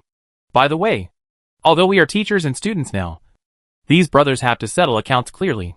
We have agreed on the 200,000 evolution points for this consultation fee. You can pay it here. Hearing this, the Black Insect Queen nodded. But just when it was about to pay, it seemed to remember something. Teacher, I remember you said before that you have to bargain for anything. So you can see if the consultation fee this time can be reduced. Maybe 100,000 yuan. What the hell? I taught you how to bargain, and this is how you do it. Didn't you say that before? Bargaining for half. I am your teacher, and we are not in the mood to bargain. To be honest, this plan of mine can be sold for at least 400,000 yuan outside. I am very conscientious about giving you 200,000 yuan here. You're still bargaining. Don't you want me to lose money to death? Let's do this. I'll give you a bargain, and once you evolve, we'll treat it as our teacher-student relationship. As he said this, the player began to urge the Black Insect Queen to transfer the money quickly. In this way, under the envy of many players, this player successfully obtained more than 190,000 evolution points. And when the Black Insect Queen paid the money and left with satisfaction, a player beside her couldn't help but complain, "This money is so easy to make. And I lost 200,000 so easily." The player was naturally unhappy when he heard this. What the hell? I cheated you with 200,000 yuan? Are you making trouble? Do you think my speech doesn't require energy and time? The price I can give is a conscience price. What a bullshit. It's just your crappy article. I'm not mocking you. I won't say more about the same quality outside. A bunch of people are rushing to write for 100 soft girl coins. But you are lucky. 200,000 actually have the nerve to lick AC's face and talk about their conscience. You have made more than 190,000 yuan in tears. And you can still say this. You have really taken your shamelessness to the extreme. As he said this, the player continued to add. You said you were going to fool a person and I accepted it. But that's a hacking insect. Are you even a bug? Are you a human? After all, it's obvious that you can say this. If you completed this list, I guess you would have a different face. During this period of time, Black Worm has attracted unusual attention from the entire player base. Because the story about Hei Chong looking for Xianyu and the others to purchase the Eternal Night civilization was spread. Through this incident, all players know that this black insect also has evolutionary points. So during this period of time, they were trying their best to empty the Black Worm's hands of evolution points. Although Black Worm has been receiving education from them, this experience is still too little compared to them. Therefore, it is not too easy for players to extract evolutionary points from them. Ever since, this has resulted in a group of players often surrounding the black insect's residence, looking for opportunities to make a fortune. Jiangyan naturally knew about this matter. However, he did not stop players, because as the number of people increases in the future, the business system will become more and more mature. At that time, he will need to establish a business organization of his own. And this organization will definitely not be able to do it on its own. So this task naturally fell on Black Worm. Jiangyan knows how fierce business competition is. So now he needs to let the black insects slowly learn to adapt. And at the same time let them experience a wave of beatings from players. Only in this way can the black bugs stand alone. In this way, time passed day by day. With the blessing of resources from these two civilizations, coupled with the kickbacks from the Dyson Sphere civilization, Jiangyao barely managed to get enough evolutionary points needed for the 5th stage of the insect nest. After collecting enough evolution points, Jiangyao immediately decided to evolve. According to Jiangyao's estimation, by the time the evolution of his insect nest is completed, the players will have almost wiped out the resources of these two civilizations. At that time, he can use his last chance to pass the server and start traveling through the Great Void. As the insect nest evolves to the 5th stage, its strength will reach a higher level. Compared with ARMS, although the insect nest consumes a huge amount of resources each time it evolves, the improvement is also qualitative. Compared with the previous 4 stages, the 5th stage of the insect nest is the most critical stage of evolution. The 5th stage of the insect nest is divided into 2 different evolutionary routes. The first route is biological bias. This route continues to strengthen the direction of biological evolution. And the insect nest will also turn into a biological form. And it can simulate the breath of the starry sky beast, causing some civilizations to mistake it for the starry sky beast, so that it can better hide its identity. The second route is the mechanical direction. The entire insect nest is converted into a mechanical insect nest, and the player's units also begin to shift towards the mechanical direction. Both routes have their own advantages. The biological route is the route Jiangyao has been taking. And he has also realized the benefits of this route. After all, he had won so many battles by relying on the strong reproductive power of the Zerg and the attribute advantages brought by high evolution. However, compared with the mechanical route, the biological route also has great shortcomings. First of all, the attributes of the units are 10% worse than those of the mechanical direction. And the comprehensive combat effectiveness of the insect nest is not as good as the mechanical direction fortress. The flaws in the mechanical direction are also obvious. Although the basic attributes of the units are high enough, and the cost of modification and enhancement is very low, the upper limit is not as high as the biological route. Because if the mechanical route wants to hatch units with powerful attributes, special metals are needed.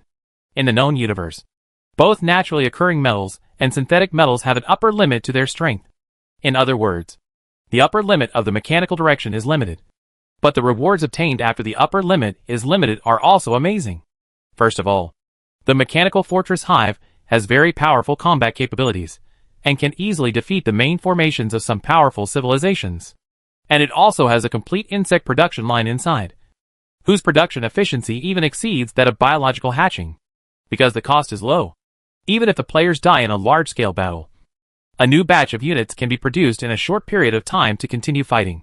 And even if all the players are gone, the enemy will not pose much of a threat to the mechanical insect nest.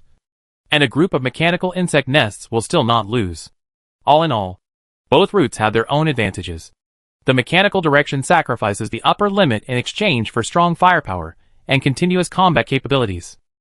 Although the upper limit is blocked by the materials, no matter how bad it is, it can reach the level of the Empire or even surpass it. The biological route is different. Although the comprehensive combat power of the insect nest in the biological route is not as good as that of the mechanical route, the upper limit of evolution is much higher, especially things like Leviathan and Ultralisk, which can only be created by insect nests in the biological direction. After Jiang Yao's understanding, although the Zerg themselves can produce Leviathan or Thunder Beast, but the system told Jiang Yao that the Thunder Beasts and Leviathan hatched in the Zerg's own nest could not evolve through the system because they had reached their extreme state. These two behemoths that want to evolve can only do so through special Thunder Beasts hatched from insect nests in the direction of biological development.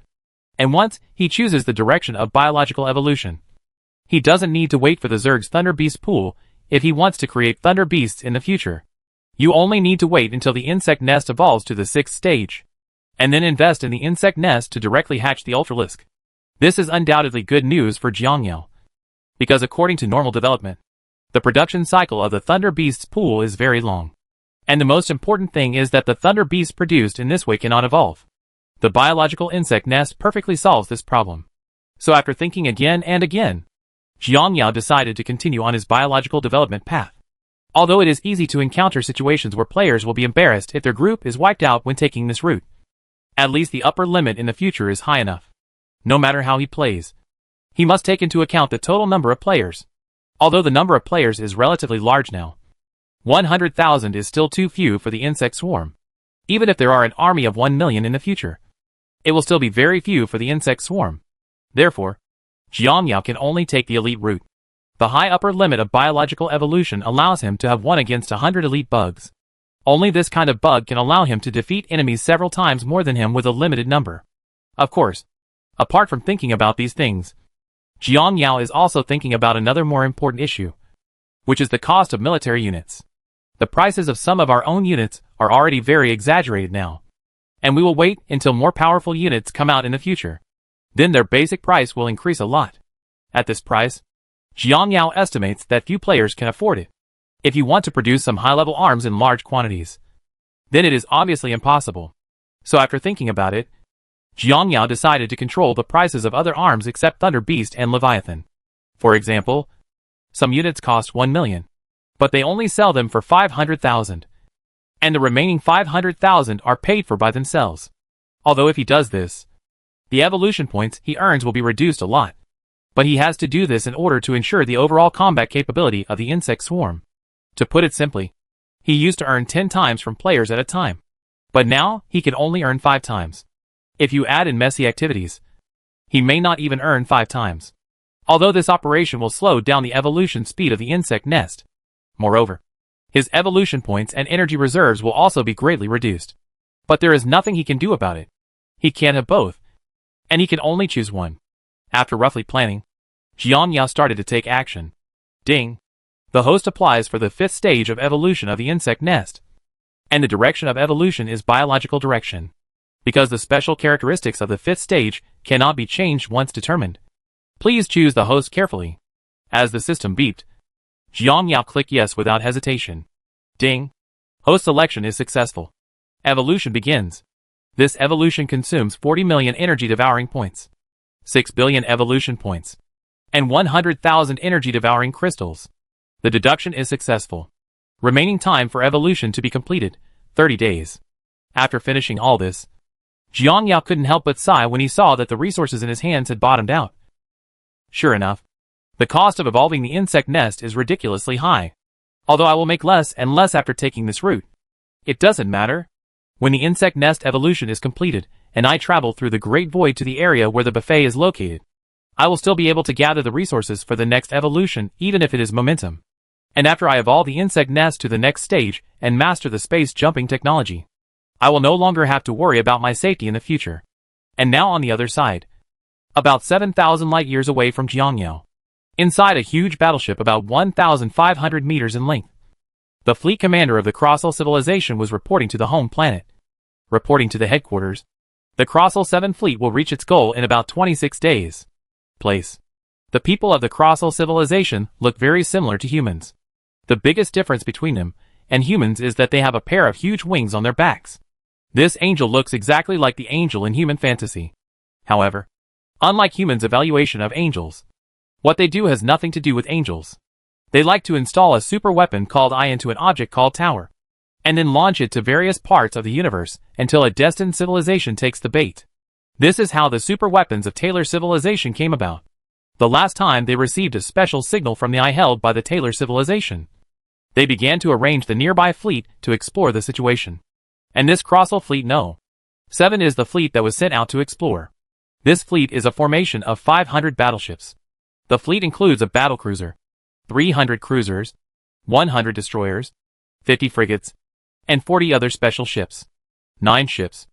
These special warships include stealth reconnaissance ships responsible for reconnaissance tasks, heavy interceptor ships responsible for interception tasks, and logistics ships responsible for temporary fleet maintenance tasks. These different types of warships cooperate with each other to form this powerful formation. On the other side, there was another fleet flying towards Jiangyao. This fleet is an exploration fleet composed of 2,000 battleships. A mysterious fleet belonging to the Empire. No one knows which organization of the Empire they belong to. But judging from the configuration of these battleships, this organization must not be too weak. Because the flagship of this fleet turned out to be a fearless level battleship. Dreadnought? One of the flagship class battleships. This is a super battleship with a length of more than 4,000 meters. As a flagship level main output ship, it has unparalleled firepower, especially when it turns on the battle module. Its firepower can be comparable to that of a super aircraft carrier. Although the defensive capabilities are weak, the battlefield positioning of this kind of warship is output, the ultimate output. And this time, the main reason why they sent this battleship was to bring the Zerg back. Fellow warriors, the fleet will arrive at its destination in 1 month. Our mission this time is to bring back enough Zerg specimens. At this point, the commander of the fleet thought for a while, and then continued, whether we succeed this time will directly determine whether we can break away from the Empire and achieve independence. As a subordinate civilization, we have been squeezed by the Empire for too long. If we continue like this, sooner or later we will be squeezed dry by the Empire. So I don't need to say anything more about the importance of this mission to civilization. At this point, the commander continued to add. Also, please remember that although this mission is a top secret mission for us, we cannot rule out that there will be eyes of the Empire in our civilization. So from now on we can't mention anything about our civilization. We are an independent fleet, not affiliated with any civilization. Even if we encounter the Empire's fleet, we will not hesitate to open fire. In short, we must try our best to prevent our identity from being exposed. Chapter 293 Launching New Features. Naturally, the players have no idea what is happening thousands of light years away. At this time, players are working overtime to mine resources. Because after the resources are mined, it will be the exciting time to divide the accounts. Players have paid too much for this wave of income during this period. After many twists and turns, the hope is finally over. So now the players are working hard. On the insect nest side, after this period of evolution, Jiang Yao's 5th stage insect nest finally came out. At this moment, Jiang Yao's insect nest has undergone tremendous changes compared to before. His insect nest used to be similar to a honeycomb, but now his entire insect nest looks like a giant snake.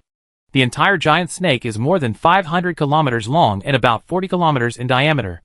Although the overall layout of the insect nest has changed, the space has also been greatly improved. Moreover, because of the current shape of the insect nest, Jiang Yao can arrange forts in multiple directions. And compared to before, this insect nest now also has a main gun system. That is, it can eject powerful plasma beams from its mouth. This undoubtedly also improved Jiang Yao's insect nest combat power a lot. And this evolution has greatly improved the recovery and defense capabilities of the insect nest. All in all, Jiang Yao is quite satisfied with this stage of the evolution of the insect nest. Moreover, gold-eating insects have also evolved with the insect nest. Compared with the previous gold-eating insects, their defense and attack power have also been greatly improved. In the past, the gold-eating insects could only barely destroy the mechas of the Taylor civilization. But now the gold-eating insects can destroy the battleships of the Taylor civilization.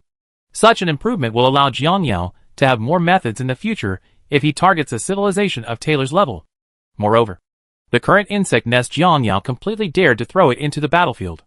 Of course, entering the battlefield here refers to facing a civilization of the level of Taylor or Yongya. Although the strength of these two civilizations can only be ranked at the upper, middle or lower levels in the universe. This is enough for Jiang Yao, because in such a vast universe, it is very difficult to encounter a powerful civilization. If you don't deliberately look for it, you will basically not encounter it. At this time, inside the insect nest, the Black Insect Queen was directing the black insects under her hands to carry various materials.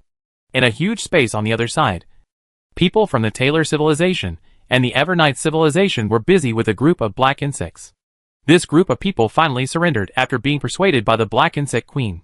After all, they could not refuse the Black Insect Queen's method of persuading them to surrender.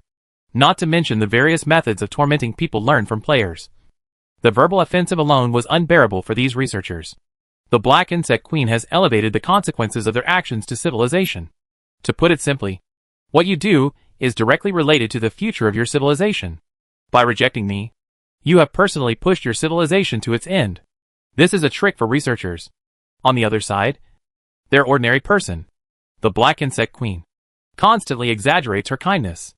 It said that it had originally agreed with it, and the researchers to release everyone after they had worked for decades. But this group of people is unwilling. They insist on dragging you to die with them. After doing this, the mentality of everyone who was already in despair suddenly collapsed. Many of them do not understand the behavior of researchers and make irresponsible remarks. And these people are the targets of the Black Insect Queen. And it records all the words and deeds of these people. Then, after a lot of manipulation, it was edited into a projection, and then shown to these researchers, further breaking the psychology of the researchers. In addition, these researchers are monitored by black bugs day and night. Once they can't think about it, the black bug will definitely come forward to stop it. Which also leads to the fact that they are now in a state of being unable to die.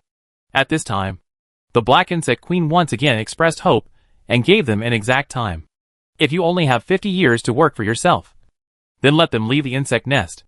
Although no one is sure whether the black bugs will let them go when that time comes. But this is their only chance. And it should be the last thing they can do for the civilization behind them. This is how the cooperation between the two parties began.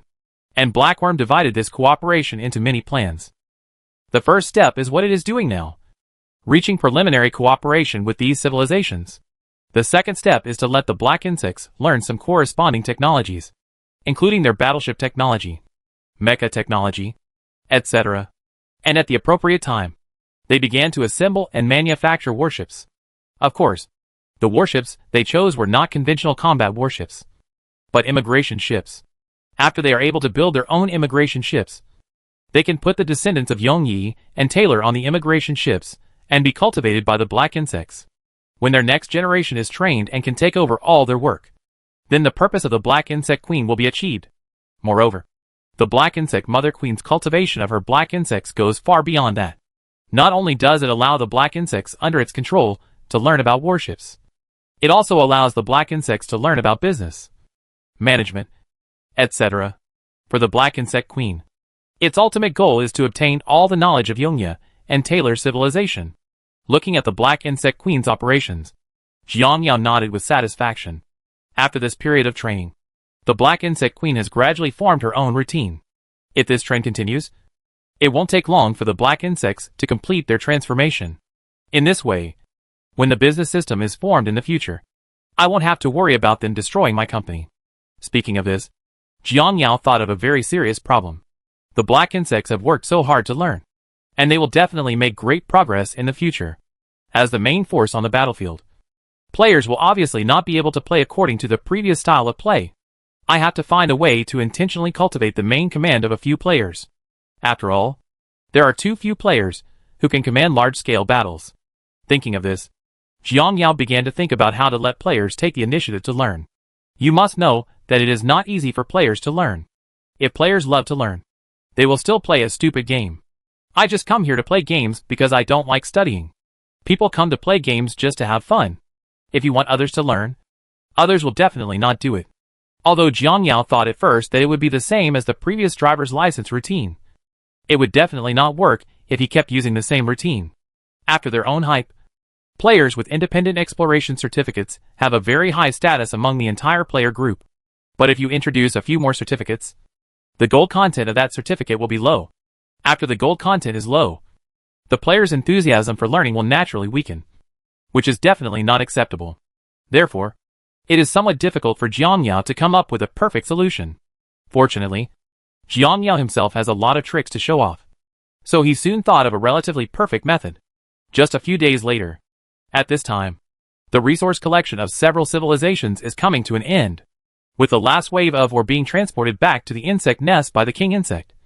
The events of these three civilizations have finally come to an end.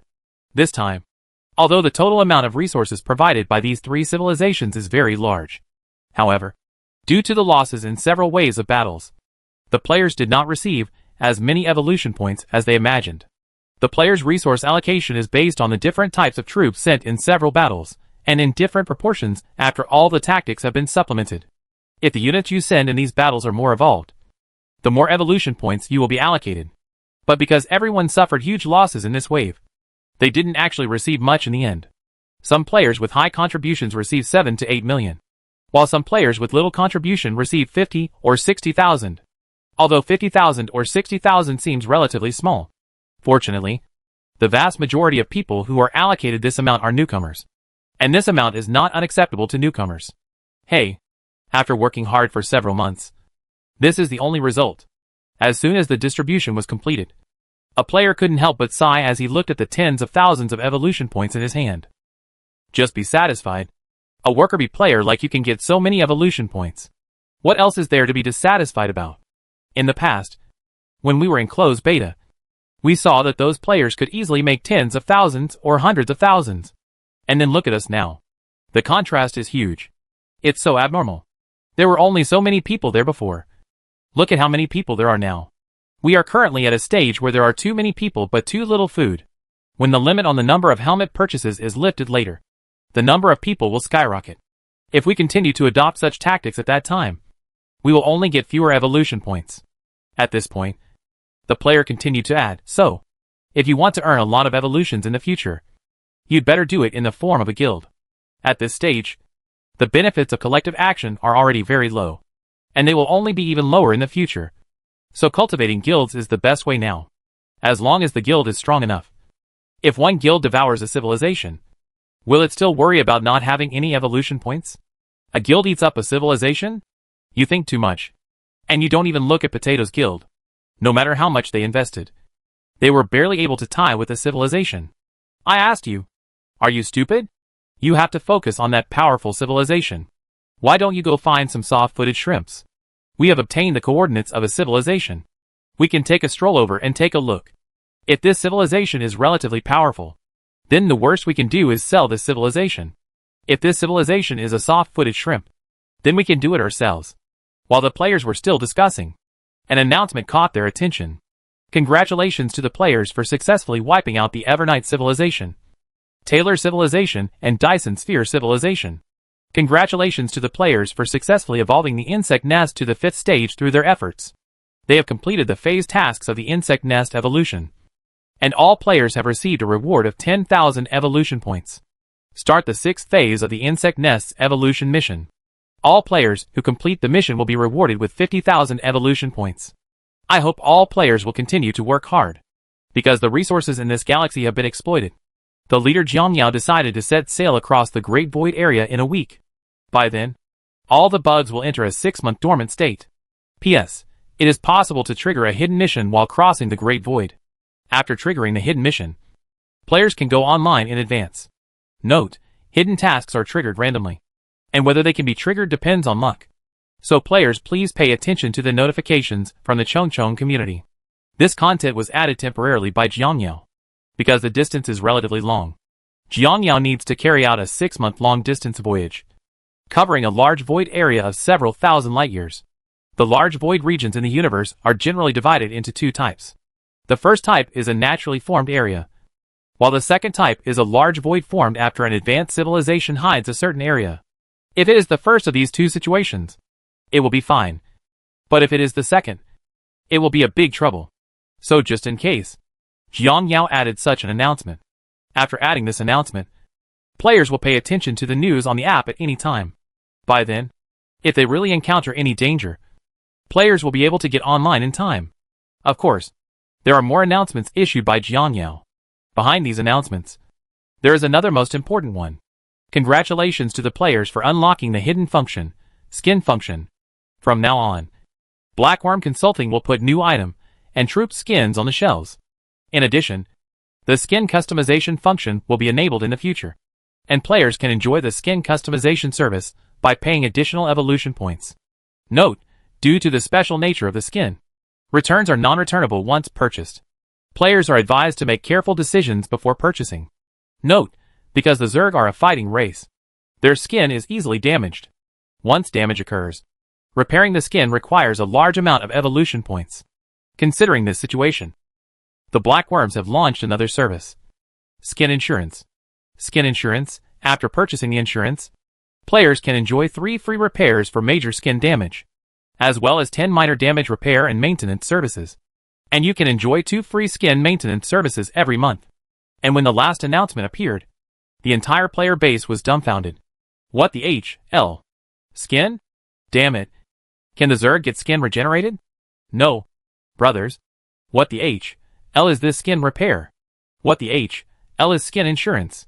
Shouldn't this skin be permanent and durable? Obviously this is an official ploy to waste money. I think this is outrageous. After buying a skin, you have to repair it and get insurance. Which game company dares to sell skins like this? Sure enough, the products produced by Black Chong must be black-hearted products.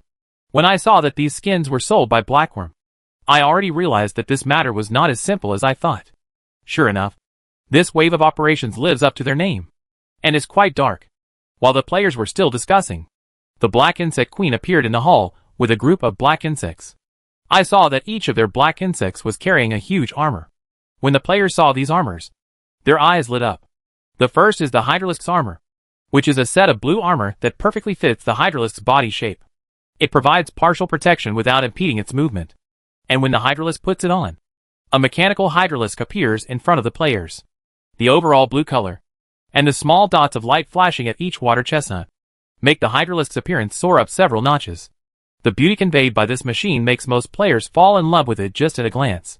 But at this moment, seeing the players staring intently at the word model Hydralisk, the Black Insect Queen knew that this wave was stable. In fact, when he first created these armors, he was always worried that he would not be able to sell them. After all, these armors have no bright spots compared to the powerful physique of the Zerg. Although some units like the basic Hydralisks, their defenses are slightly worse than those of these armors. But it's basically in the same state. And the defense of some armors, like the Mutalisks, is many times higher than those of these armors. Therefore, in the eyes of the Black Insect Queen, these armors are purely useless and have no substantial effect at all. But at that time, Jiang Yao confidently told it to manufacture it with confidence and ensure that it would not worry about sales. Even though Jiang Yao said this, the Black Insect Queen still had no idea. Although she was worried, she would naturally obey Jiang Yao's instructions. But now, Seeing the player's performance, it really doesn't understand. Why do players like these very tasteless things so much? Although there is a lot of misunderstanding, the Black Insect Queen has not forgotten her work. So it quickly introduced the functions of these sets of armor to these players. Dear Zerg warriors, the armor you are seeing now is the Hydralisk 1.0 armor. This suit of armor must have very strong defense. The defense power is about the same as that of the cruiser of the Evernight civilization. Wearing this suit of armor should be able to effectively improve everyone's defense power. Speaking of which, the Black Insect Queen's confidence was obviously lacking. But she still had to bite the bullet and continue to recite the manuscript that Jiangyao had given her in advance. Not only that, while it has very strong defense capabilities, it also has certain battlefield auxiliary capabilities. Using War as energy source, it can support a small shield to protect warriors. When saying this, the Black Insect Queen carefully raised her head and glanced at the players, wanting to know how they reacted at this moment. Because in its eyes, these functions are completely useless. The Zerg's energy-devouring shield is definitely better than this thing. In terms of defense, the Zerg's own defense is very high. Therefore, the armor's defense is useless. But when it saw that the players were still eagerly waiting for its next chapter, it was confused. Although she doesn't know the situation, the Black Insect Queen knows that if players with two useless abilities can accept it, then the next step will be easy to handle. So it continued to read, I wonder if all the Zerg warriors still remember the space battle? How many Hydralisks have no choice but to become space junk because they do not have the ability to fight in space? And this suit of armor perfectly solves this weakness of Hydralisks. The armor equipped with an anti-gravity device and a propulsion device allows the Hydralisk to engage in space combat like the Allosaurus. Not only that, this battleship also has a stealth function. This set of warships can reflect most reconnaissance signals. This ability is combined with the Zerg's own signal reflection talent. The combination of these two makes it easier for you to hide yourself without being discovered by the enemy, which is a good helper for surprise attacks. And considering the needs of ground combat, this armor is also equipped with an optical camouflage function.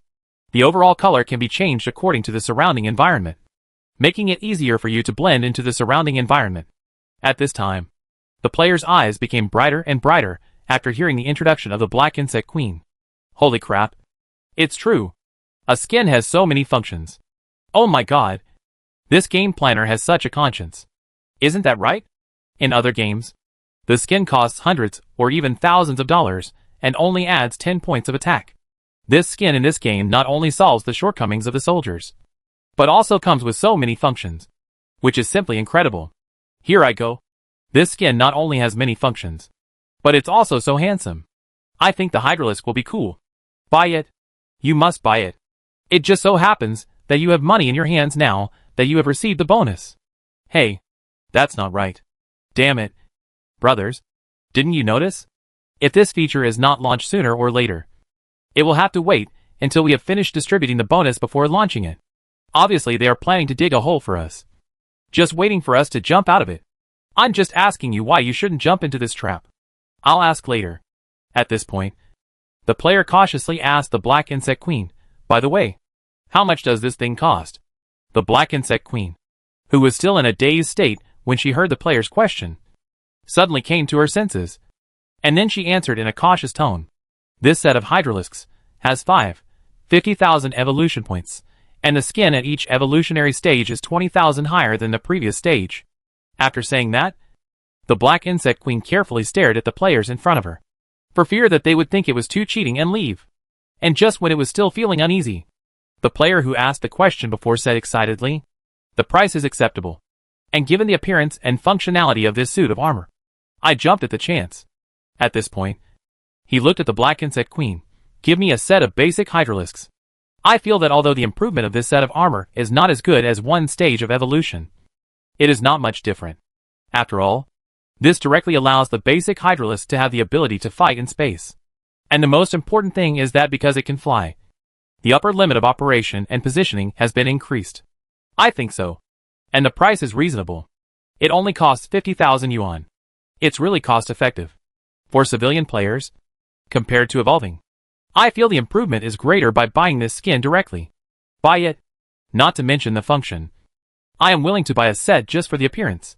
By the way, are there only Hydralisks now? Are there any other types of soldiers? Hearing the Black Insect Queen quickly replied, well, in addition to hydralisks. There are also two types of soldiers: worker bees and velociraptors. Other types of soldiers will be introduced later.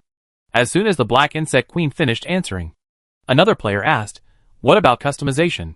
I remember the announcement mentioned the customization function. The customization function is not available yet. When it is launched in the future, I will inform various Zerg warriors as soon as possible. Chapter 290 for the fleet of Crossel civilization is coming. The skin sales this time were just as Jiang Yao expected, and the results were not very good.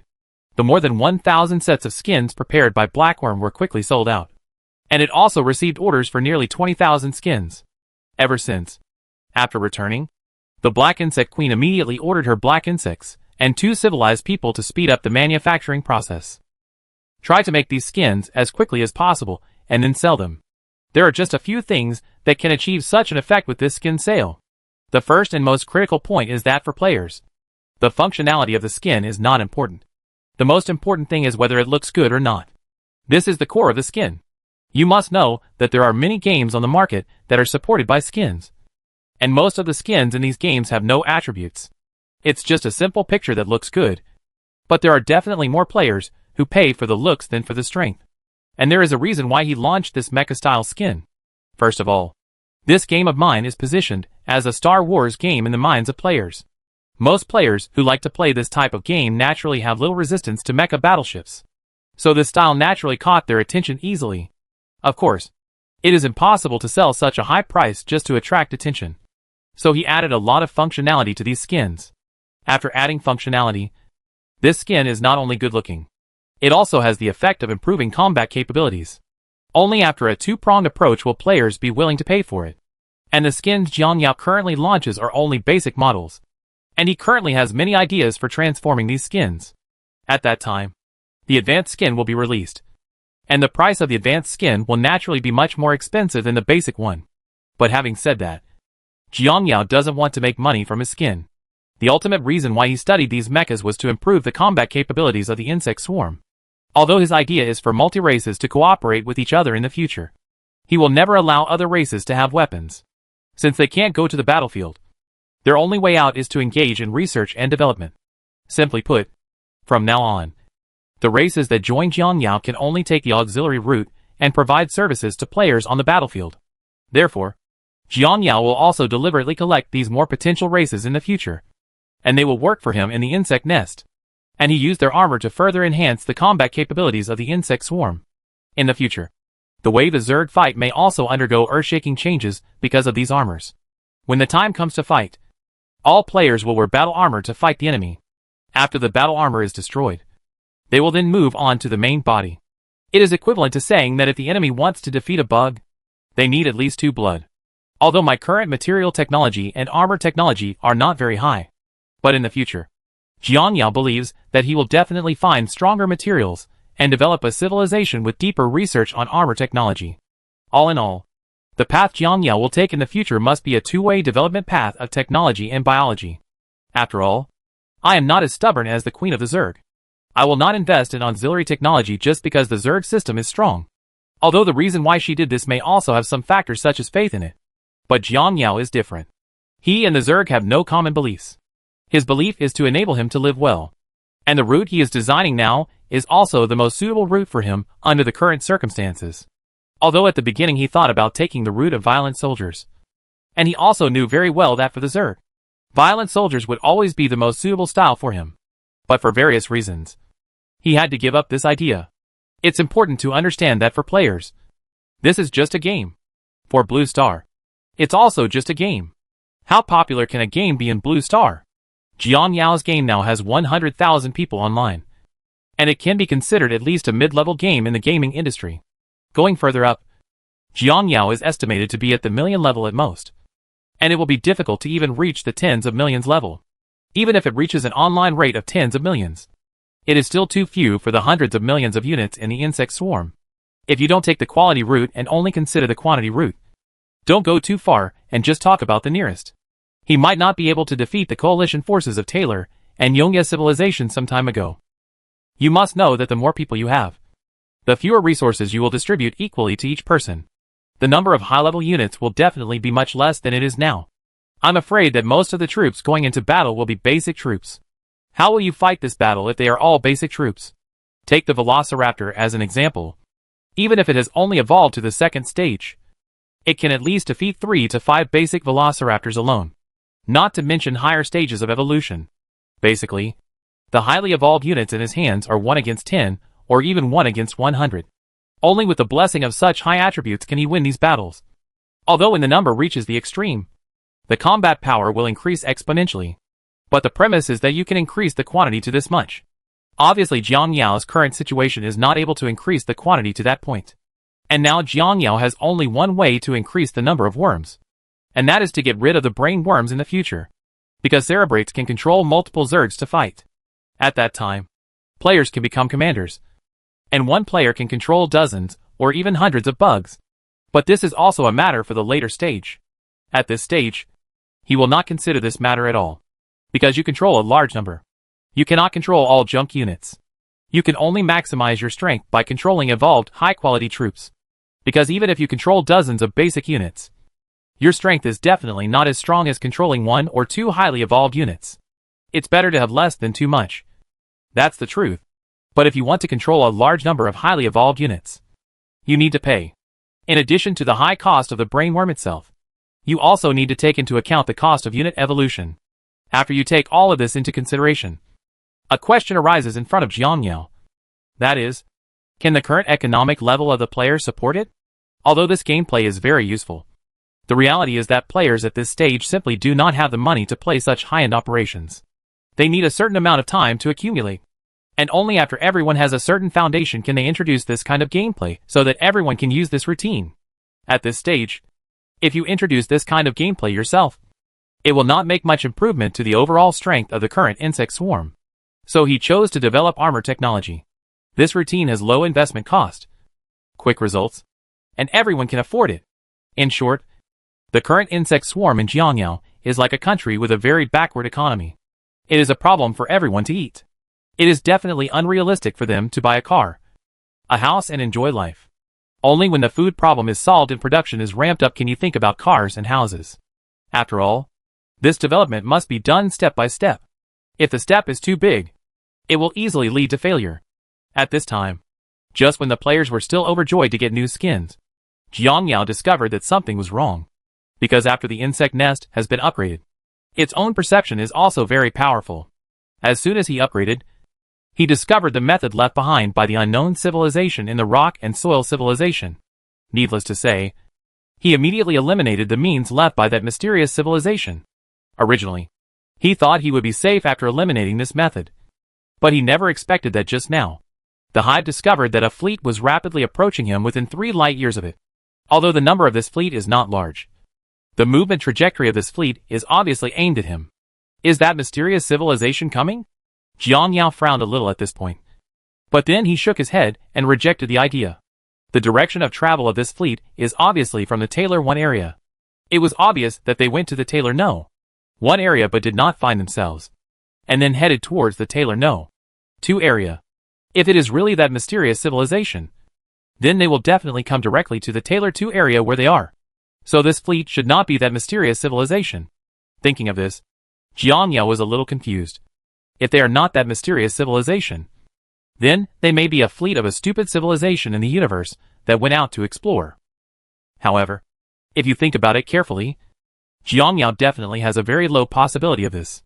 After all, this fleet is very purposeful, and it is obvious that it is well prepared. Although he didn't figure out who this civilization was for a long time, he still responded immediately. The next moment, the huge snake-shaped insect nest in the universe was seen moving, and it was seen flying towards the periphery of the planet. At the same time, the players all flew out of the insect nest and prepared for battle.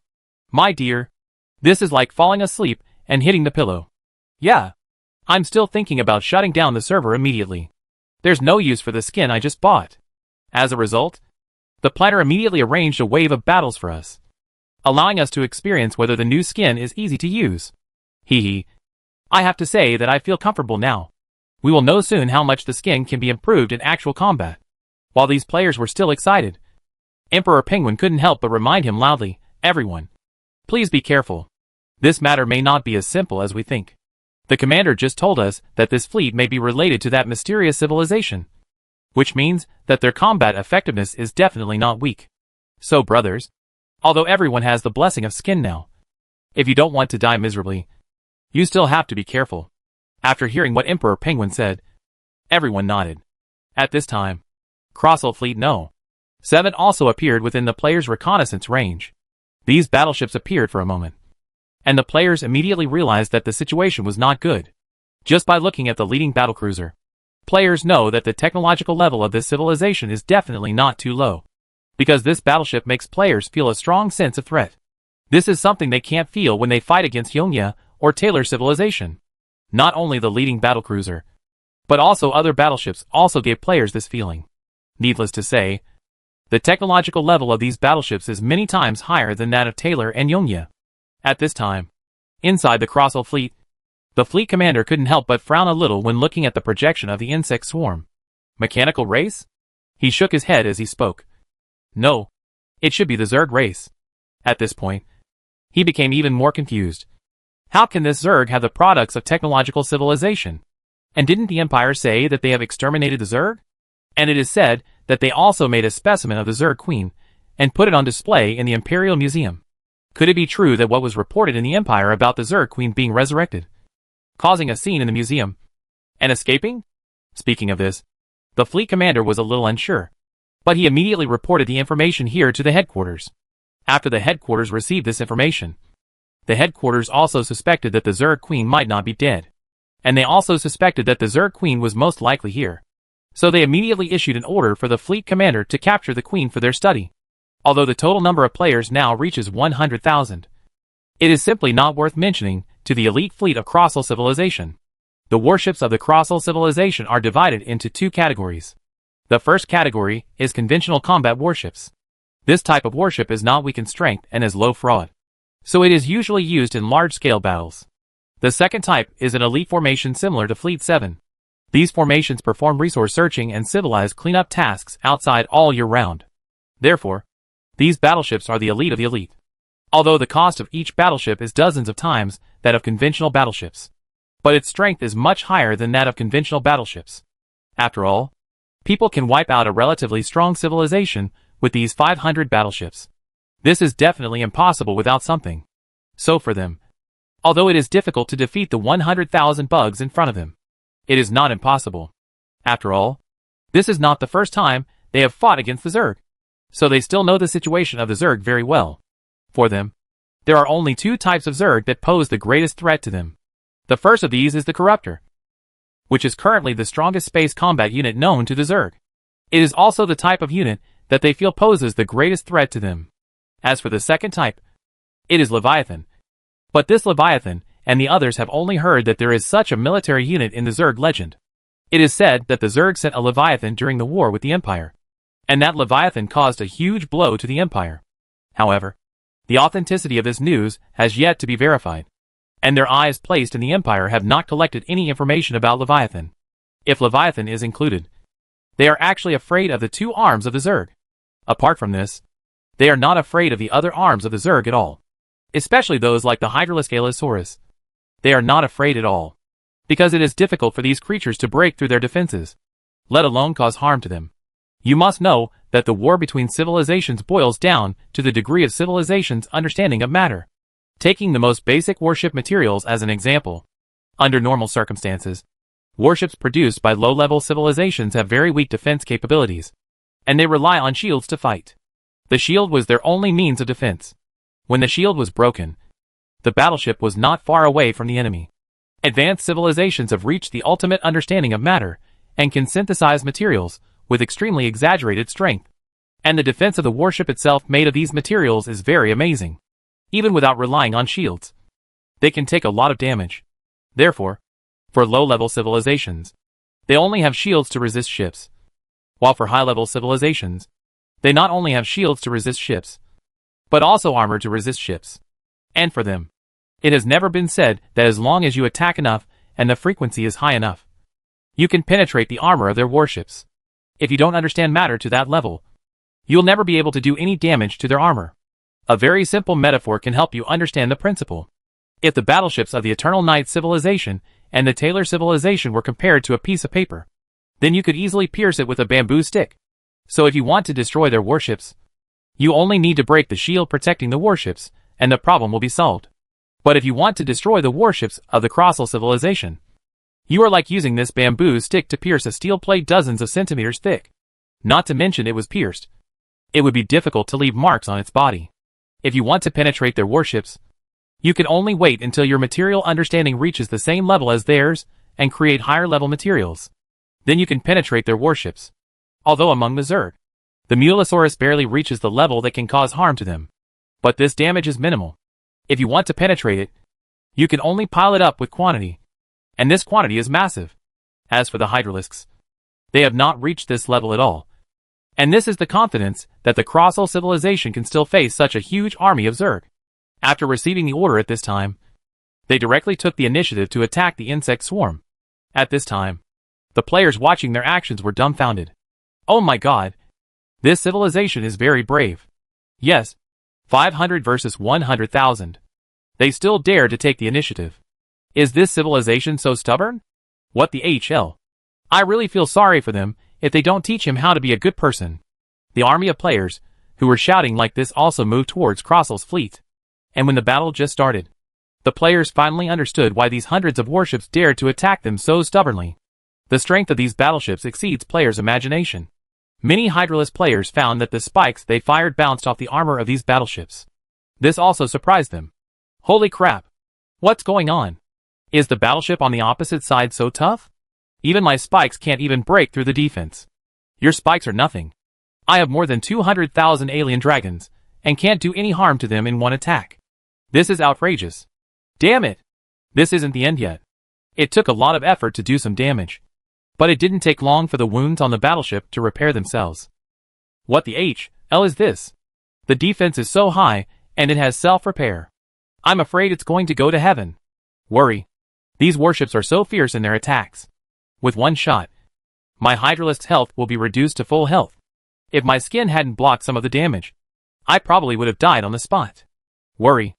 I couldn't beat him. I slipped away. At this time, Xianyu, who saw all this, couldn't help complaining. That's why I told you not to waste your time. You buy skins every day just to show off, without even looking at what these monsters are like. This is obviously a high-level monster. It is naturally not on the same level as the low-level monsters you fought before. Speaking of this, Xianyu looked at everyone in the guild and said, if you want to fight these high-level monsters, you need highly evolved troops. I just observed them carefully. If you want to cause damage to these battleships, you need to at least reach the attack power of the alien dragon. And even if you reach the attack power of an alien dragon, the damage you can do to them is minimal. It is currently known that the attack power of the basic mutant dragon is 1500. And this is also the basic defense breaking standard. If you want to break defense and cause good damage, your attack power needs to be at least 2000. So, if you are a Hydralisk player, you need to evolve to the first stage of Hydralisk. And if you are a Velociraptor player, you need to evolve to at least the third stage of Velociraptor. At this point, Xianyu shouted at everyone in the guild, from now on, brothers who have met this requirement are prepared to listen to my command and prepare to fight. At the same time, some other guilds immediately responded in the same way. Unlike the individual players who attacked before, the guild players obeyed the orders during the battle. Therefore, they will not move as long as the commander does not issue an attack order. At this moment, Crossal's fleet commander couldn't help but sneer as he looked at the swarm of insects that were constantly attacking him, but could not cause any damage. So what if you bugs are blessed with some mechas?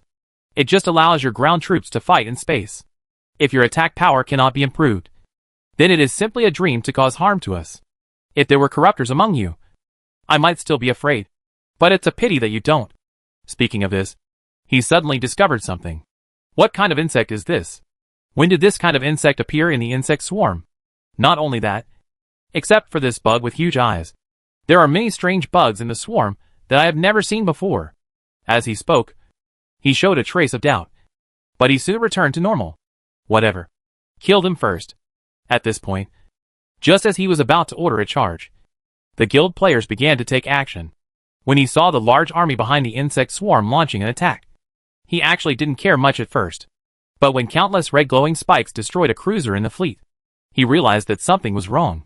And before he could react, he saw several huge alien dragons attacking him. And then an incredible scene happened. These giant mutant dragons covered with lava streaks can not only cause huge damage to their battleships, but also spit out blade insects. What's even more terrifying is that these blade insects can cause secondary damage to them after they explode. Under the attack of this alien dragon, their warship could not withstand a few attacks before being destroyed. Of course, this is not the most terrifying thing. The most terrifying thing is the attack of those creatures with huge eyes. The light emitted by that creature could easily penetrate their battleship. It's not consumption bit by bit, but direct penetration. Do you have any idea? This means that the attack power of that kind of insect has reached a very terrifying level. When they wanted to kill this kind of bug, some bugs twice the size of them stood in front of these eyeworms. Of course, the fleet commander didn't pay much attention to these bugs at first. They are nothing more than cannon fodder. But after they attacked, he realized that the situation was not good, because their attacks could not cause much damage to these bugs. Although the main guns of their battlecruisers can cause greater damage to these bugs, the recovery ability of these bugs is really amazing. He saw with his own eyes that the insects that were torn apart by their main attack only took less than a minute to recover. This is outrageous. What is the concept of resisting the main gun of a battlecruiser? Now he said that he couldn't understand the insect swarm. What the hell is going on? What happened to these bugs? Why has their strength changed so much in less than 100 years? At this time, looking at the warships in his fleet being sunk one by one, the commander also looked horrified. Obviously the changes in these bugs have exceeded his imagination. At this time, the commander also felt extremely regretful. If he had known earlier that these bugs had such fighting power, even if I beat myself to death, I would not do something as silly as challenging 100,000 with 500. It's a pity that nothing happened, and Crossel's fleet was submerged in the sea of insects. Of course, the commander still sent the information about the insect swarm back to the headquarters before the battlecruiser was sunk. Although this wave of fleets of the Crossel civilization was seeking death, it still caused a lot of losses to the players. Their firepower really shocked the players. Even a unit of Hydralisk level is useless with one shot. If it doesn't wear armor, it's basically useless with one shot. As for the alien dragons, these are slightly better, but not much better. Basically, they will be carried away directly after being shot 4 or 5 times. Chapter 295. The main formation is gradually taking shape. After the battle was over, the players began to clean up the battlefield. Damn it. This wave of wild monsters is really ridiculously strong. Yeah, the monsters in this game jump a lot. Hey, if I had known better, I wouldn't have been impulsive. Now it's better. With just one impulse, the Hydralisk I just bought was washed away. It's too much to say that the difficulty of the monsters has been raised so high all of a sudden. Isn't this official forcing us to spend money? I'm so angry. You are so angry. Jill, the prerequisite for forcing you to spend money is that you have money. A poor guy like you can't force you. Damn it. You're upstairs. What you said is going too far. At this moment, the players who were cleaning the battlefield discovered special items in the enemy warships. Brothers, look at their device. At this time, a player pointed at a metal circle and said to everyone. After hearing this player's words, everyone also looked in the direction he pointed. In front of him was a strange sphere about 5 meters in diameter. On the surface, the sphere looked like it was made of mercury, and it has been undergoing irregular changes, giving people the feeling that it will fall apart at a touch. But when the players touched this sphere, it was extremely strong. After seeing this thing, the players were also attracted by its strange appearance. And the most important thing is that the energy emitted by this sphere is quite huge. Players initially estimated that the energy contained inside this sphere was at least as high as tens of thousands of units of energy-devouring crystals. And what surprises the players is that the energy inside this sphere can be directly absorbed by the players. Oh my god! What kind of black technology is this? This seems to be the energy device of the spacecraft. I guess this special item should be an item dropped by high-level wild monsters. That's not bad. Based on the energy content inside, this sphere can be sold for at least about 100,000 evolution points. At this point, the players' eyes couldn't help but light up. Immediately afterwards, they immediately began to search for this mysterious sphere among the surrounding battleships. And they discovered that each of these 500 warships had a sphere like this inside. Among them, the sphere inside the cruiser-class battleship is the size they just saw.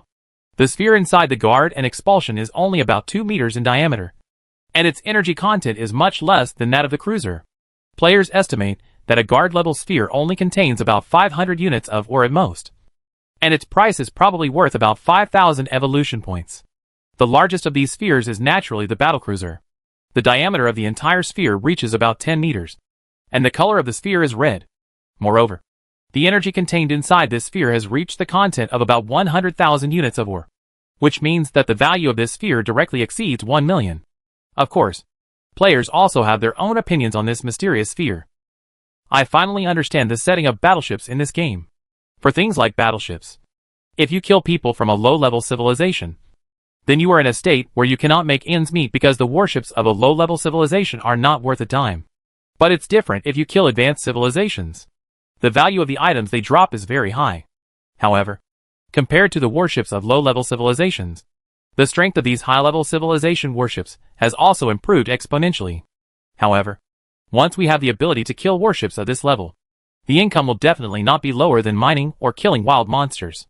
After the player finished speaking, another person continued, in the final analysis, this game cannot escape the essence of the game. If you want to kill stronger monsters and clear higher level dungeons, you must get Krypton gold. If you think about it, a battlecruiser of an advanced civilization is worth 1 million evolution points.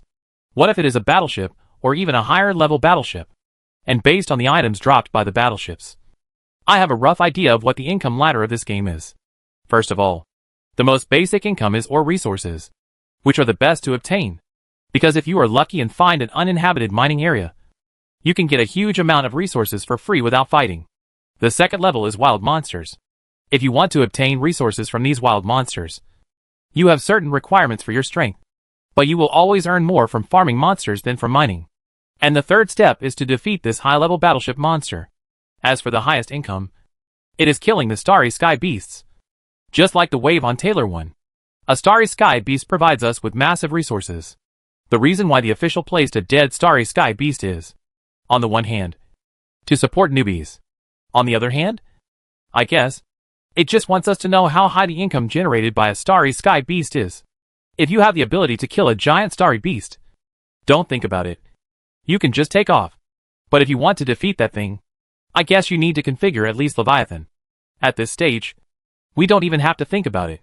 In short, there are 4 different ladder levels.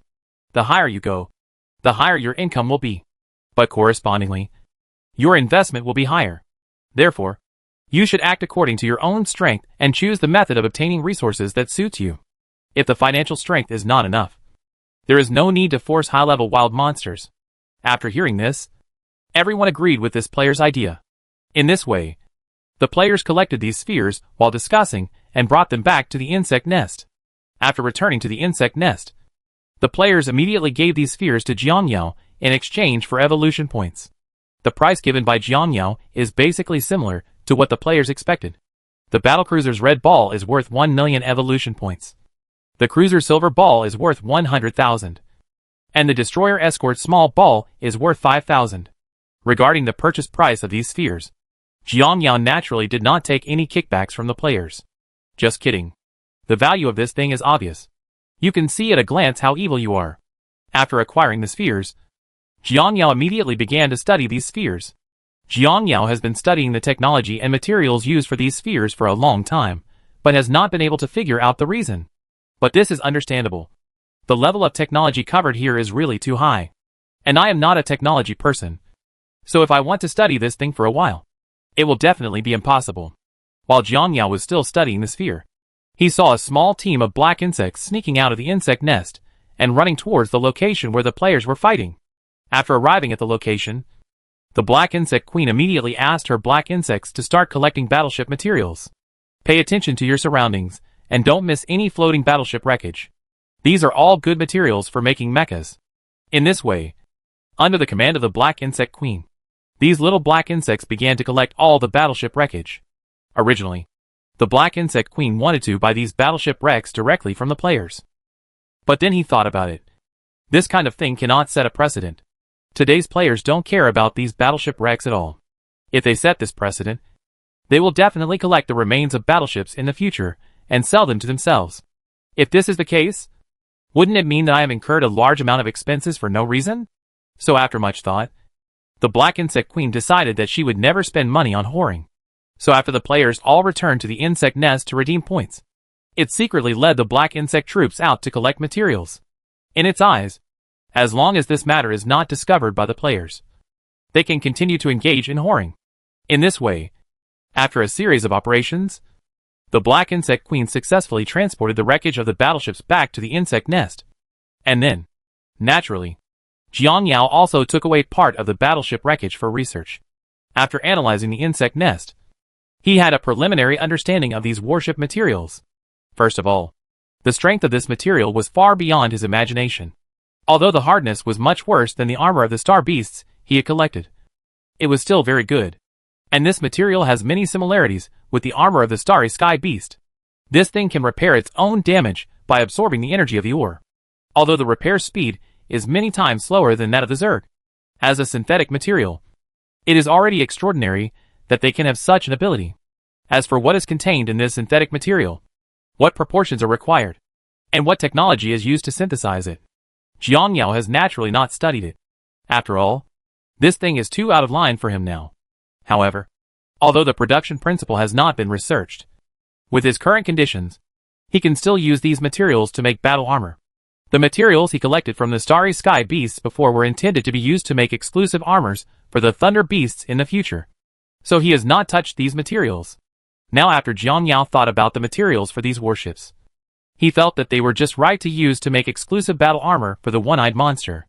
After all, for a unit with extreme attack power like the Cyclops, what it lacks most is defense. As long as the defense can be improved, its combat effectiveness will be doubled. Although players now bind level 4 cockroaches to the one-eyed behemoth, it is certainly impossible to block all damage to cockroaches. Therefore, the Cyclops will still suffer a certain amount of damage during the battle. Although the damage is relatively low, and the Cyclops can still bear it in the short term. But if it is a long-term battle, this one-eyed monster is still a bit difficult. And after the previous battle, Jiang Yao also discovered that this one-eyed beast played a very important role in the battle. Some of the enemy's high-defense combat units can be easily defeated with the Cyclops. Naturally, the one-eyed behemoth with this kind of output ability has also become a thorn in the side of the enemy. During the battle, they will definitely give priority to cooperating with the one-eyed behemoth. Therefore, the self-protection ability of this one-eyed monster is particularly important in battle. In fact, Jiang Yao wanted the black insects to make several sets of armor to protect the one-eyed beast at first. But after much thought, he gave up on this plan. Because the materials used by the battleships of the Taylor civilization and the Evernight civilization are so rubbish. They are acceptable for protecting hydralisks, but they are completely useless for protecting the Cyclops. But now, the warship materials in hand are just right. Thinking of this, he immediately ordered the black insects to design the skin of the one-eyed beast as soon as possible. Moreover, after Blackworm makes the skin of the one-eyed beast, Jiang Yao's overall strength will be greatly improved. You must know that the entire insect swarm is actually more than just the one-eyed giant beast in Potato's hands. After they discovered the starry sky beast during the eternal calamity, Jiang Yao promised them to reward each of them with a one-eyed beast.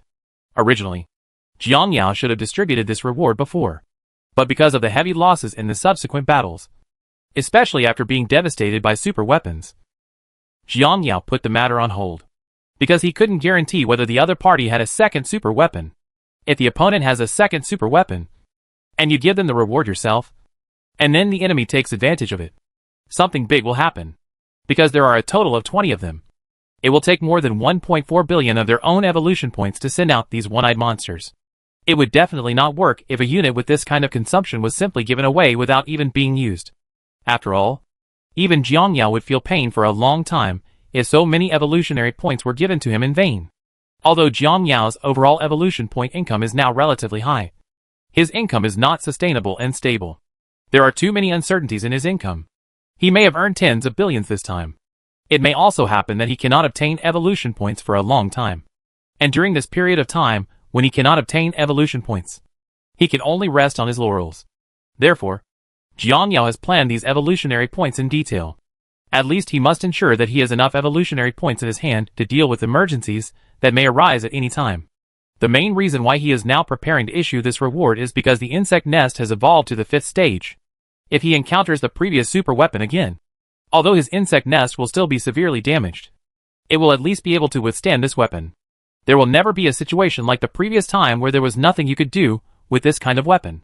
Moreover, I am about to launch the Cyclops armor, so it is just right to distribute the rewards to these players at this time. Although this group of Cyclops players are all civilian players, they have also made a lot of money during this period. So Jiang Yao is sure that they definitely have enough evolution points to buy the Cyclops armor. You must know that the rewards for the missions I gave them before were not just the one-eyed monster. I also gave them additional rewards for turning in the Starry Sky Beast material evolution points. It is also because of this reward that these players cooperate with many guilds. The guilds hand over evolution points to them, and then they take a portion of the profits. After a wave of operations, each of them made a lot of money.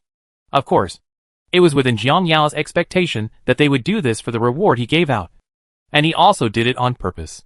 After all, this game requires players to be online for a long time. So while ensuring players' income, this game must also ensure that they have a chance to make a comeback.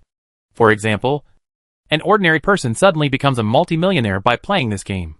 Of course, judging from the proportion of evolution points in this game and the amount of players' acquisitions, it is not difficult to achieve this goal. But this is not difficult and is only theoretical. There is a big deviation between reality and theory. From this period of time, it is not difficult to see that although the players are working hard to make progress, most of them are in a state of balance. Although they made a lot of money, they died a lot. Every time they died, they used what they had earned to make up for the losses in battle. So in the end, the players actually got very few evolution points. This kind of thing is okay in the short term. But if it stays like this for a long time and players can't see hope, then it won't be okay. The rewards and tasks that I give to these players are just to let more players see hope. Let more players know that playing their own games can change their own destiny. After all, that group of people were just like them, relying on a wave of luck to take off. Although this is survivorship bias, it is one of the few black swan events. But everyone hopes that they can also become that black swan. This is the mentality of the players after seeing this incident. This is also a very normal mentality. Just like buying a lottery ticket. Everyone knows that the probability is small. But when they see someone winning the lottery, many people still have the idea of in case I win too. Just a few days later, Jiang Yao distributed the eyeworm rewards to those players. Naturally, this incident also caused a lot of sensation. And many players were envious of these 20 people. You know, many of them were still chatting with themselves yesterday. And today they got the strongest troops in the game. This also gave many players the idea of buying an Euglena to try their luck in the universe. However, they soon gave up this idea, mainly because they needed to go out to explore and conduct research. And they were unwilling to memorize the hundreds of thousands of words of research content. While players were still envious of these players, Blackworms also took advantage of the situation and released exclusive armor for the Cyclops. In fact, it is not difficult to make the armor of this one-eyed monster. After all the materials are readily available. It's nothing more than smelting and assembly. Now that Blackworm has a large number of men, it can be operated very quickly. This time, the Black Bugs created a total of 29 sets of exclusive outfits for the one-eyed behemoth. Because now there are 29 one-eyed behemoths in the insect swarm. And when the Black Bugs took out the armor of the one-eyed beast, everyone's eyes lit up. Because in addition to being handsome, the exclusive armor of this Cyclops is very functional and suitable for this troop type. First of all, this armor has very powerful defensive capabilities, and it uses a special metal. This metal can recover the damage it has suffered after absorbing the energy. Not to mention other functions. This function alone makes many players feel uncomfortable. And this suit of armor has another incredible function, which is the energy devouring reserve function. It can store 500,000 units of energy devouring power. No matter which of these two functions it is, the one-eyed behemoth lacks. The reason why the Blackworms only designed these two functions was decided after long discussions with experts from the Taylor civilization and the Evernight civilization. First of all, the Cyclops has many skills, and its attack power is very high, compared with other arms. Except for its relatively low defensive capabilities, it basically has no flaws. So after careful consideration, they decided to strengthen the defense capabilities of the Cyclops. After all, except for its defensive flaws, this one-eyed beast basically has no shortcomings. Therefore, it is better to make the functions of the armor more bells and whistles, resulting in high performance and low performance. It would be better to perfect a certain aspect and make up for the shortcomings of the one-eyed behemoth as much as possible. So after determining the general direction, a set of armor came out. This set of armor focuses on two directions. The first is to enhance the defense capabilities of the one-eyed behemoth, and the second is to provide it with energy-devouring supplements to increase its combat endurance. After putting on this suit of armor, plus the 900,000 energy-devouring reserves of the Cyclops itself, it is equivalent to having a total energy-devouring capacity of 1.4 million. This energy reserve allows the one-eyed beast to increase its combat power by at least 40%. In short, after all this hard work, Jiang Yao's top combat power group has now been initially formed. The next thing he needs to consider is to find a way to let players evolve a few more level 4 cockroaches, because he now has the output but still lacks human shields. 29 one-eyed monsters paired with 6 cockroaches don't look right.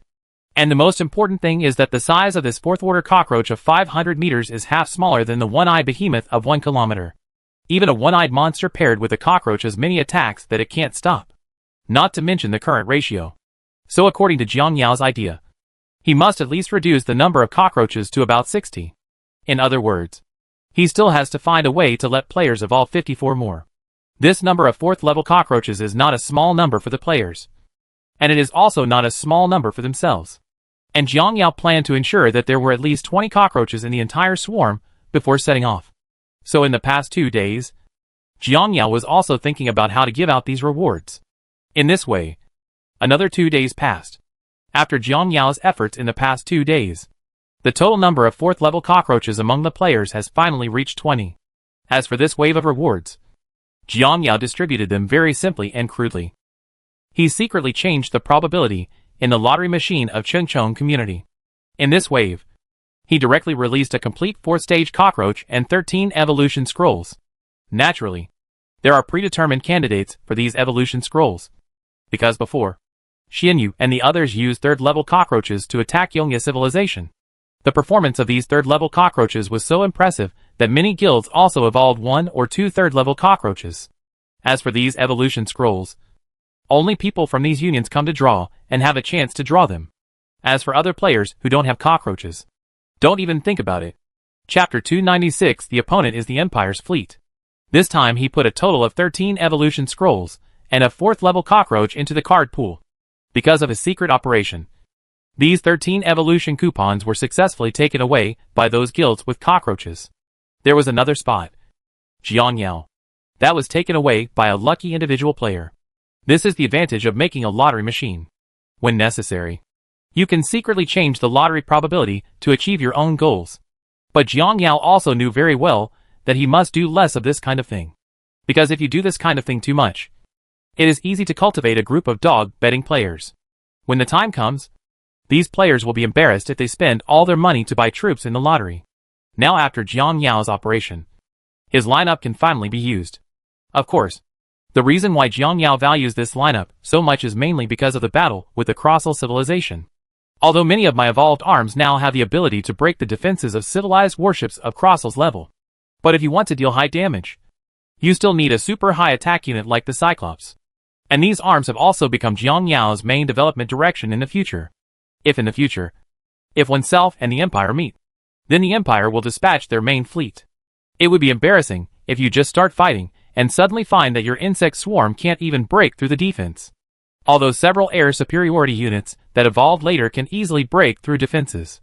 However, even if these arms are released, it is impossible to install them in large numbers immediately because this requires funds. Therefore, before players can popularize it, these units are still needed to support the scene. Moreover, for an extreme unit like the Cyclops, Jiang Yao estimated that even if he developed a new unit in the future, it would be difficult for a unit similar to it to emerge. You know, the attack power of a one-eyed monster reaches a full 200,000, while the 4th level cockroach, which is not much different in price, only has 20,000. Although the cockroach is defensive, it is not much lower than the mutant dragon of the same level, because the attack of the 4th-stage mutant dragon is only 30,000. In this comparison, the difference between the alien dragon and the one-eyed giant beast suddenly emerged. This is also the reason why players currently only have Tier 3 mutant dragons in their hands, but not Tier 4 mutant dragons, because the gap between the 4th order alien dragon and the one-eyed giant beast is too big. In terms of attributes, the survivability of the mutant dragon is definitely superior. because the one-eyed beast only has 1 million HP, while the alien dragon can reach 1 million HP in just 3 stages. Not to mention the 4th stage. Talking about the 4th level alien dragon. Although the 4th level alien dragon has higher HP and defense than the one-eyed monster. What is the use of it? Just attack it and crush it to death. This is a full 6 times difference in output. Although it only costs 40 million to evolve a 4th order alien dragon, which is half less than the one-eyed giant beast. But most of the guilds believe that it is definitely a one-eyed creature that needs to evolve, not a mutated dragon. Because in the eyes of most players, they actually don't like hexagonal warriors very much. For many players, either you have the ultimate defense or you have the ultimate output. You can only choose one of the two. Most people who play games still prefer to pursue the pleasure brought by high damage. Including previous battles, the damage done by the Cyclops was the envy of many players. It takes them a long time to kill one of them. But the one-eyed monster can kill a child directly. This game experience is completely different. Just imagine. It takes you 10 minutes to defeat a boss, and you are finally exhausted. Others send you away directly in less than a second. What a contrast. If you see this kind of thing too much, you will pursue the ultimate output. Of course, this idea of the players is also more in line with Jiang Yao's development concept. And Jiang Yao's favorite among all the soldiers is the one-eyed monster. Although the cost of this monster is high, its output is still worthy of his high price. If the base mutant is used as the unit of measurement, one one-eyed monster is equal to the combined output of more than 100 mutant dragons. The total DPS of the 29 one-eyed beasts in his hand now is equivalent to the DPS of nearly 4,000 basic mutalisks. Of course, it would definitely not work if all the troops were developed into one-eyed behemoths. After all, there are a lot of small boats in large-scale wars. High DPS units, like the Cyclops, have very little effect in cleaning up small boats, just like cannons that fight mosquitoes. So at this time, other units with relatively good performance are needed to help clean up the shrimps. In short, regarding the combination of arms, Jiang Yao's high-end arms focus on the Cyclops, while the mid-range and low-end arms are basically everywhere, with a little bit of everything. At this time, when Jiang Yao was still planning for his future military deployment, he discovered the situation again. That's right. Something happened again. Another fleet was discovered by the Hive. What's wrong with this? We just got a wave of fleets. Why is there another wave coming in less than a week? Although they must have sent the information here to their home planet before they were wiped out in the previous battle, there is no reason for another batch to come so soon. Thinking of this, Jiang Yao couldn't help but frown. Could it be that the area I'm in now is too close to their home base? So that's why this situation happened?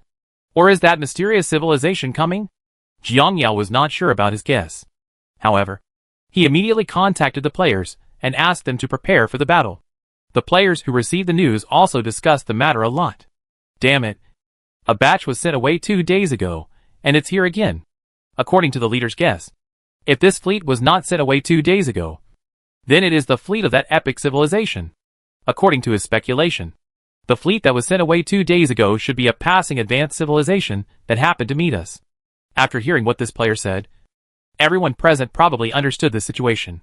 In short, no matter what their situation is, we will eat as much as they come. It's just that this time we should be more careful and understand the opponent's strength first. We can't be as reckless as last time. You are afraid of a hammer this time. Please understand that we have a total of 29 one-eyed monsters this time. In addition to 24 cockroaches, we also have hundreds of thousands of troops. With this configuration, do you think the opponent's more than 1,000 warships have a chance of winning against us? Amid the discussion among the players, this fleet soon appeared in front of everyone. And when this fleet appeared, everyone couldn't help but feel some pressure. Especially when the players saw the dreadnought ship with a length of more than 4,000 meters. They immediately understood that this civilization was probably much stronger than the last civilization. Brothers, this is not a good situation. According to the official setting of battleships, if I am not blind, that battleship should be a dreadnought. While the players were still discussing this, Emperor Penguin slowly spit out a few words from his mouth. Dreadnought? Oberon class type 1. After hearing what Emperor Penguin said, the players all cast doubtful glances at him. Emperor Penguin, who noticed everyone's doubts, also told everyone the information he knew. There is no battleship of the level of a dreadnought in the Empire, because they have long removed the dreadnoughts from the Empire's battleship classification. And battleships of this level are usually still used by some of their affiliated civilizations. If I guess correctly, This fleet should be a subsidiary civilization of the Empire. How are you so sure? Other players asked subconsciously after hearing what Emperor Penguin said. This battleship is called Oberon Class Type 1. It was developed by an affiliated civilization of the Empire, with reference to the Empire's Oberon Class battleship. Although the overall strength is many times weaker than the Empire's Oberon Class, it can still be regarded as an extremely powerful battleship. This battleship is also introduced in the official information provided. The data on this battleship was leaked for unknown reasons, which led to many civilizations under the Empire having this kind of battleship. Therefore, this battleship appeared many times in the previous wars between the Zerg and the Empire. Players were dumbfounded after hearing the Emperor Penguin tell the whole story. If Emperor Penguin's analysis is correct, then the fleet coming this time is most likely the Empire's fleet. Players are also very clear about the relationship between the Zerg and the Empire. Through previous official information, players know that the Zerg is now in a state of insignificant development. If they were to face off against the Empire at this stage, their strength would not be enough to defeat them. But now, when this fleet appears in front of the players, they can basically be sure that the Empire may send more warships to hunt them down. If you don't do one thing, you won't stop. Destroy this fleet at all costs and then run away. Although the Empire is powerful, as long as we are humble, it will not be easy for the Empire to find us in the vast universe. Although they found us easily this time, the reason is because they left a backup on our insect nest. After the insect nest evolved, the leader immediately pulled out this backhand. So as long as we escape, it will not be so easy for them to find us in the future. If I guess correctly, the mysterious civilization mentioned in the epic mission issued by the leader should be the Empire. I'm talking about how the rewards for this epic mission are so ridiculously high. The highest reward for each guild member is several evolution coupons, which lasts for half a day. I knew this epic mission wasn't that simple. Sorry. I was still imagining that if our guild completed the mission, it would take off directly. Now it seems that I thought too much. Okay everyone, don't lament. First deal with the enemy in front of you. After that, the players took the lead in attacking the Empire's warships. And when the war started, the players fully realized the power of the Empire. First of all, their warships are much higher than the Crossal civilization in terms of firepower and defense. Taking the lowest attack to break the defense as an example, Crossal civilization only needs about 1,500 attacks to break the defense. This batch of warships in the Empire requires at least 2,000 attacks. That is to say, the Hydralisks that evolved in the first stage barely reached the defense-breaking damage threshold. As for the basic Needlisks, they were completely unable to cause any damage to these battleships. Players said this was outrageous. You must know that this civilization is just a subsidiary civilization of the Empire, and it is not even a regular formation of the Empire. Just such a team can have such strength. Then one can imagine what the strength of the Empire's regular army has reached. Damn it. Brothers, each other's strength is too strong. How can we fight like this? You can't break the defense at all. So let's hit him with a hammer. Brothers, cheap troops rush forward and serve as cannon fodder to provide opportunities for high-end troops to deal damage. Hack you. Why don't you act like cannon fodder? Mard? Did the cheap soldiers dig up your family's ancestral graves or something like that? Okay, don't make any noise. So civilian players and individual players return to the insect nest by themselves. If you continue here, you will also be given away. In addition, powerful guilds will sign up individually, and each guild will be responsible for a group of monsters. Because of the special nature of the opponent's ship, many individual players were just giving away meat. So after much deliberation, Weiji and the others decided to let these players return home first. The next battle is left to the guild players. Of course, this loot naturally does not belong to those individual players. After discussion, they decided that each of the remaining guilds would be responsible for a group of monsters. And in the end, the guild's loot would be the group of monsters it was responsible for. After determining the distribution plan, the players of these guilds immediately launched attacks in the areas they were responsible for. Although the overall strength of guild players is relatively strong, members don't have to worry about whether they die or not. So their worries are undoubtedly much less than that of individual players. But even so, this wave of their fight was still extremely difficult. The opponent's firepower was too fierce.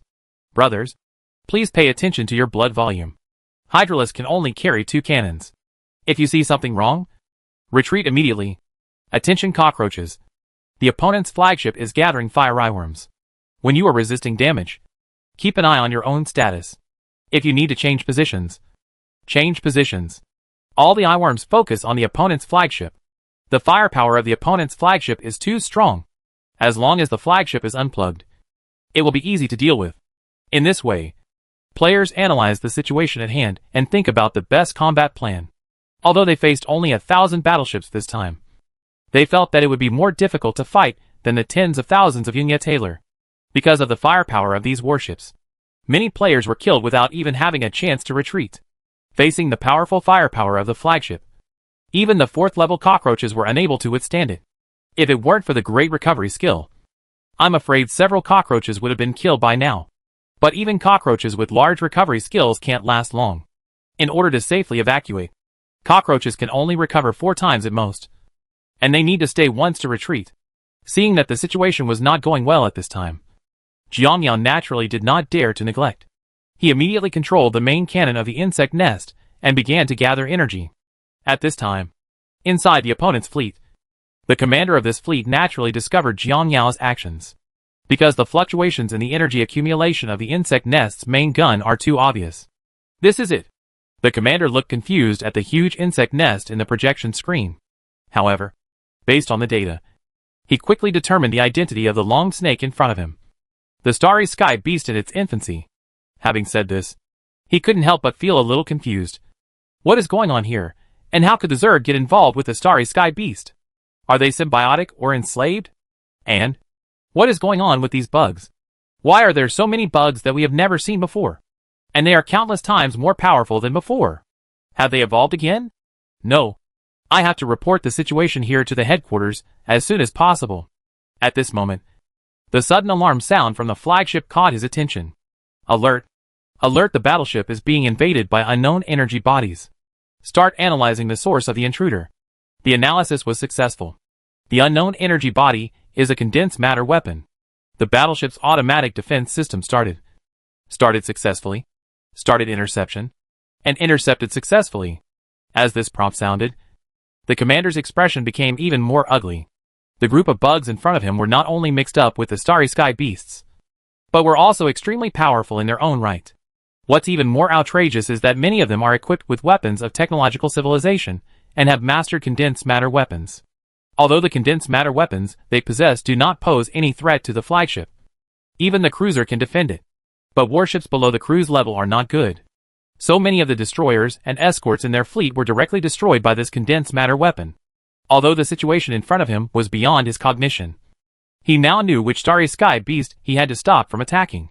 Thinking of this, he immediately ordered a fleet to attack the starry sky beast in an attempt to interrupt its attack. At this moment, the players were naturally able to let him get his wish. I saw that the players also sent many people to intercept. Report to the commander. The swarm seems to have seen our intention, and they are sending troops to intercept. Find a way to break through their interception. No. The opponent's firepower is too. Before he could finish his words, the battleship was destroyed by the players. And at this moment, looking at everything that happened, the commander also knew that they might be defeated today. Damn it! How could those bugs have such strength? What exactly is going on? At this moment, a thick beam of light was seen spraying out from the giant snake's mouth and heading towards his dreadnought. Immediately afterwards, the huge energy began to destroy the armor and shields of the dreadnought ship wantonly. Although as a flagship-level dreadnought, it is not weak in defense and attack, but it still seems a little powerless in the face of eyeworms and high fire. At this time, Jiangyao couldn't help but be a little surprised when he saw that his main gun could not kill the dreadnought ship in seconds. How could he care so much at this time? He immediately ordered all players present to set fire to the dreadnought at the same time. Although this will cause the players to lose a lot. If this battlefield harvester is not solved, the players' casualties will be even more severe. At this time, as players joined in, the shield and armor value of this dreadnought ship dropped faster. The commander can't hold on any longer. Even though all our systems are in overload mode, the enemy's firepower is too fierce. When he heard the report from his subordinates, the commander also looked gloomy. This time he admitted that he underestimated the Zerg. Looking at the flagship that was already on the verge of collapse, the commander murmured, I originally thought that one dreadnought could easily wipe them all out. But I never expected them to be so powerful. Which is great. Very good. Bugs. It is a good thing for us that you have evolved to this extent. Because the stronger you are, the greater the probability of our plan to succeed. As he spoke, The commander was overwhelmed by the flames of the flagship's explosion. The next moment, the commander was seen waking up from the cloning cabin. After waking up, he immediately walked in the direction of the combat headquarters. Now he needed to report everything that had just happened to the higher-ups. Consciousness transfer technology can also be called cloning technology. This technology is to cultivate countless clones of you and store these clones in special cloning chambers. When you die, your consciousness will be transferred to the clone body by a special device implanted in your body. This technology is also a type of immortality technology. Immortality is achieved by constantly replacing clones. And this technology can also give birth to countless elite warriors in civilization. Of course, not everyone can use this technology. Only when your level reaches the level of squad leader will you be eligible. It is also very difficult for a soldier in this civilization to become a squad leader.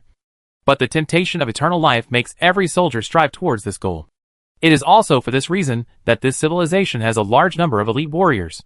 And with the extended development of clone technology, they can transform each clone so that these clones themselves can have relatively powerful combat capabilities. At this time, after arriving at the command headquarters, the commander began to tell everyone what had happened before. On the other side, after the battle, players also began to clean up the battlefield. In this battle, although the number of enemies was not large, the losses suffered by the players were very heavy. A total of 5,000 battle losses. And they were all high-priced units after evolution. And this was only a loss of 5,000 when the overall number of players was dozens of times higher than theirs, and they were moving faster. If their number had been smaller, and they were moving slower, then the battle losses would have been much more. And through this time, players can be considered to have a certain understanding of the Empire, the top existence in the universe. Chapter 297 Abnormal Imperial People. After the war, inside the hive, the players are escorting several Imperial soldiers in black armor towards the interrogation room. There were 27 prisoners in this group, all Imperials who had survived previous battles. In the previous battle, after the players destroyed the opponent's flagship, the next battle became much easier for the players. Because considering that the opponent is an empire, the entire game is also a boss-level existence. So players deliberately left a few behind when destroying battleships. The purpose was to capture a few soldiers and see if they could get any information about the Empire from their mouths. After all, now that they have begun to face the Empire directly, they must get some relevant information. Otherwise, it will be very embarrassing when the time comes and the Empire is looking at each other. However, no matter how careful the players were, they only captured these 24 alive in the end. Although these survivors are few, the players feel that it should be enough. In this way, the players took them to the interrogation room, just as they thought at the beginning. This group of people are all tough. No matter how the players interrogate them, they will kill them all.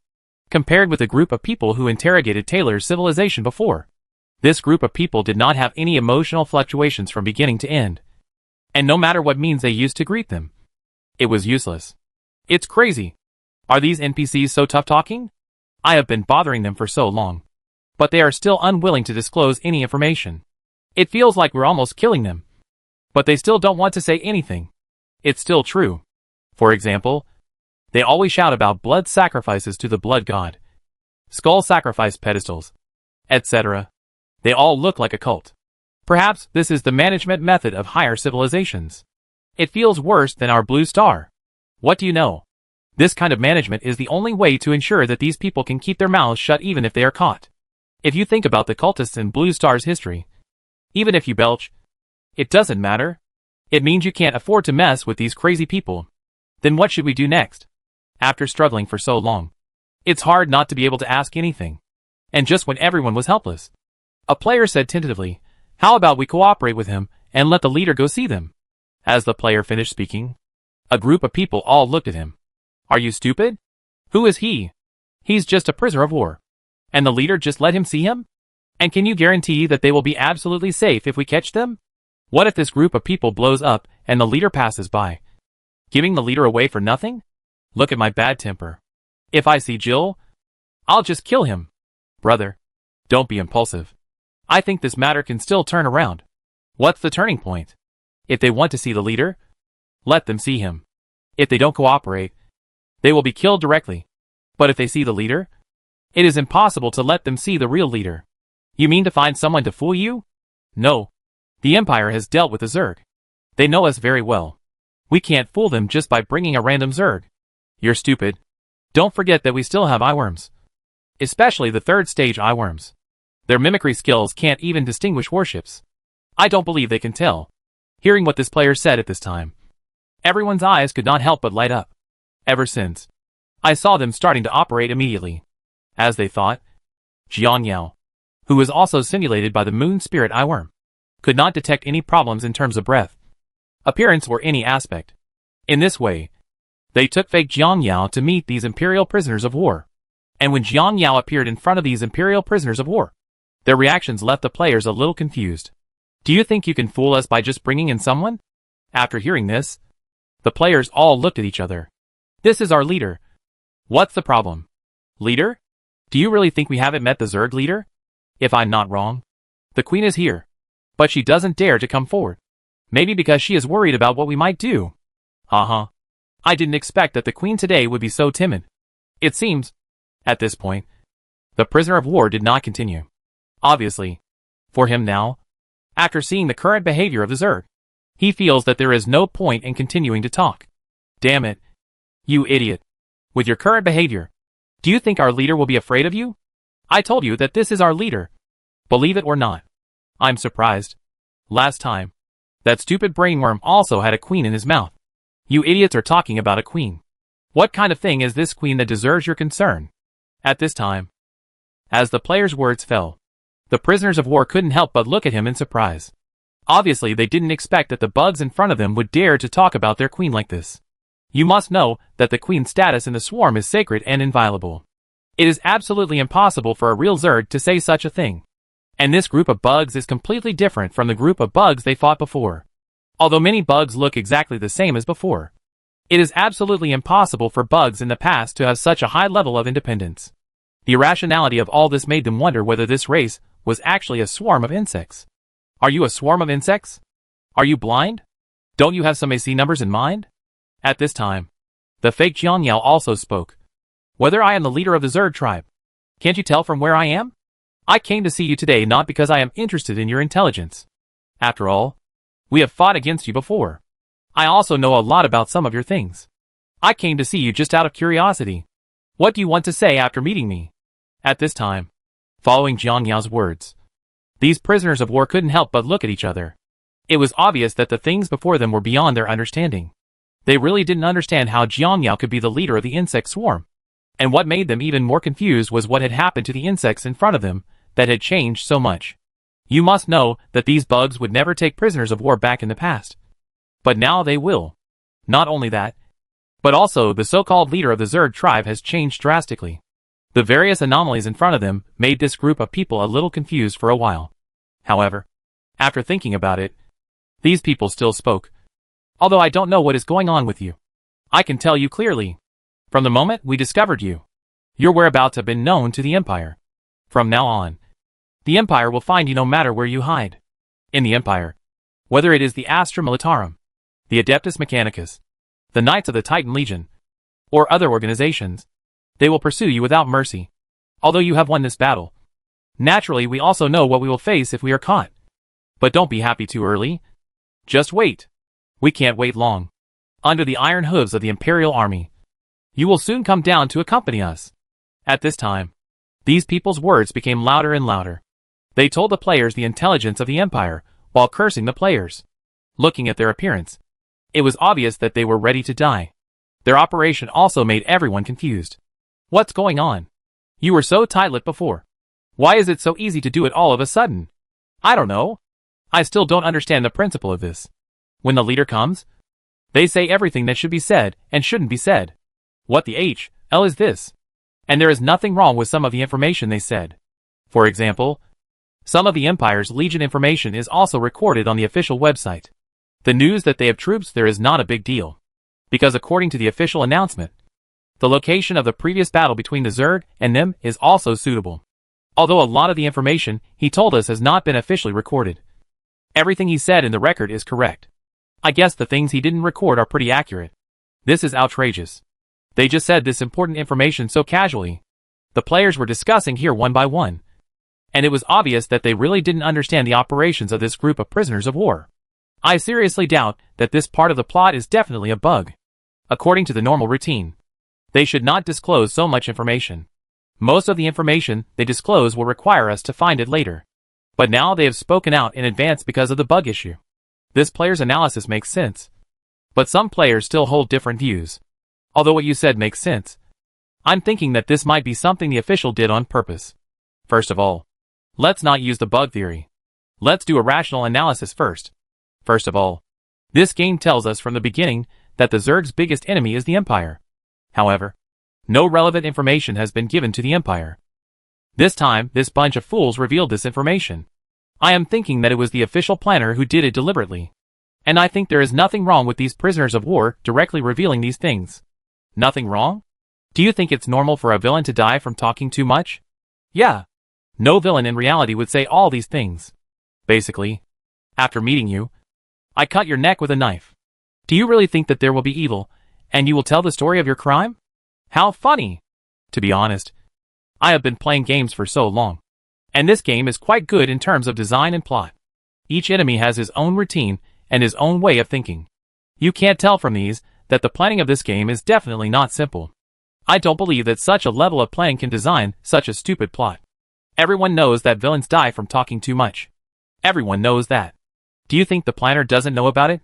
Since the planner knew it, he deliberately created such a plot. Do you think it is possible? Yeah. You thought this game was just like those movies. The villain tells everything at the end, and then gives justice a pig's foot to send away.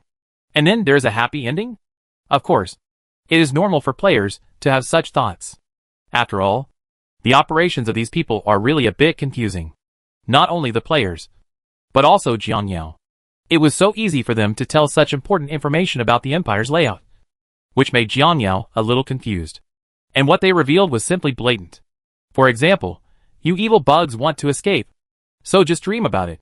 If you go in a certain direction, you will encounter a certain legion of the Silver Hammer in a certain galaxy. Even if you defeat them, who will you encounter if you go forward? All in all, although the words are full of provocation and abuse, this point is unambiguous. This has completely confused Jiang Yao. Anyone who can report points like this is not reporting randomly. If there was no sworn hatred between him and this empire, he would never be able to do this. However, these civilizations are all affiliated civilizations of the empire. And according to the inheritance of the insect nest, Jiang Yao knows very well that the loyalty of many people within the empire is very high. Because in essence, the entire empire belonged to a religious country. What they believe in is the same, even if their ideas are different. In the end, their purpose is the same. In such a situation, it is difficult for so-called spies or spies to appear. Even if these things appear, they will definitely not serve the Zerg for the forces behind them. Chapter 298, this is not the Zerg from before. At this time, the players did not think as much as Jiang Yao thought. They are still discussing the plot. I think this matter is really a plot issue. I seriously doubt that this game has outsourced the plot to some outsourcing company. Otherwise, how could such a bad script be written? I think this script is very reasonable, and there is no problem with its logic. Looking at the quarrel among the people at this moment, a player who had just come online tentatively asked, "How about I ask again, and see if this group of people can reveal anything more?" Ask Gil. This group of people just told us this information, and they were stunned by us. Damn it.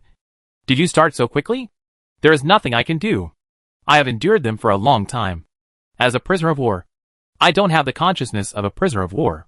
He made all kinds of demands with confidence. And if he hadn't seen them as useful, he would have given them to them long ago.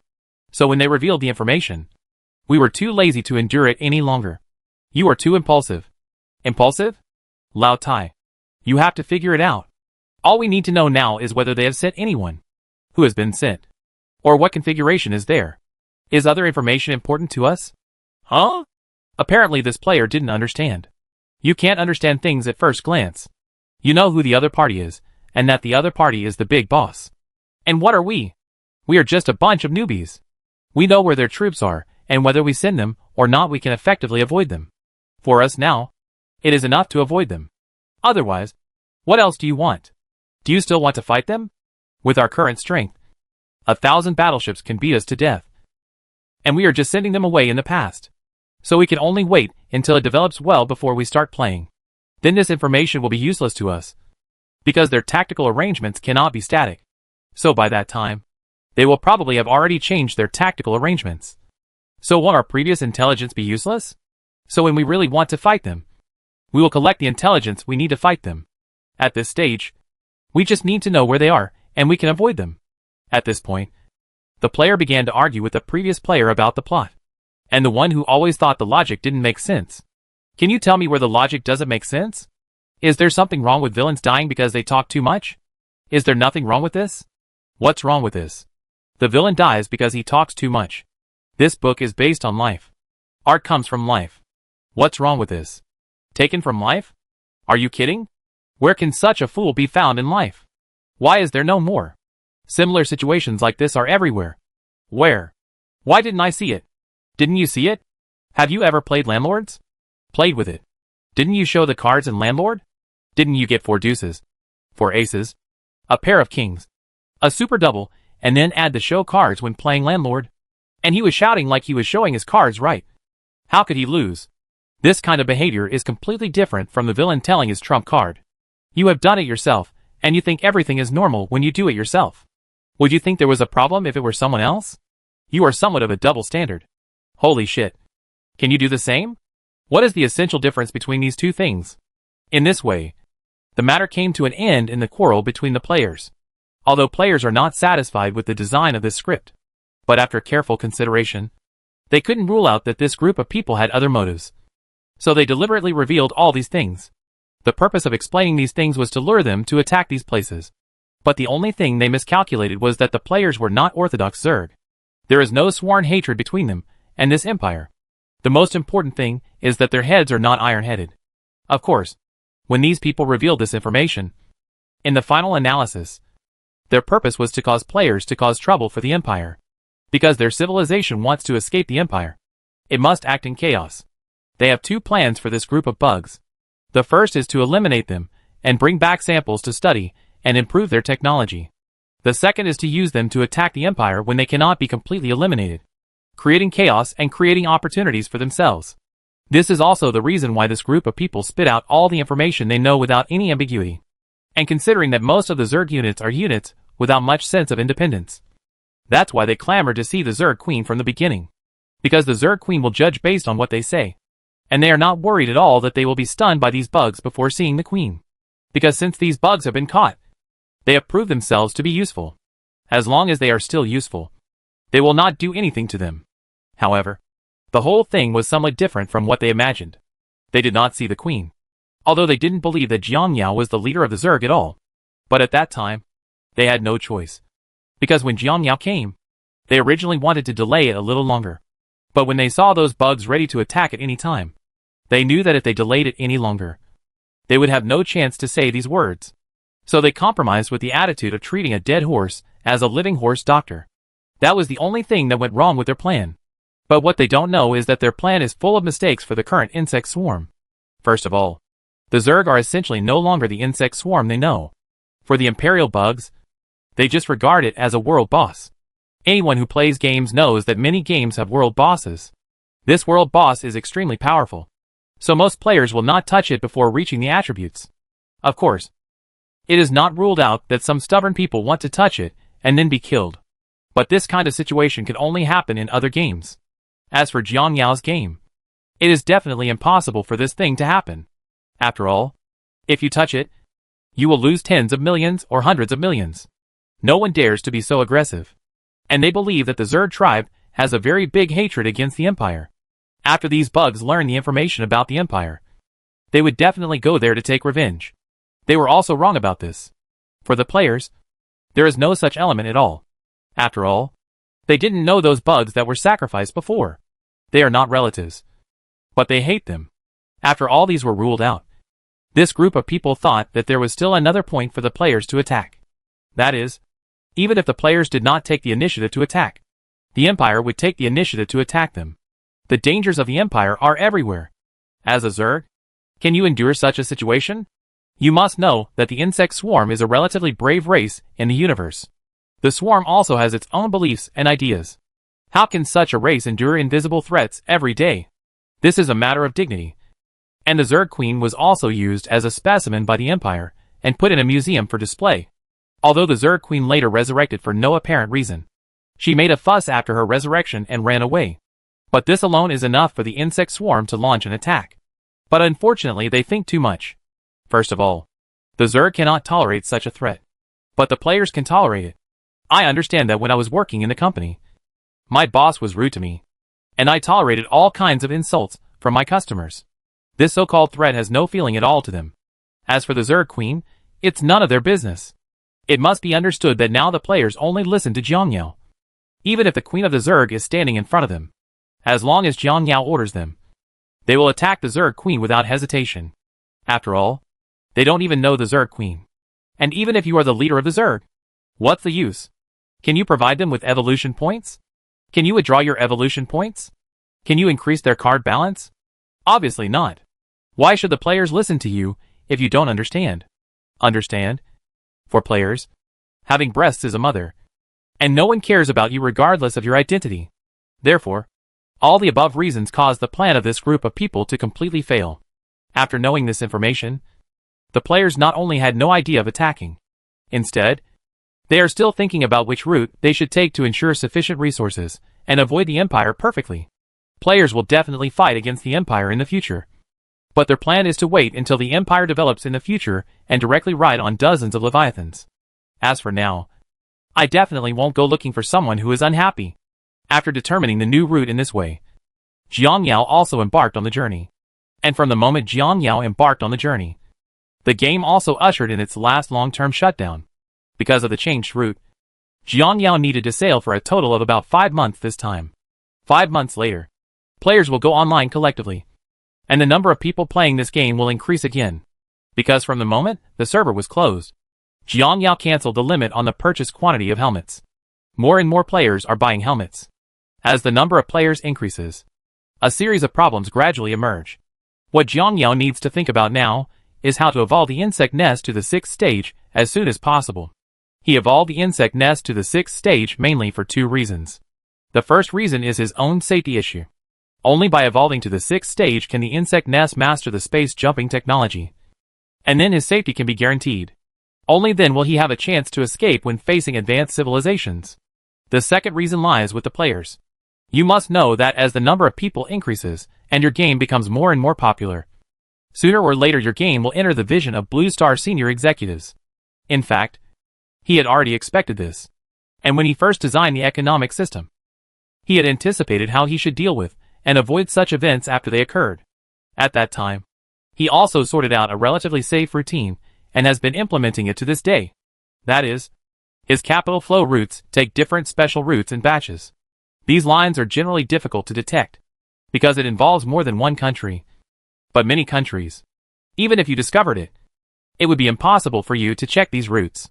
You know, if you go to check the flow of funds from other people's national treasury, can they tell you?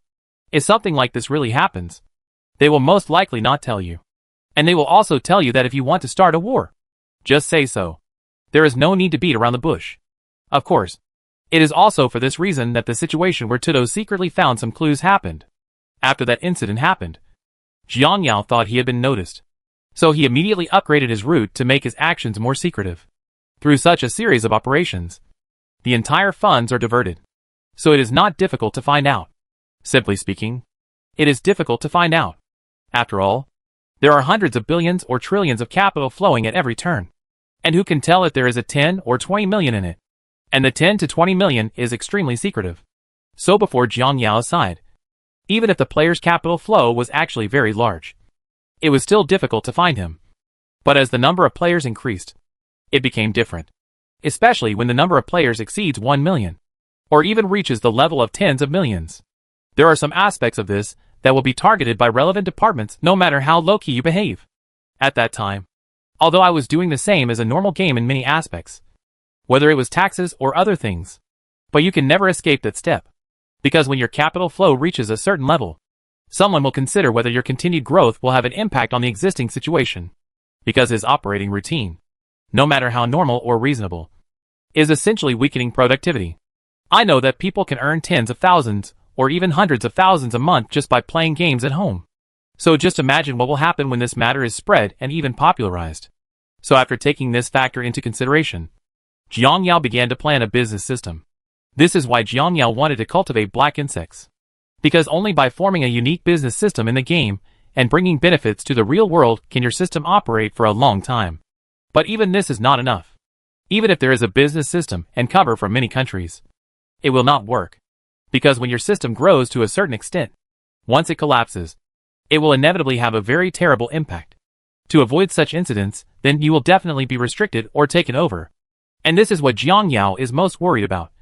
Although through his previous arrangements, this game can be maintained for a long time after it grows.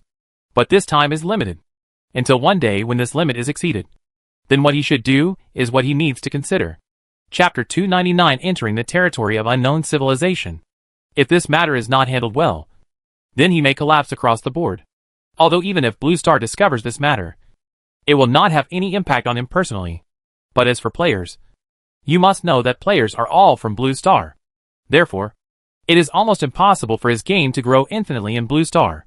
Just imagine, when his game reaches a certain scale, it can affect the entire world. So, will these people allow it to continue to develop? Obviously this is impossible. Then at this time they will restrict Jiang Yao. Even though they can't find where Jiang Yao is. And they can't catch Jiang Yao. But they can restrict players. Because players are still ordinary people from Blue Star. They just need to confiscate all the helmets they issued and prevent players from playing the game. Then won't all the problems be solved? For Jiang Yao now, players are his indispensable fighting force. But the same players have also become his weakness. If he doesn't handle this matter well, then this matter will most likely bring him great hidden dangers in the future. And just when he was worried about this matter, suddenly the whole matter took a turn for the better because of one of his discoveries. This was a discovery he made after 4.5 months of sailing. This matter is strange to say. Originally, Jiang Yao was still worried about whether there would be other hidden civilizations in the Great Void. But after he sailed all the way through the Great Void, he found that his worries were unnecessary. This Great Void on the cantilever was a safe Great Void. After crossing the Great Void, the next step is easy. It only needs to pass through a huge galaxy dust belt to reach its target galaxy. In the dust belt, although there are many substances that will slow down the speed of the insect nest to a certain extent, but this is undoubtedly one of the safer areas in the universe. Similar to high-energy radiation areas, basically no civilization would set foot in these dust belts. While crossing the dust belt, Jiang Yao was a little bored and had nothing to do. So he would often look at the scenery outside. It was at this time that he vaguely discovered the wonders of the universe in the distance through the dust belt. It was a huge nebula. Although it was far away from him, and there were dust belts that blocked the view, Jiang Yao could still see its outline. In fact, Jiang Yao didn't pay much attention to this nebula at first. It was just because it was composed of many different colors, which made Jiang Yao's eyes light up. But as time went by, the insect nest was getting closer and closer to the edge of the dust belt. And at this time, his vision naturally became clearer and clearer. It was only at this time that Jiang Yao realized something was wrong. Because there were 3 finger-like pillars formed by the gas inside the nebula. And Jiang Yao was too familiar with these pillars. Although Jiang Yao had little research on these aspects of the galaxy before traveling through it, he still knew some of the more iconic things. Especially those 3 big fingers. They are so easy to recognize. The pillars of creation are composed of cylindrical interstellar gas and dust in the Eagle Nebula, 7,000 light-years away from Blue Star. This is the information Jiang Yao knows. But for Jiang Yao, knowing this information is enough. He wanted to find Blue Star before, but he had no coordinates. But things are different now. This pillar of creation is the best landmark. Although he still didn't know the specific location of Blue Star, he had some idea. As long as his insect nest reaches level 6, he can release a special kind of induced bugs to the entire universe. As long as he releases them in large enough quantities, these bugs fly in all directions. And there is always one that can touch the location of the Blue Star. Of course, he didn't find Blue Star because he wanted to go home, but because as long as he knows the location of Blue Star, when his own affairs can no longer be suppressed, he will have the opportunity to take extreme measures, instead of just watching. Of course, Jiang Yao would definitely not take this step unless it was absolutely necessary. Because once this step is taken, the player who was once will no longer be a player. When they know that this is not a game but reality, these players will lose all combat effectiveness. Because their education absolutely does not allow them to destroy civilizations one after another, and still have no inner fluctuations, and even want to laugh. They will have concerns and obstacles in their hearts. Once they have concerns, their combat effectiveness will be greatly reduced. Therefore, Jiang Yao would never allow such a thing to happen unless it was absolutely necessary. Of course, as a time traveler, he also knows that his roots are also in Blue Star. Therefore, even if he takes extreme measures, he cannot destroy Blue Star. How to balance this now is what Jiang Yao needs to consider now. Now for the subsequent operation of this game. It can only choose to suppress it as long as it can, and try every means to limit the number of game players from expanding too quickly, and limiting the promotion of these aspects to reduce the speed and scope of its spread. It is very difficult for him to handle this matter perfectly, because there is no so-called negotiation and integration in this matter. He was also the one who recruited Blue Star. It was absolutely impossible for Blue Star to recruit him. After all, as the leader of the Zerg, he could not condescend to others. If you want to know the actual combat power of this Blue Star, not to mention sending the Zerg, just sending a few black insects can make this civilization popular. Isn't it funny that such a civilization recruits itself? But they would definitely not agree if they wanted to take over Blue Star, unless they use force. It would be basically impossible to do so. As for peace talks or cooperation between the two sides, this is also impossible. The human heart is greedy, and there is a saying that people who are not of my race will have different hearts. Even though I was once a Blue Star person, would they believe me if I told him? Obviously I don't believe it. Although they cooperate on the surface, there is a high probability that they will still make many small moves behind the scenes. After all, once you are sure that others are kind, provocation and death will become commonplace. If something like that happens, how should you deal with it? So Jiang Yao is also very melancholy now. If he doesn't handle this matter well, then the future will be a huge blow to both myself and Blue Star. But compared to Blue Star, he might not be so miserable. After all, the black bugs under his command can still hold up one, giving him enough time to find a home. But it's different for Blue Star. So Jiang Yao can only silently pray that Blue Star won't pay attention to his game, because paying attention to your own game will become the trigger for the whole thing. All in all, for Jiang Yao now, he just hopes that Blue Star will never try to understand and control this game. In fact, Jiang Yao, who inherited the insect nest, wants to control Blue Star without causing any harm to Blue Star or even anyone. There are also such methods. However, this method is too extreme and requires certain skills, although these technologies are very easy to achieve by yourself. Not to mention, even the group of people from the Evernight civilization and Taylor civilization that he currently controls would not need more than half a year to develop such technology. But this method is too extreme, so Jiang Yao will not use it unless it is absolutely necessary. However, after much thought, he still ordered He Chong to let his subordinates conduct research on this technology. Not for anything else but just in case. In fact, this technology is not very complicated. In fact, strictly speaking, this is also a game. The principle of this game is very simple. First, you need to use the huge computing power of Brainworm to collect all the data of the entire Blue Star. This condition is easy for him to achieve. He only needs to build a Brainworm pool and create a few Brainworms. Jiang Yao estimates that the entire data collection process will take at least 1 or 2 years. Of course, he can collect multiple Brainworms at the same time by releasing them, which will greatly increase the overall collection speed. In fact, according to the Brainworm's ability to collect Blue Star's data, it can be completed in a few minutes at most. But the data Jiang Yao needs to collect is all the data. The data here include details about each animal's living habits, their various senses, and so on, because there are so many aspects involved. It requires a lot of time. When this step is completed, Jiang Yao can proceed to the next step. The next step is even simpler, which is to launch a large hypnotic device to hypnotize the entire Blue Star. Then put these hypnotized people into the biological warehouse to maintain life. Then connect them to the Brainworm, and then start running. In this way, a virtual Blue Star is constructed, and these people will not find any clues. And there are absolutely no bugs in the virtual world created by a civilization of Jiang Yao's level. When this thing is completed, all his worries and concerns will disappear. Of course, he would definitely not do this unless it was absolutely necessary. This plan was just the last escape route he left for himself. This is like nuclear deterrence. I can do without it, but I must have it. All in all, the best outcome for Jiang Yao would be to keep this matter a secret, or to successfully integrate Blue Star peacefully. These two results are a good thing for Blue Star and the players. So now, Both Jiang Yao and Lan Xing can only hope that the worst thing won't happen. But then again, even if the worst happens when you come back, it's not a particularly bad thing for Blue Star. At least this civilization can be preserved forever, and Jiang Yao will provide protection for it when necessary. Compared with the result that Blue Star was found and destroyed by other civilizations, this is not particularly bad when you think about it. After determining the general plan in this way, Jiang Yao began to make preparations. At this time, as time goes by, the insect nest is about to break out of the interstellar dust belt, which also indicates that this voyage of several months has come to an end. But just when Jiang Yao thought everything was going smoothly on this voyage, something unexpected happened at the last moment. Because as soon as he stepped out of the interstellar dust area, he found that this area was disturbed by the transition. Obviously, a large number of jump monopoly force field generators have been put here. These devices make Jiang Yao can only use conventional navigation to cross this area.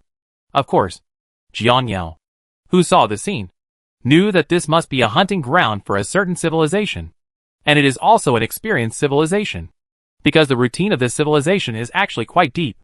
First of all, this interstellar dust belt is connected to the Great Void.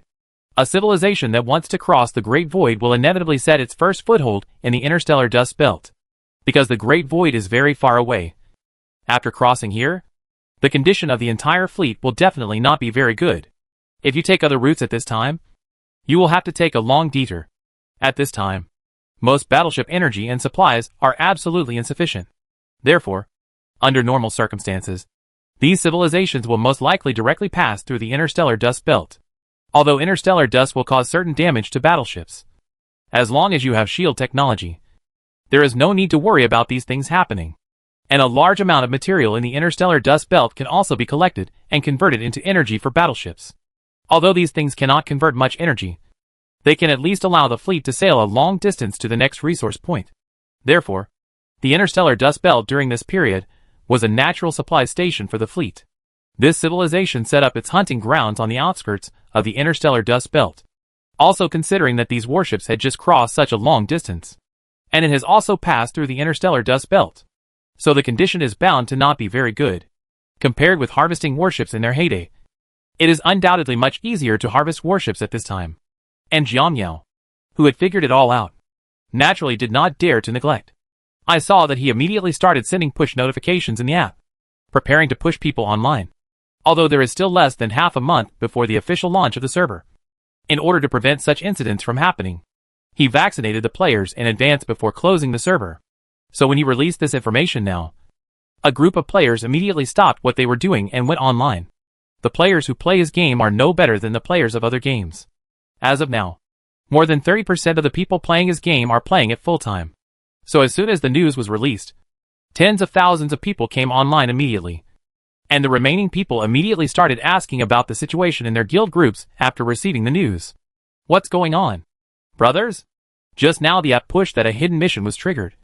And the enemy is not weak. I'll go online first to check the situation. If you can't go online, make arrangements as soon as possible. I guess this wave is a big fish. After the player finished speaking, he immediately logged into the game.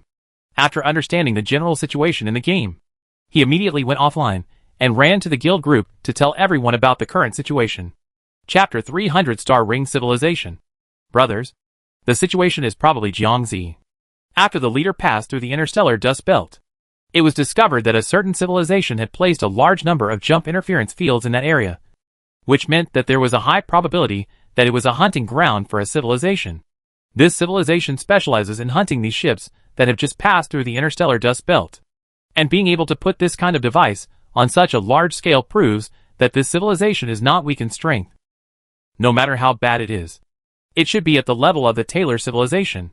In other words, the lowest limit of this civilization is also the starting point of Taylor level, and it will only be higher and not lower. The specific situation will not be known until their warships arrive or we find their lair. At this time, hearing what this player said, everyone in the group couldn't help but frown. The most important thing now is to understand how much higher they are than the Taylor civilization. If it is much higher, then it is not unacceptable. After all, warships of advanced civilizations drop items. What I'm afraid of now is that the other party's civilization is only much higher than Taylor's civilization, but it has not yet reached the level of dropped items. If that were the case, It would be disgusting. And it would be so painful to fight that you would die without exploding anything. This player's worries are also shared by everyone. Although attacking high-level civilizations will cause heavy losses, at least there will be some rewards. If it's the kind of person who can't achieve high or low, not only is it difficult to win, but the most important thing is that there is no reward at all, which is very embarrassing. At this time, while the players in the group were still talking endlessly, the enemy fleet in the game had been detected by the players. As the distance got closer, players online rushed out of the insect nest to prepare for the battle. And when this civilized battleship appeared in front of the players launched an attack on them without hesitation. This time the enemy sent a total of more than 3,000 warships. Moreover, these battleships are completely different from the battleships that players have seen before. The battleships of this civilization are not like the battleships of other civilizations, which are mostly rectangular. The warships of this civilization can be said to be of all kinds, including butterfly-shaped ones and hexagonal ones. In short, players can see all kinds of messy shapes. When Jiang Yao saw the shapes of these battleships, he immediately guessed the situation of the other party's civilization. This is a civilization that has lived in the universe for a long time, and has lived for a very long time, which has caused them to forget many habits. Usually for civilizations that are dependent on some planets, or that have not been in the universe for a long time, their battleships are usually streamlined, because the development of technology is gradual, under normal circumstances, except for some civilizations that have the ability to fly. Most other civilizations will build vehicles similar to airplanes when their technological level is low, because aircraft take off using air pressure differences, and taking into account factors such as energy consumption during flight. The design is usually streamlined as a whole, as civilization continues to develop. This habit has been retained in space battleships. So most of the battleships seen in the universe look like this. But some civilizations are different. Some civilizations may never return to the planet after setting foot in the universe. As time goes by, their battleships will change greatly, because when sailing in the universe, you don't need to consider resistance. And even if you sail into the planet only very rarely, the streamlined shape of the ship is gradually forgotten or abandoned for such a civilization. In fact, their state is infinitely close to the state in Jiangyao. Such a civilization is usually similar to Jiangyao. They should have one or more motherships, and all the people live inside the mothership. Then the mothership takes them around. No matter how bad the technological level of a civilization like this is, it can't be much worse. After all, being able to wander in space for a long time has relatively high requirements for ship technology. Of course, these are just Jiang Yao's preliminary guesses about them. The specific situation can only be determined after fighting. At this time, inside the fleet of this civilization, the commander of this fleet was also stunned when he saw the insect swarm. "Zerg?" he said with a look of disbelief on his face. Obviously, he did not expect that the civilization they intercepted this time turned out to be the Zerg. Hasn't the Zerg race been destroyed? As he said this, the fleet commander couldn't help but have some doubts. Then his eyes were focused on the huge insect nest. And the moment he saw the insect nest, his pupils could not help but shrink. Because based on the data feedback from the battleship, he knew that the behemoth in front of him was a starry sky beast. The power of the starry sky beast is well known in the universe. Of course, this Zerg is no weaker than the starry sky beast. Moreover, these two races are one of the few races that can easily travel through the great void and interstellar dust belts while maintaining a relatively good condition. To put it simply, the group of people they intercept now are basically in a full state. Although the starry sky behemoth seems to be in its infancy, even an infancy starry sky behemoth is enough for their civilization to drink from. What's more, looking at the situation in front of us, it is not difficult to analyze that this Zerg is obviously mixed up with the starry sky beast. In other words, they have to face two more difficult races in the universe at the same time. He still has an AC number in mind regarding the technological level of his own civilization. They were still confident about the infant starry sky beast, but now a Zerg was added. It is not difficult to defeat these two races at the same time. Now things are in trouble. As he said that, he immediately reported the situation here to the headquarters, so that they could make preparations in advance. In fact, this civilization is completely different from what Jiang Yao thought. It is not a civilization wandering in the universe. They also have fixed residences. They live in a star system about 30 light-years away. In fact, their situation is very similar to that of Dyson Sphere civilization. Like Dyson Sphere civilization, they built a giant building in the galaxy. but they are naturally several levels higher than the Dyson Sphere civilization. First of all, let's take battleship technology as an example. Although their battleships are not as good as the two advanced civilizations that players have fought against before. But it's not much different, because it would take at least 1,000 attacks to break through their cruiser-level warships. And they also have a super ring building, which basically surrounds their entire galaxy. And there are naturally countless weapons on the star ring. The ring as a whole looks like a huge circle, and the height and width of this circle are basically the same as the blue star. Therefore, the space inside this star ring is beyond imagination, because each civilization has different customs and ideas. Their development directions are also different. Like this star ring civilization, the environment of the planet where their ancestors once lived was extremely harsh, and the extreme environments that fill the planet could cause them to perish at any time. Fortunately, they were lucky. They survived in extreme environments and developed civilization. With the development of science and technology, gradually the extreme environment on the planet can no longer cause any harm to them.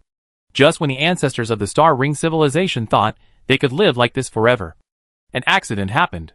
An unknown civilization discovered them and attacked them. This civilization is different from other invading civilizations. This civilization simply wants to destroy them. This civilization does not care about the resources in their galaxy. It is also for this reason that this civilization does not hold anything back during the battle. All kinds of powerful weapons desperately greeted their home planet. Naturally, their home star was destroyed by this powerful civilization. Although the home star was destroyed, the ancestors of the star ring civilization were lucky. Because of the harsh environment of their home planet, they have been looking for new immigrant planets. So star navigation technology has reached a certain level. Although he has not mastered the leap and jumping technology, he has at least mastered the sublight speed navigation technology. When the home planet was destroyed, their ancestors happened to be on the spacecraft heading to the new planet as a civilized immigrant exploration team. So they dodged a bullet. It is also for this reason that the fire of their civilization has been preserved and continued to develop and grow. But it was also because of the home star incident that their ancestors discovered a very critical problem. That is, the planet they live on is too fragile. So fragile that some advanced articles will break when touched. If these civilizations take a fancy to your planet, or the resources inside your planet, then they may have a hand in not destroying your planet during the war. But if this civilization simply wants to destroy you, then your home planet will suffer. Their ancestors felt that it was definitely not possible to put the continuation of civilization and billions of civilized people on egg SH/LS. So at that time, they proposed a grand plan. The Star Halo Plan. Build a super building ring by collecting resources from this galaxy and other galaxies. Of course, at that time, they were only at the hypothesis stage for this star ring plan. But it was only because of this hypothesis that they had the current star ring. At that time, their ancestors restored the technological level of civilization to the previous level through hundreds of years, and then began to move in a higher direction. Then hundreds of years passed, and the technological level of this civilization had a certain foundation. About 1,000 years later, it had been 2,000 years since they arrived on this planet. It was also at this time that their Star Ring project was launched. The entire Star Halo plan is divided into 3 steps. The first step is to collect materials and manufacture components. During this period, they aggressively manufactured transport ships and mining ships, and began to frantically mine surrounding resources and manufacture components, and give priority to creating a usable area for everyone to immigrate here, and began to expand the star ring with this area as the center. Of course, this is a huge project, including material collection, assembly, manufacturing, and assembly. The original Halo civilization estimated that this project would take at least 10,000 years to complete. But in fact, it took them nearly 20,000 years, and these 20,000 years were still the size of the circle they shrank. After the basic outline is finalized, the next step is the next step. This step is to install weapons and necessary equipment. This work continued for another 5,000 years, and when all was completed, the star ring was formed. Of course, the star ring civilization was able to complete the entire star ring structure in such a fast time, and this was also inseparable from their usual robberies. Through the arrangement on the periphery of the interstellar dust belt, they have robbed many battleships of civilizations in recent years, and successfully found the home stars of these civilizations through these battleships. This allows you to easily obtain a large amount of resources. However, because Star Ring cannot move and can only stay in one place for a long time, if it encounters danger, Star Ring can only choose to resist forcefully. If the technological level is similar to theirs, or a little higher, they will naturally not be afraid of it with the blessing of the Star Ring. But if they are unlucky and encounter someone whose level of civilization and technology is much higher than theirs, then they will be restricted by the environment. Naturally, Star Ring civilization will never allow such a situation to happen. So the last step of their Star Ring plan is to add a propulsion engine to the Star Ring. But it is very difficult to install an engine on such a huge building. What's more, they don't just install a propulsion engine. They also install a jump engine. This will be even more difficult. And the Star Ring civilization has been stuck at this step for thousands of years. But fortunately, they are not far away from success now. After collecting these years, they have almost collected the materials for their engine. Next comes the assembly and installation period that takes hundreds of years. Once these are completed, their nearly 30,000-year project will come to an end. Of course, for the Star Ring civilization, as long as this project is completed, they will have the prerequisite to join the top civilization in the universe. Because in the future development, they will definitely continue to wander and plunder in the universe based on the Star Ring. As time goes by, their technological level will become higher and higher. And each time their technology improves, they may choose to strengthen the Star Ring by adding new technological equipment again and again. The combat effectiveness of the Star Ring will become stronger and stronger, until one day it will reach the level of the top combat power in the universe. In fact, there are not many situations like the Star Ring civilization in the universe. There are many advanced civilizations, and their war fortresses have been continuously strengthened in this way to reach the current level. Time returns to the present. Within the Star Ring civilization, they naturally receive the battle report from the front line immediately. At this moment, watching their advanced troops being sunk one by one, everyone in the Star Ring civilization looked full of worry. Of course, they are not worried about the fleet on the front line that was destroyed by the players. What they are worried about now is how likely they are to win after the two sides face off. Because the fighting power of the group of Zerg in front of them is not weak. And behind them, there is a starry sky beast that has never made a move.